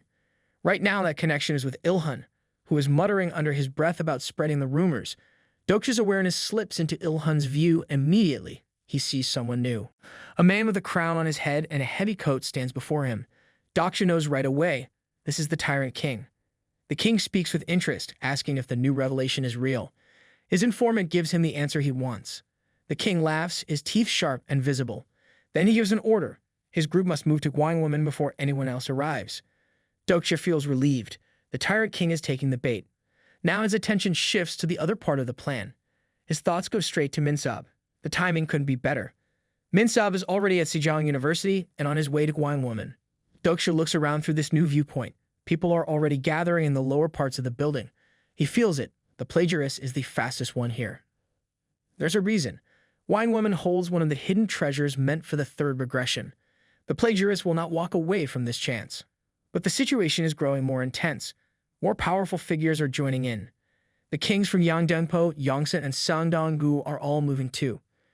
Still, Dokja smiles. Everything's working out exactly how he planned. The more chaos, the better. A few minutes pass before Dokja's mind slowly returns to the real world. His body feels heavy, and his senses quietly come back one by one. The skill fades, and everything around him becomes familiar again. Only now does he understand how tiring the third stage of the omniscient reader's viewpoint truly is. His body cannot hold it for very long. Another thought enters his mind. Even after using it, there is no promise of gaining a new ability. Those rewards seem to come only when he fully enters the point of view of a first-person protagonist. Sadly, he still doesn't understand the exact conditions needed for that to happen. Dokja sits up from where he had been resting and finds Kiwon standing nearby. She's grinning and teasing him, saying something about him mumbling his mother's name in his sleep. There's no way to tell if she's joking or serious, so Dokja keeps his answer short. He simply says that he's been thinking about his mother. After getting to his feet, Dokja turns serious. He asks Kiwon not to join the battle at Gwangwoman this time. A few hours later, the group gathers near the exit. Members of the Chungmuro team wave goodbye as Dokja and Sanga prepare to leave. Dokja glances at Sanga and thinks about how much things have changed. In just a few days, her popularity has grown to a surprising level. Even with little time as a leader, people already worry about her safety and trust her deeply. But despite all that, Sanga doesn't look happy. There's doubt in her eyes. She keeps comparing herself to Hyunsung and Hiwon. Feelings of self-blame and worry cling to her, and she begins to question her value to the team. After speaking with Hiwon, Dokja finalizes the plan. Pildu and Hyunsung will stay behind to defend Chungmuro. Hiwon has her own task to carry out. Dokja sets off for Gwangwoman with Sanga, Gillion, and Sumkuk. These are the core members he can rely on for now, at least. Meanwhile, Jai and Jonghyuk are too unpredictable to be counted on. They act on their own, always outside anyone's control. And as the group walks, Dokja says something that makes Sanga pause. He brings up a bit of Korean history she had studied before. Her face brightens at the memory. Dokja asks if she remembers the statue of Samyeongdae they passed before. Then he smiles and tells her that there are many more things like it along the road to Gwangwoman. Sanga becomes visibly excited when Dokja tells her that her mission is to search for historical items. Her eyes shine with energy as she takes the lead. The group begins collecting as many items as they can along the way, knowing full well that they are walking into a dangerous fight. The odds are not in their favor. The Tyrant King may command hundreds of incarnations, and the Plagiarist has his own forces moving in the shadows. On top of that, the kings from Yangdengpo, Yongsan, and Sangdonggu are also on the move. Dokja keeps all of this in mind, knowing the risk is greater than ever. The second half of the fourth scenario feels less like a survival mission and more like a giant proxy war. The constellations stand behind the scenes, watching everything unfold like it's a game board. Suddenly, Sanga recalls a shrine nearby. Her voice holds a mix of hope and doubt. She wants to stop there, believing it might have useful items, but she isn't sure because the shrine isn't related to Korean history. Moments later, they arrive and Dokja is taken aback. Right in the middle of the city, a famous Chinese shrine stands tall, one dedicated to one of the most legendary generals from ancient times. Sanga looks to Dokja with a serious expression waiting for a decision. He glances around, but there's no idol inside the shrine. Something feels different. This place is not like the one dedicated to Samyeongdae. Destroying the idol may not bring any benefit this time. Instead of breaking anything, Dokja tells everyone to gather water from the shrine and quietly offer a prayer. The group stays silent and time gently passes in the background. Then, without warning, a system message appears. Everyone looks up in surprise. It turns out that this shrine has been forgotten and neglected for a long time. But now they are being blessed by the constellation known as the Lord of the Beautiful Beard. His gift grants them increased stamina and strength, lasting for the next 24 hours. The name might sound strange at first, but almost everyone in South Korea knows who he is. This is none other than Gwon-yu, the famous hero from the Romance of the Three Kingdoms. Sungkook's face lights up with joy. To him, this feels like striking gold. Suddenly, a small bug lands on Gilyoung's finger. He doesn't panic but warns Dokja immediately. Their senses go sharp. A group is approaching from a distance. Around 50 people walk in formation, all dressed in clothes that resemble different historical eras. Their presence is strong. Dokja watches them closely and thinks they look like they just stepped out of a museum. They don't look like normal fighters. Most of them are tall, neat, and handsome. In the front row, Sumkuk notices someone familiar. He points out a man named Hwang Sungmin. That man steps forward, raises his spear, and questions Dokja's identity. Dokja already knows who this group is, but instead of giving a clear answer, he turns the question back and asks who they are. His tone remains calm, even in the rising tension. Suddenly, a female voice rises among the crowd. She points out the flag in Dokja's hand and asks if he is also a king. The men part smoothly, like a rehearsed performance. A woman dressed in an elegant royal costume steps out and stands in the center. Her aura is powerful. At that moment, Sungkook yells in shock and excitement. He recognizes her right away, Min Ju-won. His excitement turns into fanboying, but something seems off. Dokja notices it immediately. The hypnotist is falling under her charm. Without hesitation, Dokja moves behind him and hits him. Dokja activates his skill to snap Sungkook out of the spell. The effect is immediate. Sungkook's eyes return to normal and his confused expression fades. On the other side, Min Ju-won lets out a soft laugh, clearly amused. Dokja narrows his eyes. There's something odd about this. He starts wondering how Sungkook even knows the name Min Ju-won in the first place. It's not just familiarity, it's recognition, like she's someone real. Without wasting time, Dokja uses his profiling skill to look deeper into her. As expected, the truth is confirmed. She is the king of beauty from the original Taeza. Dokja steps forward and greets her. His tone changes completely. He begins speaking like he's in an old historical drama, words slow and respectful. Min Ju-won smiles, clearly thinking she has pulled him under her charm as well. But Dokja's way of speaking is not out of awe. It's part of his plan. He continues, pointing out how closely she matches her sponsor's spirit. He then compliments her, calling her the last queen of Silla. That one sentence hits harder than anything he's sent so far. On the other side, her sponsor reacts with discomfort. Dokja knows why. With his unique insight as the only reader of Taeza, he already understands the problem. The balance between sponsor and avatar has collapsed. The sponsor pushes their own failed dreams onto their incarnation, forcing them to live out that desire. Now the battles between Sangdong-gu, Yongsan-gu, and Yangdangpo-gu echo the real-world tensions on the Korean peninsula. The situation in Taeza becomes more and more similar to reality. Suddenly, a message box appears in front of Dokja. Min Ju-won explains that her sponsor wants to test his sincerity. She sends him a scenario request. Dokja looks at the scenario details. The reward is small, not enough to tempt him. He doesn't even bother to hide his lack of interest. Her offer is clear. She wants Dokja to be her subordinate and help her win the war. Groups like his are being wiped out, and she believes joining her is the safest path. But Dokja isn't impressed. He gives a calm response and rejects the offer. Silence follows. Some of the men look shocked, their mouths open, unsure how to respond. Once again, Dokja states that he has no intention of joining her side. Then he politely asks her group to leave, but Ju-won doesn't move. Her mind drifts too deep into her role. At this point, she no longer acts. She truly believes she is the queen of Silla. Dokja stays still for a moment, trying to figure out how to break this illusion without causing more trouble. Before he can decide, Segna steps in. She speaks in a clear voice, stating a historical fact. Silla, despite its famous stories, was the weakest among the three kingdoms. The effect is instant. Ju-won freezes. Her face turns pale. The words hit her hard. Trying to recover, she lashes out at Sangha, saying she doesn't know history properly just because she holds a top-level certificate. But the damage is already done. The illusion is cracked. Meanwhile, the awkward tension still hangs in the air. Dokja breaks it by stepping forward and telling everyone to leave. He says it without emotion, stating that Ju-won doesn't really know history either. The words land harder than expected. Her cheeks turn red with embarrassment. She tries to recover by improving her offer, but Dokja doesn't even look back.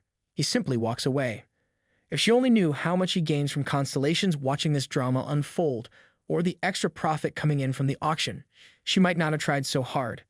Dokja keeps moving forward, not slowing down even as she calls out behind him. Her voice grows more desperate.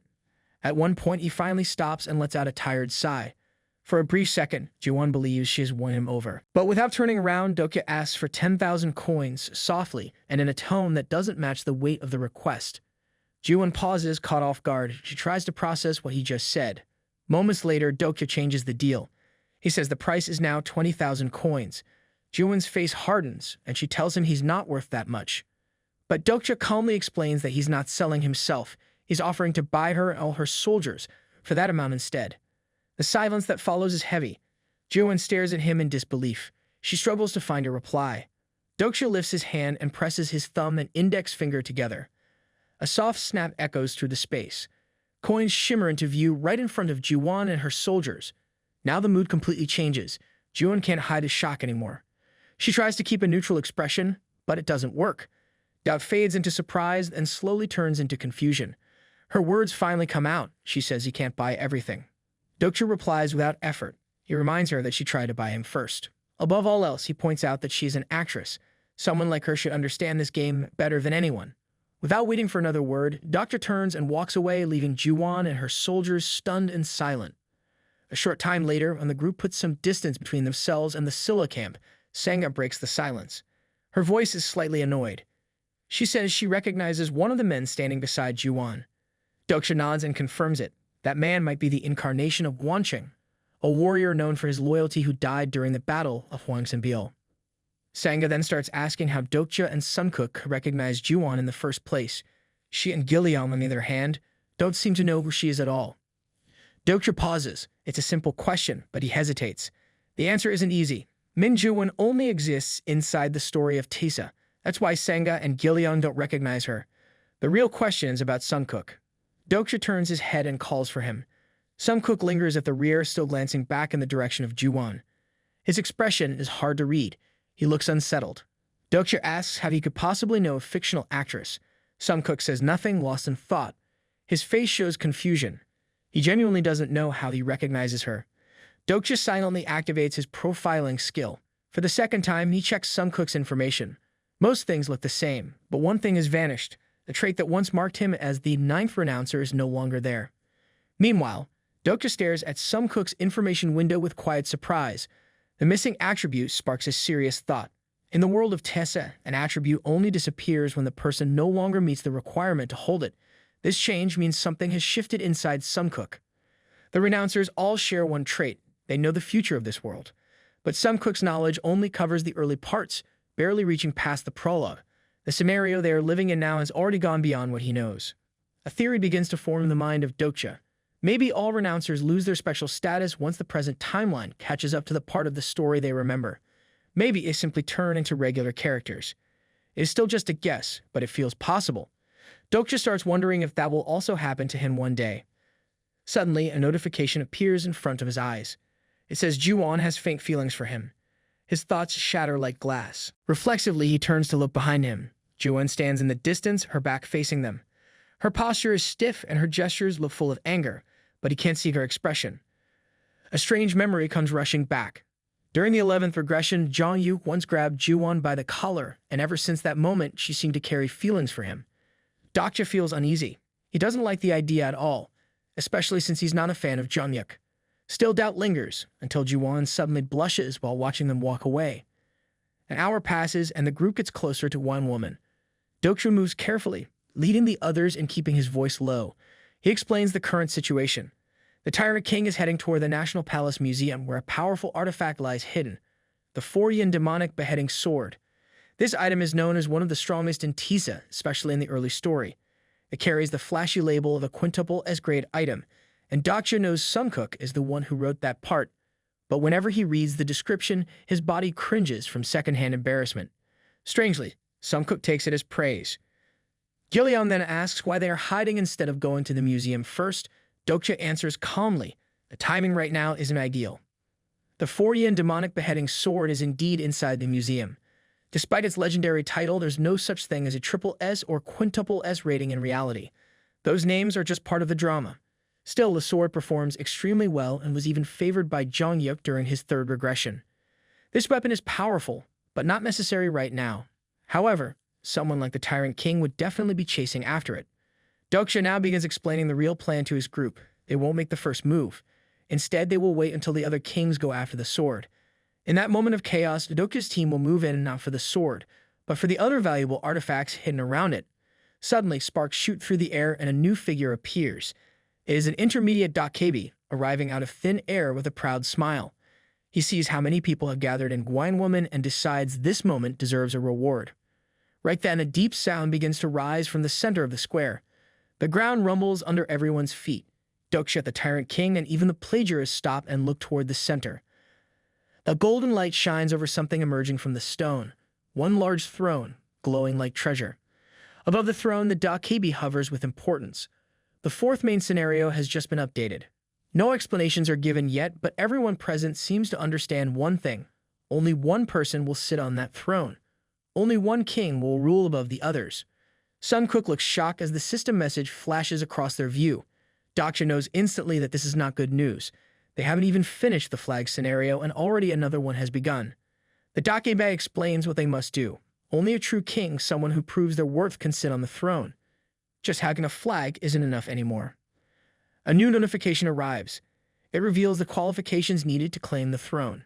Dokja feels the pressure closing in. Now he has two major goals. He still needs to defeat the Tyrant King and take over Changsun Station, but now he also has to consider the throne scenario. The burden is doubling and time keeps ticking. The Dokja fades from view without another word. Nearby, Sangha frowns with worry. Dokja understands her concern. Their team only has a brown flag. That means they've taken 10 stations so far. To sit on the throne, the system requires a black flag. That means someone must control at least 20 stations. From where Dokja stands, it's clear that no king has that level of control right now. So he tells Sangha about the shortcut. Instead of capturing 10 more stations, they can simply take another group's flag. It is faster, but more dangerous. Tension builds in the air above Guanwoman. The atmosphere grows heavier. Somewhere in the distance, a command is shouted. The fighting begins. Groups turn on one another. Weapons are drawn. People who once stood side by side now form battle lines. Violence spreads quickly across the square. Those chasing promotions swing swords with real killing intent. Others chase territory, using this chaos to expand their hold. Trust means nothing now. Sun Cook watches the chaos unfold around them and quietly speaks. He says the situation feels unreal, almost like a twisted dream. The battlefield doesn't look like modern South Korea anymore. He then looks at Dokja and asks if he's afraid. Dokja is, even now. Even though he's read Taized, even though he's living through it, fear still grips him. At the core, he's still just a regular office worker. A salaryman who used to sit at a desk is now standing in the middle of a war zone. Death is a part of this world. It doesn't wait for permission. But right now, Dokja feels something else too. He feels alive. A breath escapes his lips. Then he turns sharply and raises his voice, telling his team to get ready. On his signal, they move. Dokja leads the group in a quick sprint toward the Seoul Museum of History. His focus remains sharp, eyes scanning the road ahead. Behind him, Sangha asks why they are heading to this particular location. Dokja answers without slowing down. They are searching for something called a Gampyeonwi, an artifact from the Joseon dynasty that looks like a round disc. Unfortunately, he doesn't know where it is kept inside the museum, so he tells everyone to split up once they get in.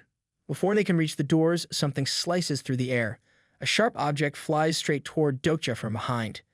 He drops low to the ground on reflex, pulling the others down with him. Arrows follow the first strike, cutting through the air. Without hesitation, Dokja reaches for his sword and gives a quick order. The team needs to get inside now. Another wave of arrows comes flying. Dokja knocks away the ones he can. The shafts carry traces of magic, which means these are not ordinary weapons. His mind races to make sense of the situation. Someone must have tracked his movements too closely. It feels like they were waiting. Soon a voice rings out from nearby. A group of men steps into view armed with swords and bows. Their uniforms don't show any flag.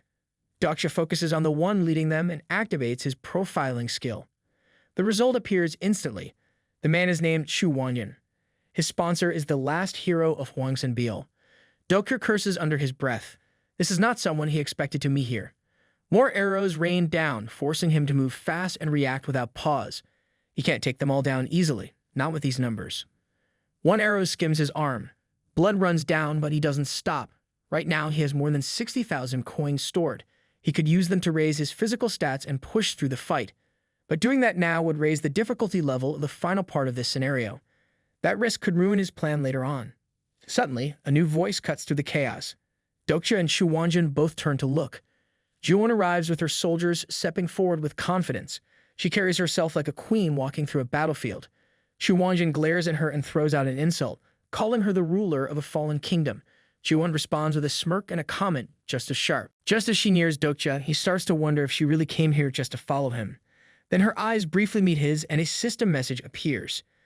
Juwon is still developing a crush on him. Dokja's face goes blank. A cold sweat forms as she calmly tells him she's here to repay her earlier mistake.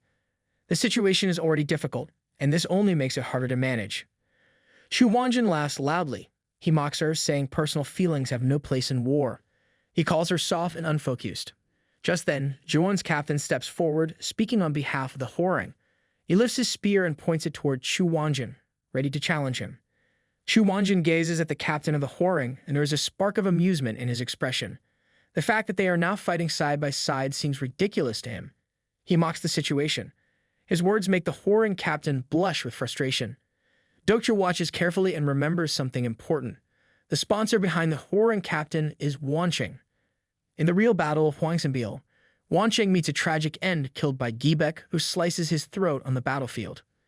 Dokja feels some relief that Juwon is here to support them, but he also knows how bad the constellation pairing is. The same roles and rivalries from history repeat themselves in this world. Wancheng cannot win against Gibek, not easily, and that destiny follows the avatars like a curse. Juwon understands this too. Her face shows how much she hates it. She looks far from pleased. Dokja gently tells her to hold her troops back. Suddenly, Sangha calls out. She steps forward with something glowing in her hands. She shows it to Dokja. It's the Gampyeongwi, a relic that looks a bit like an old wall clock. A warm light surrounds it. An idea flashes in Dokja's mind. He looks at Juwon and shares his thought. They won't run from history. Instead, they'll reenact the Battle of Hwangsanbeol, but this time Silla will win. Chu Wanjin activates one of his powers. He uses the stigma of command detachment and his troops begin to move. The noise of weapons and footsteps fills the square. The battle has begun. The Battle of Hwangsanbeol originally took place between Silla and Baeksh. In that story, Silla wins through the sacrifice of the Hwoarang warriors. Gaimak dies in that battle and the memory lives on. The Hwoarang captain moves to the front and gives a strong shout. He tells his warriors that they must not fall back no matter what happens. Across from him, Chu Wanjin steps forward with pride and promises to wipe them out. Dokja calls out to Juwon again. He begs her to stop her army. She listens and quickly gives the command. But something is wrong. Her soldiers are not listening. Even when she shouts louder, her words fade into nothing. Her army is no longer hearing her. The soldiers charge forward on their own. Their minds are overtaken by the synchronization. Jaewon can only stand there, frozen in horror, watching her captain move toward disaster. Suddenly, Chu Wanjin's sword swings. It cuts deep through the Hwoarang captain. The blow lands before anyone can stop it. Meanwhile, Dokja grits his teeth and swears under his breath. Wancheng's victory is almost impossible in this battle. But even so, something important is beginning to take shape. Without warning, sparks fly in all directions. Sunkook gasps as a massive holographic dome forms around the battlefield. Wine Woman disappears from view. In its place, a rugged mountain range spreads out in all directions. This is no illusion. It is the power of synchronization between avatars and their historical constellations. When their bond becomes strong enough, space itself begins to change. This is not true time travel, and it isn't real teleportation. The area around them becomes a kind of enhanced reality, almost like stepping into another world. Chu Wanjin's face lights up with joy. He sees the mountain scenery and knows what it means. The battlefield is no longer symbolic, it has become a stage. The stage works differently for those who summon it. Sunkook speaks about how amazing Chu Wanjin must be to create a place like this, but Dokja explains that it happens because Jaebak is the main figure of this scene. Near them, Juwon shakes. Dokja sees her fear. Two paths are in front of them now. One choice is to let the incarnation of Wancheng fall. In this battle at Hwangsanbeol, Silla wins because Wancheng gives up his life. The soldiers of Silla become angry, and this anger gives them strength. That is how they win the fight. Another path involves changing how the story goes. Juwon asks what happens if they fail. Dokja answers with calm words, her country will be gone. She decides to go with the first plan. This choice shows the kind of ruler Queen Jinsong is. People see her as a weak leader, and this proves it. But in truth, Dokja never plans to give her a real choice. In his hands, the two discs of the Gampyeongwi begin to move. He turns the earth disc slowly. Symbols on it glow like fire, the constellations are waking. Right now, the Gampyeongwi is using a special ability called Echo of the Stars. This allows Dokja to ask for help from one of the constellations, but the constellation refuses him. Each request lowers the number of times the Gampyeongwi can be used. His thoughts drift to the others who are fighting over the demon's sword. Still, this tool, the Gampyeongwi, is the most powerful object nearby. When Dokja starts to call out to the stars again, Chu Wanjin realizes what's happening. Sunkook steps forward, holding his sword, blocking Chu Wanjin's path. Dokja tries to reach the constellation known as Hwoarang leader, King Hyunmu the Great. A strange shadow spreads across the ground as the sky begins to darken. The fight between Silla and Baeksh comes to a stop. Later, Dokja lifts his head. A single star glows more than the others. The one called King Hyunmu the Great looks down at him. Dokja gives him that title because he once led the Hwoarang. But something goes wrong. King Hangmu does not want to touch the history of this modern world. He turns away from Dokja's call. Dokja starts to panic. The constellation begins to fade away and time is running out. Then Sangha speaks up and stops everything. She sees who the constellation really is. She understands that King Hangmu wants to honor the past. But deep inside, she wonders if he has any sadness left behind. The ground they stand on holds the memories of many young Hurang who died here. The battlefield is full of loss. Meanwhile, the fight continues. Sunkook now stands face to face with Chu Wanjin. Up above, the same star shines again. King Hangmu is listening. Sangha speaks clearly. She knows history cannot be undone. The pain doesn't go away and the Hurang never return. But this story is still not finished. She asks him to change how this one ends. Dokja suddenly remembers how skilled Sangha is at speaking. Back in her office days, people called her the Queen of Presentations. At last, King Hangmu gives his answer. One of the star marks on the Gampiangmi fades and light falls from the sky onto Dokja. He receives protection from the constellation. At the same time, a sharp pain spreads through his chest. His heart beats harder and his mind fills with flashes of both light and dark. Something new is taking shape inside him. Now the real voice of the constellation speaks through him. The king wants to borrow Dokja's voice to share his sorrow. Dokja allows it. Sparks flicker around his body. Everyone on the battlefield looks toward him. Sangha watches with worry in her eyes. Gibek, who is also Chu Wanjin, stares in disbelief. Dokja opens his eyes again. His voice now sounds deep and unfamiliar. Far away, the young Wanjin stumbles. He sees his general standing before him. King Hangmu watches the world through Dokja's eyes. The time has changed so much and now no one bows to him. Chu Wanjin bursts into laughter. The sound is wild and bitter, filled with anger that has built over lifetimes. His laughter spreads across the battlefield, and then his eyes flash red. The glow is not human. It is Gibek himself now taking full control of Chu Wanjin's body. Through Dokja, King Hangmu finally speaks. His voice is calm but firm. He does not wish for revenge. His goal is to bring peace to Gibek's soul and correct the way modern people remember this history. Dokja lifts his right hand. A soft bluish light begins to rise from the sword in his grip. The glow flows from the hilt, revealing the hidden power stored inside. The blue dragon's sword, a relic from the stars, now pulses through his weapon, unbroken faith. He presses the blade into the ground. Then he calls out not to the living, but to those who have long been forgotten. The warriors of Yangwei-Ando, once buried by time, now respond. The earth begins to tremble slightly. From within the cracks, shapes rise. They are not ordinary soldiers. These are the ghosts of Kim Yushin's elite forces. In simple terms, they are a ground version of Jihai's ghost fleet. Dokja gives a single command. The skeleton warriors move at once, charging into the battlefield. Their weapons and armor are worn, but their strength is terrifying. They rush toward Bakja's army without hesitation. Far off, Minsab finally arrives, hidden under Dokja's invisibility cloak. His steps slow as he sees the battlefield. His eyes go wide. An army of skeletons fighting humans is something he never expected. The ghost warriors crash into Gibek's forces and the battle turns intense. Gibek's incarnation suffers multiple wounds. His body starts to break down, pushed beyond its limits. Through Dokja, King Hangmu speaks again. He warns Gibek. The bond between him and Chu Wanjin is too deep. If he continues like this, he could vanish along with the Avatar. But Gibek only laughs. He mocks Kim Yushin, saying he knows nothing about the world they now live in. From behind, Sangha quietly explains the history to Sunkook. Gibek always had the upper hand in battles against Kim Yushin, until the final one at Wangsanbil. That was the only time he fell. The battle nears its end. Gibek finally drops to his knees. His body is pierced by multiple spears. Blood and pain surround him. His strength is gone. Kim Yushin steps forward. He waits, silent and patient, without raising his sword. The time for words is over. Dokja quickly regains control of his voice. He speaks up, reminding Kim Yushin that killing Gibek himself would break the sacred vow of the king of no killing. Kim Yushin responds with a small nod. Without saying a word, he lifts one hand and signals to one of his ghostly soldiers. The command is clear. One of the skeleton warriors steps forward to deliver the final blow. Meanwhile, the battlefield begins to quiet. Kim Yushin steps forward, says his final words to Gibek, then gives the signal. The head of the incarnation flies cleanly through the air. With that final strike, the battle ends and the transformation around them begins to fade. The holographic world disappears and the real Guang woman returns. The protection vanishes.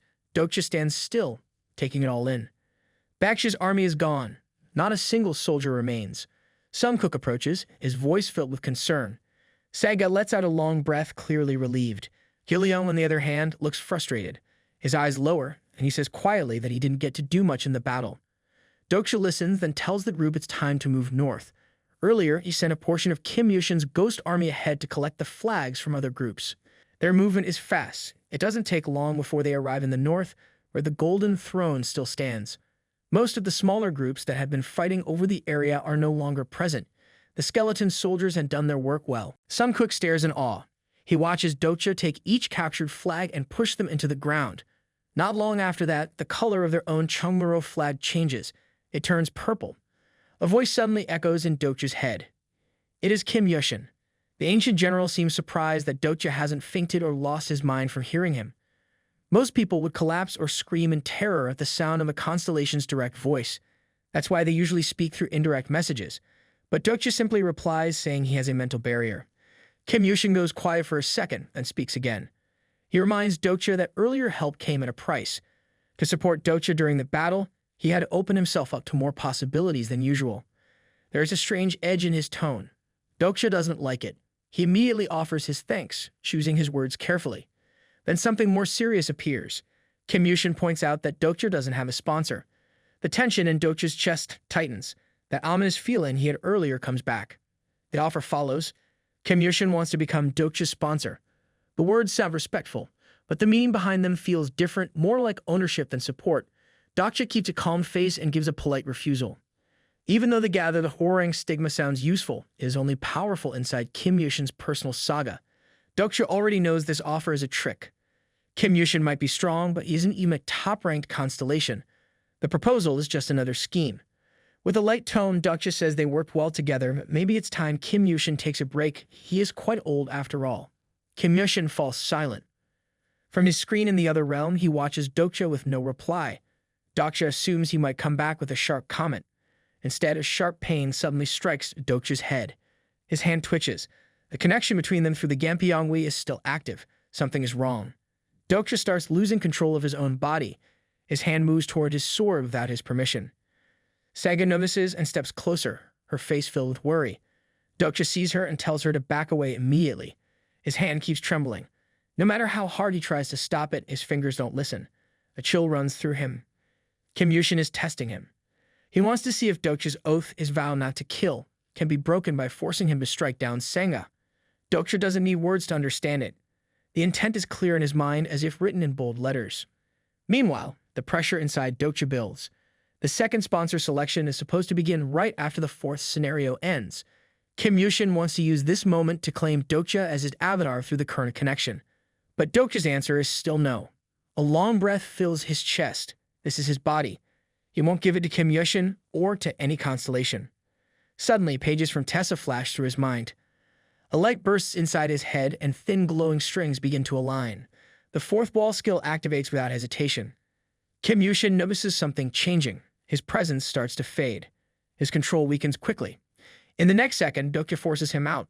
The stars tied to Kim Yushin flicker and dim. Now the battlefield is quiet again. Kim Yushin is gone. Dokja stands there, out of breath. The connection through the Gampiangwi is broken, and with it, the skeleton army also begins to vanish one by one. But even though the army is gone, Dokja knows the old general is still keeping an eye on him. Nearby, Senga watches the army fade and asks if Dokja is all right. Dokja lowers his eyes and sees that his limbs are wrapped in threads of magic. He quickly realizes what happened. During a short struggle, Senga used a binding skill to stop him. Her actions show quick thinking, and Dokja praises her for it. But her face turns red as she unties him. She seems shy about it. When Dokja looks over his shoulder, he spots Juan. She glances between him and Senga, eyes filled with curiosity. She feels embarrassed for not being more useful during the battle, but Dokja tells her the truth. They might become enemies next time. Juan responds with a small smile and says that their banner, the whoring, is always open to making new friends. Then she walks away without looking back. Dokja turns to his team. It's time to move again. They make their way toward Wang Woman. Once there, Dokja immediately calls for Minsub. The next moment, Minsub appears, stepping out from thin air. The invisibility cloak still covers his body. It's the one Dokja gave him earlier for his mission to scout the National Palace Museum. Dokja asks for a report. Minsub explains that 9 kings have entered so far, including the Tyrant King and the First Apostle. He adds that there are 7 purple flags and 2 brown ones. 2 of the flags stand out. Their purple color is intense, belonging to the Tyrant King and the First Apostle. After listening to everything, Dokja nods. He tells Minsub and Sunkook to stay outside and stay hidden under the cloak. Only Sangha and Gilliang will go in with him. They move closer to the museum. Just before they reach the entrance, a new system message pops up. Dokja receives a hidden scenario. He's given a choice. Without hesitation, he picks the 3-man dungeon. The room of the copper acupuncture men. A bright flash surrounds them. The world shifts instantly. Then they arrive inside the dungeon. The silence is broken by sudden scattered screams. A source becomes clear, a figure in the shadows. It is shaped like a person but has the dull, lifeless tone of a statue. It isn't human. It is a monster. The strange copper monsters move towards Sangha. She reacts quickly and swings her swords to stop them, but her attacks don't do much. The monsters are strong, and instead of falling back, they grab onto the other team members, pulling them down with heavy force. Sangha steps back, worried, and looks to Dokja for help. She asks what to do. Dokja tells her to pay close attention to their bodies. These copper monsters are not ordinary. They are shaped like old training statues that show the points used in acupuncture, 354 of them in total. Some of these points glow with different colors. Dokja explains that if they hit the right spots, it could make the monsters freeze, lose control, or even die on the spot. To show how it works, Dokja quickly stabs one of the glowing points. Right away, the monster's body breaks down and turns into dust. Now that they understand how to fight, Dokja tells Sangha and Gilliang to finish off the others fast. With this new method, the team works better and moves quickly through the dungeon. After defeating the monsters, Dokja gets the skill he was hoping to find. But there's still more to do. He tells them that they are heading to another dungeon, a secret one. There they can get something powerful, a weapon called the Fourian Demonic Beheading Sword. Sangha is surprised. Earlier, Dokja said this sword wasn't something they needed, but now he has a new reason. They're not going there for the sword itself. They are going because other kings will try to get it, and Dokja wants to deal with those kings. Both Sangha and Gilliang understand what he's saying, but they think of it in different ways. Sangha believes Dokja wants to take the king's flags. Gilliang, on the other hand, thinks Dokja plans to kill them. Sangha looks at Gilliang with wide eyes, shocked by what he said. But Gilliang just looks up at Dokja calmly. He tells Dokja that he will do the killing for him. It's clear that Gilliang already knows something others haven't noticed. Dokja has trouble killing people himself. Dokja quietly warns Gilliang to be careful. He also sees the concern in Sangha's eyes, knowing she's worried about what's coming. Finally, they reach the door to the hidden dungeon. This one is different. It asks for a payment, 10 ancient coins. Dokja doesn't hesitate. He asks Sangha and Gilliang to give him 3 coins each. He adds 4 of his own to complete the total.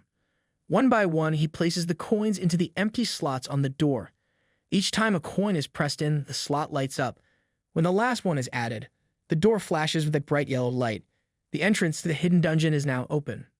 Sangha and Dokja step inside and freeze for a moment. What they see is shocking. In the middle of the room, there is a large fire burning, and it isn't made from wood. The fire uses human bodies as fuel. All around, more bodies are scattered across the floor. It looks like a graveyard, but messier, like the remains of a terrible battle. Dokja notices a few people still alive. He can see their faces, but he doesn't know if they are friends or just people who agreed not to fight for now. Everyone seems to be waiting for something. Suddenly, a group begins to move. Their eyes are full of greed. Some of them sneak behind Dokja and his team, while others try to distract them from the front. Slowly, they start closing in, trying to trap them in a circle. The situation makes many constellations angry. They want Dokja to act and take care of the problem. One voice speaks up again. Then something changes.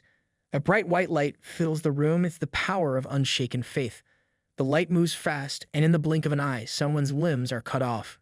A man yells out, shouting for everyone to kill Dokja. The crowd reacts fast. They pull out their weapons like they had been waiting for this moment, but they're already too late. These people don't have strong skills. Only the 7 kings could possibly react fast enough, but they aren't here. The blade of faith slices through the air, moving in a wide arc. 5 or 6 people fall at once. As the enemies drop to the ground, Dokja looks at his team. He sees Sangha watching Gilliang. Her face is serious, even a little disturbed. Gilliang had killed without hesitation, like it was nothing. Dokja feels a small wave of surprise too. Before he can speak, Sangha steps forward. She offers to take over. Her voice sounds firm, more determined than usual. She picks up her sword and stands in front of Dokja, turning her back to him. She says she will do what needs to be done, so that Gilliang doesn't have to. Sangha moves fast and clean. She finishes off the rest of the enemies. But when it's over, her hands are shaking slightly. She tries to stay calm and even uses a simple comparison to explain her actions. Yoyoung complains that he could have done it better, but Sangha just gently places her hand on his head, like a quiet way of telling him it's okay. Dokja watches them both. The road ahead is full of difficult choices, and he wonders how he's going to handle it all. Then the silence is broken. Someone starts clapping. A man walks over from the large fire, smiling like nothing is wrong. He doesn't look afraid, even though his group was completely destroyed. He lifts his hands, showing that he doesn't want to fight. As Dokja looks closer, he notices a huge spear strapped to the man's back. The man speaks calmly and compliments Dokja and his team for defeating the Chunjong group without using passive skills. It becomes clear they were one of the groups that lost their king, and that's why they were so reckless. But now the man says Dokja is a little too late. The powerful kings are already inside the deeper parts of the dungeon. Some even believe the tyrant king now sits on the absolute throne. Even so, this man believes in his own king. He looks toward a set of doors nearby. Dokja follows his gaze. He begins to wonder, maybe the man's king is behind one of those doors, waiting. Dokja starts to understand why the man with the spear hasn't entered the dungeon yet. He isn't just waiting, he's searching for people. He's a recruiter, someone trying to gather new allies. Even though he speaks with loyalty toward his king, he's not someone who blindly follows. He's realistic, smart, and careful. But still, his loyalty is real. As Dokja watches him, something from the past crosses his mind. He remembers that this scene didn't happen during the third timeline he lived through. But it seems like the future is shifting again. In the world of Tessa, there have been many attempts to form a group that stands against the tyrant king. This could be another one of those moments. Suddenly, one of the 7 large doors opens. The man with the spear turns his head quickly, and the crowd scattered in the room starts moving fast, running toward the door. Sangha tells Dokja to turn around. When he does, what he sees leaves him speechless. A man walks through the door holding a brown club. He has an eye patch and wears robes like a monk. His appearance is peaceful, but his presence is strong. Both Dokja and Sangha recognize him right away. They know who he is without needing to say anything. The one-eyed man speaks with the recruiter in a ponytail for a moment, then turns to look directly at Dokja. Dokja uses one of his special abilities to check who the man is. The name appears, Samyong Cha. Just as Dokja thought, this man is connected to the one-eyed Maitreya. He is the one who supports him from behind the scenes. When Dokja and Sangyang shake hands, Dokja finds it funny. He thinks about Yuan. If she were here, she would probably say strange things again about this man being his sponsor. Then, without warning, Sangyang asks Dokja to predict his future. Dokja agrees and uses his skill. It's called mind reading. The skill doesn't show things like strength or abilities. Instead, it gives a basic idea of what kind of person the other is. For example, someone like Kansung shows up as a person who can be tricked but has strong beliefs. Someone like Mayando appears as someone who would betray others. When Dokja uses the skill on Sangyang, the result comes back. It labels Dokja as a dangerous person, someone to avoid. Sangyang's face turns pale. He panics, shouting that something must be wrong. His group turns toward him, concerned and confused. Tension fills the room. Sangyang quickly tries to explain that he misunderstood. He even says he was foolish to ignore what constellations were trying to show him. It seems that the one-eyed Maitreya doesn't want to start a fight with Dokja. But what worries Dokja more is the man standing quietly nearby, the one with long hair. For just a second, there's an expression on his face. It looks like regret, like he wishes things had gone differently. Then Sangyang speaks again. He says they will move ahead with their plan in an hour and returns to his group. The long-haired man looks a little relieved that Dokja wasn't officially marked as an enemy. But Dokja keeps his eyes on the long-haired man. Something about him feels strange. Finally, Dokja asks who he is. The man laughs and casually introduces himself as Han Suyong. Dokja doesn't waste time. He quickly uses his profiling skill to check this man's information. But nothing shows up. Han Suyong is not on the list, not even a name. Dokja stares at him, stunned. The man speaks with no shame, acting like everything is normal. And somehow, all Dokja can do is laugh. Dokja quickly figures it out. He knows who this person is, and they share a quiet laugh. Before they can say more, a loud voice cuts through the room. Someone yells that the kings are arriving. The whole mood in the room changes. The people around the one-eyed Maitreya become stiff and alert. But others in the waiting room start to cheer, excited by what's about to happen. Dokja's eyes move to the doors as several figures walk through. He asks Suyang if they are allies, but Sudong doesn't answer directly. From the left side, Yoongyang steps forward. People call him the Coward King, the name that doesn't sound powerful, but he's still one of the 7 kings. On the right, Kim Bako appears, known as the Brawl King. His body looks strong, built for fighting. Then the last one walks out, Wu Dasung, also called the Earth Dragon King. When Dasung sees Sangyun, he greets him with teasing words, clearly not friendly. Sangyun throws the mockery back, calling him names too. Sangha listens and suddenly whispers to Dokja, thinking out loud. She says the name Dasung might come from an old story, King Gyeonwon, who was said to be born from an earth dragon. Dokja is impressed. She figured it out just from a few words. And she's right. In his past memories, he remembers this exact story. Daesung is one of Seoul's 7 kings, and his sponsor is indeed Gyeonwon, a king from Korean history. Dokja also starts to notice something else.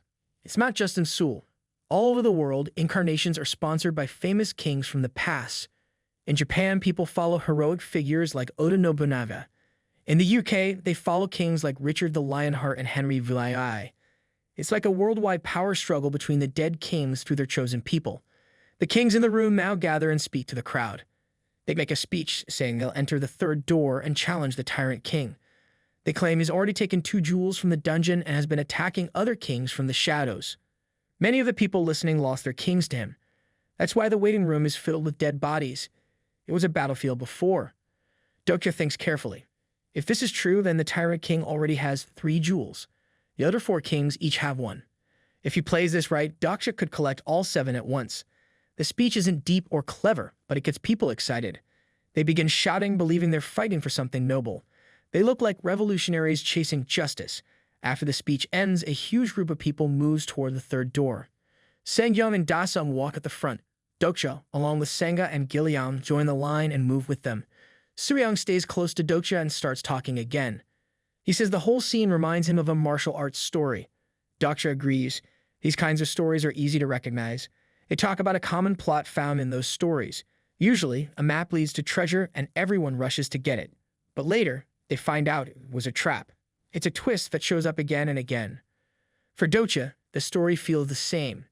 It's predictable, almost boring, but at the same time, it works. Suryang seems to love it, and that's what makes it even more believable. This world they're in is built on stories like that. Dokja hears his comment and can't help but give a quiet sneer. He thinks that people who write such predictable stories don't deserve to be called writers. His words hit Suryang a little. The playful look on his face fades, and his tone shifts as he asks what Dokja would do. Dokja pauses. He has never thought of himself as a writer. His whole life he's been a reader, someone who watches and listens, not someone who creates. Even his name reminds him of that. Still, Suryang insists that readers are not much different from writers. Many of them enjoy familiar stories and common patterns. They write them because readers find comfort in them. Dokja smiles but also teases Suryang. He doesn't say cliches are always bad. He only believes that people who steal ideas and repeat them without adding anything new shouldn't use them. That kind of lazy writing doesn't deserve respect. Suryang's face turns red. He tries to defend himself. He says that just because 2 stories are similar doesn't mean one was copied. But Dokja doesn't let him off the hook. He says that if it were him, he'd create something original instead of reusing old ideas. Then, without warning, Dokja lifts his sword, Unbroken Faith, and swings it through Suryang's neck. The cut is clean. No blood spills out. The head drops to the ground quietly. Dokja stands still and says there's no reason to keep pretending anymore. Suryang can't hide who he is. Just then, something strange happens. From where the head lies on the ground, it starts to speak. Loud shouts rise from every direction. Some people are yelling in fear, while others are filled with anger and bloodlust. The air becomes heavy with tension. In the middle of all this chaos, Dokja calmly picks up Suryang's severed head from the ground. He looks into the head's eyes and asks if the name Suryang is real. He already suspects that this strange man is the first apostle. Suryang just smiles, showing that Dokja's guess is correct. He knows that Dokja is spreading a certain story, a text novel, but Dokja pushes back, saying it's just the text version of the copy's story, not the original. To him, this world called Tesa is based on stolen ideas. Hearing Dokja say such things, one of the people standing behind him loses control. He shouts with rage, calling for someone to kill Dokja. But no one steps forward. Everyone stares at the talking head in fear, frozen in place. Still, Dokja doesn't focus on them. He already knows what's about to happen. The cliché he mentioned before, the one that always appears in stories like this, is now becoming real. He waits for it. Then it begins. A sudden light flashes across the room. Glowing rings shoot outward through the crowd. As the rings pass over people, red lines appear on their bodies. Blood sprays in the air. Screams fill the space as some people are cut into pieces before they even understand what's happening. Panic spreads fast. People in the back start screaming and pushing to get away. Across the tunnel, a deep, calm voice speaks from inside a huge palanquin. It is the voice of the Tyrant King. Dokja reacts fast. He yells at Senga and Gilliam to pull back. The Tyrant King gives a single command to move forward. His palanquin begins rolling toward the crowd. The glowing rings slice through the battlefield again, cutting down everyone in their path. Dozens fall at once, but once crowded field is now half empty. Even the four kings retreat, their faces pale. A heavy silence falls. No one dares speak. Everyone is too afraid. The palanquin stops and the Tyrant King steps out. A strange, powerful energy surrounds his body. Dokja watches him and activates his profiling skill. The truth hits him. This man is so strong because he is using not one but 3 different power packages. One of those is the 3-wheeled ring, something the original Tyrant King never had. It means someone is helping him, likely a prophet. Dokja also sees that the Tyrant King is becoming more connected with his sponsor, which is increasing his strength even more. Up in the air, several Dokjabis, including Byeon, are watching closely. They are ready to step in if the Tyrant King breaks the rules of reality, something they call plausibility. Now the Tyrant King speaks again. He says that he will change the course of history. The man ruling Korea now is someone not listed as a true king in the history books. His name is Sang-gun. A giant wave of magic power bursts out from him. The connection with his sponsor reaches a high point, and it shakes the air around him. The glowing rings begin to move once more. Everyone standing in their path is wiped out in seconds. The alliance standing against the Tyrant King is surprisingly strong. Along with the other rulers, both the Maitreya King and the Earth Dragon King join the fight. Once the kings come together, they begin to push back. Their strength and teamwork create a powerful wave across the battlefield. Dokja, Senga, and Jiliang stay on the sidelines, still holding Suyoung's severed head.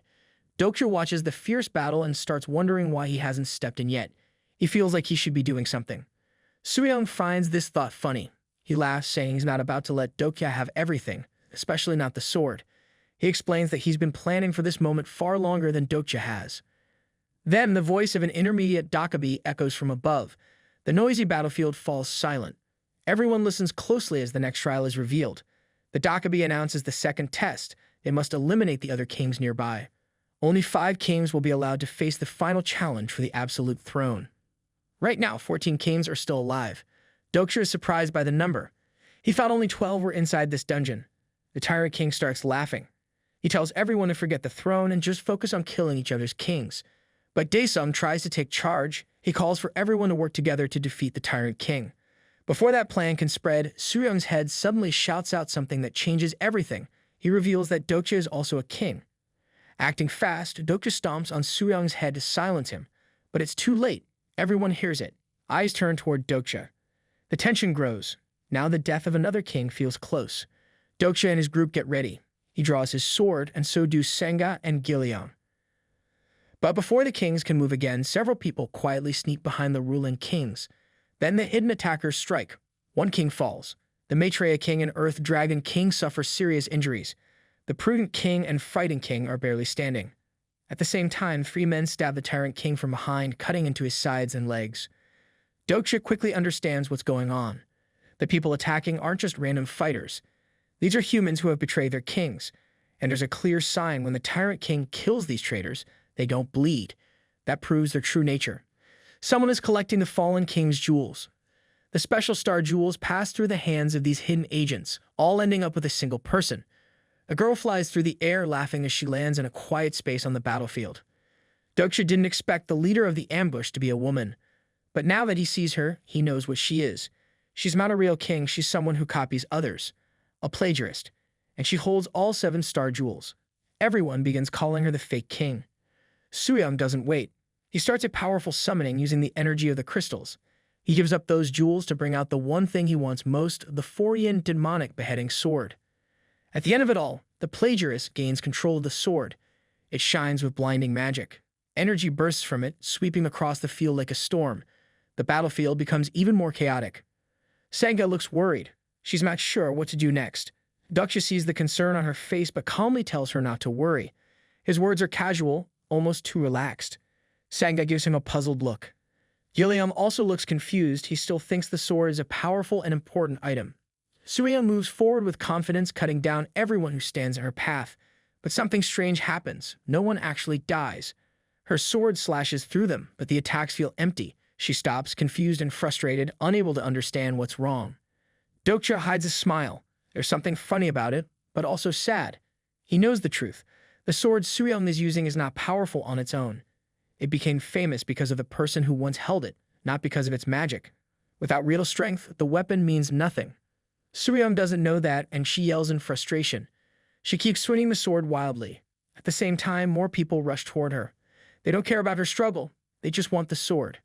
She tries to hold her ground, but the pressure becomes too much. The crowd pushes her back. She stumbles and ends up near Dokja.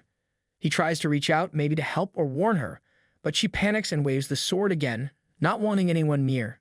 In the background, the battle keeps growing. The Tyrant King recovers quickly.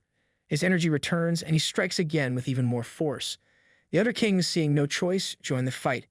The battlefield turns into complete chaos. No one knows who to trust anymore. Dokja gets pulled into the fight as well. He swings his weapon while glancing around, wondering when Jong-yuk will show up. The northern area of Seoul is far, but Dokja believes he'll make it back in time. He keeps his hope alive. Above the battlefield, the floating signboard begins to shift.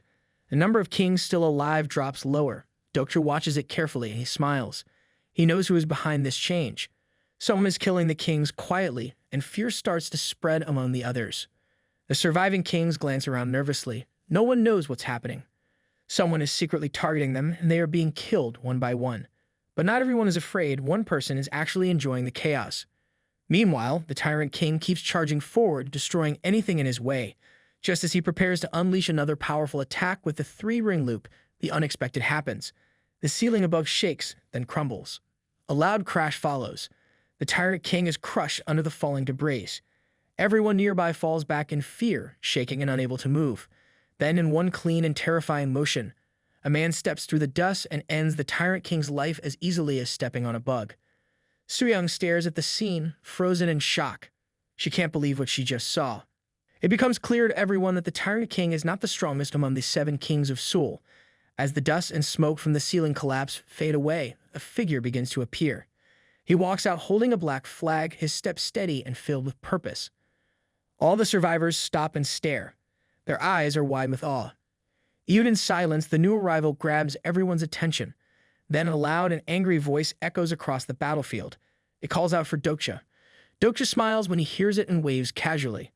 The strongest of Seoul's kings is now here, Jong-yuk, also known as the Supreme King. But something is off. Instead of calm, Jong-yuk's expression is full of rage and a dark energy surrounds him. His anger seems directed straight at Dokja. As Jong-yuk walks forward, every step is heavy with fury. Dokja watches and quietly admires him. He thinks about how quickly Jong-yuk returned. Dokja had sent him north, and yet here he is, already back, face dark with frustration. Judging by how mad he is, Jai and Hee-won must be doing well. Dokja knows they must have told him something. Without much hesitation, Dokja steps back. He turns to Suryong and demands the sword. Suryong's hands shake. She knows that Jong-yuk is unstoppable. No one on this battlefield can stop him now. Dokja then looks at Gillion. Something passes between them. Gillion's eyes shift and turn white. It's a signal. Moments later, a giant insect, the king of mantises, bursts through a wall, swinging its sharp limbs. The entire area shakes from its power. The distraction works. As Jong-yuk looks toward the noise, Dokja moves fast. He hits Suryong, making her cry out. She loses her grip on the Fordian demonic beheading sword. Dokja doesn't wait. He grabs the sword and, as a bonus, snatches the flag hanging from her back. The purple flag instantly changes color. It becomes black in Dokja's hands. He sprints forward without looking back, heading straight for the Tyrant King's body. Suryong shouts behind him, but he pays no attention. Dokja reaches the Tyrant King's corpse and quickly takes everything valuable, items like the 3-wheeled ring and a special dragon-shaped jar. But he knows he doesn't have long. Jong-yuk, now furious, charges after Dokja with terrifying speed. In the blink of an eye, he's right behind him. Dokja sees no choice and ducks behind Daesung, using him like a human shield. Jong-yuk, however, doesn't stop. He strikes with full force, hitting Daesung's head and taking his flag. At that moment, Dokja decides it's time to stop running. He turns and tries to speak to Jong-yuk. But Jong-yuk interrupts with a short question. He wants to know where his sister is. Just those 2 words are enough. Dokja understands right away what Jong-yuk is asking. Thankfully, Jia has done her part. She gave Jong-yuk the message about his sister just in time. Dokja tries to act innocent, but Jong-yuk doesn't buy it. He uses a skill that can detect lies. Dokja knows he can't fake anything now. Everything Jong-yuk is feeling, his anger, his pain, is because of the story Dokja is writing. Jong-yuk thinks Dokja is holding his family hostage. Dokja wants to explain, but Jong-yuk refuses to hear anything from him. He is filled with betrayal and rage. But deep inside, Dokja has no intention of hurting Jong-yuk or his family. Jong-yuk suddenly notices something in Dokja's behavior. His anger cools as he realizes Dokja has been stalling, trying to buy time. A cold look fills his face and he lifts his sword. Deep inside, Jong-yuk feels regret. He should have finished this a long time ago. But before the sword can fall, a voice from above stops everything. The intermediate Dokja appears in the air. He announces that the fight is over. Dokja feels a wave of relief wash over him. At least for now, Jong-yuk won't attack him. The Dokja explains that all conditions are met. Only 5 kings remain, and the next phase of the scenario can now begin. Sparks of light surround the surviving kings, including Dokja and Jong-yuk. They begin to vanish from the battlefield. Jong-yuk tries to grab Dokja before they disappear, but he's too late. One by one, the kings vanish into thin air, leaving behind a confused crowd. Sanga, holding an unconscious Gillian, watches them go. Suyang stands nearby, her face stiff with frustration. Everything she worked for has now collapsed. The scenery begins to change again. Dokja suddenly finds himself hitting his head against something hard. As he rubs his forehead, he receives a message: he has been disqualified from the final stage of the scenario. Laughter echoes from above. It's the Dokja again, clearly enjoying himself. At first, Dokja thinks it's just another trick, but then a message appears in front of him. It says he failed to meet one requirement. He didn't take over his target station, Changsan. Without it, he can't continue. The Dokja grins, watching as Dokja tries to come up with a new plan. Below, inside the dome, a new battle is already taking place. Suvan Sanga appears, running toward him while carrying Gillian, who is still unconscious. Behind her, Hyewon runs forward too. She's holding the hand of a little girl. The girl looks up and asks if her brother is here. Dokja blinks in surprise. He wasn't expecting them to be here, especially not Hyewon. She should still be at Changsan Station. Her job in the scenario was to wait after saving the girl from gangbuk. Hyewon tells him she couldn't wait anymore. The girl hadn't eaten all day. Then she says something that cuts deep. She questions whether Dokja really cares about his sister. The little girl looks at him and says that he can't be her brother because he's too ugly. Dokja holds back his anger and curses silently. Hyewon glances between Dokja and the girl, confused by the strange energy between them. Of course, Hyewon doesn't know everything. She isn't aware that Dokja planned all of this, sending Jong-yuk north, handing her the note to give to Jihai in the cinema dungeon, and then telling her to rescue his sister. All of it was part of his setup to steer Jong-yuk's path. Now Dokja wonders if his plan has completely failed, but even if things went wrong, he knows he can't give up now. He still has one option left: to take control of Changsan Station himself. And as he gets ready to move, Hyewon looks at him, unsure why it's so important. Hyewon turns to the little girl and gives her a signal. Without hesitation, the girl, Yoo Jung-yuk's sister, Mia Yoo, puts her hand inside her mouth. It seems strange at first, but then her mouth stretches wider than normal. From it, she pulls out a large, oddly shaped stone. This is possible because Mia has a unique skill called inventory. Dokja watches closely, curious about what she just brought out. He walks over to the strange stone and examines its rough surface. There's a small groove in the middle, clearly meant to hold something. Hyewon, without any shame, says she only needed the flag to claim the station, so she brought the stone here instead of waiting. Dokja starts to say something, but then stops. What Hyewon just did, no one in the whole world of Tessa has ever done anything like it. He's honestly speechless. Hyewon looks at him, wondering what's taking so long. All he has to do now is place his flag. Finally, Dokja takes out the flag and places it in the groove of the stone. A light flashes. Hyewon and Mia cheer and clap. The moment Dokja meets the last requirement, a bright light wraps around him. In the blink of an eye, he's teleported to a new battlefield, the one meant for the final test called the Last King's Qualification. When Dokja opens his eyes, he sees Jong-yuk already in combat with Sangyeon. A message pops up telling him that every king's stats have been lowered to the same level, just 10 points each. This test doesn't allow fancy powers or skills. It's all about the body now. In the center of the area stands the absolute throne. Nearby, Jiwon, the king of beauty, watches everything unfold. Jong-yuk and Sangyeon are already fighting fiercely. In the corner, a middle-aged man stands quietly. Dokja recognizes him. He's the neutral king, someone who doesn't want to fight for the throne. He even lifts his hands to show that he's not getting involved. Back in the fight, Sangyeon swings his staff at Jong-yuk. Jong-yuk ducks low and counterattacks with a strong kick to Sangyeon's stomach, sending him backward. Jiwon glances behind and notices Dokja. She knows if she gets involved now, it will complete the final number of kings in the trial. Dokja warns her to step down, but she sees his words as a challenge. A loud impact rings out as Jonghyuk kicks Sangyeon again, sending him sliding across the ground. Jiwon is shocked. The match was balanced at first, but now Jonghyuk is getting faster and stronger. Even though no one can use skills or powers, Jonghyuk's strikes are sharper. Dokja realizes why. Jonghyuk has found a loophole in the rules, something Dokja also remembers from the past. Everything in this test is restricted, except for one thing, the use of coins. Dokja notices Jonghyuk is spending coins to improve his stats secretly. Then, the intermediate Dokja appears and laughs.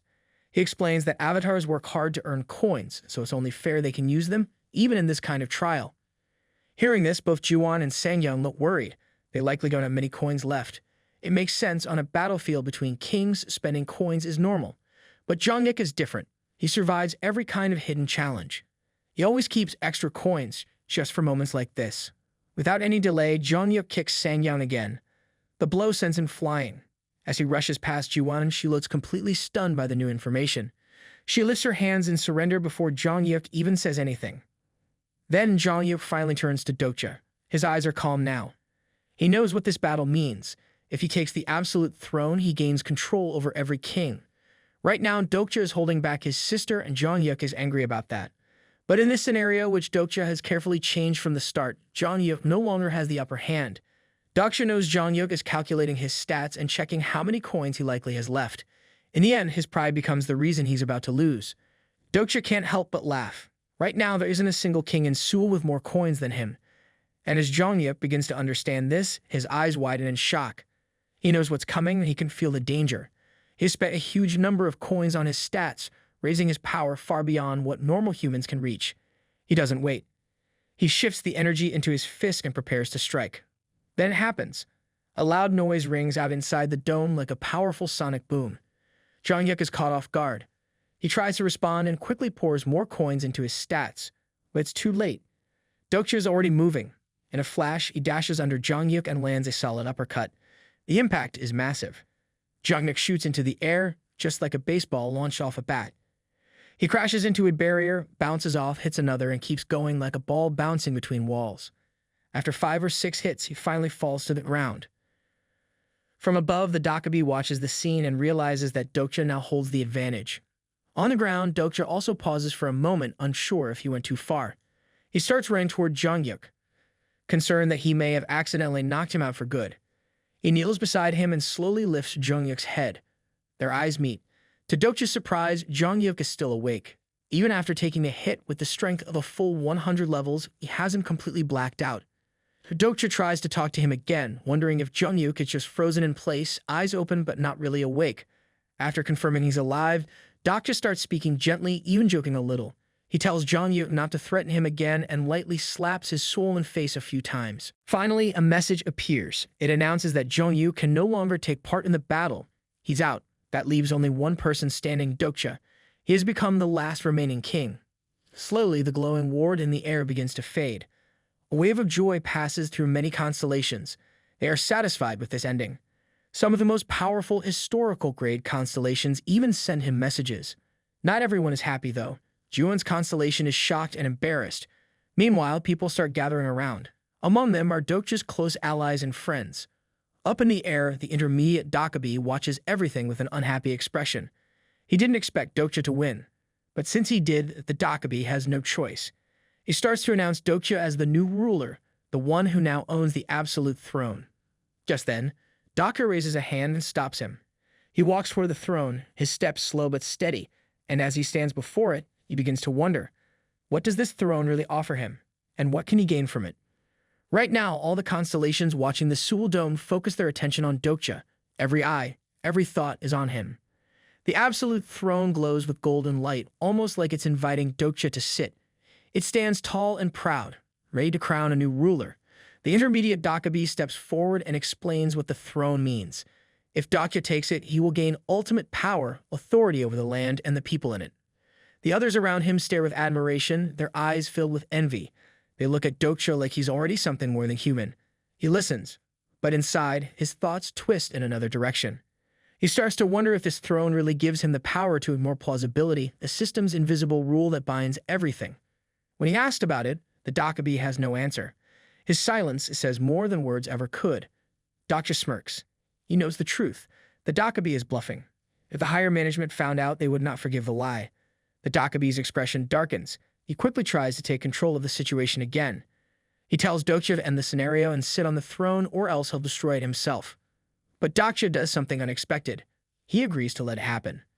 As people watch in confusion, Dokja turns and announces his choice. He says he will never sit on the absolute throne. A loud crack of thunder shakes the sky. Rain begins to fall over the dome. The air becomes heavy as everyone, kings and spectators alike, stare at Dokja, stunned by his words. The Dokja is clearly angry. He wasn't expecting Dokja to refuse, but Dokja stands firm, repeating his decision. He refuses again, even as thunder rumbles louder and storm clouds cover Seoul like a warning. People around him begin to panic. They fear the future. Without someone on the throne, the fifth scenario will be harder to survive. The Dokja even says it out loud. He tries to scare Dokja, saying the Seoul Dome may not make it. But Dokja is not afraid. He looks at the throne again. Deep down, he knows the Dokja is partly right. The fifth scenario will be brutal. The throne would make it easier. But Dokja also knows what the Dokja isn't saying. If he uses the absolute throne now, he will never be able to reach the true end of the story. The throne is a trap dressed as a prize. He glances over at Junghyuk, who still lies unconscious on the ground. In the original storyline, Junghyuk doesn't figure out this truth until the 14th regression, but Dokja understands it now in this very moment. Suddenly, someone in the crowd shouts in anger. The man spits on the ground, insulted by Dokja's refusal. He demands to know why Dokja won't take the throne. Dokja calmly looks at the man and asks him a question. Why should he want a king without knowing if that king will protect or kill him? The man freezes, unable to answer. Dokja turns his attention to the rest of the people. He sees how easily they forget themselves. They've given up their thoughts and feelings and started behaving like citizens of a kingdom waiting to be ruled. Dokja doesn't accept that. He tells them he will never be king to people like them. Finally, he raises his head toward the stormy sky. He speaks to the constellations watching him. He says he wants nothing from them. He doesn't want sponsors who are ugly, selfish, and full of pride. Dokja walks slowly toward the absolute throne and stands in front of it. He draws his blade, raising it with quiet purpose. Though he doesn't speak, his actions send a clear message. He won't let anyone else claim the throne either. He's not sitting on it, and he's not letting anyone else do so. He keeps his eyes on the intermediate Dokja and speaks, his voice calm but sharp. He knows how desperate the people are now. The once obedient crowd will do anything to escape the situation they're trapped in. And above it all, Dokja understands the bigger system. There's a hidden order among the constellations. Just like constellations watch over avatars, there are stronger constellations watching the weaker ones. Those lower-ranked constellations are always being judged. Juwon and Sangyun's constellations, the ones most emotionally attached to their avatars, are listening to Dokja's voice now. He calls them out, asking how long they plan to keep hurting others just to satisfy their own desires. His words echo across the battlefield. Meanwhile, the Dokja makes his move. At the same time, a new system message flashes in the air. It announces a new sub-scenario. Now, anyone can try to claim the throne for themselves. Dokja already knows what this means. A storm is coming. Suddenly, Hyewon rushes in and stands protectively in front of him. She places herself between him and the angry crowd. Soon, Minsab and Sungkook follow. Then Sangha moves beside him too. His entire team forms a shield around him, standing ready to defend him. He isn't alone. Even more surprising are Juwon and Sangyun. They come forward not to fight, but to stand still and listen. Dokja wonders which of his words reached their hearts. Whatever it was, something has changed, even if only a little. But the moment of quiet doesn't last. The Dokja gives a command. The crowd surges forward. People start running toward the throne, weapons drawn, driven by panic and greed. The battlefield explodes into chaos again. Now, Dokja's party is fighting against nearly everyone else. In the middle of the chaos, Hyewon cuts her way through the crowd and reaches Dokja. She asks him if he has a plan. Dokja replies that he just needs time. She nods and turns to protect him again, buying him the few moments he needs. Dokja steps toward the throne. He knows how to bring it down. From inside his coat, he pulls out the 4-yen demonic beheading sword. A loud gasp rises from the crowd. People recognize the weapon right away. But that's not all he has. He also carries the Gampyeongwi, a powerful item with special authority. Without wasting another second, Dokja activates it. He has no intention of letting this false throne remain. The sky above grows darker. Thunder rumbles low and heavy clouds swirl over the dome like a warning.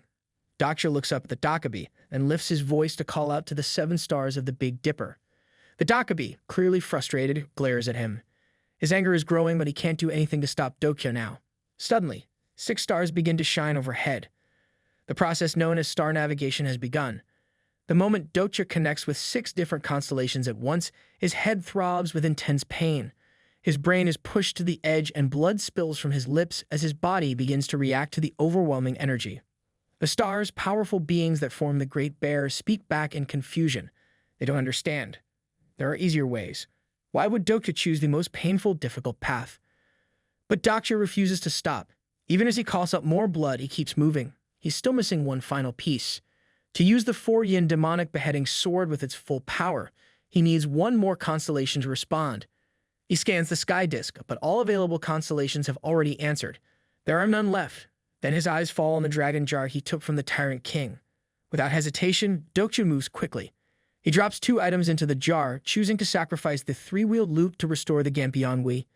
He needs it recharged. He needs to call one more star. The jar glows brightly, and he can feel it working. Around him, the fight continues. The throne remains at the center, untouched, while people clash under the pouring rain. Once more, Dokja activates the Gampion. He sends out the call to the final star. The 7th star of the Big Dipper answers. Now all 7 stars are gathered, glowing together in the dark sky. The energy between them feels ancient and powerful. The stars speak together, asking Dokja what he wants from them.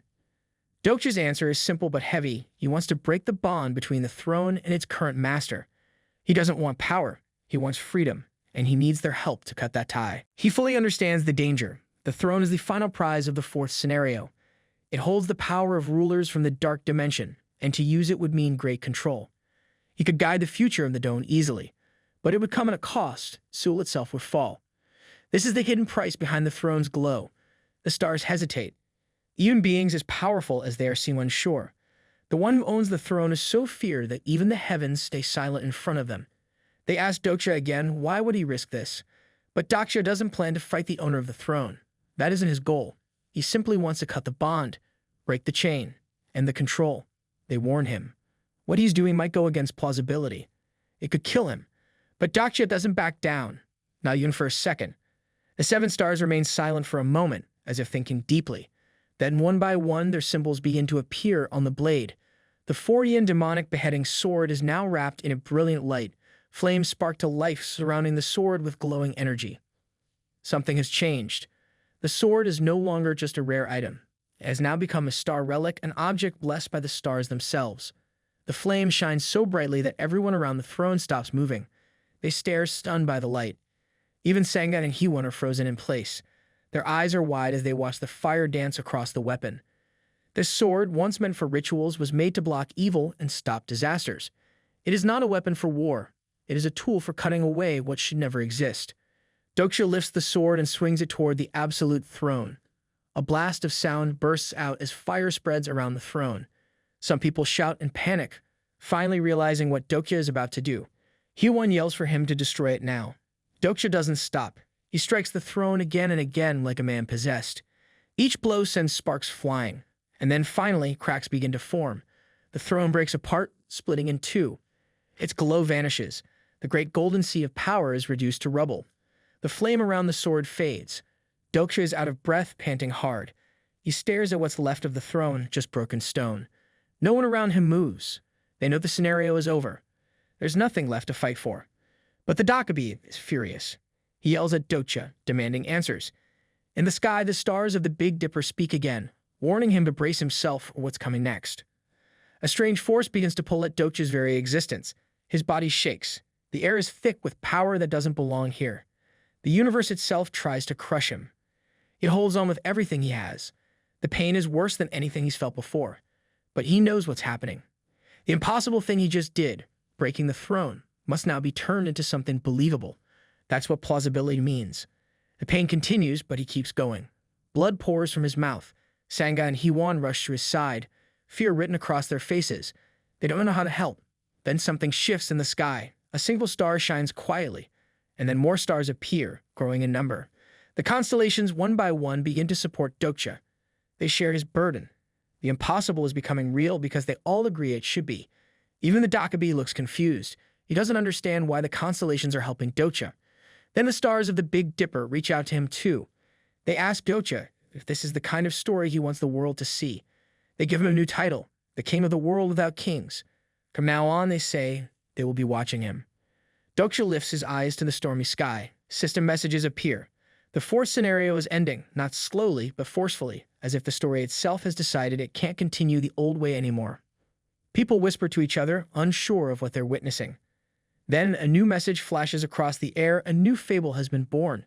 The king of the kingless world now exists. The pain begins to fade. Dokja lowers himself onto what's left of the broken throne. He sits quietly, breathing deeply. His mind clears. He might not have another chance if this world resets. He might not get another life, but it doesn't matter, because he's decided he will reach the end of this story no matter what. Dokja wipes the blood dripping from his nose as the intermediate Dokja walks toward him. The Dokja's face is cold and stern. He tells Dokja that he's making a terrible mistake, one he'll regret deeply. But Dokja only laughs. To him, that warning sounds more like victory. It means he's succeeded. From the start, his goal wasn't to win in the way others expected. It was to create a story of his own. That goal is now becoming real. Still, the people watching don't know what to make of it. Some are confused, unsure why things have taken such a strange turn. Others grow tense, nervous about what the furious Dokja might do next. Some even shout out, begging for answers or for someone to fix the situation. But the Dokja doesn't offer comfort. His response is sharp and cold. He raises his finger and points at Dokja. The people around tremble, shoulders soaked in rain, unsure whether to look at Dokja with fear or pity. The Dokja makes him the target, the one to blame for making the fifth scenario so difficult. Then with a flick of his finger, everything begins to vanish. In an instant, the people gathered in Gwine women disappear into the air like smoke. Their screams echo for only a moment before the sound is gone. Dokja turns quickly and sees his companions, Hiwan, Sanga, Sungkook, and Minsab. And just as suddenly, they're gone too. He stands there alone, surrounded by silence and the bodies of the fallen. His mouth opens, but no words come out. He can't believe what he's seeing. His heart pounds as the field empties, leaving him the last one standing. He steps forward, ready to strike out at the Dokja, but the Dokja just stares at him with a strange, dissatisfied smile. Then, with one more snap of his fingers, Dokja vanishes too. The Dokja is left alone, still laughing as if proud of what he just did. Dokja is sent somewhere else. He loses consciousness. While he's out, he begins to dream. In the dream, time slips back to his high school days. He hears voices that he thought were long gone. These are the days when he used to get beaten by school bullies. In this memory, he's being choked by someone, a student named Song Minwoo, who mocks his mother and hurts him without reason. Back then, Dokja would hide in books, especially Teza. He would imagine being Jonghyuk, someone strong, someone no one could hurt. He remembers the years that came after, going to university, finding a job. But now, he can't even be sure if he's alive anymore. Then, Dokja activates his fourth wall. It shatters the dream like breaking glass. Everything goes black again. In the darkness, he focuses and reaches for his power. He activates Omniscient Reader's Viewpoint, stage 3. Suddenly, many voices begin to echo together. He hears the people who matter to him. They're out there somewhere. Hyewon is in a pub surrounded by bottles of wine. Jia is in school, flinching as if someone just hit her. And Kansam, he's trapped in a military base not far away. Dokja is sure this scattered state of the incarnations is the work of the intermediate Dokja. The whole situation feels designed to confuse and separate everyone. When he sees Hyewon in her pub, clearly disoriented, he tries to speak to her to let her know he's okay. But he doubts she can hear him across this strange mental space. Soon, Omniscient Reader's Viewpoint, stage 3 fades. Dokja feels himself slowly waking up. His eyes open and the world returns. He sits up and looks around, trying to make sense of where he is. Tall buildings surround him, high-rises and skyscrapers. It takes a few moments for the place to feel familiar. Then it hits him. This place is connected to his past. He's on the rooftop of a tall building. And not just any rooftop. With a groan, he realizes where he is, Mino Soft, his old workplace. He curses under his breath. This place holds too many memories. He remembers standing on this very rooftop with you from the QA team just after getting scolded by their team leader. That time feels like it belongs to another life. Turning his head, he notices messages flickering in the air. The fifth scenario hasn't started yet. There are still 10 days remaining and a sub-scenario is beginning in the meantime. It's a small break in the story, just enough time to prepare. Dokja knows what he has to do. He needs to move quickly. This is his chance to collect more coins to get stronger before the next big challenge. Then he hears voices. He peers over the edge of the rooftop and sees movement below. Armed people are entering the building with others following behind. Minosov is in Siochogu, but Dokja doesn't remember any major king-level groups operating in this area. This makes the situation strange. He watches them for a while, studying how they move. Then something clicks. These aren't soldiers or proper teams, they're wanderers, scattered survivors without a leader. Dokja pulls out his smartphone to check more details, but the screen stays dark. The battery is dead. He sighs and heads inside. He needs to recharge the phone or find a backup battery. Quietly, he walks through the familiar halls of the QA team's office. The space is still as he remembers it. For a moment, nostalgia hits him hard. He opens drawers one by one, searching for anything useful. Then suddenly, a light shines in his face. Startled, he lifts his arm to block it. Someone is pointing a flashlight directly at him. As his eyes adjust, he sees who it is. It's you, the same man from the QA team. The same one he once stood with on this rooftop. Yu's just as shocked to see Dokja alive. They sit down, and after a few moments of disbelief, Yu begins to explain what's been happening inside Minosov since everything changed. Yu starts to explain how things began. The first scenario broke out during the night shift. Everyone who was still in the office was pulled into it. Now the hallways are covered with blood and filled with the bodies of coworkers. The building, once busy and normal, has become silent and eerie. Yu's face changes as he tells Dokja something he never expected. He killed their team manager. There's no emotion in his voice, just a cold honesty. As they walk down the hall together, Yu asks Dokja where he's been until now. Dokja starts to answer, saying he was near the Gwang woman's side of the bridge. Yu cuts him off before he finishes. He says there's no reason to go through all the scenarios like some kind of hero. Others, he says, have found ways to avoid danger by staying hidden and using clever tricks. It's not about strength, it's about surviving smart. Outside, as they exit Minosov, a crowd surrounds the building. Wanderers are everywhere. These are people without a group or home, trying to survive in whatever way they can. Some are driving others behind them, people who've been captured. An armed man steps forward and demands to know who Dokja is. Before Dokja can respond, Yu answers for him, saying he's just a coworker. The man nods once and moves on. Dokja watches him go, wondering who he is. He explains that this man is running what he calls a coin farm. As he says this, something dark flickers across his expression, something almost like shame, but not quite. He leads Dokja to a horrifying sight. In front of them are cages. Inside, people are locked up like animals. It looks like a strange mix between a zoo and a prison. But the atmosphere around the cages is lively. Wanderers stand around, shouting and laughing. Inside one of the cages, two people are fighting. Their clothes are torn and their faces are swollen. One of them is barely able to stand. The crowd outside cheers wildly as blood hits the ground. Dokja stands frozen, stunned by what he's seeing. But beside him, Yu looks proud. His face lights up like he's showing off something important. The people inside the cages are forced to fight each other, and the winners, if they survive, earn coins. In return, they get food. Yu hands a chocolate bar to one of the people locked inside, like a reward for entertaining the crowd. Dokja looks around and his chest tightens. He already knows what this is. Back in the early days of Tessa, there were always a few who figured out the system early, people who discovered how to twist it and turn survival into profit. They didn't look for hope or unity. They just built systems like this and called it survival. The coin farm is a system built by those who understand the world of Tessa early on. Instead of trying to survive with others, they shape the rules to benefit themselves. It's not just a place to survive, it's a business that uses people as tools to earn coins. Yu leads Dokja to another cage. This one is different. It has 3 people locked inside instead of 2. When Dokja looks closer, his breath catches in his throat. One of the people in the cage is someone he knows. A face from his past. The sight stuns him. Yu notices his reaction and smiles, pleased. He picks up a sword and tosses it into the cage.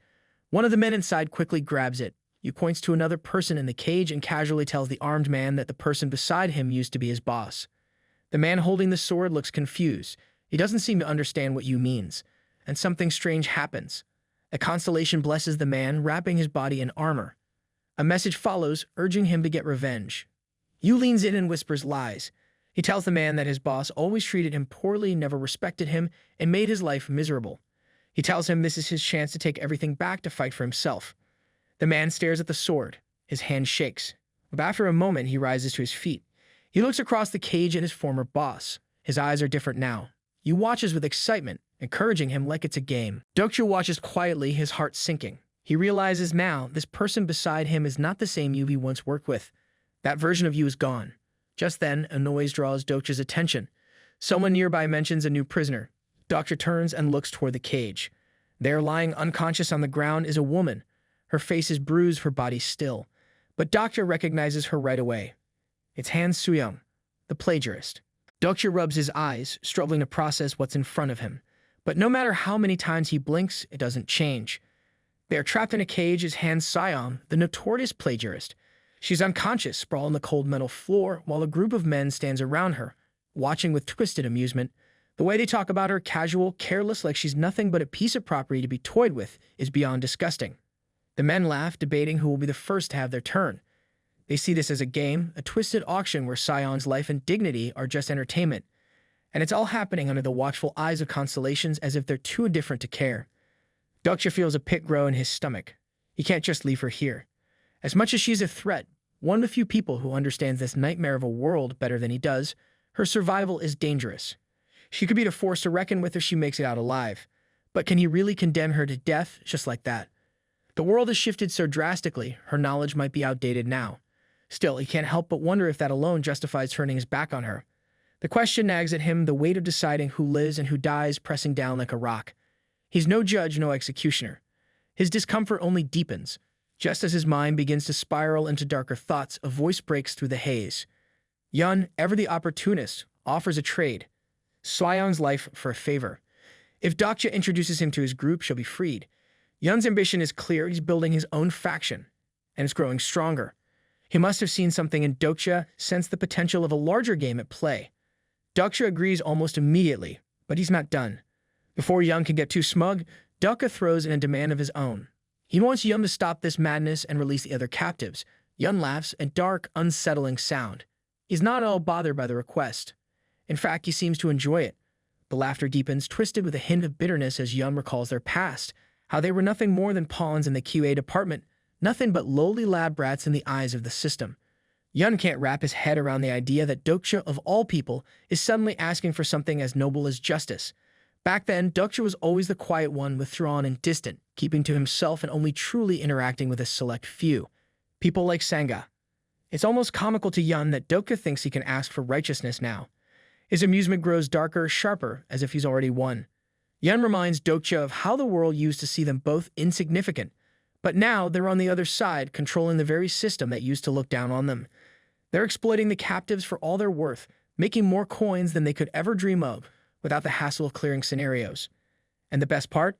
They're doing it without any real consequences. Dokja tries to ignore it, his mind fixating on the fact that he doesn't even know how much money Yun's group is raking in. He couldn't care less. But Yun? He can't help himself. His excitement bubbles over, and he rants about the profits and the freedom this new system has granted him, as if he's somehow proud of it. They're making 5,000 coins every single day. It's the perfect model for making money, just like the game systems their company used to design. For Yun, this is the dream business, easy, efficient, and bringing in endless profit. Before he can get too carried away with his excitement, a voice interrupts him. A man inside the cage, the one who had been given the blade, suddenly lets it slip from his trembling hands. His eyes are filled with tears as he looks at Yun and Dokja, admitting that he can't go through with it. He can't bring himself to kill another person, no matter how much pressure is on him. Yun's face twists with frustration. This wasn't part of the plan. His carefully set up show, his perfectly crafted game, has fallen apart because one weak man can't do what he was told. With a snarl, Yun turns toward the cage, ready to deal with the situation himself. But just before he acts, Dokja's firm hand grips his shoulder, stopping him. Dokja's gaze is colder now, harder. His eyes show something Yun can't quite read. If Yun's all about the coins, Dokja claims he has a better way to make things even more thrilling. Yun's curiosity sparks. He's always looking for ways to make everything bigger, more exciting, and of course, more profitable. If Dokja has a way to make this all even better, Yun is all ears. Yun's grin grows wider as Dokja starts talking about using the constellations. Those beings who love excitement could turn things to a whole new level. Yun is sold now, fully convinced that Dokja's on his side. He eagerly asks for the plan. The man in the cage weeps quietly, shaking in fear of what's to come. He doesn't know if this new twist will bring salvation or just make things worse. The air is heavy with tension as everyone waits for what's next. Without saying another word, Dokja pulls out his blade of faith.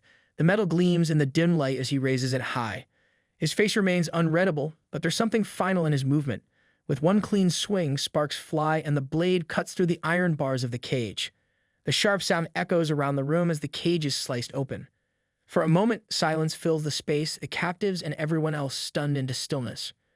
Yun and his companions stand frozen, their mouths hanging open in shock. They were expecting a cruel, twisted game, another way to exploit the weak, but instead, Dokja has destroyed their whole setup in one single swing.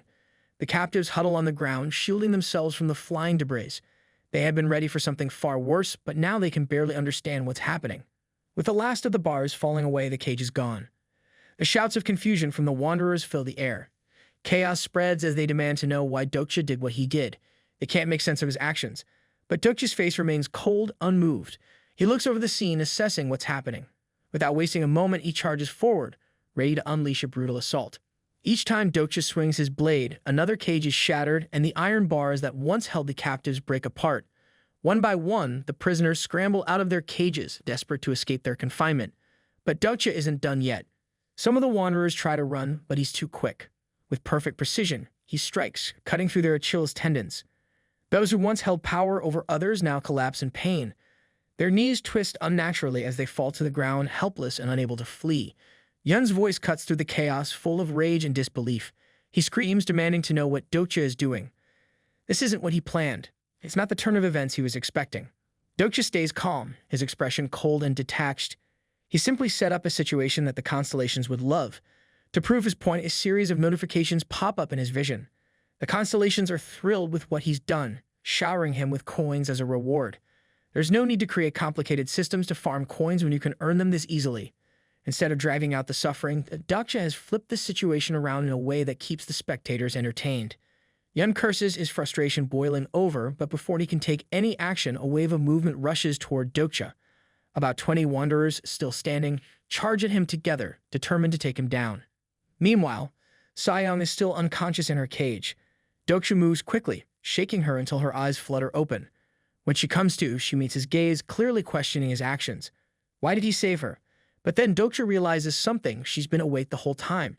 She's just been pretending to be unconscious, waiting for the perfect moment to make her move. Dokja acknowledges her strategy but doesn't linger. If she was playing a game, he'll leave her to it. But just before he steps away, Saiyang stops him. She tells him her condition is worse than it seems. Her health and mana are drained, leaving her in no state to fight. She warns him that if he continues to help her, the constellations watching his actions will lose interest in him.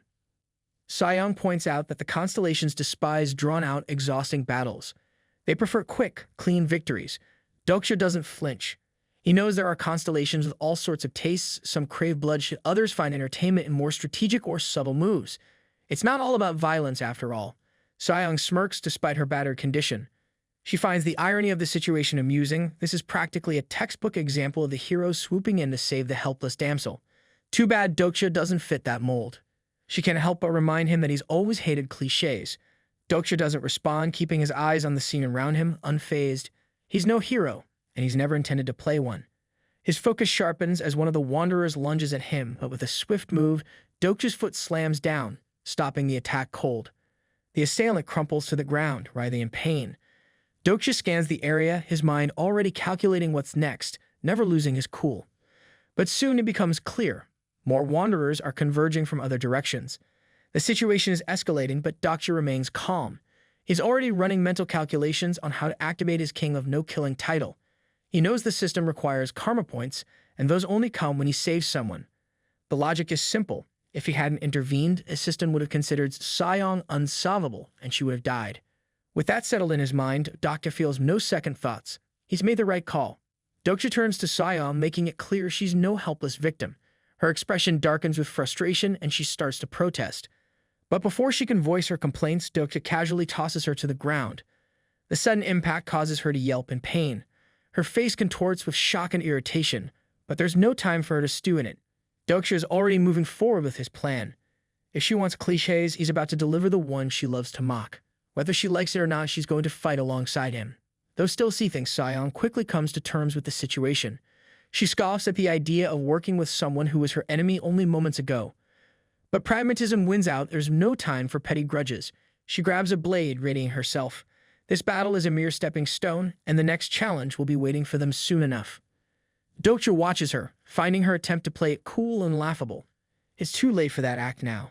The battle intensifies as they cut through their enemies with deadly precision. Dokja's blade is an extension of his will, carving through opponents with ruthless efficiency. Saiyong, though still clearly irritated, fights with equal ruthlessness, striking from behind with swift, no-nonsense strikes that pierce their enemies' chests. Together, they cut through their enemies like they're nothing more than obstacles in their way. The battlefield is a horrific sight. Blood stains the ground, soaking the earth as their enemies drop one after the other. It's a massacre, relentless and brutal, with no sign of slowing. Each strike is deliberate, calculated, as if every move has been executed with surgical precision, the air thick with the stench of blood. There's no room for resistance. Their enemies are methodically eliminated, one wave at a time. The coin farm, once a symbol of profit and power, is reduced to a lifeless wasteland of carnage and chaos. Despite her obvious exhaustion, Saiyong can't suppress a grin. The battle has been taxing, but the spoils, the rewards are more than worth it. The pile of coins growing beside them is substantial, impressive even. Dokja takes a quick glance at the pile, mentally tallying the haul.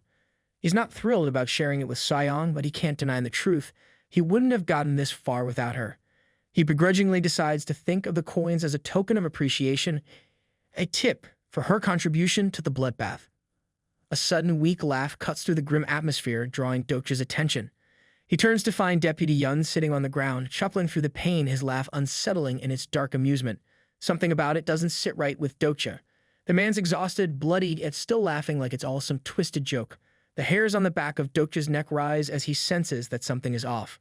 When Yun finally speaks, his words come slow and heavy, dripping with mockery. He claims that he expected this, he predicted it all, including Dokja's eventual rise. He even mentions rumors, which catches Dokja completely off guard. What rumors? Who's been talking about him? Before he can process the implications, Saiyong wastes no time in taking action. With a swift, merciless motion, Saiyong brings her blade down, severing Yun's head in one clean strike. Blood splatters into the air, the grotesque spray painting the battlefield as his lifeless body slumps to the ground. She wipes her blade clean, her expression unchanged. There's no hesitation, no remorse. To her, Yun's final words were nothing but meaningless ramblings from a man who had overstayed his welcome.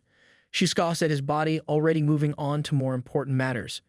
In her eyes, Yun was nothing but an irrelevant footnote in this chaotic story. As Saiyong turns back to Dokja, she notices a subtle change in his demeanor, something different in the way he's looking at the lifeless body. Her curiosity piques, and she asks if he feels any sorrow for Yun's death. Dokja denies it, but his silence speaks volumes. His thoughts drift back to old memories, to a time before the bloodshed and the madness. A time when he and Yun had been more than enemies, when things hadn't yet descended into violence. But he doesn't voice these thoughts. The past is a different life, one far removed from the one he's living now. Saiyong, unimpressed by his introspection, doesn't waste time on sentimentality. She points out his mistake. He let Yun talk too long, wasting precious time. The constellations, she reminds him, aren't interested in speeches. They want results, not hesitation. Time is money, and in their world, hesitation costs both. Dokja takes a moment to process her words. Of course, Saiyong isn't concerned with his feelings. Her criticism isn't about his emotional state, it's about efficiency. She's all about getting things done as quickly as possible, a mindset forged in the brutal reality they both face. Dokja scoffs, dismissing her point. She's wrong, he thinks. The fastest way to make coins isn't always about rushing in for the kill. There's more to this than just immediate action. Sometimes you have to play the long game. It's about balance, letting the victim speak, letting their fear build up. That's where the real reward comes. The constellations enjoy a proper build-up before the final moment, not something rushed or incomplete. If there's no proper tension, there's no catharsis. Saiyong, ever the confident one, disagrees. She believes the constellations prefer quick, immediate executions. She argues that there's no need for drawn-out endings. Dokja isn't even an author, so what would he know about what the audience wants? Dokja meets her gaze with a steady certainty. He doesn't need to be an author to know what works. He's a reader, and readers always understand better than anyone else. Ignoring Saiyong, he turns his attention to the scattered items around him. Most of the things around him are useless, broken weapons and scraps of clothing. But among the mess, he finds something of value, an old gentleman's suit. It's not in perfect condition, but it will do. He takes a moment to examine the suit and puts it on. The defense isn't high, but it's still better than the worn-out robe of the great monk Sumyong he's been wearing. At least it offers some protection, and right now, that's enough. Once he adjusts the suit, a couple of system messages pop up. The system acknowledges that he saved someone of his kind, and as a result, his karma points increase by 1. The people who were saved by his actions start murmuring among themselves. Their voices mix with awe and uncertainty as they look at him, recognizing him as the man who fought for them. They wonder if he's truly won, but before they can approach him, Dokja raises his hand, stopping them from speaking. He's done what he can, but from here on out, they're on their own. It might seem harsh, but Dokja knows he can't afford to take care of them. He has his own path to follow. Still, he doesn't leave them completely without direction. He points to the items scattered around, telling them to take what they need. There are supplies left, and if they want to survive, they have to use them. He also advises them to head toward Chungmoro, where they might find others who can help them. Before Dokja can finish speaking, the crowd starts moving. People rush forward, grabbing anything they can find, their eyes burning with new determination. Hope flickers inside them once more. Dokja watches the scene unfold, and in that moment, he finally understands why the Dokja brought him here. The people, who were victims just moments ago, are now turning on each other. Weapons are gripped tightly in their hands, and what was once fear has transformed into pure greed. They're ready to fight for survival. Their desperation erases the last bits of their humanity. The air fills with shouts as arguments break out. People accuse each other of stealing, and the chaos grows. They lunge at each other, ready to hurt someone just to claim a better weapon or a slightly more useful item. This world is one without a king, without order, without any laws, and without anyone to enforce morality. Everything has fallen apart into utter chaos. The rules that once held society together have become useless, and now the true nature of humanity is coming to light. The Dokja wanted him to see this. It was no accident. In a world without a ruler, only the strong will have control over the future. Sayong stands tall before the chaotic crowd, her voice cutting through the madness. She scolds them harshly, asking if they've lost their minds. They're acting like wild animals, fighting among themselves when they should be working together. If they really want to survive, they need to use their brains, not just their fists. Who knows when they'll face another situation like this? Turning on each other now will only make them weaker. The people who were once filled with rage now shift their focus to Sayong. Their anger is replaced, if only for a moment, with uncertainty. Sayong points out that they already have enough weapons and supplies. Grabbing a few more items won't make them stronger against the real dangers that lie ahead. If they want to survive, they need to find allies they can trust, people who will watch their backs. That's just common sense. Dokja listens closely, his eyes narrowing. The words she speaks are familiar. He recognizes that line. It's not her own, and as he opens his mouth to confront her, Sayong quickly cuts him off. Without missing a beat, she reinforces her point, urging the survivors to act like they have some sense. Then she turns on her heels and bolts away, but her stamina is clearly low. She won't get far with her hesitation. Dokja takes off, running after her. Sayong glances over her shoulder, alarm flashing in her eyes. She demands to know why he's following her, but Dokja doesn't care about her question. His mind is focused on the words she just used. That line about finding trustworthy allies before becoming undefeatable wasn't hers. It's from the novel. Dokja remembers that exact line. Jong Huk had said those same words to survivors who came to him for guidance. Sayong denies it, claiming that the line comes from her own novel. But if that's true, then why is she running away? Dokja doesn't let up, easily closing the distance between them. It's clear she won't admit to plagiarizing the novel, but that doesn't matter to him. He catches up to her and grabs her firmly from behind, stopping her in her tracks. He reminds her that he helped her earlier, which means she still owes him. Sayong protests, confused by his words, but Dokja doesn't care about her confusion. He gets straight to the point. If she has a power bank, he needs it. Frustration crosses Sayong's face as she grits her teeth. She argues back, claiming that he probably has plenty of his own. Sayong pulls out her phone, showing him the dimly lit screen. She insists that she has no power left in her bank and tilts the phone toward him, revealing that her battery is only at 40%. Dokja, however, isn't interested in her battery. He has another request. He asks to see her novel. Sayong immediately refuses, her voice firm. If he wants to read it, she tells him, he'll have to pay for it. Dokja ignores her protests and swiftly gets the phone from her hands. He points out the obvious: there's no way to make any payments when all the servers are down. Sayong reacts instantly, her frustration turning into action. She lunges toward him, trying to grab her phone back. Her smaller frame works against her, and no matter how much she stretches her arm, she can't reach it. But Dokja isn't focused on her frantic attempts. His attention's on the contents of the phone. A thought crosses his mind. He wonders what if the file she has is like his own, something that only she can read. If that's the case, he needs to check. His eyes scan the text, and familiar words begin to fill his vision. He can read it. The title stands out first, S as grade infinite regressor, and as he reads more, the story unfolds before him. The protagonist, Junhyun, quietly opens his status window, eager to check out a new skill he's just obtained. He smiles to himself, reviewing his status, feeling like he's finally caught a break. Luck is on his side this time. Dokja can't help himself. He mutters under his breath, calling it exactly what it is, plagiarism at its finest. Sayoung, still struggling to get her phone back, protests, but Dokja points out the obvious. The character profile is an exact copy from Ways of Survival. She hasn't even bothered to make any real changes. Sayoung snaps back, defensive. Dokja doesn't stop, pressing her further, and he soon finds more evidence. Even the protagonist's name is a dead giveaway. There's a typo, written as Jongyun. If the original author saw this, it would be impossible to deny. The proof is right there in front of them. Dokja even questions if she just copied and pasted the entire thing. Sayoung grits her teeth, frustration reaching its peak. Dokja doesn't back down, pushing for a final question. He wants to know exactly how many episodes she's read from the original novel. Sayoung, caught off guard, answers before she realizes what she's doing. 99. A moment later, she curses under her breath, the realization hitting her.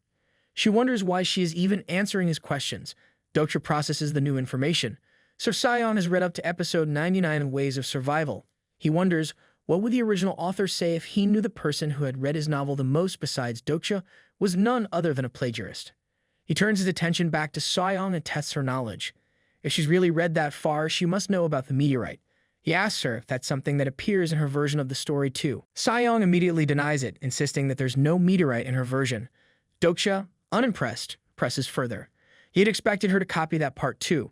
Frustration flashes across Sayoung's face as she corrects him. While there's no meteorite, her story does feature something called the sealing stone.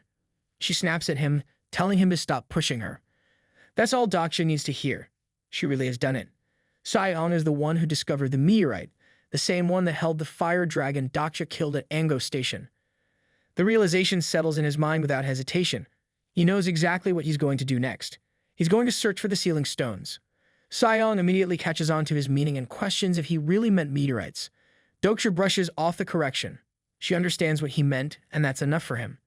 What matters now is that she has knowledge about them. But as their conversation continues, another thought crosses his mind. He remembers putting the fire dragon up for auction. He wonders if they've been sold yet.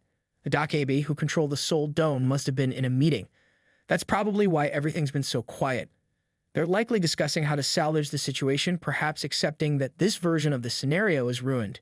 If that's the case, they might as well sell as many coin products as possible to make up for the loss. For a brief moment, Dokja ignores Sayoung, trying to call out to the Dokja, but there's no response. Then, at that exact moment, the exchange window and the Dokja bag window pop open at the same time. Dokja scoffs at the timing. Even when BI is too busy to respond to messages, they always make sure to push advertisements and sales. Curious, Dokja carefully checks the store. What he sees next completely surprises him. Every item he had put up for auction has been sold. Someone actually bought them at those prices. Even the bone he had listed, just because he had nowhere else to store it, has been taken. For a brief moment, Dokja can't help but wonder who in the world would make such a purchase. He glances over the auction results and sighs. If he had known they would sell this quickly, he should have listed them at 99,999 coins. Instead, he starts mentally listing the few constellations who could afford such a high price. There's Anna Croft, backed by a powerful nebula. Then there's Ranveer Khan from India, known for his vast resources. Faye from China is another strong candidate.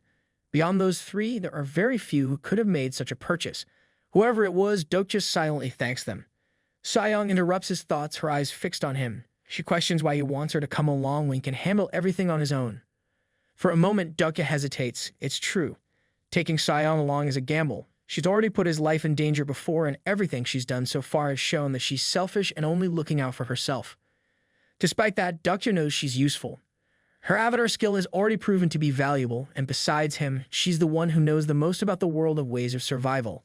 That knowledge makes her important enough to keep around. Dokja remembers the words she said earlier about how finding trustworthy allies is the key to survival. He pulls out an item he just bought. A message appears in his vision, confirming that the temporary pledge item has been used. It's not a binding contract like the support one, but it will serve its purpose for now. Sayoung reacts right away, furious. She refuses to sign anything, glaring at him as though he's insulted her pride. Dokja stays calm, telling her that he's not forcing her to do anything. But her frustration doesn't go away. Sayoung has never followed orders from anyone, and she's not about to start now. Dokja simply tells her that there's always a first time for everything. He's not backing down. Sion is irritated. She grits her teeth and agrees to his offer, but only under one condition. They will have to share information. She makes it clear that she has many questions for him, and you will need to answer them truthfully. She warns him that if he lies, she will know because she has the lie detection skill. A notification pops up in his vision, confirming that Sion has activated her skill. Without wasting any time, she demands to know what his attribute is. Dokja doesn't hesitate and simply answers that he doesn't know. Another message appears, confirming that Sion's skill has verified the truth of his words. For the first time, her expression shifts, shock flickering in her eyes as she realizes he's telling the truth. Sion stares at the system message, disbelief written all over her face. She taps her temple, her confusion clear. It's as though she can't quite process what just happened. For a moment, she seems to wonder if her lie detection skill is malfunctioning. Dokja remains calm and explains that the skill is working just fine. He urges her to continue with her questions but reminds her that she only has 3 and she's already used one. Sion hesitates for a moment, but then presses forward with the next question, the one he expected. She demands to know why he gave up the absolute throne. Dokja had seen this coming. Sion's frustration boils over as she accuses him of ruining everything. She blames him for the collapse of her plans. If it weren't for him, everything would still be on track. She tells him how she worked tirelessly to prevent the end of the world, struggling to keep things together while surrounded by fools. If she had taken the throne, they would have already advanced to the next scenario. Everything would have been in motion, just as she intended. But Dokja cuts her off before she can continue. He tells her that if she had taken the throne, Saul would already be in ruin. A system notification pops up confirming that his statement is true. Sion freezes, her confidence shaken. Her eyes flick back and forth between the notification and Dokja, trying to make sense of it all. She taps her head again as if trying to figure out what just happened. It doesn't make sense. The system is verifying his words. She wonders how could that be.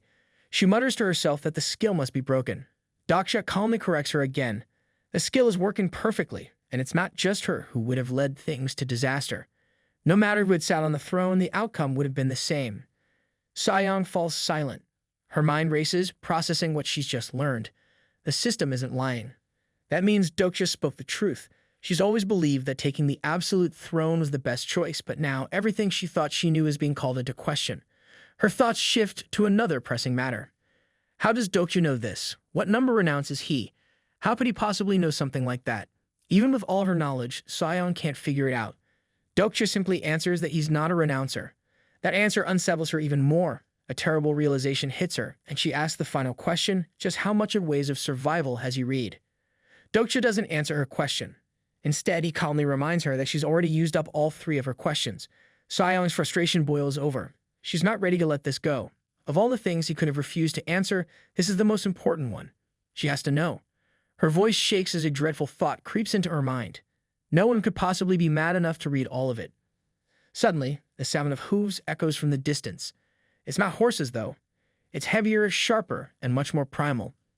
Dokja signals for Sion to remain silent. They move quickly, slipping behind a nearby building, using its shadow as cover. Something is coming. They peek out from their hiding spot, eyes scanning the scene before them. A group of large beings rushes down the street. They have human faces, but their bodies are monstrous and covered in thick fur. Their limbs are muscular and beast-like, and they move on 2 legs, but they're nearly twice the size of humans. They resemble wolves in shape, but there's an unnerving hint of humanity in their features. At the front of the group, one figure stands out, larger, more intimidating than the others. Its sharp claws glint under the light, and its gait is heavy, filled with authority. It's clearly the leader. This is a pack of humanoid demons. They're hunting. The leader growls, his voice deep and guttural, asking about the intruders. One of the wanderers, nervous and shaking, tries to explain that the attackers who destroyed their coin farms are still nearby. But before he can finish his sentence, the leader slashes his chest with one brutal, swift movement. The scene is terrifying, and Dokja, still hiding behind the building, understands the meaning behind what he's witnessing. In this collapsing world, the people known as wanderers have found different ways to survive. Some try to hold on to their humanity, working to farm coins and keep some piece of what they once were. But others, like the ones they're seeing now, have abandoned their human form entirely. They've chosen to become something else, something non-human, just to stay alive. It's clear that they must have used the meteorite, a powerful source of transformation, to change themselves. Sion's eyes narrow as she examines the leader of the group. Recognition flashes across her face. He's one of the renouncers. The realization catches Dokja off guard. He asks her how she knows this, and Sion doesn't hesitate to reveal part of her ability. As the last renounced, she can see the stats and attributes of all other renouncers. Dokja pauses, a memory flashing in his mind. Min had once said that the first disciple had come to find him when the scenario began. Now everything makes sense. Sayong's skill allows her to detect other renouncers, something Dokja had no idea about at first. She admits that she was initially suspicious of him. Her power didn't work on him, even though everything about him screamed that he was one of them. She had encountered others who refused to join her cause, some forgotten or dead, before they could make a real impact. But the beast before them was one of those people, someone who turned his back on her group and now walks a monstrous path. Sayong hadn't given it much thought back then, but seeing what this person has become, she can no longer ignore it. Dokja stares at the massive creature before him, trying to make sense of what he's witnessing. Dokja demands to know what this ugly creature used to be. Sayong, staying calm like it's just another Tuesday, answers without any doubt. The beast's name is Sung Minyu. Hearing that name feels like someone throws a cold bucket of water right on Dokja's face. This name is not from the novel, but it pokes at something buried deep in his mind. His eyes widen because the memory suddenly hits him hard. This is not just some random wanderer who lost a beauty contest and turned into a furry monster. Dokja knows this name. Only a few hours ago, he had a terrible dream about his school days. Those painful memories are carved into his mind like someone scratched them in with a broken pen. He remembers sitting in that depressing classroom, surrounded by a gang of bullies with one oversized punk standing above him, flashing a cruel smile. That boy's name was right there, stitched proudly on his school badge, Sung Minyu. There is no doubt now, this disgusting beast used to be that same school bully. Even with his face all messed up and covered in fur like a lost dog, the guy still somehow manages to wear the same annoying, mocking expression. It's almost impressive how even after mutating into a furry nightmare, Sung Minyu keeps his signature jerk attitude. The same idiot who used to laugh at smart kids and treat books like garbage is now here, turned into a walking, growling disaster. Sayong takes a serious look at the beast, analyzing him with her special ability. One thing sticks out like a sore thumb. This Sung Minyu had been a renouncer, but he did something weird. Instead of reading just the start or the whole novel like normal people, he stopped at chapter 173, right before the big ending. She wonders who quits reading a story right before the climax. Only a brainless goon like Sung Minyu would pull off something that stupid. Suddenly, Sung Minyu lifts his ugly head and sniffs the air like a hungry dog looking for scraps. His eyes lock onto the building where Dokja and Sayong are hiding.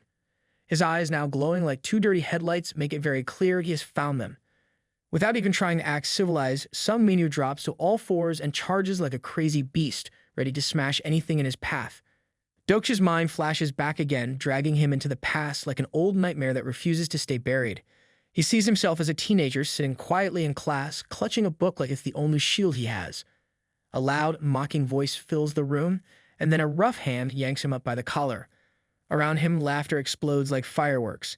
At the center of it all stands Sung Minyu, the school's #1 certified bully, treating Dokja like his personal entertainment. Now that same useless thug stands before him again, except this time Sung Minyu looks like he lost a fight with a hairdryer and came back as a monster. Without even waiting for a proper hello, Sung Minyu punches Dokja straight in the stomach. The blow is so strong that blood sprays from Dokja's mouth like a broken fountain. Pain spreads through his body instantly, each nerve screaming in misery. The beast, who is more monster than human now, demands to know who dared to destroy his precious coin farm like he is some kind of businessman and not a furry disaster. Nearby, Sayong struggles to stay standing.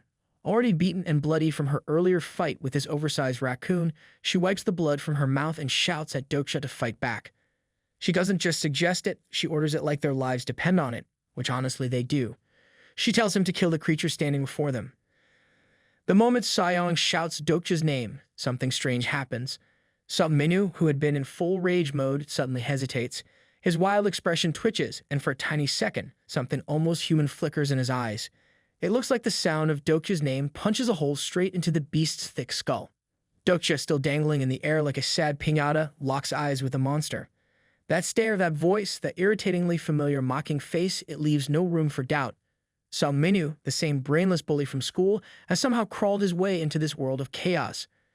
Confused, Dokja wonders, how could a guy like Sung Minyu, someone who thought reading was worse than eating vegetables, become a renouncer? It sounds about as believable as a goldfish winning a marathon. Sung Minyu had always been the typical loudmouth, the kind who believed novels were a complete waste of time. Still gripping Dokja by the collar like he owns him, Sung Minyu leans in closer, squinting at his face. Somewhere deep inside that oversized meatball he calls a brain, a memory starts to wake up. Slowly, Sung Minyu remembers. Back in the old days, he used to get Dokja's phone during class, sneer at whatever story he found, and laugh like it was the funniest thing he had ever seen. In the present, that same memory floats back into the monster's head. Sung Minyu finally pieces it together and realizes who Dokja really is. He even tries to say it out loud with his ugly beast mouth.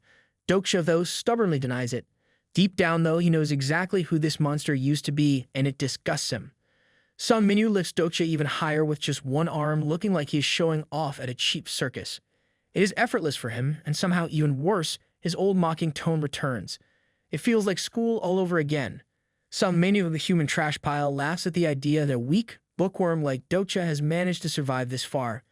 In his small brain, it is the funniest joke in the world. He mocks Dokja, calling out how he was always lost in his weird web novel, acting surprised that the loser hadn't died already. Dokja's mind races, but he refuses to give in to panic. Monsters like Sung Minyu may be Tier 6 humanoids now, but Dokja has fought worse things before, like a Tier 5 fire dragon that was definitely not handing out hugs. He forces himself to breathe, to focus. He reminds himself that he still has the fourth wall skill, the one thing that has saved his sanity countless times. Just when he tries to tap into it, a system message appears in front of his eyes. The fourth wall shakes. For the first time, something feels wrong. A strange feeling rises from deep inside him. It isn't fear this time. It is something more dangerous, realization. Then the truth hits him hard. The real problem is not Sung Minyu's brute strength. The real problem is buried inside Dokja himself.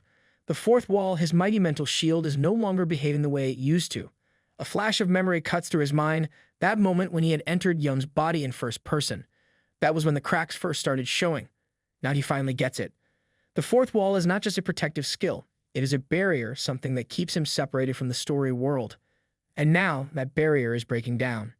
Sung Minyu, that oversized, fur-coated buffoon, stares at Dokja with an expression that almost looks curious, if curiosity had been dragged through the mud first. His jaw stretches unnaturally wide, and his eyes gleam with a hunger that makes his skin crawl. Instead of just punching more, the monster demands something even weirder. He wants to know about the story Dokja used to read. He acts like a starving man begging for a menu. Dokja's heart pounds hard enough to echo in his ears, but strangely, his thoughts stay sharp. The fourth wall, that mysterious skill that had always made the world feel like a fiction, is starting to fall apart. It had always kept him calm, distant, like a reader flipping pages instead of living through nightmares. But now that invisible safety net snaps like a weak thread. Before Dokja can react, Sung Minyu throws him like a sack of trash across the ground. His body slams against the rough asphalt, bouncing and scraping before crashing hard into a concrete wall. His vision spins and blurs, pain lighting up every nerve in his body. Each breath feels like dragging air through broken glass. Flat on the ground, bloodied and gasping, Dokja turns his head upward. Above him, the sky looks heavy and dark. Clouds gather thick and slow, looking harmless to anyone else. But he knows better. Those clouds are not ordinary. They are the warning signs. The Great Hall is about to descend. Dokja knows the brewing storm isn't just bad weather. It is a sign, a huge, flashing warning that something much bigger is on the way. Even with pain screaming through his body, his mind refuses to stop working. He continues to analyze the battlefield like a machine. Fast decisions, sharp predictions, no hesitation. It feels almost unnatural, like he's not even inside his own body anymore, like he is simply a character being watched by someone else. All of it is thanks to the fourth wall. This strange power lets him survive by making the brutal reality feel like a distant story. It is like reading about a car crash instead of sitting in the driver's seat. But suddenly, Soyoung's voice slices through the heavy noise around him. Her voice is raw, full of frustration, anger, and the kind of desperation that would make anyone with the heart flinch. She reminds him, practically yells into his soul, that he had made a promise she had believed in. And yet here he is, lying uselessly on the ground, buried in thoughts instead of moving his feet. Soyoung is already at her breaking point. Her avatars fight with everything they have, trying to hold back the disaster known as Sung Minyu and the extra werewolf buddy he brought to the party. Her nose bleeds freely, her body trembling, veins bulging under the massive pressure. She throws every ounce of magic, every drop of strength into holding things together, but the cracks are starting to show. Still, she does not give up. Her voice rises again, demanding to know why Dokja is standing there like a confused NPC, letting her carry all the weight alone.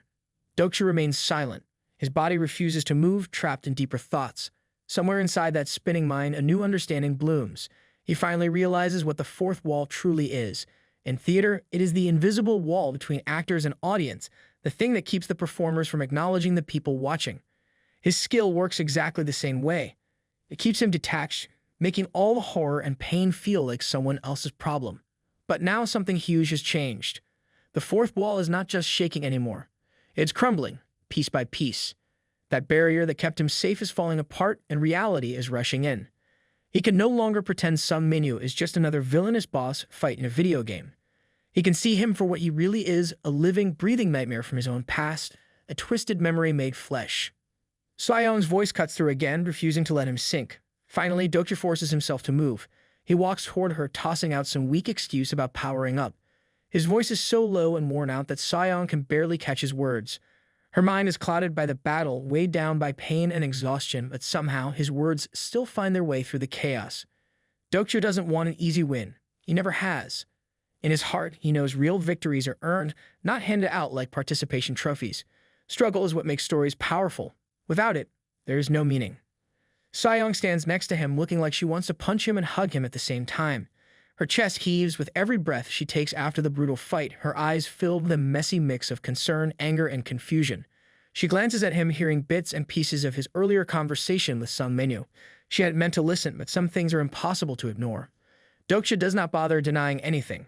He quietly admits that he knows Sun Menu from the past. That name is carved into his memories, deep and painful, like an ugly scar that refuses to fade. It is not just a silly childhood grudge either. It is real trauma, the kind that clings to you like a bad smell long after the event is over. But Dokja brushes it off casually, pretending it is nothing, like trying to cover a leaking dam with duct tape. This only makes Sion even more annoyed. Sion, who clearly has zero patience for this kind of emotional self-sabotage, does not understand how anyone could talk about trauma like it's a minor paper cut. In her world, pain is serious business. She even offers to help him, standing there, trying to hand him the kind of magical encouragement that usually gives heroes crazy power-ups in novels. That you can do it, kind of words that spark world-ending transformations. But Dokja is not buying it. He reminds himself quietly, and probably hurts Sion's feelings a little, that he is not Hyunsung. He is not the type of hero who grows wings and saves the day just because someone claps their hands and says, "Believe in yourself." Pain flashes through Dokja's body, sharp and cruel, especially at the spot where Sun Minu's earlier attack landed. It feels worse than he expected, like his ribs are trying to hold a party without him. A grim realization hits him. The fourth wall, his precious shield against the horror of reality, is not working like it used to. That sense of detachment, the comfort that made pain and fear seem like distant, unreal things, is slipping away. He forces himself to look directly at the nightmare standing ahead. Sun Minu? No, that thing can't even be called Sun Minu anymore. The creature standing there is nothing more than a monster, a two-legged beast that has borrowed a human mask. The boy who once shoved Dokja into lockers for fun has been long gone, replaced by something even uglier. Dokja reminds himself firmly that he is 28 years old now. He is not the small, trembling 17-year-old kid who used to hide in library corners just to avoid being noticed. If the fourth wall crumbles every time a ghost from the past appears, then there is no point in surviving this far. He has to be stronger. He will be stronger. Almost like the world itself is listening to his determination, a new system message pops up. A bounty scenario appears, blinking urgently. Its title hits like a hammer. Overcome your trauma. The objective is brutally simple. Face the past. Defeat it. Do it fast, or keep dragging the broken pieces forever. The constellations, those cosmic busybodies who love drama, clearly requested this scenario. Especially the ones who knew exactly how it felt to realize things too late. Dokja turns to Sion. She is bleeding, exhausted, standing only by sheer stubbornness. Her spirit is fierce, but her body is ready to collapse. He tells her firmly to stand back. She has already done more than enough. Sion, stubborn as ever, looks ready to argue. But when she meets his eyes filled with a fire that wasn't there before, her protest dies in her throat. She understands. This is his fight now. In that critical moment, Dokja makes his move. He pours a massive flood of coins into his stats, focusing everything on strength and agility like a man betting all his chips on a single hand. The changes hit him instantly, burning through his muscles like wildfire, waking up every fiber of his tired body. Drawing the blade of faith, Dokja channels its ether effect, weaving pure holy energy into the weapon. Light dances across the blade's surface, looking like the sword itself has decided to cosplay as a divine relic. Deep inside, Dokja reassures himself there is no real reason for him to lose here. Not anymore. The fourth wall had shaken his heart for a moment, but that moment is over. Fear still lingers at the edges of his mind, but it no longer rules him. Alongside the fear now stands clarity, the unshakable knowledge that he has everything he needs. Power, skills, the burning will to fight. He is not here just to survive anymore. He is here to end the nightmare he has been running from his entire life. Scanning the battlefield, his eyes lock onto Sung Minyu like a hunter spotting prey. Behind him, Sayon calls out, worried but hopeful, sensing something powerful awakening inside Dokja. He doesn't answer with words, only with a calm glance filled with steel-hard determination. Even Sung Minyu, who has the brainpower of a potato and the charm of a wet sock, notices the shift. The air around Dokja is completely different now. No longer trembling like some scared high school kid, Dokja now looks like someone who has finally decided to punch his own demons in the face. Dokja closes his eyes for a second, breathing in deep and exhaling all the fear out of his lungs.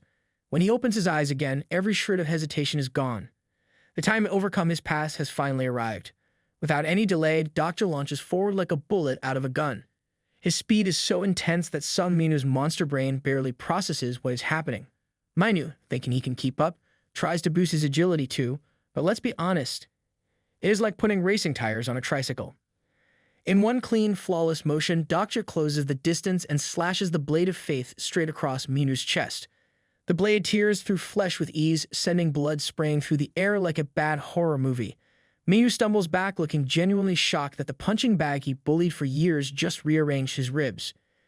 Even though Minyu tries to leap away, clumsily resisting the force of the attack, Dokja is not done. He slams even more coins into his agility stat, ignoring the sharp pain of the system message flashing before his eyes. Now swiftness courses through him like he's been plugged into lightning itself.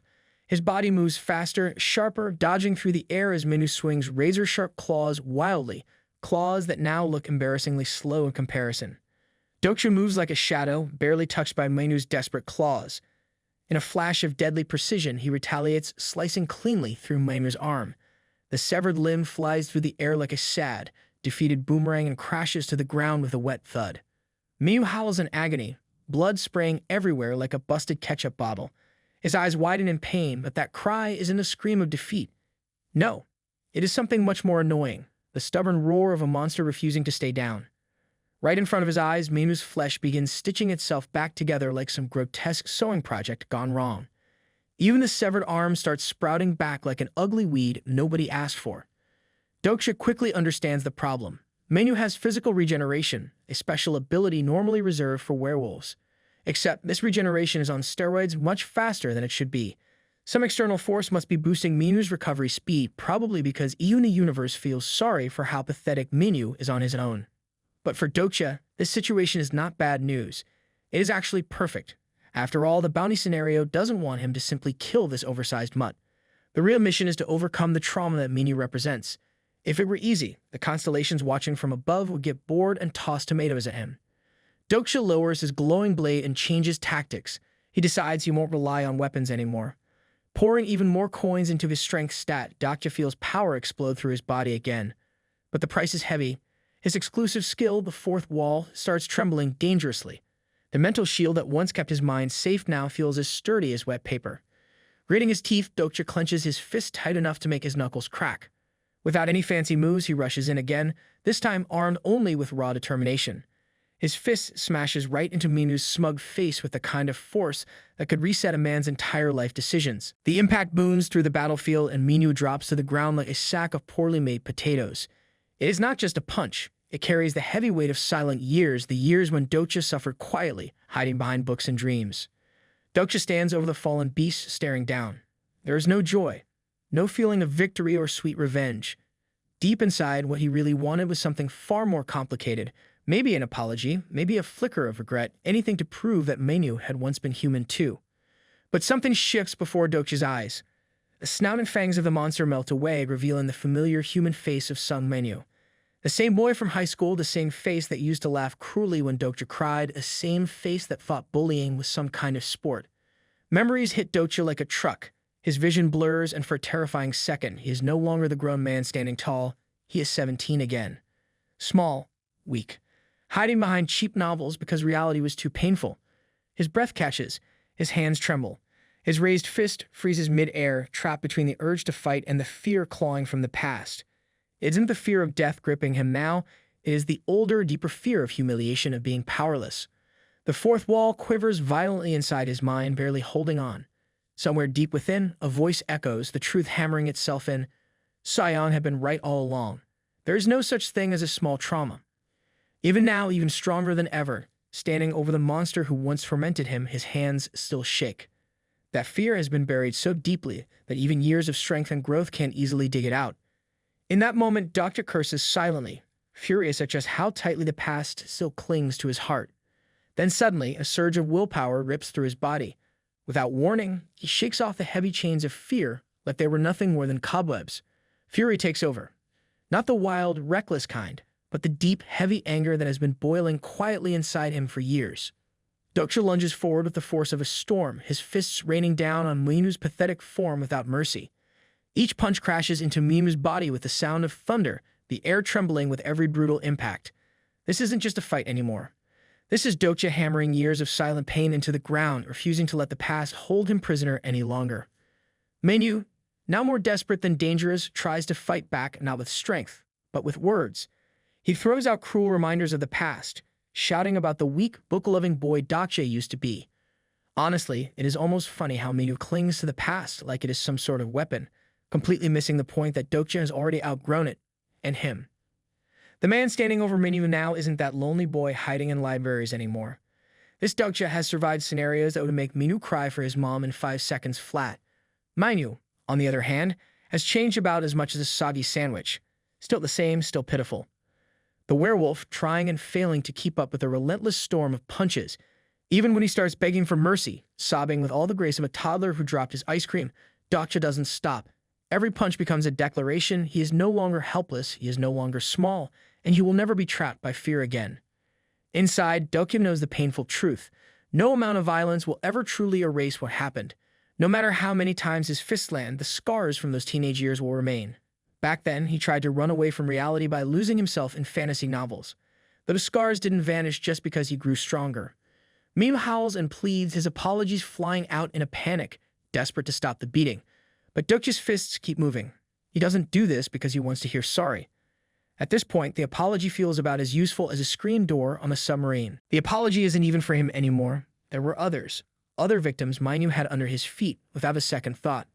The pain caused by Minu isn't just Dokja's burden to bear alone. Minu, being the genius he is, looks completely confused. He has no idea why Dokja isn't stopping. For a moment, Dokja pauses, breathing heavily. Deep down, he recognizes the truth. He knows Minu was young and foolish back then. Just another dumb kid who didn't realize how deep his cruelty could cut. Dokja understands that now as an adult. He knows that this violence doesn't fix anything. It is like trying to fill a broken jar with more cracks. A thought strikes him hard. He remembers Jungyuk. What would that cold-hearted survivor have done in a situation like this? Memories from the novel flood Dokja's mind. In one of those scenes, Jungyuk faces the people who betrayed him. No hesitation. No mercy. His sword cuts them down again and again, slicing through flesh, bone, and whatever sad excuses they have for regrets. For Jungyuk, betrayal gets one punishment: destruction. Standing over Minu's broken form, Dokja suddenly laughs. A sharp, unexpected laugh that bursts out of him before he can stop it. Minu, battered and terrified, stares up at him with wide, confused eyes like a dog that just realized the mailman is invincible. He can't understand why Dokja is laughing. But Dokja isn't really thinking about Minu anymore. His mind is somewhere else, somewhere far ahead. He realizes something important. If Jungyuk were here, Minu would already be chopped into mincemeat without a second thought. Compared to that merciless standard, Dokja knows he still has a long way to go. He has changed, yes. He has grown stronger, yes. But deep inside, there is still a part of him that holds back, a part that still believes in something more than just endless violence. Just then, a message flickers before his eyes, but he barely reacts. The fourth wall, that once strong barrier between him and his past, is starting to shake less. He looks at Minu's battered face, and for the first time, he feels nothing. No anger, no fear, no trembling. Just emptiness. It's the kind of peace that comes when you face something that once haunted you and discover that it no longer holds any power over you. He lets out a quiet chuckle. Even now, after everything, he still reads fantasy novels. That part of him, the one that sought escape in those stories, has never really changed. But today, he doesn't need to escape anymore. With a final crushing punch, Dokja ends it. His fist lands with such force that the very air trembles. Minu's body is sent flying across the space, crashing into the ground like a ragdoll. The impact rips through the asphalt, and the sound of destruction echoes in every direction. Dokja watches as Minu's broken body skids across the street and slams into a building. He doesn't feel satisfaction. The battle is over, but there's no joy in the victory. As a system message appears, announcing that the bounty scenario has ended and the clear condition has been met, Saiyang approaches, her eyes wide with shock. She can't believe what she's seen. Dokja, an ordinary-looking man, has just taken down a werewolf with nothing but his bare hands. The other werewolves too afraid to face him in every direction. But Dokja doesn't care. He's not interested in boasting about the kill. Minyu isn't dead yet, and Dokja knows that the real battle, the one that's been haunting him for years, isn't over. He feels the fourth wall inside him no longer trembling as it did before. The trauma isn't completely gone, but now it's something he can stand against. Step by step, he is becoming stronger, not just physically, but mentally as well. Then another message appears before him. A constellation, one who has overcome their own trials too late, has taken notice of Dokja. It offers him a gift, a stigma. It's a power born from enduring great hardship. As Dokja reads the message, his eyes widen. He has gained self-justification, a skill that creates a mental defense system protecting him from being overwhelmed by trauma.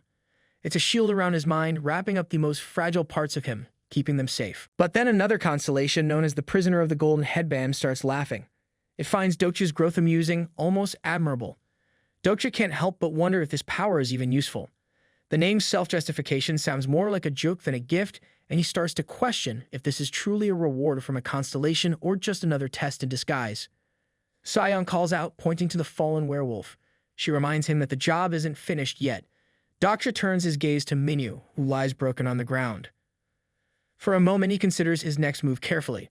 The being in front of him isn't human anymore. Killing it wouldn't break any scenario rules. In fact, the constellations watching from their thrones are likely hoping for some bloodshed. They are watching with eager eyes, hungry for more violence.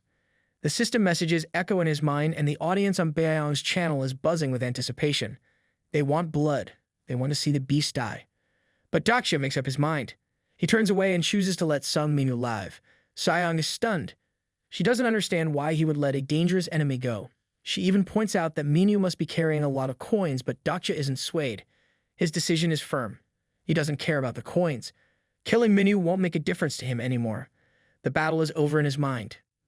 Saiyang, after a moment of hesitation, asks if she can finish the job herself. Dokja gives a small shrug. He warns her softly that she might regret it, but he doesn't elaborate. He leaves it up to her without any hesitation. Saiyang steps forward with cold precision. Her blade pierces Sung Minyu, ending the last remnants of the creature before them. Sung Minyu's body twitches once, then falls, lifeless. A flood of system notifications fills Saiyang's vision. At first, she scans through them quickly, thinking they might be usual messages about rewards and coins. But then she freezes. Her eyes widen in shock. The messages are not about anything positive. Instead, they carry warnings. A powerful entity has taken notice of her, and the system confirms it. The Demon King, the architect of discord, has marked her. The one who orchestrates chaos has now made her a target. Her heart drops. She stumbles backward, fear paralyzing her. A scream escapes her as the weight of the consequences crashes down on her all at once. Dokja, standing nearby, quietly chuckles. He saw this coming. He predicted this very outcome. The smile on his face is smug, like a teacher who's seen a student ignore warnings and then finally pays the price. Saiyang glares at him, eyes filled with anger. But it's useless. Her furious stare doesn't even make him flinch. What just happened cannot be undone. The Demon King's attention has been drawn, and that's something she can't simply talk her way out of. Dokja knows this goes beyond just the constellations. There are beings far more dangerous lurking in the shadows, and they have their own rules. The Demon Kings are the worst of these entities. They are ancient, powerful, and then can always play by the same rules as the constellations. Some of them have chosen to remain in the shadows, watching from afar, refusing to take on the roles of constellations. Andres, the architect of discord, is one of them. He's a lower-ranked Demon King, part of a group of 72, but don't be fooled by his rank. He's dangerous. His symbol is a wolf, and his curses are no joke. Dokja tries to reassure Saiyang, reminding her of someone from the original novel, Manga. That man was cursed by a far more dangerous Demon King, the god of wrath and lust. Manga survived for a while, so maybe Saiyang will be fine too. Still, Dokja can't help but wonder if Manga is even alive anymore. He tells Saiyang that being cursed by someone like Andres isn't the worst thing that could happen. In fact, it might even attract some positive attention. Some constellations might see her survival as a sign of strength and shower her with extra donations. But Saiyang isn't interested in the archangels or their sympathy. She has bigger plans. The constellation she's after doesn't exactly have a soft spot for the forces of good. She's walking her own path. This realization catches Dokja off guard. For someone as strong as Saiyong, it's surprising that she hasn't chosen a constellation yet. Most incarnations pick one early on. But Saiyong hasn't rushed. She's taken her time, smartly holding off to attract a better sponsor later based on her actions and future choices. Dokja hadn't expected her to be so careful. She makes it clear that she didn't fail to get a sponsor. She simply hasn't accepted one yet. This is her first regression, and she's not about to rush into anything. She wants to make the right choice. Dokja nods, acknowledging that Saiyong is right to be cautious. But now, curiosity stirs inside him. He wonders who she's planning to choose as her constellation. A confident smile spreads across Saiyong's face when she answers. The constellation she's eyeing has already shown interest in her. She names it with pride, the Abyssal Black Flame Dragon. Dokja feels a cold shiver crawl down his spine at the mention of the name. Memories of the original novel flood his mind. That very constellation had once sponsored Kim Namwoon, the delusional demon, infamous for his insane strength and mad fighting style. Namwoon, wielding a steel sword, had been one of the strongest, but also one of the most insane. Dokja forces a casual response, pretending to approve of her choice. He calls it smart. A powerful constellation like the Abyssal Black Flame Dragon certainly sounds impressive, but his tone betrays him. His voice lacks warmth, and Saiyong notices immediately. She becomes suspicious of him, sensing his insincerity. With a sharp look, she demands to know who his supporting constellation is. Dokja tries to deflect, pretending to be jealous of her bold choice. But the system isn't fooled. A faint flicker of a notification exposes his lie.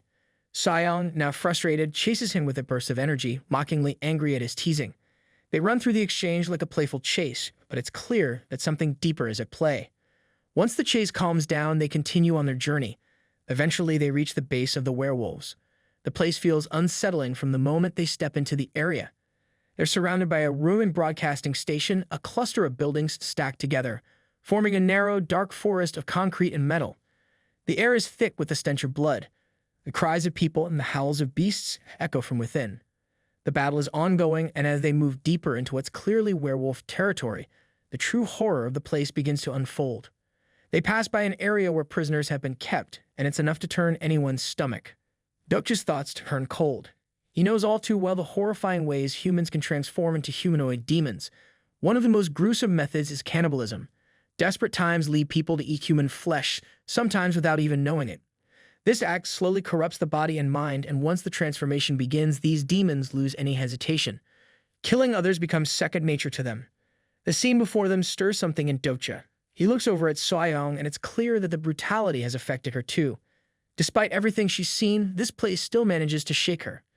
Dokja mentions something he overheard from other prophets. Rumors have spread about Saiyong's intentions. Some claim she plans to take over the world using her vast knowledge.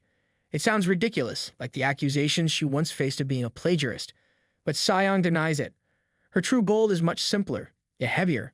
She wants to stop the world from falling apart. That's why she's gathered her disciples. That's why she's pushed forward even when the world turned against her. Dokja can't help but feel confused by the strange followers around Saiyong.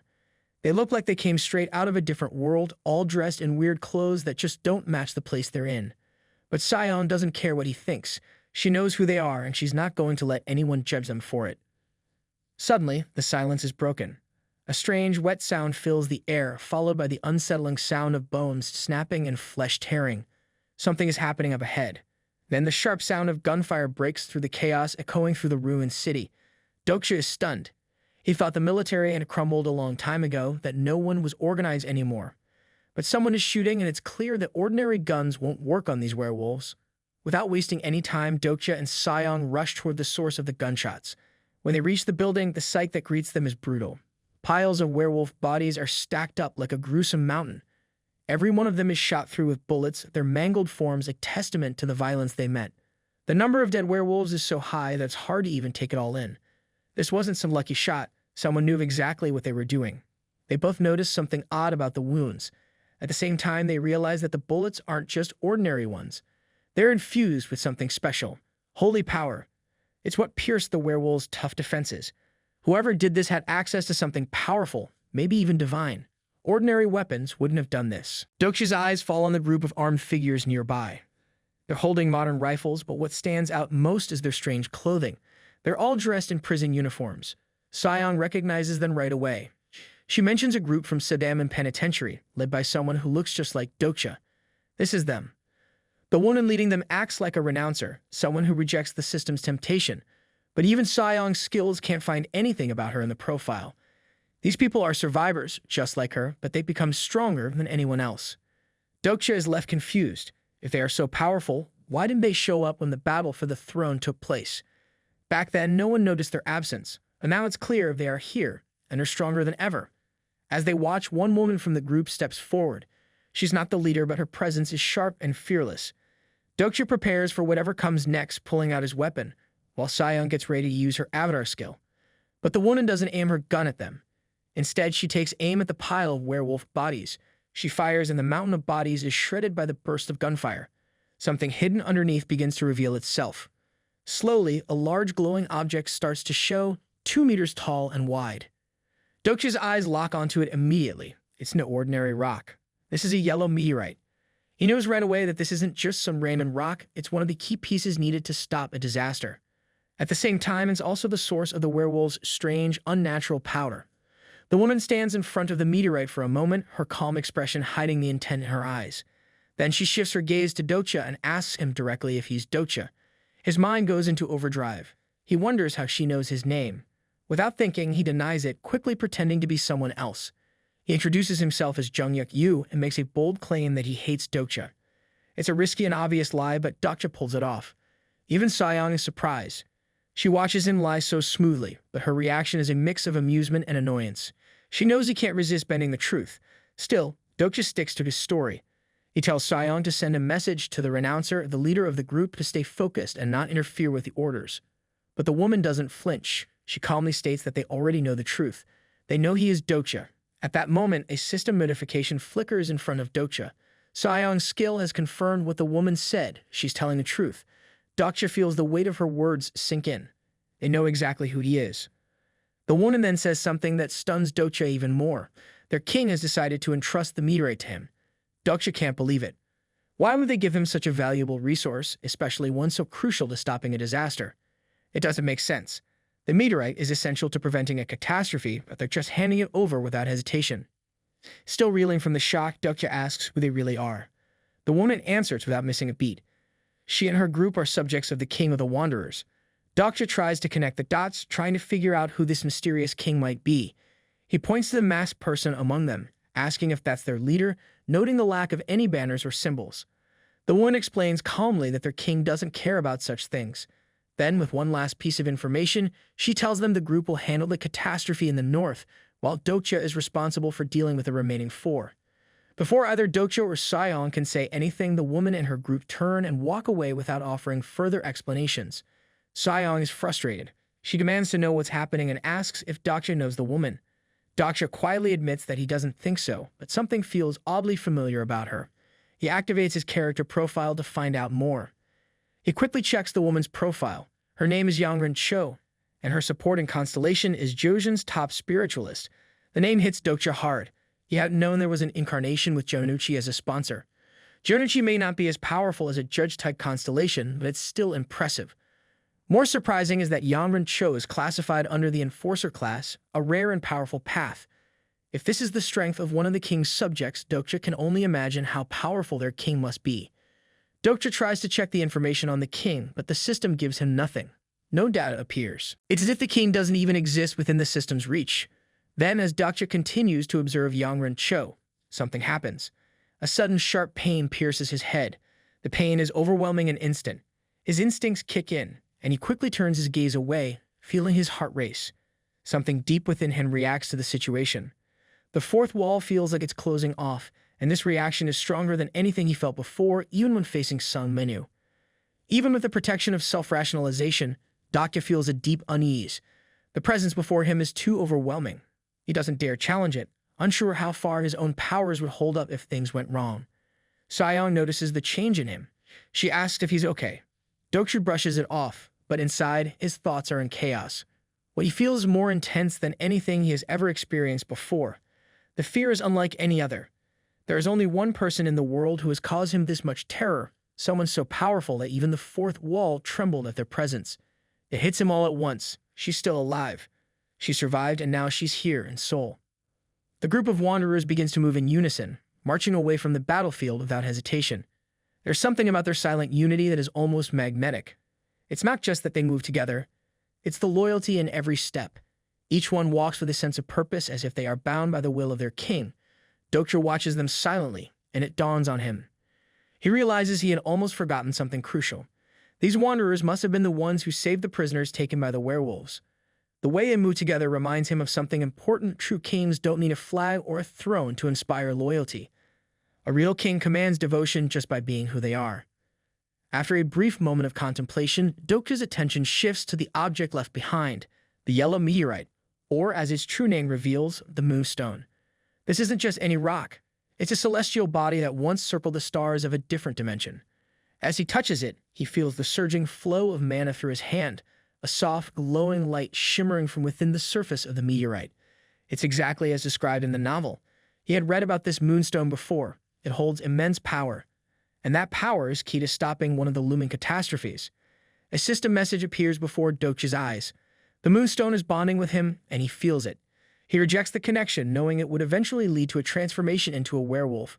That's not a fate he intends to accept, but even so, he knows the moonstone has more to offer beyond that curse. Its power is not limited to just that.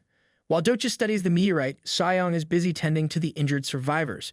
She moves through the group, offering help and perhaps looking for something more. She might be working to gain attention from higher powers, maybe even from angels or demon kings. Gaining divine support is crucial for her, after all. Dokja watches her work, recognizing it as her way of securing donations. Eventually, Sayoung calls out to him, asking if he's found anything. Dokja gives a vague answer, briefly mentioning how useful his avatar skill is. But Sayoung isn't satisfied. She presses him, wanting to know what he's really thinking, what he's not saying. There's something that's been bothering her ever since their encounter with the Wanderers. She questions the connection between Dokja and the two strange figures, especially the mysterious king who never even showed his face. Dokja admits the truth quietly himself. He didn't recognize the woman who spoke directly to him. But the masked leader, the one who stayed silent, is probably someone Dokja knows. Sayoung is confused. She remembers Dokja saying he didn't know the woman earlier, and he clarifies in his thoughts. He hadn't met Yang Cho, the one who delivered the message. The person Dokja is referring to is the masked leader, their king. This individual isn't an ordinary incarnation. She's not a renouncer, at least not in the traditional sense. And more troubling, Dokja is nearly certain she hasn't even read the novel. This revelation hits Sayoung hard.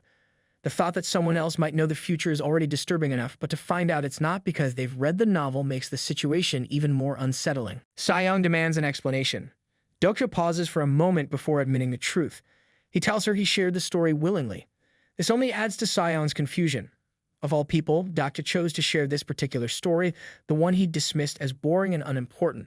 Sayoung struggles to understand his reasoning, but Dokja's response is simple. He needed something to talk about when they were together, and nothing else came to mind at that moment. Sayoung isn't satisfied with his answer. Whether he knows the woman or not, there's a bigger issue here. If someone besides them knows the future, then their advantage isn't as unique as they thought.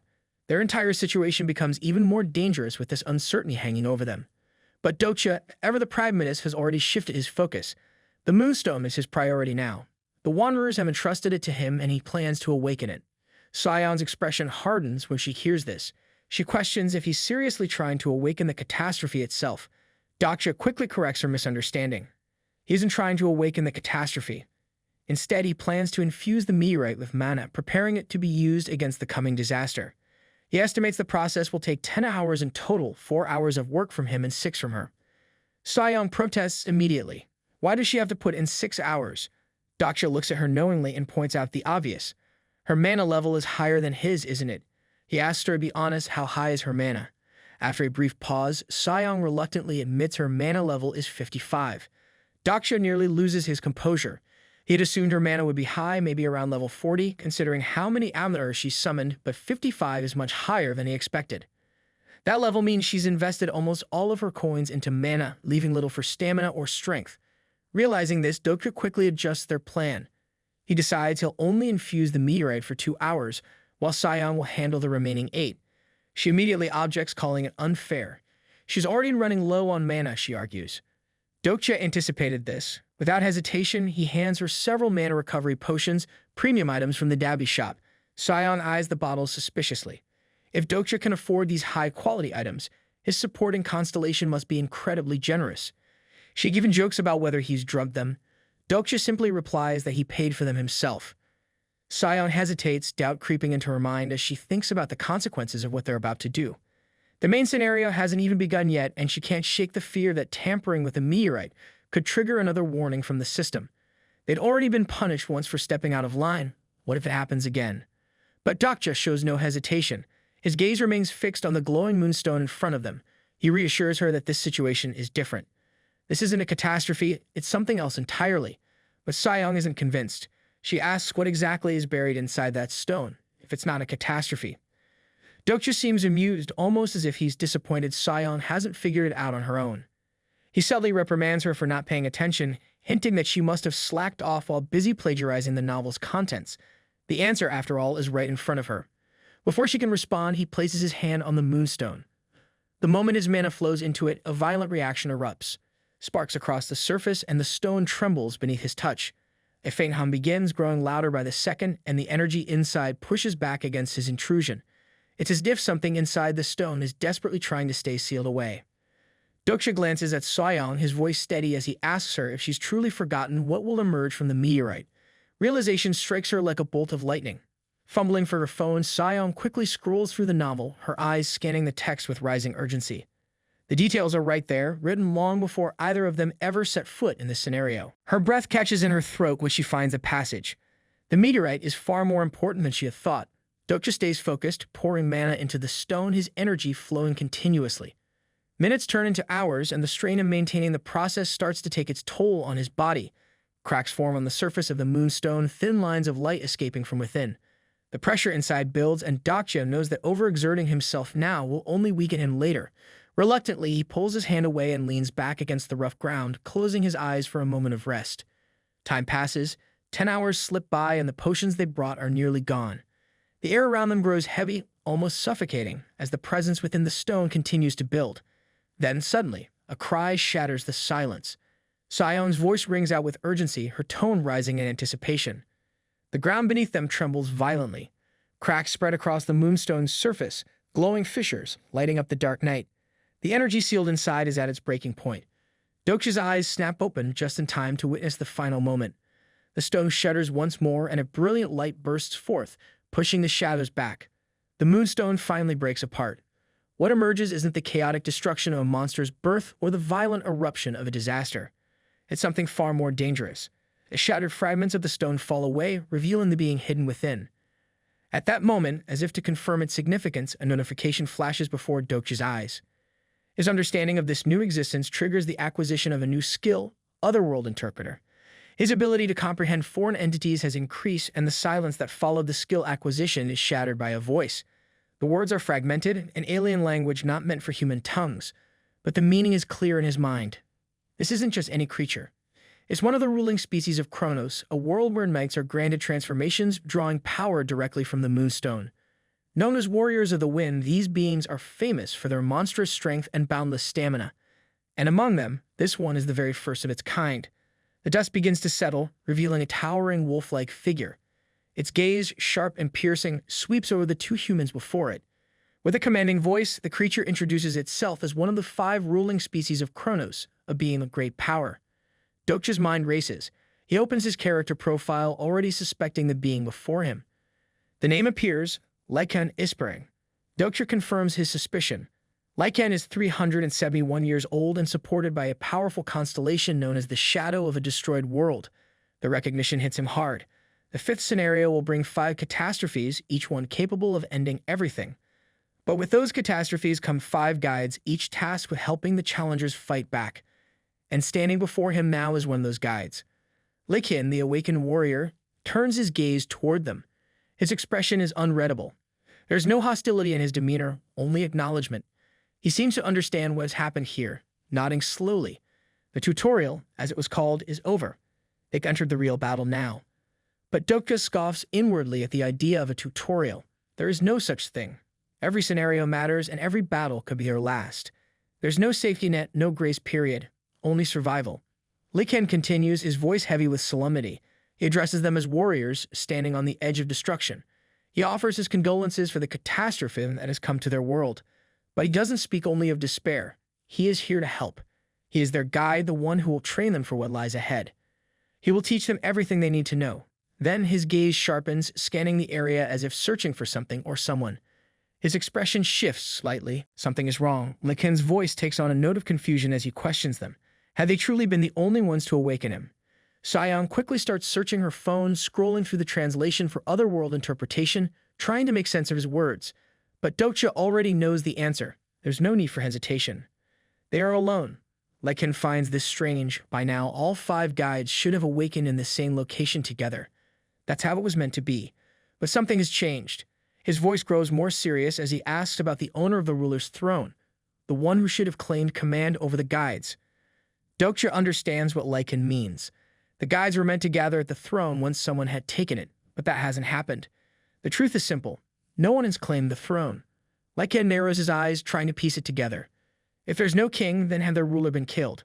That shouldn't be possible at this stage. There should be no one powerful enough to defeat the one meant to sit upon the ruler's throne. Dokja's answer is direct. No one has taken the throne to begin with. He refuses to believe that it's been ignored. The throne was meant to be claimed and not discarded. Lycan's frustration grows, his sharp claws twitching at the mere idea that such a thing could have happened. Dokja stands firm under the beast's towering presence. He expected this reaction. His expression remains calm, though the tension is thick in the air. Lycan's calm demeanor cracks as he confirms what Dokja has dreaded to accept.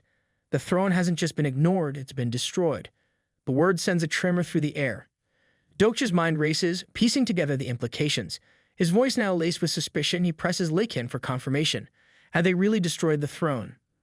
Lycan's response is a snarl. His frustration is now impossible to contain. His powerful fist clenches, his jaw tightening, and a deep, guttural growl echoes through the space. How could they have done such a reckless thing? The sheer stupidity of it fills him with rage. For centuries, Lycan's world followed the path laid out before it, obeying the will of the scenarios. And yet, these humans have dared to break the cycle. Meanwhile, Sion, who has been quietly observing the exchange, decides it's time to act. With a swift motion, she purchases the Otherworld interpreter. Her mind is already calculating the significance of this confrontation. She has little patience for Lycan's outrage. A flicker of mild amusement dances in her gaze as she watches the chaos unfold. Lycan's huge body trembles again. His thoughts break apart, struggling to understand what this all means for the world he stands in. He is nearly drowned in sorrow. That fire inside him fades, replaced by disbelief so heavy it almost crushes him. If no one carries the blessing of the great god, then this world is already lost. Not just broken, but completely doomed. Then, that old scorn comes rushing back like a storm. His eyes sharpen like blades as he turns toward the humans. In his eyes, they are nothing but fools. Worse than fools. No better than kobolds, creatures known for their stupidity, running straight into death without realizing it. These humans have done the same. They walk toward destruction like it's a festival, heads held high, completely blind to the chaos they've caused.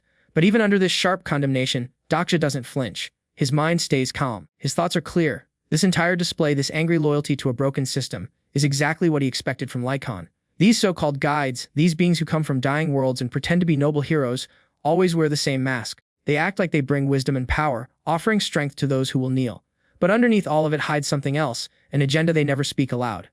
Dokja steps forward with quiet confidence. His eyes meet Lycan's, and his voice lands like iron. This massive creature, once known as the Prince of the Imyantar, used to rule the world of Kronos like a god. But now he behaves like a defeated coward, ready to throw in the towel the moment something goes off script. It's embarrassing. Lycan reacts just as expected. His pride cannot handle being lectured by a human. The idea burns him more than any flame ever could. His voice grows louder, trying to remind everyone of his greatness. He talks about the Imyantar as if they still matter. In his mind, they are a glorious race who deserve respect. He cannot believe these earthlings dare to speak as if they know pain. But Dokja does not stop. His voice stays strong and cuts through Lycan's loud nonsense like a blade through silk. Had Lycan really forgotten how his own world ended, Dokja keeps pushing. His words do not stop. The Imyantar may have ruled Kronos once. They stood above everyone else, proud and powerful. But that is all dust now. Kronos is gone, this is Earth. And just like Kronos, Earth is standing at the edge. The 5 catastrophes are coming. They have already destroyed Kronos. And not even the mighty Munta, those ancient warriors, could do a single thing to stop them. Lycan starts breathing harder. His mind fights to deny the truth, but it's no use. Then Dokja says it. The words that finally break what's left of Lycan's pride. The southern land of Kronos, the place he once ruled like a king, wasn't lost by accident. It wasn't a battle. It wasn't war. It was wiped off the map, burned into nothing, destroyed by a force beyond anything they could handle. That force had a name, Ignir. The fire dragon, a monster of endless flames and destruction. It came down like a living disaster and turned Kronos into ashes. Lycan bares his fangs. He snarls, claiming that Dokja and his companions are still underestimating what lies ahead. In his twisted view, they are nothing more than clueless insects standing on the edge of death. He believes they will all burn soon, their bodies swallowed by the same fire that once swallowed his home. The screams Lycan imagined, burning bodies and chaos devoured by flame, never came to pass. Dokja stands firm, unaffected by the horror stories. His message is clear. The fire dragon will never arrive in this world. The destruction Lycan feared has already been stopped. That fire, the one meant to erase everything, will not burn here.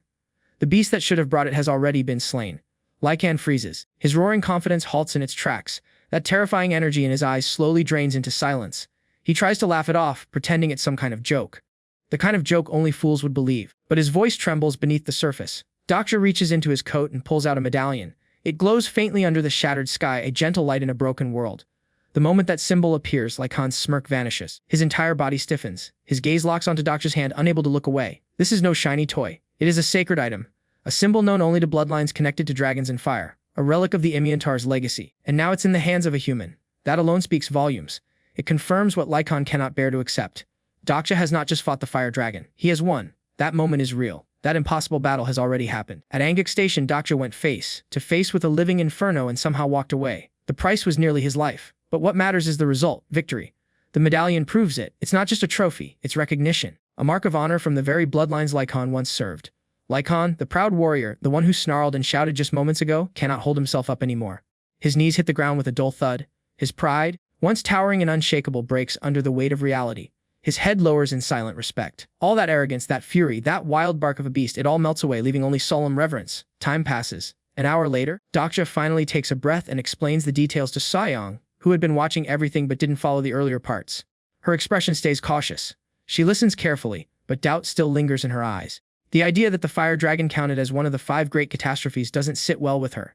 In her view, that was a lesser dragon, not the real threat. If that's true, then wouldn't that mean only 4 catastrophes are left instead of 5? The logic sounds strange to her. Too convenient. Like the system suddenly decided to make things easier for no reason. It feels like one of those cheap plot twists you find in second-rate survival stories. But Dokja sees it differently. He knows the system better than anyone.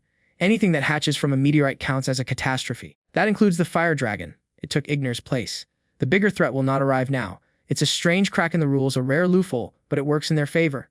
Still, Saiyang can't help but feel it's all too neat. Ignor never even appeared in the original novel. It was one of its children instead.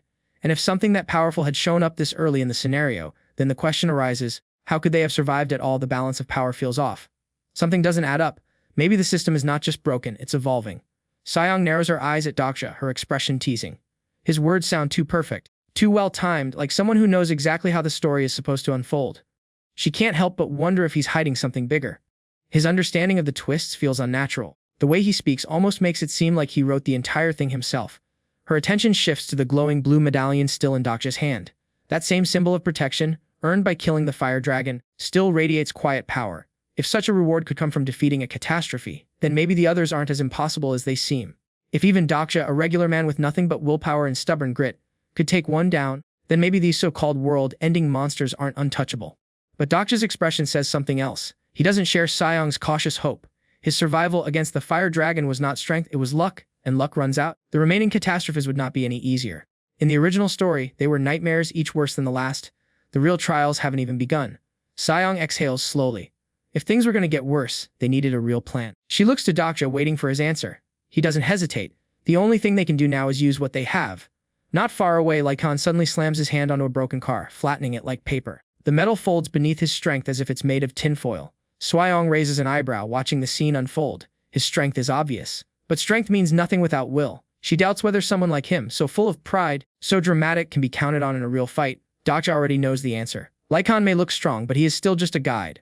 A glorified messenger from another world. Guides like him cannot fight against the catastrophes of worlds that are not their own.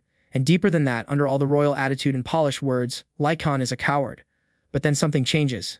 Lycan takes a step forward, lowers his head, and pledges himself without hesitation. There is no pride left in him now. Only loyalty, only obedience. He's ready to follow Dokja's command. Yet Dokja feels a strange discomfort. The way Lycan speaks to him, calling him master, makes him uneasy. The title feels wrong. Heavy, it's not what he wants to hear. Lycan, however, refuses to stop. To him, the one who carries the medallion is someone beyond question. A symbol like that cannot belong to an ordinary person. It's a sign of something greater, and Lycon has no right to speak casually to its bearer. Without asking for permission, he prepares to offer a skill passed through generations of his kind. The Way of the Wind. This is no common ability. It is a hidden art. A technique so refined, so dangerous, it allows the user to move the wind as if it were part of their own flesh. The Way of the Wind gives control over speed, precision, and freedom in battle, an edge that can shape fate itself. Dokja quietly remembers what he read in Ways of Survival. The 5 great catastrophes do not appear randomly. They rise in fixed places, northeast, southwest, and the center of Seoul. But one of them, the catastrophe of the south, is already gone. The fire dragon was meant to destroy everything. Now it lies dead. That means the first disaster has already come and gone.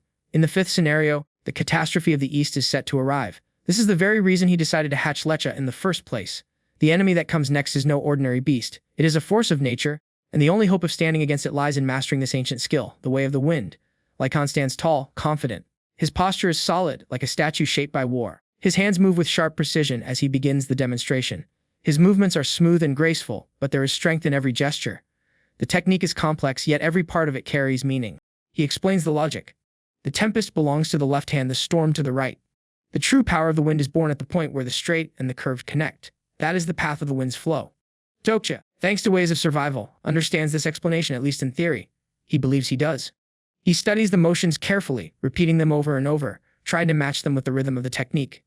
But something is off. No matter how many times he tries, the wind does not answer. Something just won't connect. Time slips by. The training stretches out for another hour. Dokja keeps trying again and again, but nothing changes. His control over the wind fails every time. The flow breaks. The movement stumbles. Eventually, Lycon speaks up. This time, his voice carries hesitation. There's regret in his tone, like he wishes he didn't have to say the words. But he does. In his eyes, Dokja simply lacks the talent for this technique. Worse, he doesn't seem to have the natural skill for any special ability at all. The words strike harder than any weapon. Dokja goes silent, lost in thought. This skill is not optional. It's a requirement. Without it, stopping the catastrophe of the East might not just be difficult, it could be impossible. If he fails, the world falls with him. In the distance, Sighing starts laughing, loud and unbothered. She finds his struggle hilarious. Dokja turns toward Lycon, demanding to know why this is happening.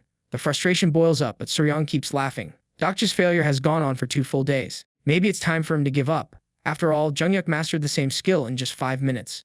That fact hits Dokja like a punch to the chest. Suryong smirks as it all. Has Dokja really been fooling himself this whole time? Thinking he was the protagonist just because things worked out a few times, just because he has made it this far doesn't mean he is Jungyuk. Reality hits hard. Pride cracks. Dokja's jaw tightens, but his mind stays sharp. He knows the theory. He understands what the technique is meant to do. The logic makes sense. The movement makes sense. But that doesn't matter. Knowing something in the head is easy. Making it real with your body is an entirely different fight. He focuses again, repeating Lycon's words in his mind. Tempest in the left hand. Storm in the right. The meeting point of straight and curve. That is where the Way of the Wind begins. Lycon watches closely. His expression shifts. He is shocked. Somehow, Dokja actually understands the true concept. He really gets it. His grasp of the theory is flawless. But it still doesn't work. Knowing something means nothing if it can't be applied. Dokja understands the idea, but execution continues to escape him. Even Lycon is confused. The explanation Dokja repeated just now, it was perfect. So perfect that even Lycon admits he couldn't have described it better himself. Dokja exhales, shaking his head. The whole thing is just another metaphor, and that is exactly the problem. Inside his mind, everything starts unraveling. He is losing grip. The more he tries to make sense of it, the more it drives him mad. The instructions, the skills, Ways of Survival itself, it's all written in riddles. Layers of mystery stacked on top of more mystery. Nothing ever explains itself clearly. Every answer feels like wind slipping through fingers. He screams inside, trying to hold it together. Understanding the theory is one thing, but how is he supposed to actually do it? In his frustration, he changes his approach. His voice stays calm, but there's sharpness behind every word. He offers a new interpretation. One wind meets another to form a force called Taeguk. When they meet again, they divide into yin and yang, opposing forces that spin into balance. Lycon stares, clearly shocked. The wolf-like warrior looks at Dokja as if he's just seen the stars rearrange themselves. That level of understanding doesn't come easily, but Dokja is done waiting for applause. He doesn't want compliments. He just wants to see results. He tells Lycon to stop being amazed and start demonstrating. Lycon nods and begins. The air shifts. Winds from different sides come rushing in, slow at first, then faster. They swirl, they clash, they pull the air into chaos. Heat and cold mix in perfect opposition. The winds balance each other just like Dokja described. Then they break apart, then come together again. This is it. Yin and yang in motion. And all Dokja can do is watch. He watches his own theory come alive, but through someone else's hands. That pride he'd been holding on to takes another hard hit. It stings. Suyoung's laughter crashes into the moment like thunder. She laughs with everything she has, holding her stomach, nearly falling over. His failure is her favorite comedy show. Dokja grits his teeth. He refuses to give up. He speaks again, louder. A new idea. What if 4 winds came together to form a wall of shield so strong nothing could break through? Then what if they clashed again, folding into a trigram, a pattern so layered that the wind could be anywhere and nowhere at once? That is what it feels like to him. Lost in a storm of thoughts, surrounded by ideas that he understands but cannot control. He says even Lycon probably can't perform that, but that storm, that confusion lives inside Dokja. Instead of laughing or mocking, Lycon does something unexpected. He bows, not with arrogance, not with obligation. This is real, deep respect, offered without pride. He thanks Dokja not with words of politeness, but with something that feels honest. Then he brings his hands together. A pressure builds. Something powerful begins to rise. Suddenly, system messages pop up in front of Dokja's eyes. The alerts are clear. Prince Lycon of the Imiantar, a 5th-grade species from another world, has reached enlightenment. His gratitude toward Dokja is real and deep. The one who once looked down on humans now bows to him with full respect. Suyong laughs even harder. Her sides hurt. Tears stream down her face. To her, this moment is comedy gold. Dokja, the stubborn hero trying to be great, ends up being the guru to a wolf prince by accident. Dokja's frustration boils again. Just as he prepares to scream at the world, the sky above roars. A loud crack tears through the air. Something, or someone, is coming. In the sky above them floats a familiar shape. The figure is translucent but radiates immense power. The Dokja has returned. Dokja wastes no time. He activates the Dokubi communication at once. Dokja looks up and finally feels a little relief. The Dokubi has returned. That strange silence after the last incident left him uneasy, especially after the drama caused by that mid-level show-off who thought he could control everything. Turns out that arrogant idiot already got what he deserved. Byung reassures Dokja that the punishment has been delivered, and that clown won't show up again until the official start of the 5th scenario. But what catches Dokja off guard is Byung's next announcement. The channel has leveled up again because of Dokja. His performance continues to bring in attention. Now Byung is being eyed for a promotion. Soon he might be promoted to a mid-level Dokubi himself. Dokja listens but doesn't seem excited. His voice sounds tired, his energy low. Byung picks up on it right away and tries to remind him of the benefits. If Byung climbs the ranks, Dokja gets better rewards, more exposure, and more power. It's supposed to be a win-win. But Dokja doesn't care about upgrades right now. His mind already moves toward the future. He wonders if Byung, after getting promoted, will just get too busy for him. Maybe the attention will fade and he'll be left behind. But Byung cuts that thought off instantly. Most incarnations are nothing but background noise to him. But Dokja is different. He's the main act, the one pulling in all the numbers. There's no way Byung is letting go of his golden ticket.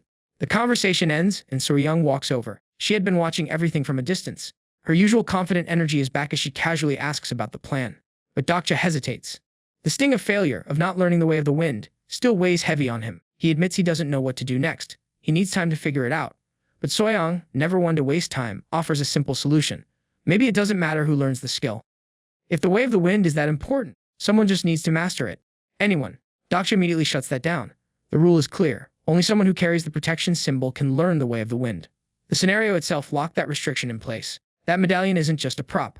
It's bonded to him. No one else can take his place, not even Soryung. Soryung doesn't flinch. She just shrugs off the rule like it's another minor detail. Her next idea hits like a rock. If Dokja can't do it, then give it to the bolder Jungyuk. She says it like it's obvious. They still have time. All they need to do is find Jungyuk, help him power up, and get him to handle the problem. That way, everyone survives and no one has to stress about skills they can't learn. But Dokja shakes his head. That plan sounds good only on paper. In reality, Jungyuk is impossible. That man doesn't listen to anyone. He doesn't cooperate. He crushes plans that aren't his. Soryung, grinning with unshaken confidence, throws out her next genius plan. If words won't work, she'll just seduce Jungyuk into listening. Apparently, her plan B is charm. Dokja looks at Soryung for a second, then turns his eyes away. A sarcastic thought crawls through his mind. Jungyuk isn't exactly into children, so Soryung's plan might be even more ridiculous than it sounded. The idea is so bizarre it nearly makes him laugh. But behind the sarcasm, the reality hits harder. Even Jungyuk, the perfect warrior, can't learn the wind of the wind without the protection symbol. And that symbol belongs to Dokja alone. The only way Jungyuk could get it would be by taking it from his dead body. That truth weighs heavily on Dokja.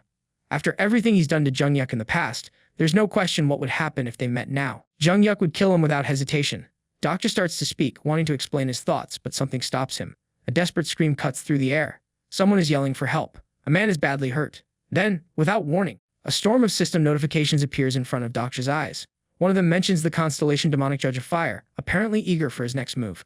Others follow. Many constellations are watching, waiting to see what he does. Some even seem to be cheering him on.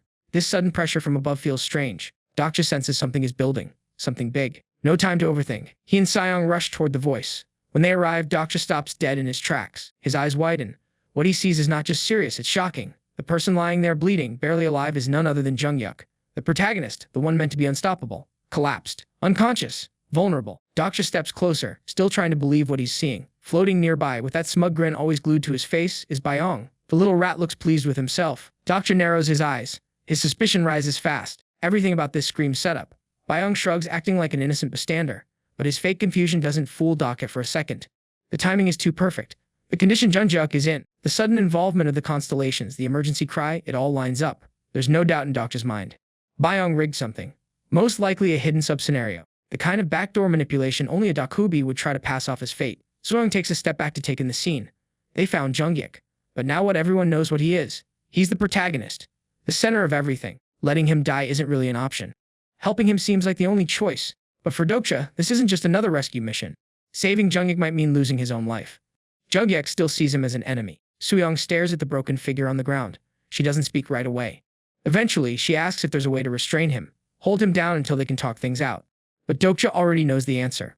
Nothing can hold Jungyuk. He is the kind of person who would rather die by his own hand than be controlled. A trap won't stop him.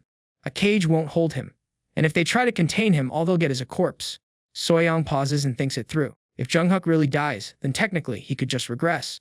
He would start over like nothing happened. But that possibility comes with a shadow. She wonders what happens to the rest of them if that reset triggers. That part is unknown, and that unknown is terrifying. Dokja feels the danger crawling in. A regression doesn't just affect one person. It could break everything. Timelines, scenarios, lives. The risk is too high. They have to stop Jungyuk from dying again, no matter how much they resent him. Looking down at Jung's blood-covered body, Dokja's mind starts racing. The injuries are deep. Brutal. This wasn't a slow beating. It was one huge strike, one massive hit that crushed him all at once. A terrifying idea crosses Dokja's mind. He wonders what if the one who landed that hit was him. Soyoung catches the storm in his expression. She asks if something's wrong. Dokja quickly dismisses it. But deep down, he knows. If Jungyuk wakes up and remembers, this won't end peacefully. Their last fight ended with Dokja throwing a punch powered by 100 full points of strength. A hit like that isn't easy to forget. It's only been 2 days. Then suddenly, Jungyuk's eyes snap open. Blood streaks his face. His eyes lock directly onto Dokja. That gaze holds no mercy. His lips move slowly, trying to form words, but his voice is barely a whisper. Dokja and Soyoung instinctively step back. That familiar pressure fills the air again, pure, focused killing intent. Dokja tries to reason with himself. It had been a fair fight. Jungyuk had tried to kill him too. Doesn't that make them even? But there's no fairness with Jungyuk. The man doesn't forgive. He doesn't do, even. He wonders why did ways to survive the apocalypse choose someone like him to be the main character. Violent, cruel, cold, a walking disaster wrapped in human skin. If someone like Hyeonsung or Hee-won had been the protagonist, everything would be different.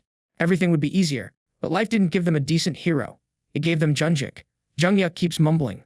His words are fading. Still too weak to speak clearly. Feeling uncertain, Dokja activates a skill. Omniscient Reader's Viewpoint. Everything shifts. Suddenly, Jungyuk's thoughts become clear inside Dokja's mind. The name Kim Dokja appears, not spoken aloud, but projected directly. Dokja freezes. Jungyuk is speaking through thought, and his tone isn't filled with rage.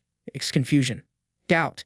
He admits he's been watching Dokja all along. He says that, looking back on everything. Maybe he had been wrong. His words crumble with his strength. His eyes close again. His body collapses like a switch turned off. Dokja panics. He calls out to him again, but there's no response. Something feels off. Wounds this serious should have triggered Jungyuk's auto-recovery by now. That man never stays down. Hurriedly, Dokja opens Jungyuk's character profile. What he sees turns his blood cold. There is a status ailment. A powerful one. Something inside Jungyuk's body is blocking his healing. Something unnatural is keeping him from getting back up. The way Jungyuk isn't healing makes it obvious. There is only one answer.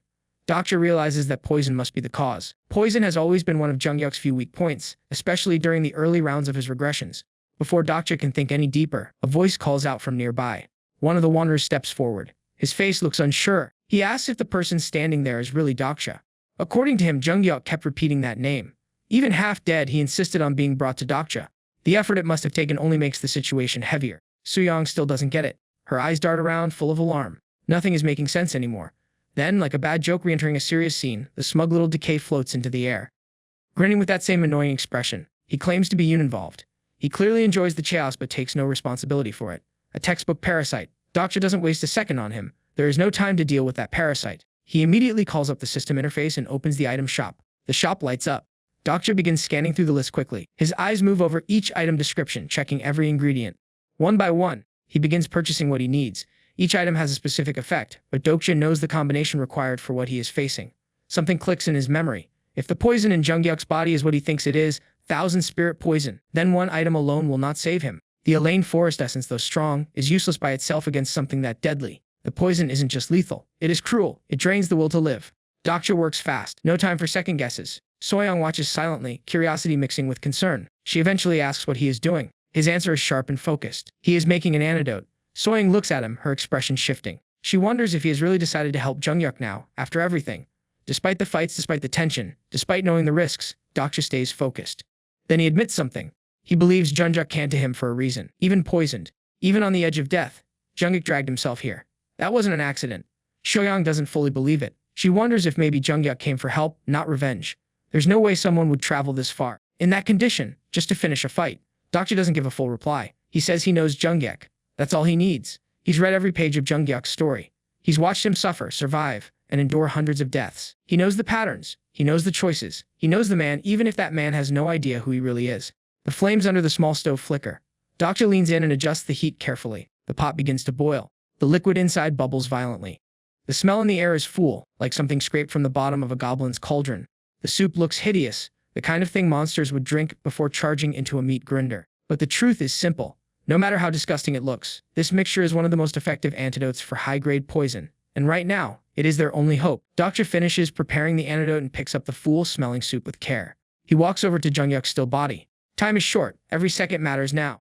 Soyoung watches this strange scene play out like something out of a twisted romance. She mutters to herself, half laughing, about how these two almost look like a couple. Dokja briefly glances at her and offers the job, asking if she wants to do it. Soyoung instantly shuts that down. Not that it mattered. Dokja never planned to hand this over to anyone else. This moment belongs to him alone. This responsibility is his. He lifts the bowl and gently feeds the antidote to Junghyuk. The response is immediate. System notifications burst into view, flashing one after another. Dozens of constellations flood his screen with praise, each one dumping coins in his account like he's just won a jackpot. Dokja blinks in surprise. He didn't expect kindness to be this profitable. Junghyuk groans faintly. His eyes slowly open. He still looks pale and broken, but the worst seems to be over. His body is weak, but the poison is losing its grip. Color starts to return to his face. The antidote is working. Dokja welcomes him back in a quiet voice, then quickly moves forward with his next step. He pulls a special item from his inventory, Midday Rendezvous. A rare item. One that creates a private space for two people to speak in secret. No interruptions. No listeners. Dokja has many reasons for using it now. First, Junghyuk likely still can't speak clearly. His mouth is probably still numb from the poison. Second, Dokja doesn't want Soyoung listening in on what's about to be said. And third, he doesn't want Junghyuk to learn that he can read minds. If Dokja had more coins, he would have just bought telepathy. But this item will have to do. He sends a message request. A soft ding confirms it has been delivered. A few seconds pass. Junghyuk accepts. Dokja asks if he can hear him. The reply is sharp and immediate. Junghyuk tells him to go east. No thanks. No pause. Just another order thrown in his face like nothing happened. Dokja clenches his jaw. Of course. Even after being half dead, Junghyuk still acts like the world must follow his lead. Dokja saved his life. Yet Junghyuk acts like the story hasn't changed at all. Then comes a warning. Junghyuk explains that something is waking up. A catastrophe. The catastrophe of questions. Dokja freezes. That name brings weight. He knows it from the novel. It's one of the major disasters. And now it's becoming real. Worse still, Junghyuk adds something else. These events are not just bad luck. Someone is doing this on purpose. Someone is waking up every catastrophe at once. That detail hits like ice. This is not survival anymore. This is sabotage. Later, Dokja and Soyoung leave behind the still, silent Lycan, who sits quietly in a trance. The wolf hasn't woken up yet. His enlightenment continues. But Dokja doesn't stop to worry. Instead, he carries Junghyuk on his back and begins running. Soyoung raises a concern about leaving Lycan behind. Dokja answers calmly. He explains that as an Imyuntar, Lycan can sense the presence of protection symbol holders. Once he wakes up, he will follow that connection and find them on his own. That isn't what really bothers Dokja though. What bothers him more is the fact that Soyoung isn't helping carry Junghyuk. She has the strength of her avatar. Carrying one injured man should be no problem. But she refuses without hesitation. Her reason cuts through the air. She refuses to carry the same man who once decapitated her. Dokja cannot argue with that, not even a little. Then from behind him, Junghyuk's voice breaks the silence. He mutters something about being left behind, claims he doesn't need help. Typical nonsense from someone who nearly died. Dokja, already exhausted, fires back. If Junghyuk keeps acting proud, he might actually get dropped. The man is dramatic enough to win an award for arrogance. Dokja bluntly asks how long it'll take until Junghyuk can walk again. 2 days. That's the answer. Dokja doesn't like it. That's too long to carry someone who might try to kill him. He tries to joke, asks if Junghyuk is planning to murder him then. But Junghyuk says nothing. That silence feels heavy. The joke turns into a knot in Dokja's chest. He starts to doubt himself. Maybe Jung-hyuk really is planning something. Maybe this isn't over. Dokja tells him straight. He cannot help someone who wants him dead. No one could. Then he lays down a condition. If Jung-hyuk wants help, he must agree to an oath of existence. A sacred promise not to kill Dokja for the rest of this regression. Jung-hyuk rejects it. Dokja swears quietly under his breath. He cannot believe how thick-headed Jung-hyuk is.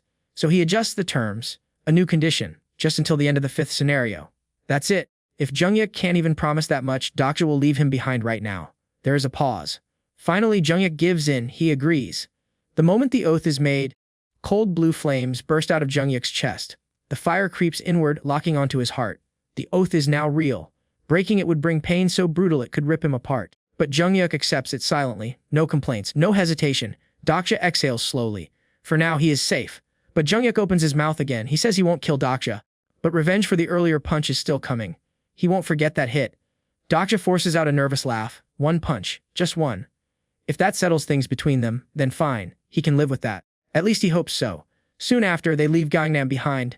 Dokja and Soyeon cross Changdam Bridge and enter a new district, Gwanggu. As they walk deeper into the area, everything around them begins to change. The ruined city of Seoul no longer surrounds them. The smell of rotting corpses disappears. In its place comes something new, a sharp, disgusting odor. Monster waste. Thick and sour. The road beneath them isn't normal asphalt anymore. Cracks are filled with wild green grass pushing through like nature is fighting back. High above, a massive plant trunk coils around the buildings. Its thick vines stretch skyward, wrapping the concrete like a snake trying to strangle a dying city. A new system message flashes. A Tier 7 monster named Yenasplita has sensed him and become cautious. That is not good. When a monster this powerful gets wary, it means trouble is close. Dokja immediately warns Soyeon. He explains that if they stay calm and avoid sudden moves, they might avoid triggering a fight. But she must be careful. She must not step on any of the roots scattered along the ground. Those roots belong to the plant like being, and stepping on them would be seen as an attack.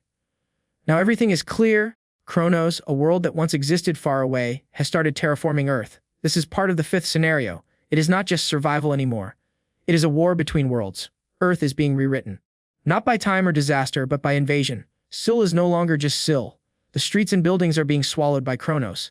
China is already under siege from the Wuxia world. Japan is next, with the White Demon world preparing to strike. One by one, countries are becoming battlegrounds. Earth is being erased and replaced. Soyeon curses under her breath. It frustrates her. No matter where they go, something from another world is waiting to consume the land. Nothing feels familiar anymore. Dokja explains the reason. The catastrophe's awakening has likely pushed the invaders to move faster. What was meant to be a slow takeover is now speeding up. The world is spiraling into chaos. Soyeon asks who could be behind this madness. Dokja gives her a pointed reminder. People like her. People who mess with forces they don't understand. People who act without considering the cost. He hasn't forgotten. She was the one who woke up the fire dragon back then. Soyeon fires back immediately. She reminds him that he handled the dragon just fine. But Dokja disagrees completely. The only reason he survived that battle was because a mid-level Dokkaebi showed up and placed a penalty on the beast. That fight was brutal. It was not some clean victory. Soyeon talks like it was simple, but she never faced the monster herself. She stood on the sidelines. Dokja makes that very clear. Soyeon then asks whether they can count on another miracle. Would a Dokkaebi step in again? Dokja shakes his head. No help is coming. The catastrophe of questions is a different kind of threat. Penalties won't work this time. And the Dokkaebis are not interested in saving anyone anymore. The rules have changed. As they move forward, Dokja starts noticing something strange. Many of the monsters that should have been guarding this area are already dead. Their corpses line the path, cut down with precision. Then it clicks. Jung-hyuk must have passed through this way. Even while poisoned and collapsing, he fought his way through the monsters. Every enemy that fell here fell because he was looking for Dokja. Even while injured, Jung-hyuk managed to clear the entire area. That simple fact leaves a strange mark on the mind of Dokja.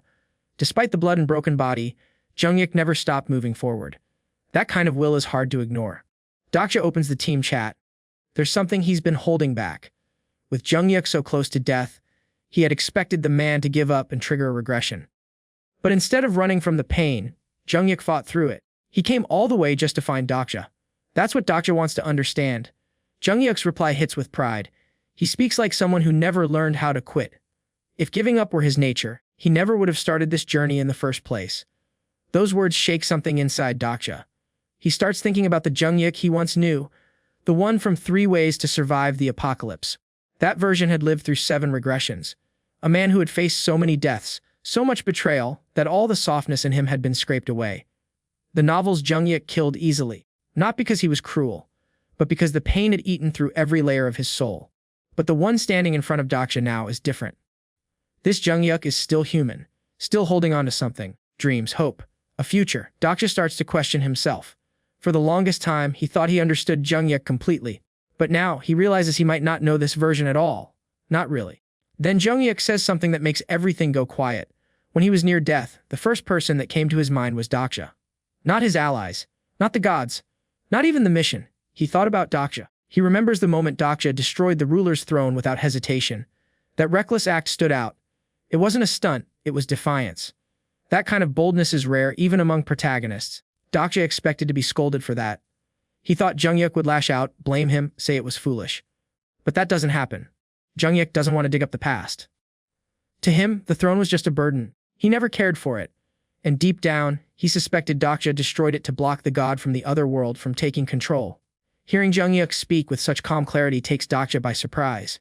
This is the first real conversation they've ever had. Not grunts, not insults. A real talk. It makes Dokja pause. Jungyuk has always been strong. That much was obvious. But this version also has insight, awareness, and understanding. He isn't just a sword. He's thinking clearly. He's reading the world. And he's reading Dokja too. That part feels unexpected. Jungyuk admits that destroying the throne made sense in that moment, but the aftermath turned into something messy. Without the throne, the guides scattered. No one knew where to go or what to do. And the meteorites, which should have been gathered quickly, were delayed. That delay opened the door to disaster. The terraforming process started speeding up unnaturally. Entire chunks of Earth began falling under foreign control. The Wanderers somehow tapped into the power of the meteorites, and that energy began spreading the otherworldly territories faster than expected. Dokja knows this doesn't add up. A meteorite by itself shouldn't have that much influence. Using one should not make the process go wild. So he asks Jungyuk what's really behind it. Jungyuk answers with something that stops Dokja cold. One of the 10 evils has taken control of a meteorite. That news alone sends tension straight through Dokja's chest. He asks if it's the poison beauty, Lee Seolhwa. Jungyuk confirms it. Dokja understands instantly. Seolhwa is the only one capable of using Thousand Spirit Poison, a rare toxin that even gods avoid. But one thing doesn't make sense. If Jungyuk knew she was the enemy, why didn't he avoid her? He asks how the poison even got into his system. Jungyuk says something Dokja wasn't ready to hear. He tried to talk to her. That surprises Dokja more than anything. Jungyuk is the kind of man who uses fists, not words. But now it fits together. Jungyuk didn't attack. He wanted to bring her back. He tried to turn her into an ally. Dokja remembers how in the second round, Seolhwa had been one of Jungyuk's closest companions. The 10 evils weren't always villains.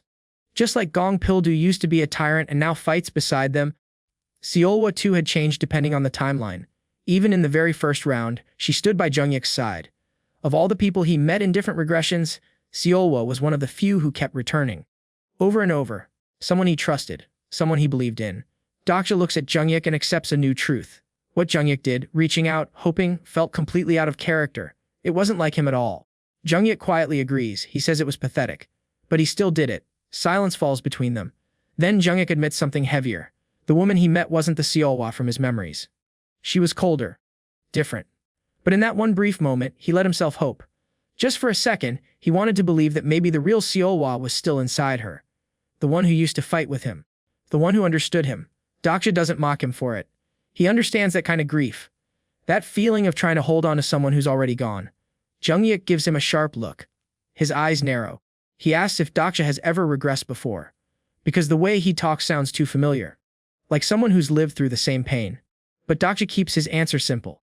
He does not need to be a regressor to understand that kind of loneliness. Deep down, Dokja feels torn. He knows he shouldn't throw around heavy words like that, especially not with someone like Jungyuk. This man isn't easy to reach. But a part of Dokja believes that no one has ever truly understood Jungyuk, not in any timeline. Maybe no one ever will. That's why, even if he isn't a regressor, Dokja feels it's okay to say those words, just once. Jungyuk doesn't look away. He says the feeling is strange. He knows Dokja is not a regressor. He's certain of it. But somehow, Dokja speaks with a kind of insight that most people can't even fake. The way he talks, the way he responds, feels too accurate. Jungyuk guesses it must be one of Dokja's powers, something related to his prophet, like role. A cheat code from the system, maybe. But even with that thought, Jungyuk makes it clear he will never lower his guard. After all, He still sees Dokja as the man who took his sister away. Dokja immediately pushes back against that. He says it wasn't like that. He was protecting her. Nothing more. To prove it, he brings up Jungyuk's lie detection skill. That ability should already be telling him the truth. But before they can go deeper, Soyoung's voice cuts through sharply. She calls out with urgency. Their group has reached a high spot, enough to see across the road stretching from Cheonho Bridge to Gangdong. A massive light is glowing in the sky. The clouds have been torn apart. Something huge just dropped into Gangdong Go. Dokja curses under his breath. Everything is moving faster than he expected. Soyoung asks if they're already too late. She wonders if the catastrophe has awakened. But Dokja thinks carefully.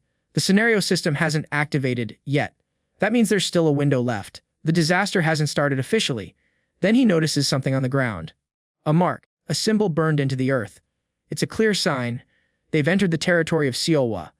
The poison beauty didn't just take the meteorite. She's secured her zone and set up a proper defense. She moved fast, faster than anyone expected. Her forces are already in position. Just one look tells Dokja everything.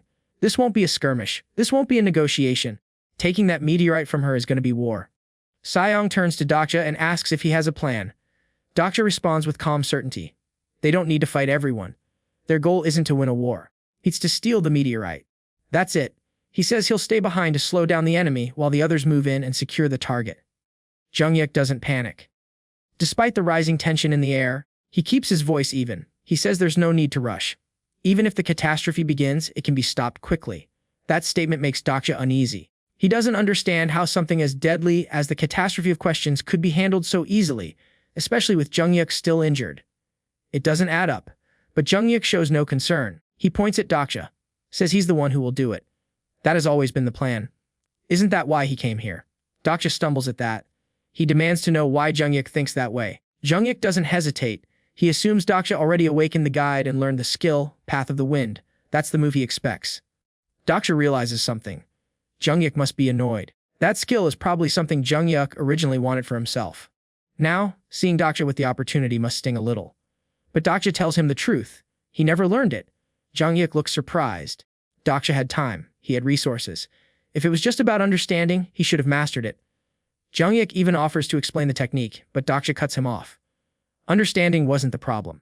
The problem was simple. He lacked the talent for it. That answer makes Jungyuk visibly frustrated.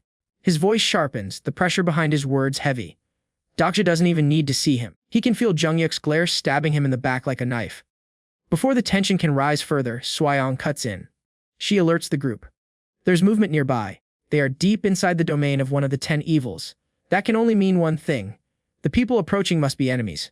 The figures begin to take shape in the distance. But something feels wrong. Then a woman's voice rises across the space. She yells, telling everyone to run toward Cheonho Bridge. These people aren't part of Seolwa's forces. Their faces are filled with fear. They are not fighters. They are survivors running from something worse. They rush past, breathless and desperate. One of them begs for a path through, pleading to be let past. Then it happens. A sound cuts through the air like a scream. Arrows rain from above. One of the fleeing men collapses right where he stands. His body jerks once before going still. The skin on his back turns black, and the flesh begins to rot. The arrows are coated in something vile. Poison. Shouts rise behind the chaos.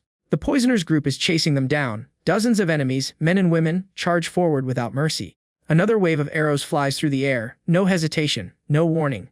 Dokja and the others move fast. They duck behind a nearby building, using the walls for cover. But just before the arrows land, something strange happens. Silk threads appear in the sky. Dozens of glowing, razor-sharp strands stretch out and twist midair. They form a trap overhead, strong and shimmering. The arrows smash into the web and stop dead. Not a single one makes it through. Soyoung stares in disbelief. She's never seen anything like this. These threads don't come from the poisoners. They come from behind them.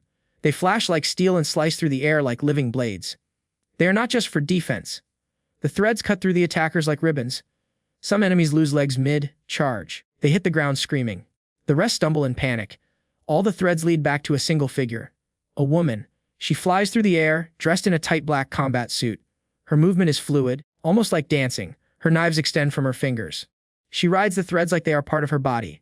Every motion is smooth, clean, controlled.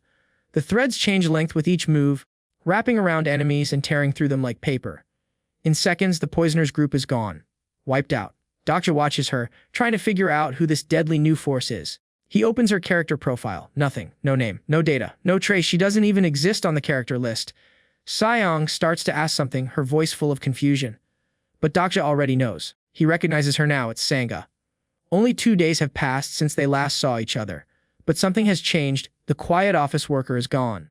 The woman standing before them now is sharper than any blade, deadlier than any poison, transformed. But she is still Sangha. I hope that you liked today's video, and if you did, hit that like button as today's goal is 1,500 likes. Comment next part down below for the next part. Also, consider subscribing with the notification bell on to get notified as soon as a new video drops onto the channel. You can also join the channel to support me financially and watch videos before public release. I'll meet you in the next video. Until then, thanks for watching.